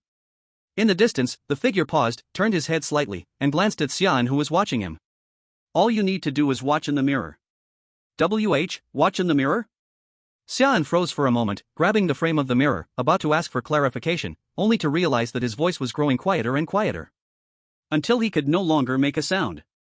In the end, he could only watch the figure disappear behind a patch of light. Under a blazing sun. As a few figures struggled to confront the falling stone pillars from the sky. In a hidden corner beneath them. At the end of a fierce, glaring, blood-stained trench. A blood-stained hand clutched tightly at the edge of the dirt. When no one could pay attention, a blood-soaked figure slowly rose from the pit. Chapter 66, 1 in 10 million. Ha ha ha ha. Rainlia sat happily on a pure white, delicate stone pillar. Her legs, wrapped in white stockings, were slender and soft, gently swaying with her smile unconsciously. The edges of the socks hugged her round ankles, faintly showing a playful charm. Looking down at Xia Ning and the others, who had to use all their strength just to resist her attacks with a flick of her fingers, Rainlia felt completely comfortable all over. The pleasure of toying with the weak was far more interesting than crushing them completely. Watching the prey struggle and run in despair, exhausting their strength and burning out their hope bit by bit. In the end, only when she personally snuffed out that pitiful glimmer could she feel truly satisfied. Alright, although teasing grasshoppers is fun, there has to be an end, it's been long enough. On the stone pillar, Rainlia stretched lazily and calmly stood up. You all. She slightly turned her head towards Xia Ning and the others in the distance. Golden hair slipped down her smooth shoulders, her tone casual, like talking about something trivial. It's time to die. In the distance, the heavily wounded Xia Ning stood in front of trembling Yuchichi and curiously watching Yu. Xia Ning looked up at the figure in the sky in despair. Her breathing was already chaotic. Her arms shook uncontrollably, and the wounds on her body kept bleeding. The gap in strength was so huge that it made her feel suffocated. Rainlia hovered in midair, looking down at her from above like a god watching ants. The surrounding air tightened suddenly, and a suffocating pressure slammed down on Xia An and the others. Stop struggling, behave a little. Her voice was soft and pleasant, but her words were extremely cruel. Dying by my hand is better than surviving in this dirty world. Looking at the countless stone pillars covering the sky, Xia An was dazed. Are we going to die? Yuchichi collapsed to the ground, her voice full of crying. Her small hands tightly held Xia An's legs through the wide sleeves, trembling all over. And you still looked indifferent and curious, the unique rectangular eyes of the goat calm as ever. Did we do something wrong? Why is that person hitting us? Yeah. What did we do wrong? Xia An stared at the sky, asking herself repeatedly inside. Am I really a bad person? Why does fate always toy with my life? Why does fate keep crushing her life into the mud, over and over? In a daze, she seemed to see her brother, who had been unconscious on the ground, slowly walking toward her step by step. So people have hallucinations before death? Xia An numbly watched the blurred figure. As the figure came closer, the face became clearer. Brother. She weakly reached out to the familiar figure, her eyes full of longing. On the other side. Xia An looked uncomfortable, reaching out to pull off the tattered shirt. Looking at Xia An, who was about to collapse, and Yuchichi and Inu behind her, staring confusedly. Xia An clicked her tongue, her tone a little annoyed. This body, neither male nor female, really needs proper training. Hallucination, can it still talk? Xia An swayed, staring at Xia An. Just 1 second before she would collapse, a familiar and warm pair of arms steadily held her. This time, Xia An truly felt it. The familiar scent, the familiar strength, the familiar touch. This is not an illusion. Brother! Xia An trembled as she rushed into Xia An's arms, her voice choked, her hands gripping his waist tightly, knuckles turning white. 2 hot tears slid from the corners of her eyes, falling onto Xia An's chest, spreading a small wet stain. The next moment, a shadow quickly covered above them. Xia An didn't have time to react before she heard a sharp zhang. Bang! A huge marble pillar was cut in half down the middle, plunging deep into the earth on both sides beside them. The cut was smooth and neat, looking from afar like a flawless piece of art. Are you a god? Looking at the figure holding a golden huge blade pointing at her, raising his head to ask, Xia An. Rainlia's golden eyes suddenly narrowed, a trace of confusion flashing across her face. This familiar yet strange feeling. Is this really Xia An? Xia An did not look down at Xia An in his arms, only gently holding her back with one hand, carefully avoiding the bleeding wounds. The strength was gentle, but when his eyes looked at Rainlia in midair, there was not a trace of warmth. Please come down. I don't like people who are lucky enough to talk to me standing higher than me. Speaking calmly to the person below, but the pride in his eyes could not be hidden. Rainlia's gaze grew puzzled. It shouldn't be with that force, she should have been unconscious for 8 or 9 hours, right? Before she could think further, she felt the stone pillar beneath her collapse under a violent impact. Did you hear me or are you deaf? In midair, Rainlia hadn't landed yet before being smashed hard into the ground by a golden huge hammer. How embarrassing. In the dirt pit. Seeing the hand extended above, Rainlia immediately got up and put some distance. She hid behind a transparent shield, angrily looking at Xia An far away, smiling while carrying the golden hammer. Who exactly are you? Rainlia was certain the person before her was definitely not the Xia An she knew. You mean me? Xia An regretfully withdrew the hand that was ready to pull her up, lowering the huge hammer on his shoulder, raising a cloud of dust from the ground. He placed both hands on the hammer handle, a faint calm smile on his face. I, your father, stand as the king above all existence in the world. Rainlia kept a serious face, knuckles creaking. Answer me, what did you do to Xia An? Want to know? Xia An slowly gripped the hammer handle, and the moment his fingertips touched it, the entire hammer instantly exploded, transforming into a swirling golden flowing sand, floating around his arm. If you think you are lucky enough to defeat me with a 1 in 10 million chance. Xia An tilted his head back. One hand slowly lifted, then clenched tightly, his tone full of the arrogance of a master pitying all things. Then I will let you personally experience what despair in 1/10 millionth is. Chapter 67, King, does it bleed? Damn, what is this thing? Looks so cool, I want it too. In a dark space. Xia An hugged the mirror, eyes wide, looking angrily yet with a trace of desire at the image in the mirror. Although he still couldn't leave, through this mirror he could see the real world. The moment his body was controlled by 1525 to move. This mirror transmitted the outside scene in real time, just like his eyes. Including the golden flowing sand in 1525's hand-changing shape. Xia An admitted, he craved it. No reason, it was just too damn cool. When he opened the talent panel, he found even the original talent info had changed completely. SS level strange talent, arrogance. Talent analysis, standing at the top of thousands of races. Standing above tens of millions of people. Talent effect, King's weapon, a massive golden sand that can change shape at will, indestructible, cannot be stolen, can cause extreme damage to the strange. Talent passive, greatly increases body healing speed and physical functions, and grants high resistance to pollution. Xia An stared straight at the talent panel. Cannot be stolen? No. And? Enchanted too? Clearly using the same body. Why can he use it but I cannot? Hiss ha. Xia An wiped the drool from the corner of his mouth, his eyes carrying a hint of regret. Forget it, if I can't use it, I can't use it. Having only a fruit knife to hit people, I feel no envy at all, really. But TCH, actually insulting my body is weak, and even taking advantage of my sister. Watching 1525 complain about his body, Xia An really couldn't hold back. What do you understand? That is called health. Alright, he really cannot make up more. He admits his body is indeed a bit well. But he actually touched my sister. Did you see it? That hand just touched Xia Ning. Even held her in his arms. No. Sharp explosive cry. No one can touch his sister. Not even himself. Xia An stepped on the mirror, cursing and pointing at 1525 in the reflection, who was arguing flirtatiously with Rainlia and occasionally showing off. However, in this silent dark space, these voices were destined to be heard only by himself. Seemingly? In the real world. Is this all the power of God? Xia An held a huge one-handed axe, standing on a pile of crushed stones covering the ground. Looking at Rainlia kneeling on one knee at the stone pile in the distance, Xia An looked at her with disappointment. God? How small. Under the blazing sun. Xia An seemed covered in blood, but actually his wounds had long healed under his super strong self-healing ability, without even a single scar. And the kneeling, super battle-damaged Rainlia? Already lost all traces of divine elegance and pride. Her originally waist-length, soft, golden curls were now messy. Strands of wet hair stuck to her pale cheeks, mixed with dust and pale golden blood, looking miserable and pitiful. The Greek dress symbolizing divinity had long been torn to shreds in battle. Straps broken, skirt ripped open, hanging loosely, unable to cover the deep and shallow wounds all over her body. The originally smooth, proportionate white silk on her legs was now full of rips from top to bottom. Snags, wear, stains everywhere. The knees were worn through, showing reddened, bruised, bleeding skin underneath, even the ankles were full of scrapes. The Greek dress hung down, barely covering a bit, making her look even more fragile and pitiful. Rainlia supported herself on the stones with one hand, knuckles white, body trembling slightly, chest rising violently. Each breath carried a faint painful moan, eyes only full of exhaustion and humiliation. She looked up at the figure standing on the stone pile under the blazing sun.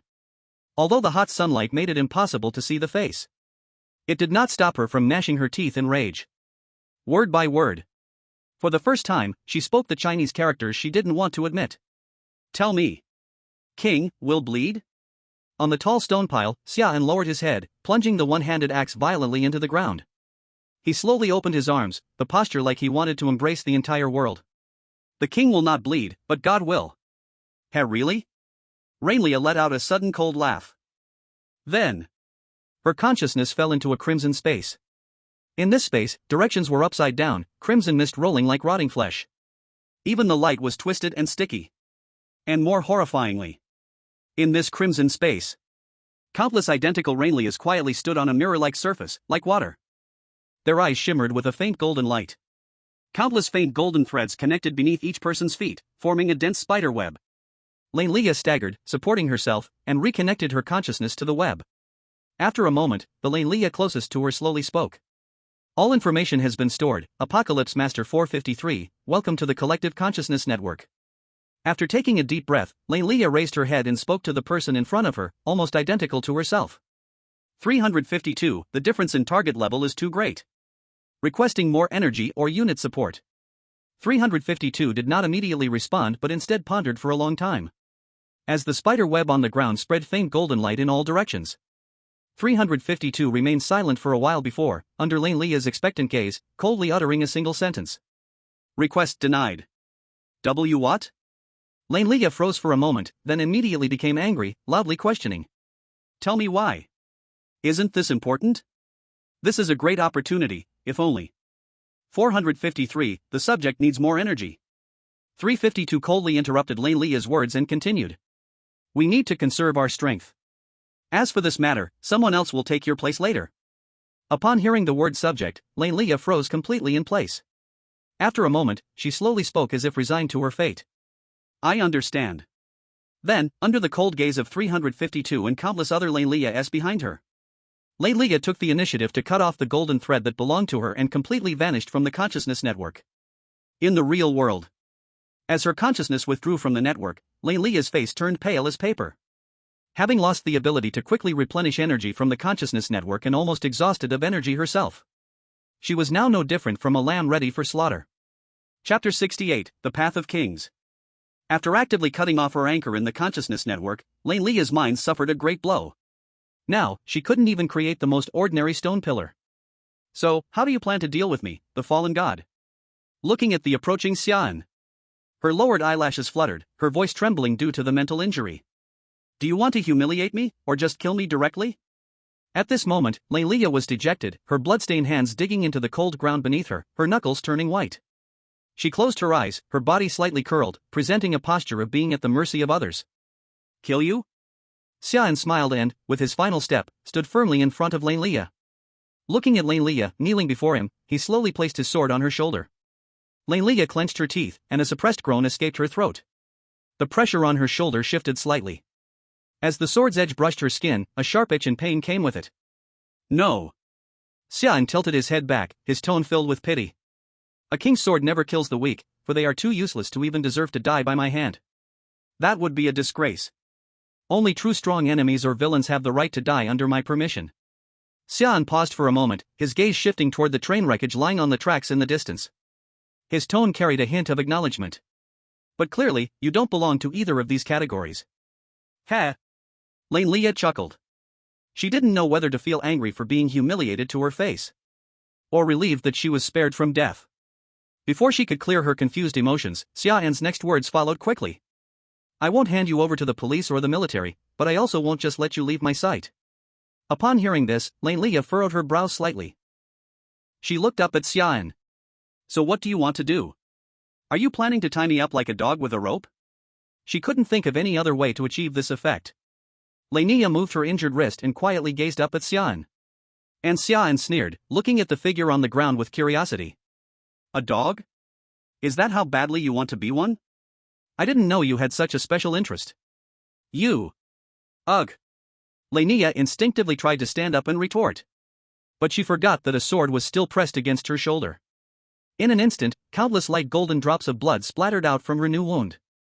Mixed with sweat, they fell on the cold stone pile, blossoming into small, cruel golden flowers. Looking at Lane Lia, who was painfully clutching her wound on the ground, Xia An froze for 2 seconds before jokingly speaking. So you actually have such a self-inflicted desire to torture me? He ignored Lane Lia's resentful glare and turned the king's weapon in his hand into 5 golden collars. Under Lane Lia's humiliating gaze, he put them on her neck, wrists, and ankles. From now on, you're my slave. If you do anything harmful to me... Xia An paused, his tone filled with expectant amusement. The sharp blades inside these collars will immediately pop out. As for what happens next, you wouldn't want to see it. Looking at the cold, glaring golden collars on her body, Lane Lia trembled uncontrollably. It wasn't from the pain, but from the extreme humiliation. Just a day ago, she was someone whose very existence was revered by the leaders of nations, with countless citizens believing in her. But now, she was treated like an animal, forced to wear collars symbolizing enslavement and confinement. The stark contrast made her eyes well up, and tears fell down her face for the first time. Lane Lia raised her head, her eyes filled with hatred and unwillingness, her voice trembling with humiliation and shame. You! How dare you humiliate me like this? Why wouldn't I dare? Not even facing this world, is there anyone who deserves to be compared to me? Xia An sneered and stepped on the wound on Lane Lia's shoulder. Be grateful. As the attacker, I didn't grant you death after your defeat but took you as a slave. It's the luckiest thing in your life. Does Xia An really not want to kill Lane Lia? Yes, he really doesn't. He firmly believes in one principle. Defeat the enemy, then let them go. Wait until they recover, grow stronger, and attack him again. Defeat them again. Once after another, a cycle of repetition. Until they fear him, dread him. Until they tremble with fear at the thought of his name. Because in his eyes, physical death is just a forced end, while only crushing the spirit completely is true submission. What he wants to bring to his enemies is not a momentary release, not a clean end. What he desires is for them to live forever in the shadow of being controlled by him. Winning once isn't enough. Only when the opponent dares not to even think about resisting is it truly over. This is the path of conquest that belongs solely to him. As for why he wants to keep Xia alive, he certainly has his own considerations. Because he can't control the host body forever. Even though he is also a part of this body born for survival, he despises staying in control forever. Xia carries a big secret. She clearly knows the host personality. Whether it was the intensity of the strike during battle or the fleeting look in her eyes, Xia An knows she recognizes the host personality. But sadly, from the moment of his birth, it's only been 3 short years.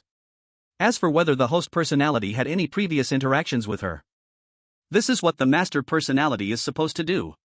He wouldn't ask about Xia's secrets, because he knew that it was impossible to get anything out of her. The security measures had already been set up. As long as she was kept close to the master personality, those secrets would eventually surface over time. Xia An didn't stay to waste words with Xia, instead, he turned and left directly. He didn't care at all whether Xia would run away or not. In the end, Xia An stood on top of the highest pile of stones, in the place where the midday sun hit the hardest. Under Xenia's gaze, Xia An looked up at the sun, slowly closed his eyes, and stood still under the sunlight like a stone statue. Xenia was stunned for a moment. After hesitating for a while, she took a few tentative steps towards the distance. However, the sudden sharp pain from the collar around her neck made her abandon the thought. I hate it. P.S. This morning I got hit by someone riding an electric bike because it was too dark. I'll get a chapter out first. Chapter 69, Xia An, no. 1 kilometer outside the city, in a certain suburban area. When the last gunshot disappeared into the already devastated sky above the suburb, Zheng Chang spat fiercely on the ground and slammed his hat hard onto the ground. Pa! You little darlings think I'm a fool? After refusing the medic who was about to check his wounds, Zheng Chang looked at the clean and neat flag of the Grey Bear country in his hands and laughed angrily. To prevent these unknown armed forces from entering the city and causing large-scale harm, Zheng Chang paid a heavy price to keep them firmly in the suburbs. After the battle ended, the engineers immediately began to dismantle the vehicles they used. It was obvious at a glance that there were American-made parts and standard American military tactics. He didn't even need to think to know that this unit absolutely belonged to an elite American force. But what made Zheng Chang even angrier was a great country. It's bad enough to engage in sneaky tactics, but to try and frame others for it? Just this alone, Zheng Chang felt deeply ashamed for them. But fortunately, this attack didn't cause any civilian casualties. Just as he was feeling relieved about that, a call from a subordinate nearby made his face change drastically. Among the scattered train wreckage, Zheng Chang walked forward in a daze, each step leaving behind a bright red and glaring footprint in the muddy ground. What the hell? What is this? He stepped over a body that was only half left, the head long gone, his throat tight. His voice was dry and hoarse as he muttered to himself. Behind him, a group of wounded soldiers followed. Unlike Zheng Chang, who was almost numb and calm, these battle-hardened soldiers couldn't hold it in after seeing the hellish scene with their own eyes. Some of them bent over, violently vomiting, others with red eyes struggling to hold back tears, stomach acid, and the smell of blood mixed together. They fell onto the ravaged earth. In the end, under the watch of the soldiers, Zheng Chang stopped in front of a twisted, deformed piece of train wreckage, slowly crouching down. Looking at the familiar jade pendant in his hand, which had a slightly plastic feel, a tear slid down Zheng Chang's determined face. Just that one tear. While he sat there lost in thought, a hurried yet cautious call from behind, coming closer and closer, pulled him back into reality. Commander! Commander! Stop! Zheng Chang snapped back to his senses, his tone filled with uncontrollable irritation and fatigue, directly interrupting the other person. I'm not deaf. Can't this wait a moment? He stood up, looking red-eyed at the soldier. What is it? Sir? It's better if you come with me to see this. If it's not something important, I'll punish you with cleaning the toilets for a whole week. When Zheng Chang followed the soldier to a hidden piece of train wreckage, the scene in front of him froze him in place, utterly dumbfounded. And not air? Zheng Chang looked like he had seen a ghost, a mix of fear and joy in his heart, his voice trembling as he pointed at what was before him. What is going on? The perspective pulled back to the empty ground, where several soldiers lay unconscious on the floor. If you looked carefully, you could tell these were the people who originally escorted Xia An with the train, including Li Mingjiang among them. Ha! Officer, this looks too fake, too artificial, really like fake meat. A soldier with an accent held a piece of meat in his hand, running quickly to Zhang Chang. What is this? Fake? Zhang Chang took the meat in shock, examining it carefully, and after a few seconds, he confirmed it was indeed fake. Damn, scared me to death. I really thought never mind, it's fine. He exhaled deeply, a huge stone dropping from his heart, his voice full of relief. But soon, confusion returned. Hiss, but where is brother Xia An now? Time passed quietly. When Xia An opened his eyes again, the first thing he saw was the familiar ceiling of the hospital. He groaned, painfully holding his throbbing head, struggling to sit up from the bed. As soon as he sat up, he froze. Looking down, he was completely clean, naked. Even the blood and dust that had stained his skin before were carefully washed away, his skin unnaturally smooth. Hiss, how did I get back to the hospital? He held his fuzzy head, slowly recalling the scene before he fainted. Oh right, I remember, after 1525 left my body, I passed out. Xia An rubbed his chin, thinking, and suddenly felt something was wrong. Who brought me back and even gave me a bath? Could it be old Feng? Damn. Old Feng. At this thought, he shivered all over, finally remembering he had forgotten someone before. He originally wanted to escape with old Feng. But his good intentions caused trouble and dragged him into it as well. He didn't know how old Feng was now. While Xia An worried about old Feng, he suddenly felt something pressing on his legs. The blanket in front of him kept wriggling. Xia An's expression changed from dumbfounded to confused. Then, as if he guessed something, fear flashed across his face. Xia An swallowed, trembling as he reached out and grabbed the edge of the blanket. Then he pulled it up suddenly. In the darkness, a slightly panicked pinkish red eye met Xia An's silent gaze. Get out of here. In the hospital room, the atmosphere was strangely awkward. Xia An quickly put on his hospital clothes, sitting on the edge of the bed, his cheeks slightly burning. Looking at Xia Ning, who stood obediently with her head down, his voice carried some anger. You still remember to leave me underwear? You might as well have taken everything off. Really okay? Xia Ning, who had been looking down, instantly lifted her head, cheeks flushing, eyes excitedly looking at Xia An. Hell yes. Seeing this, Xia An's face turned even redder with anger, and he grabbed the pillow beside the bed, tossing it at her head. Of course, not too hard, after all, it was his sister, and he still had to spoil her. Watching Xia Ning bury her head in the pillow, completely infatuated, he sighed and shook his head helplessly. After sulking for a minute alone, he remembered the question he cared about most. I ask you, who gave me the bath? I. Watching Xia Ning rubbing her toes while standing there, Xia An felt the sky collapse. Why you? You saw everything? I just looked a little bit. Xia An, no. Chapter 70, on the eve of the copy. The next day. Military people came early in the morning. At the front walked someone Xia An knew well. Zhang Chang and Li Mingfei, just. Zhang Chang, your face. Xia An looked at the clear, glaring slap marks on his face, and her words froze, wanting to speak but holding back. Oh, this? Zhang Chang smiled unconcerned. Oh, this? Because yesterday I thought I lost you, so I hit myself all night. Xia An was speechless. The military people came fast and left fast. They didn't even ask about Rhaenelia's whereabouts or whether she should move somewhere safer. As for the others, they didn't really ask much either. They only analyzed guesses about the invader and confirmed his safety, then left. Before leaving, Zhang Chang spoke specially, promising to strengthen the protection of the mental hospital. These words made Xia An suspicious. For a while, she couldn't understand what strengthened protection really meant. Until a few days later.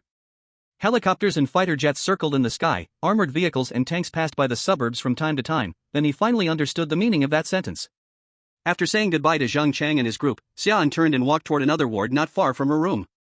Inside the ward, Rhaenyra thought it was Shan Ning coming to interrogate her again, didn't even turn her head, and spoke coldly with full resistance. Don't even think. Before she finished, a foot kicked hard into her back. Already weak and unprepared. Under this force, Rhaenyra fell heavily from the bed onto the cold floor. Feeling a dull pain in her back, she wanted to turn, and the next second, in her view, a hand kept getting bigger and bigger. Slap. With a crisp sound in the air, Rhaenyra saw the visitor's face clearly. It was Xia An, face dark. He had not forgotten how Rhaenyra treated Shan Ning and the others before. He now wanted to kill this woman with one knife. But obviously, this was not a rational action. Taking a deep breath, Xia An looked with disgust at the injured person in front of him. Tell me, why attack us? Did you know me before? On the ground. Rhaenyra pulled the cold iron chain on her neck attached to the wall uncomfortably, and responded calmly. No comment. Rhaenelia's mind stirred in complexity, countless thoughts tangled in her head. At least telling him everything now was still too early. Ha! Xia An sneered, he already knew the result on the way here. It's fine, even if you don't speak, I have my own way to know. Under Rhaenelia's resistant gaze, Xia An grabbed her cheek. A wave of absolute controlling corruption surged along his arm. Xia An muttered in a low voice. A few minutes later, what he thought was success, seeing Rhaenelia apparently unaffected, looking at him with disdain, made him fall into thought. Why did it not work? He was silent. This was the second time using this skill since he got it, the result the same as last time, failing again. Xia An sighed. It seemed getting words from her mouth was harder than reaching the sky. He thought similarly to 1525. As long as she was tied by his side, no matter what scheme she had, she could not act. After all, she probably couldn't do split body techniques, right? Even if unknown now, later he had plenty of time to explore these things. You just stay here, well, God. Xia An looked at her mockingly, the last word pronounced heavily. After speaking, Xia An didn't look at her again, turned, and walked toward the door. When the door closed, darkness blocked sunlight from the room again. Click, sound of switch. So why does this ward have no electricity? When Xia An came again to the patch of sand downstairs. Sure enough, he found old Thorne holding a stick, drawing and writing in the sand. Hey hey hey! Save your apologies.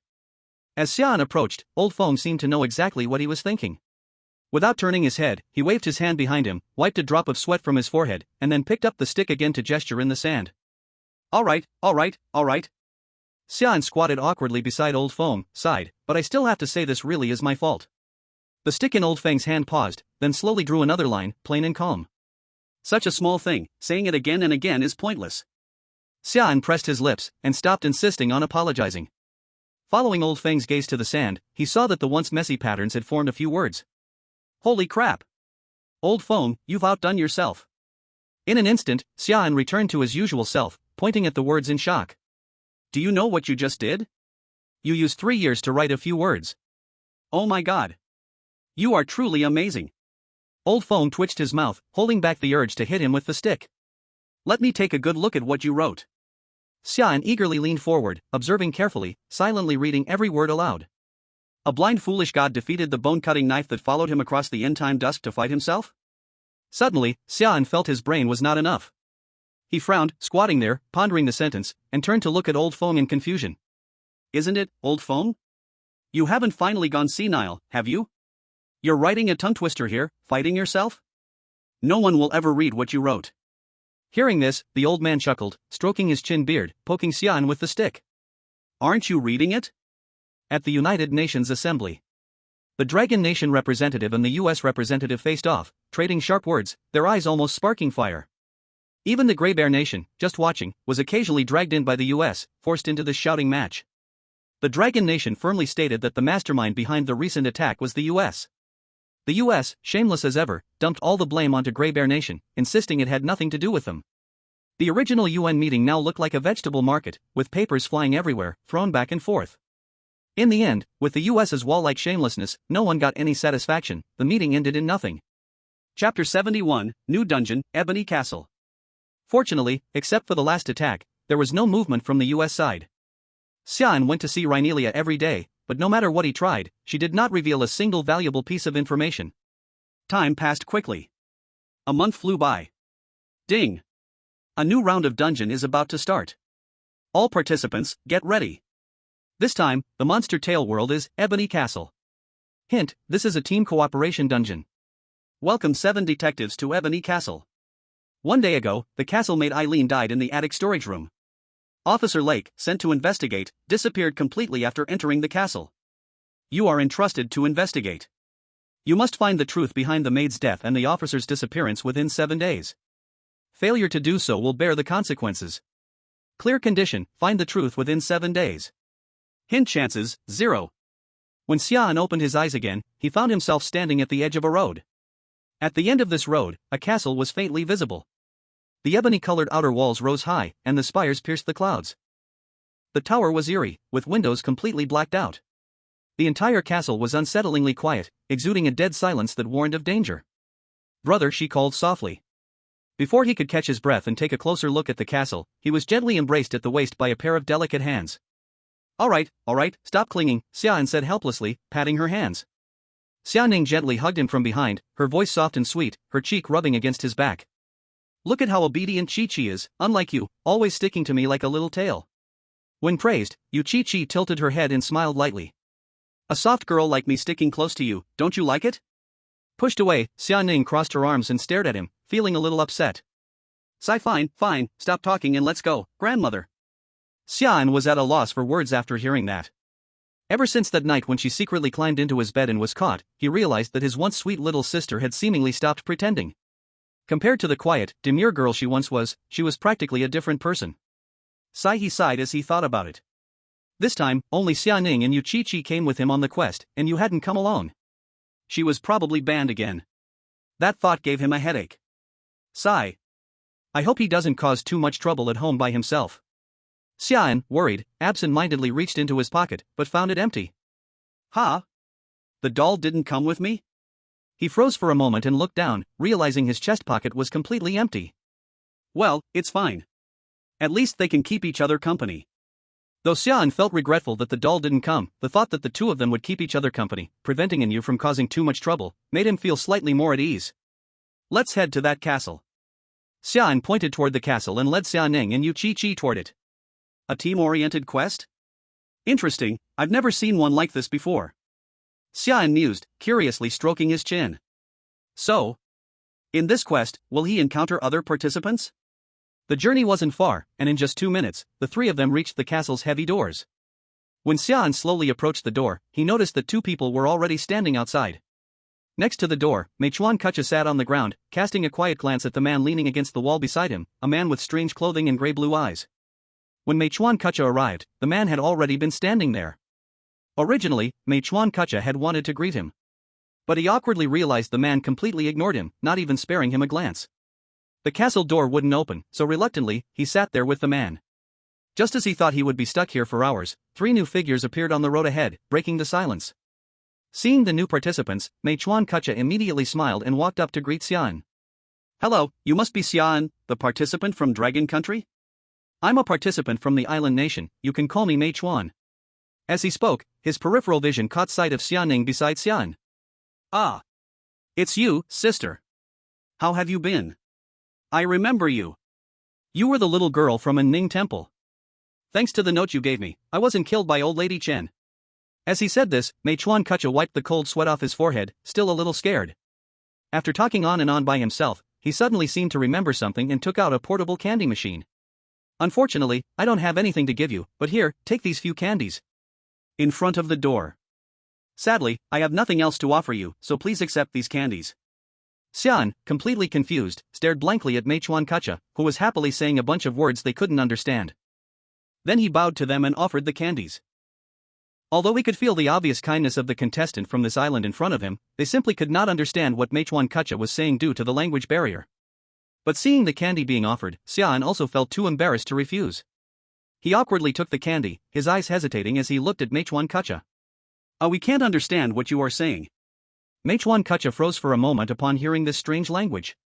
Then he immediately understood, and quickly closed his mouth.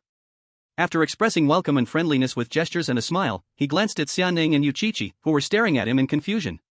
Forcing a smile, he slowly moved back to his original corner by the wall. Watching Mechuan Kucha quietly retreat, Xia An withdrew his gaze. Do you two know him? He curiously looked at Xia Ning and Chi, because he often watched other contestants' replay footage. So he knew that in the replays, Mechuan Kucha had interacted with Xia Ning and Chi. Their reactions were even more puzzled. Xia Ning frowned, trying hard to recall, her eyes full of confusion, and softly said, I think I have some memory, but the details, I can't remember at all. Chi also shook her head lightly, her eyebrows and eyes showing some blankness, clearly unable to recall more details. Some memory, but can't remember. Xia An thought silently, casually tossing one of the candies into his mouth. I've watched his livestream, and I feel he's a decent person. Before he could finish. The next second. Xia An felt a fermentation-like, disgusting sour rot explode across his taste buds. What is this ugh? What kind of candy is this? This ugh. As he roared at the wall like a furious dragon, several figures were walking from the distance again. Chapter 72, 7 Detectives. As the distance closed, Xia An, barely suppressing his discomfort, finally saw the figures more clearly. There were 4 people in total, including Meituan Kutcha and that strange man originally by the gate. Counting himself. No more, no less, exactly 7 people. Seeing everyone gathered, the gray blue-eyed man who had his back turned slowly turned around. Bang! Startled by the loud noise beside him, Xia An instinctively drew his fruit knife and cautiously looked toward the source of the sound. The other 5 people were no better, their gazes showing either confusion or displeasure. All eyes focused sharply on the center of the crowd. The strange man slowly put down a smoking empty salute cannon. In front of everyone's eyes, he calmly took off his hat, bending 90 degrees in a hat removal bow. Perhaps because everyone had gathered, the contestants, who could not understand each other's languages before, could now understand what each other said. Welcome to all the actors performing on stage with me. I am Elias Thorne, a contestant from the land of the rising sun. My dream was to be a magician, but later I became the best playwright in this world. Audiences usually like to call me Thorne or Elias, but I prefer you call me Ian. Because in a great performance, the beginning and the end are most important. Thorne paused slightly, the corner of his mouth lifting a little. As for the process of the performance, that is less important. Before his words ended, a shower of confetti and glitter rained down like heavy droplets, freezing the moment in extreme splendor and strangeness. Less important? A short, very old-looking person squeezed out from the crowd. If we follow your words, does that mean we are all unimportant, as long as you can complete the stage? Can I understand that in your eyes we are all pieces to be abandoned? His rat-like eyes rolled in their sockets, and he let out a couple of creepy laughs. Then, as if he had remembered something, he started introducing himself to the others. Oh, my name is Sangjie, a contestant from the Divine Bull Kingdom, a veteran detective novel writer. The colorful confetti continued to gently fall, and a carefree smile appeared in Thorne's gray-blue eyes. He casually twirled the top hat he had just taken off, his tone lazy but carrying an unshakable dominance. Abandon? Pawn? He chuckled softly, the clear sound cutting through the drifting confetti and reaching everyone's ears. Old man, don't speak so harshly. This isn't some random slaughter game, it's a carefully crafted stage play. He took a step forward, his boots crunching over the scattered confetti, making soft sounds. His gaze swept over the people, whose expressions varied, and finally rested on Sangjie, his smile growing sharper. In a stage play, every character has their place. There are moments when they enter, and moments when they exit. The beginning must be stunning, and the ending must be perfect. As for when supporting characters leave the stage, how they leave, that's just to complete the perfection of the performance. Thorne puffed out his chest and slowly pointed towards Sangjie in the crowd. If you can carry the key scenes, you'll naturally stay until the end and be the star role. But if you're just an insignificant extra, it's only right for you to exit early. He placed the top hat back on his head, elegantly adjusting the brim with his fingertips, his eyes filled with a sense of certainty. So instead of anxiously discussing your role in this play, why don't you focus on playing your part well? Whether you become the main character singing through the journey, or a coward sneaking off early, that has nothing to do with me. Sangjie wasn't angry after being rebutted. He just slightly lowered his head and chuckled, a creepy gleam in his eyes, before quietly stepping back half a step. No need to argue any further. A cold woman's voice spoke, seeing the atmosphere stiffening. My name is Irala, a contestant from the US, a professional detective. I believe the most important thing now is to get the rules. American? A burly man with a thick beard looked at Irala, who had the typical Western appearance, in surprise. What about that Rainalia? Didn't she clear the last instance? Why is a newcomer here this time? This had been noticed by everyone early on, but no one had said anything until now. Now, after the burly man spoke, all eyes turned to Irala. Irala pursed her lips, her curvy figure trembling slightly. I don't know. After hesitating for a moment, she irritably tugged at the collar of her suit. I was planning to investigate a case as usual, but for some reason, I was selected for this. Ah, that's really a shame. A black man in the back of the crowd spoke regretfully. We all saw Rainalia's strength, and she was a master of strange tales. If she were here, we'd definitely clear the instance much more efficiently. Standing at the edge of the crowd, Xia An shrank his neck, forcing a weak smile. Yeah. Others didn't know where Rainalia went, but he did. She's still locked up in the hospital room. The only thing puzzling him was why, even though she hadn't died, she wasn't appearing in the instance? Days later, the reopened Strange Tales livestream exploded. Seeing the new contestant in the livestream, American viewers couldn't sit still. Fuck. Where did our goddess go? Who is this person?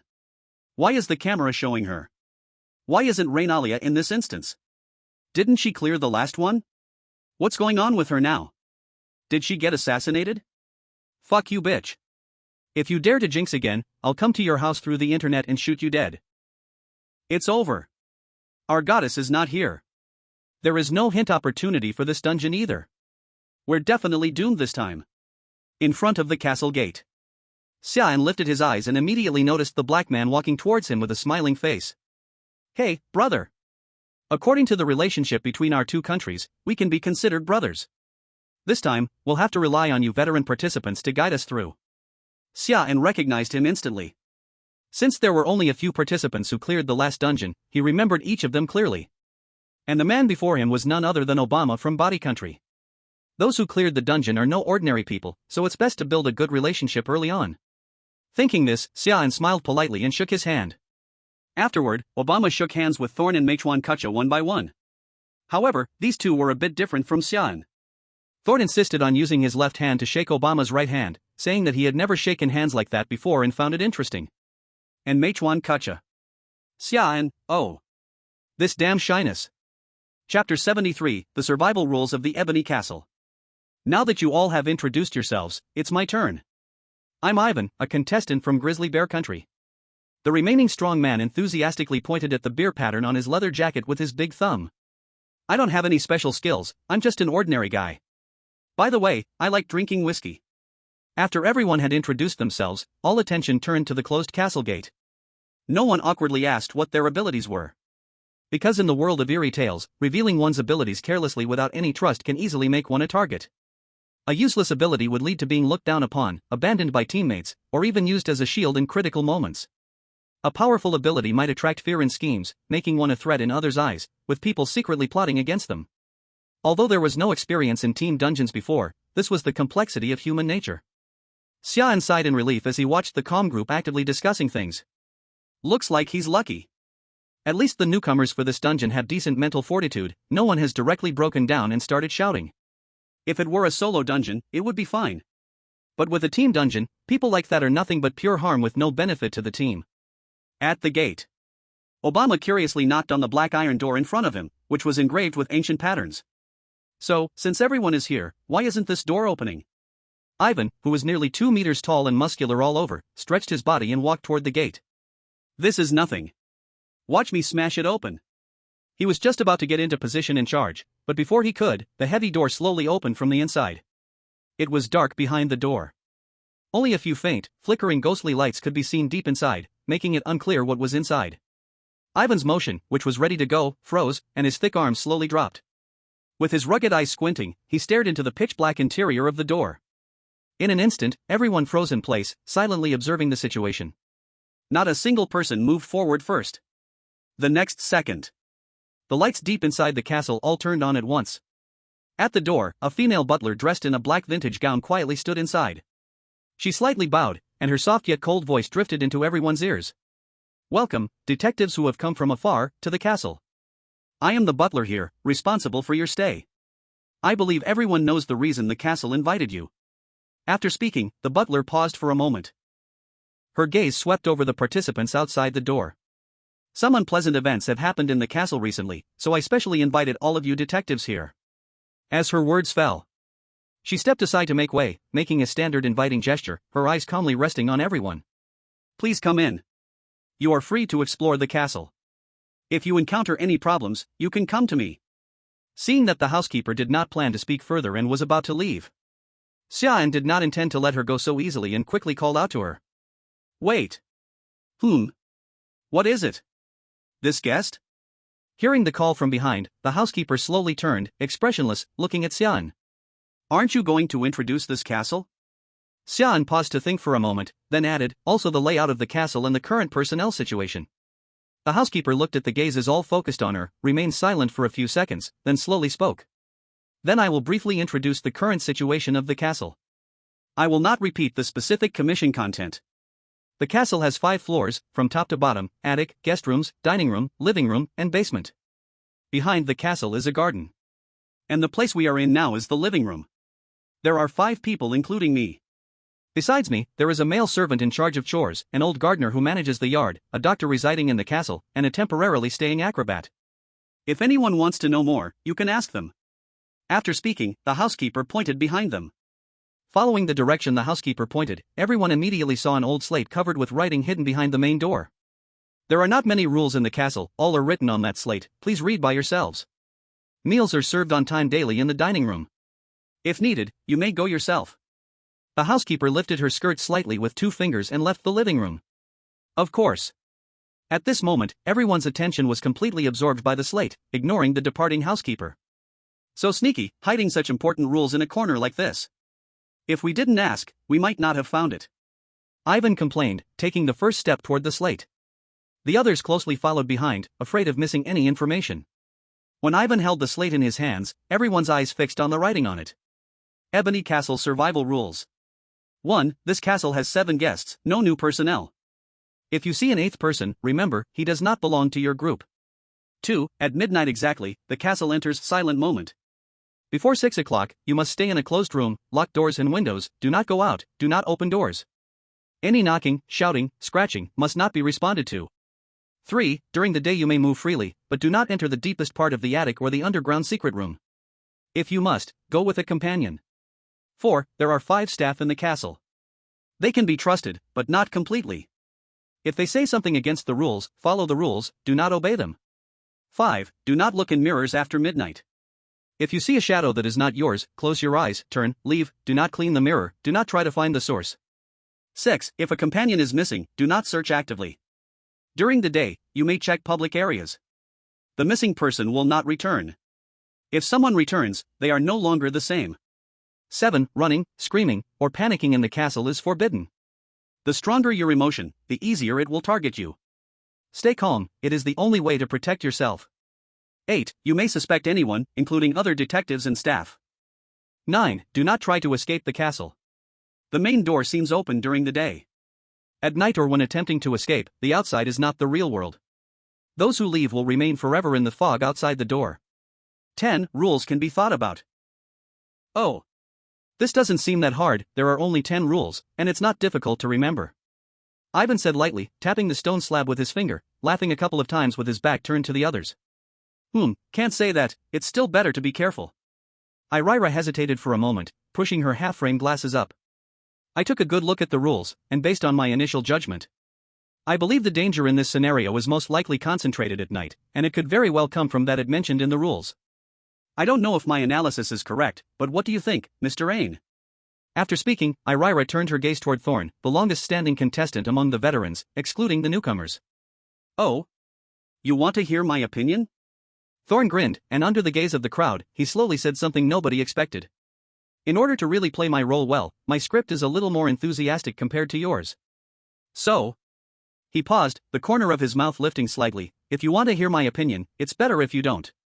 After saying that, he turned and walked with strange steps toward the restaurant on the 2nd floor. I hope they've prepared some cream puffs. Super loud with a trailing tone.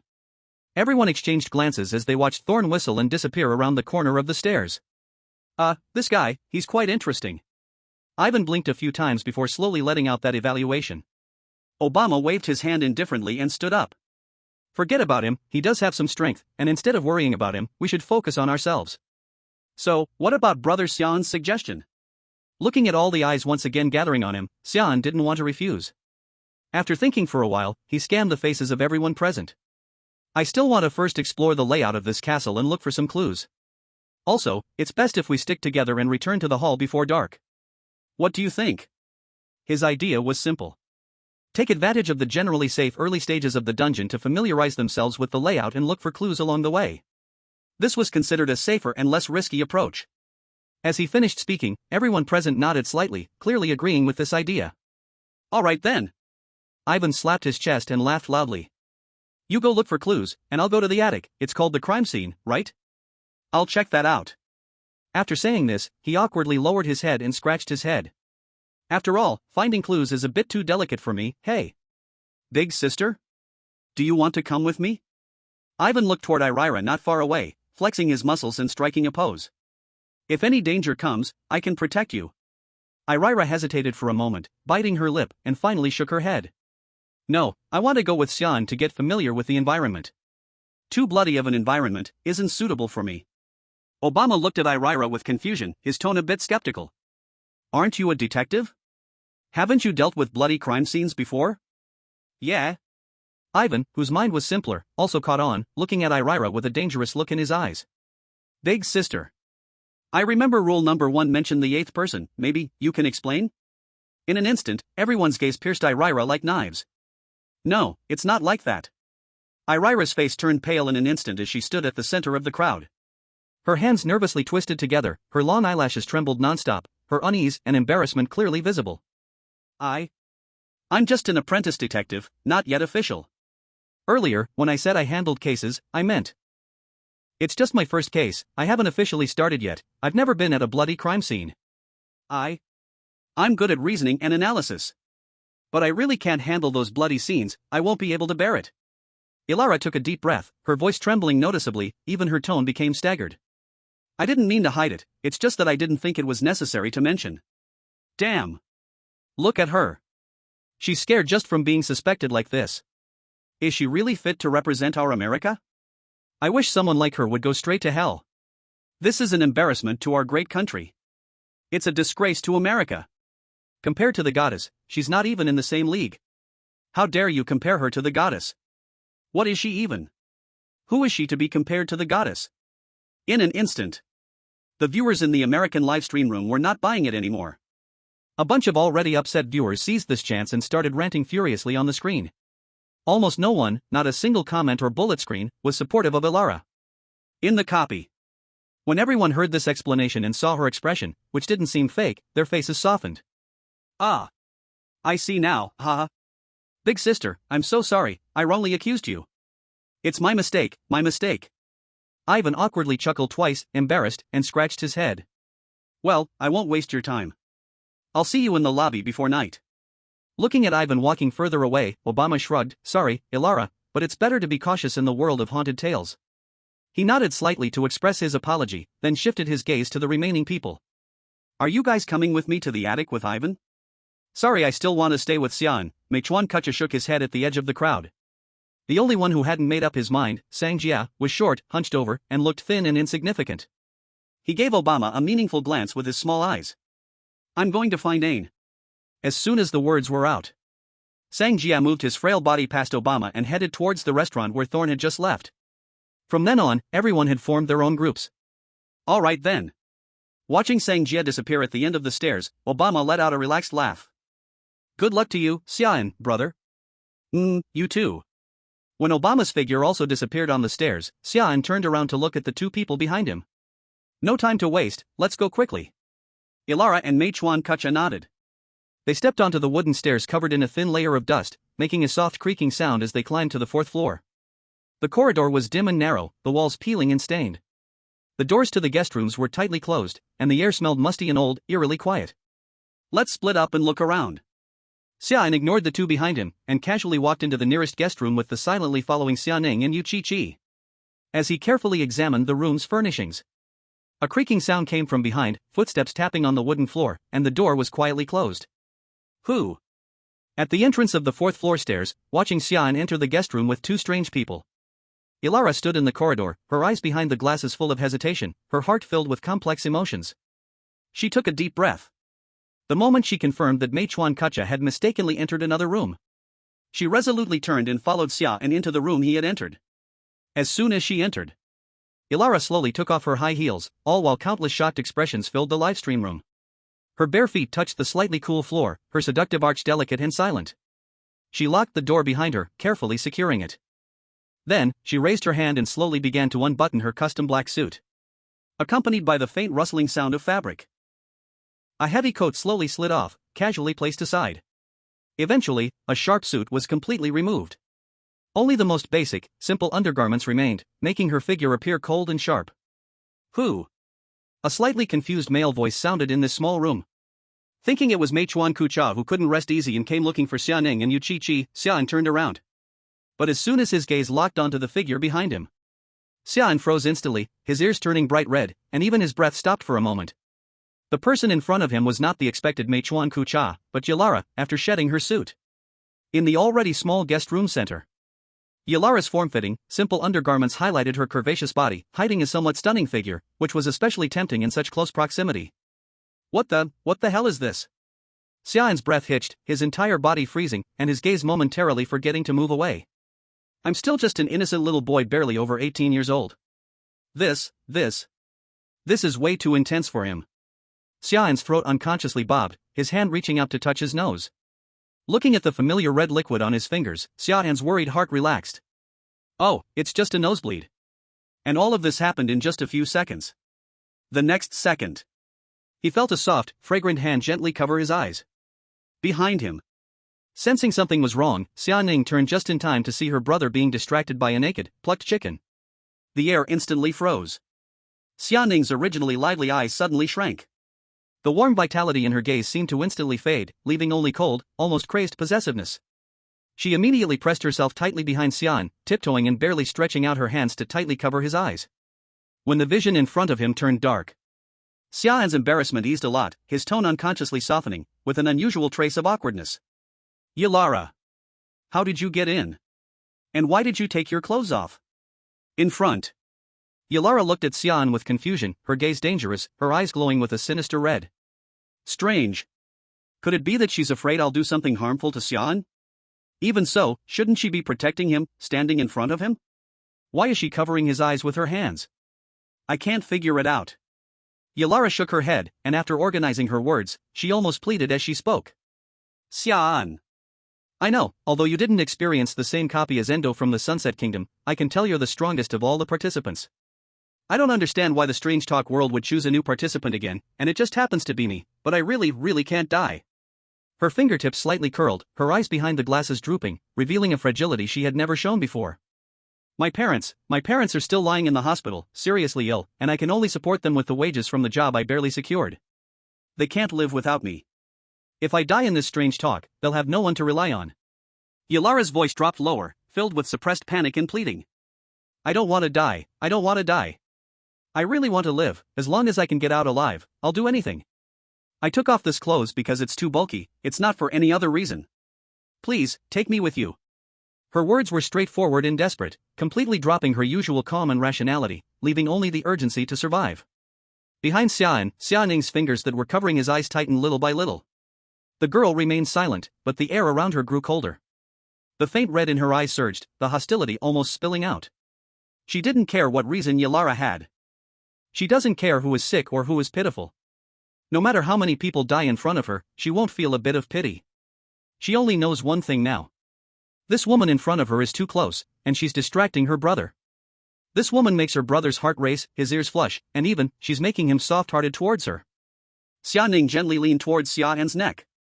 Her voice was soft and sweet, but it carried a chilling, piercing edge, each word slow and deliberate, almost frightening. Brother, don't pay attention to her. There are many pitiful people, but brother, you only need me. She wants to take your attention, she is a bad person. Xia An froze. Of course, he had no sympathy for Yalara. On his 15th birthday, his home, that orphanage, was burned down mercilessly by those damned, inexplicable thugs who had tangled with him. Since that day, he had lost any warmth or affection for anyone, leaving only indifference. But feeling the almost uncontrollable Xia Ning behind him made him worried. He opened his mouth, intending to immediately reject Yalara and calm Xia Ning's emotions. But when he saw Yalara still looking at him with those pleading eyes, he hesitated. Xia Ning suddenly let out a soft laugh, her voice as light as a feather, but her tone full of chilling coldness. If you dare look at my brother again, if you dare speak to him. I can't promise what might happen in this guest room. The atmosphere in the room gradually became so oppressive it felt like it could be touched, and the walls and floor began to seep blood. Ilara's initial unease gradually disappeared, replaced by a restless, uncontrollable agitation. Yes, this strange, powerful force. As long as they are willing to protect me, once we get out alive, the country will definitely give me a generous compensation. At that time, I'll leave the money to my parents. Even if I encounter an accident in the next scenario, I won't have to worry about my parents having an accident after my death. If Ilara hadn't been blinded by her emotions, her sharpness would have allowed her to notice the cold possessiveness and affection in Xia Ning's eyes towards Xia An. But right now, excited Ilara only felt that Xia Ning was showing her power because she might pose a threat to Xia An. Thinking this, in an attempt to please him, Ilara gently loosened the tie and let the last few pieces of cloth fall off her body. Now, she stood there almost without reservation, posture extremely low, her voice carrying an immature charm. Please, I'm still clean. Ilara's face turned red as she bit her lip. I usually take good care of myself, I promise it will be comfortable, and any position will work. Ilara slowly stepped forward, inching closer under Xia Ning's increasingly dangerous gaze. Chapter 76, Do you like her more? Although Xia An couldn't see the scene in front of him, he could still feel the figure in front of him slowly moving closer. No, let me talk first. Xia An was about to raise his hand to stop Ilara when he suddenly felt the figure behind him move. A bad premonition rose in his heart. When the small hands that covered his eyes released, his vision returned to normal. When he saw the scene in front of him, Xia An's face changed slightly. Not far away. Yu Chi-Chi was squatting in the corner with her eyes closed tightly. She held a large broom in front of her, trying to blend into the surrounding environment. And Ilara was struggling, being choked by a blood hand formed from Xia Ning's control, lifted in the air by her neck. Her whole body below the neck was tightly wrapped in blood. Ha, let me go. I won't hurt him. Ilara's voice was squeezed out from her throat. Her cheeks were flushed red. All four limbs struggled hard, yet could not break free from that cold, sticky restraint. Little sister, she means no harm, let her go. Xia An circled around from behind Xia Ning and spoke to stop her. But when he really saw the expression on Xia Ning's face, his heart jolted sharply. The little face that usually always smiled at him now surged with an intense, extreme malice and possessiveness. Her cold eyes fixed tightly on Ilara struggling in midair, carrying undisguised killing intent. No harm? Xia Ning's voice was very low, without the usual sweetness, leaving only bone-chilling coldness. Brother, daring to seduce you is the greatest harm. After saying this, Xia Ning slowly walked to Ilara, who was nearly suffocating, even her struggling had weakened. Disgusting woman. How should she torture this woman? Her gaze slowly shifted to those breasts that could not be ignored even when covered in blood. Should she cut off these 2 lumps of rotten flesh first? After thinking for a while, Xia Ning shook her head again. No, it's too much of a waste of time. Since she dared covet her brother, she should disappear forever. Even living 1 more second is a gift to her. Better to just kill her. Thinking of this, Xia Ning's eyes sharpened, controlling the blood spikes to completely kill Ilara. But before her hand could rise, Xia An gently pressed it down. Little sister, just for a small matter, there's really no need to kill her, this isn't right. Xia An tried to keep his tone gentle, attempting to persuade the out-of-control Xia Ning in front of him. Xia Ning looked at her wrist being held. The violet blood aura around her paused sharply, yet did not immediately calm, instead mixed with a bit of grievance and stubbornness as she turned sharply to look at him. Her eyes, usually soft and dependent on him, now mixed with malice and unwillingness, the corners of her eyes slightly red. Small matter? Brother thinks this is a small matter? Her voice trembled, yet still icy. She was just that close to you, even trying to touch you in my eyes, she should have been dead long ago. As her words fell, she wriggled her wrist, breaking free from Xia An's hand, and tightened her blood hand further. Ilara convulsed violently. A barely audible muffled groan came from her throat, her face turning completely from red to dark purple. Xia Ning. Xia An's expression tightened, stepping forward to stand between her and the blood hand, his tone slightly firmer. You cannot kill her, just drive her away. Besides, we are in a dungeon, 1 more person can always help. Xia An felt extremely tired inside. Damn, what the hell is happening? Although he did not like Ilara much, he really could not bring himself to kill an innocent. He may not be a good person, but he could never become the same kind of bastard as those who burned orphanages. Moreover, killing her might even bring a lot of international trouble. He himself hated trouble, so he disliked causing trouble for others. Especially for the country. Even after all these days together, it could not change the fact that Xia Ning, who seemed ordinary, was actually strange. When he first brought her out of the dungeon, Xia An admitted he was a bit panicked at that time. One side feared Xia Ning would do something outrageous in the real world. The more important side was fearing the country would intervene because of her existence. Even later with Yu Chi-Chi and in Yu, it was the same. But what touched him was that the country did not even ask about him bringing something strange into reality. Later, Xia Ning and the others proved through their actions that they were worthy of this trust. So he treasured this trust even more. Even if now he had to kill Ilara, it had to be him who did it. In this dungeon, anyone can kill. But only with Xia Ning and Yu Chi-Chi, it's not allowed, absolutely not allowed. Xia Ning looked at her brother blocking the way, the killing intent in her eyes slowly sinking, replaced by a strong unease and possessiveness. Brother is fierce with me for her? She bit her lip, her fingertips trembling slightly, yet the blood around her slowly dissipated. Do you like her more? Ilala, suspended in midair, fell to the ground as the blood disappeared. She struggled to breathe, her vision blurred as she looked at Xia An, weak and begging for survival. No, calm down. No. He really didn't know how to comfort others. Especially how to soothe a jealous girl. Xia An seemed to be calmly comforting on the surface. Inside, he felt helpless, casting a side glance at Ilala by his feet, feeling annoyed. Move fast, damn it. Why did your grandma have to come in? Now look, trouble came and dragged me into it. After finally being put down, she still didn't run. Are you waiting for a feast here? But Xianing's eyes missed none of these small moves. So this exchange of glances made Xianing's barely calmed emotions rise again. Seeing her little sister's face collapse again was like a death threat in Xia An's eyes. In just a second, the air stiffened. Xianing's body stiffened sharply, her peach-red eyes filled with even stronger jealousy. She followed her brother's gaze to Alala on the ground, then suddenly snapped back to Xia An's face. She seemed to instantly read all the meaning in that look. Brother. Xia An just wanted to explain, but before the words came out, her figure flashed before him. Xianing's speed was unusually fast. She almost instantly surged forward, her small hands gripping Xia An's collar tightly. Even before Xia An could react, Xianing rose on tiptoe. With a reckless determination and wild possessiveness, she kissed Xia An's lips. A kiss filled with punishment. Urgent, forceful, even with a hint of wanting to devour him. Chapter 77 Brother-Sister Ethics Lesson. Xia An's pupils shrank in shock from this sudden move, instinctively turning his head to avoid. Her lips brushed Xia An's cool cheek, leaving only a touch that was instantly replaced by warmth. With the kiss missing its mark, Xianing lost balance and slammed heavily into Xia An's chest, her hand stubbornly clutching his collar. For a moment, the three were frozen in a strange stillness. Ilala lay on the ground, watching, her face instantly paling further. After a while of calming down, she seemed to understand something. Seeing Xianing pressed against Xia An, Ilala's eyes flickered with a desire to escape. She felt that if she didn't leave, she might die. Xia An held his forehead with one hand, looking at Xianing still stunned in his arms, her eyes redder than before. He could only lower his voice, trying to sound like he was comforting a child. Xianing, don't make trouble. He felt her body stiffen in his arms. The grip on his collar tightened, full of anxiety and grievance, even a bit of angry shame from feeling rejected. Why is brother avoiding? Xia An took a deep breath, carefully prying her hands away and stepping back. Looking into those eyes filled with "I am hurt," he braced himself and explained. I am your brother, we cannot. I don't care. Xianing suddenly interrupted, her voice trembling with tears, yet she stared fiercely, her eyes issuing a final strong declaration.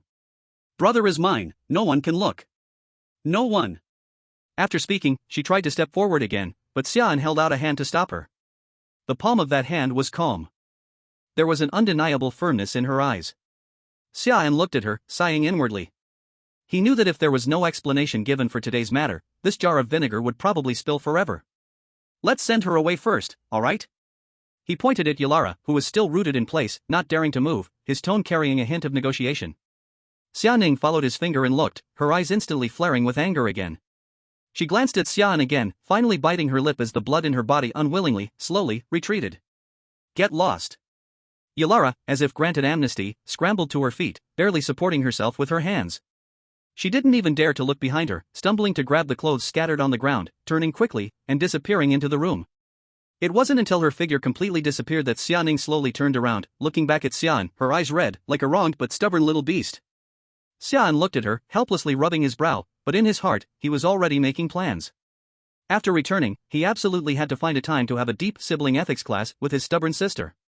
At the very least, he had to make her understand that such things couldn't be done casually. After a moment of darkness, Xia An didn't even know how he managed to calm Xianing down. But he only knew one thing, he could never provoke Xianing again in the future. Otherwise, his fate would probably end up just like those people in Xianing's books, the ones shackled by chains.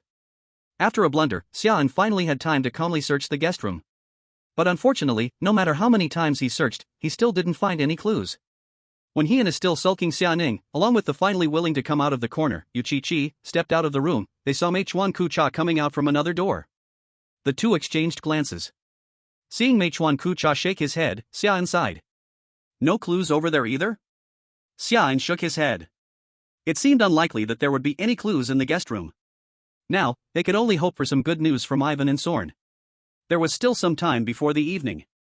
So Xia An and Mei Chuan Ku Cha searched through the other guest rooms once again. As expected, still no leads. Time passed quickly, and before long, it was evening. When Xia An and Mei Chuan Ku Cha arrived in the hall, they found Ivan and Obama had already arrived. But to his surprise, the contestant from the Divine Bull Kingdom, Sangjia, was also standing next to Ivan, looking grim. Xia An scanned the room but couldn't spot Thorne's figure.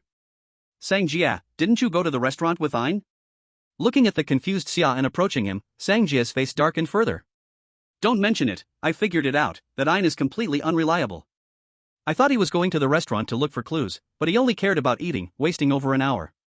I couldn't wait any longer, so I left first. I think if I find any clues in the future, I won't even tell him. Someone like him, who contributes nothing to the team but wants to take advantage of others, doesn't deserve to pass. Hearing Sang Jia's complaints, Xia An grew even more puzzled. He had watched the previous livestream replay. Clearly, Thorne was not the person Sang Jia described. On the contrary, everything that seemed unreasonable in Thorne's actions always played a crucial role at key moments. Wait a second, where's one person? Where's Yulara? Obama looked behind Xia An, but he still couldn't spot Yulara. Xia An found it hard to speak. Though he knew someone would definitely notice this, he still couldn't help but rub his forehead. He subconsciously glanced at the silent Xia Ning behind him, hesitating as he spoke. She had some conflict and left by herself. What? Left? By herself? Ivan was surprised when he heard this, but he didn't say anything. Obama waved his hand indifferently, his tone thoughtful as he looked down at the floor, reminiscing. Forget it, let's not talk about that. Ivan and I went up to the attic to see the maid's body. But what's strange is that there were no wounds on her body. Do you have any clues on your side? Xia An glanced at Meichuan Kucha, who silently stood by the wall, staring at the ancient patterns on the wall, then shook his head. No clues either. Obama sighed regretfully but quickly pulled himself together. It's fine, no bad news is already the best news. Xia An nodded in agreement, silently leading Xia Ning and Yu Chichi into the crowd to wait for the others. Before long, Thorne's figure appeared as he walked down the stairs. Seeing the gazes directed at him, Thorne quickly waved his hand. Don't look at me, I didn't find anything. I just came to show my face. If there's nothing, I'll go back to my room to rest. As he reached the corner of the second floor, he stopped and added. By the way, don't touch the alcohol, oh. Especially you, big Russian. Watching Thorne hum a tune and gradually disappear from view, Sang Jia was so angry he couldn't hold it in. Humph. He snorted coldly, turning his head and no longer looking at the stairs. The group waited a little longer until the last person, Irala, arrived.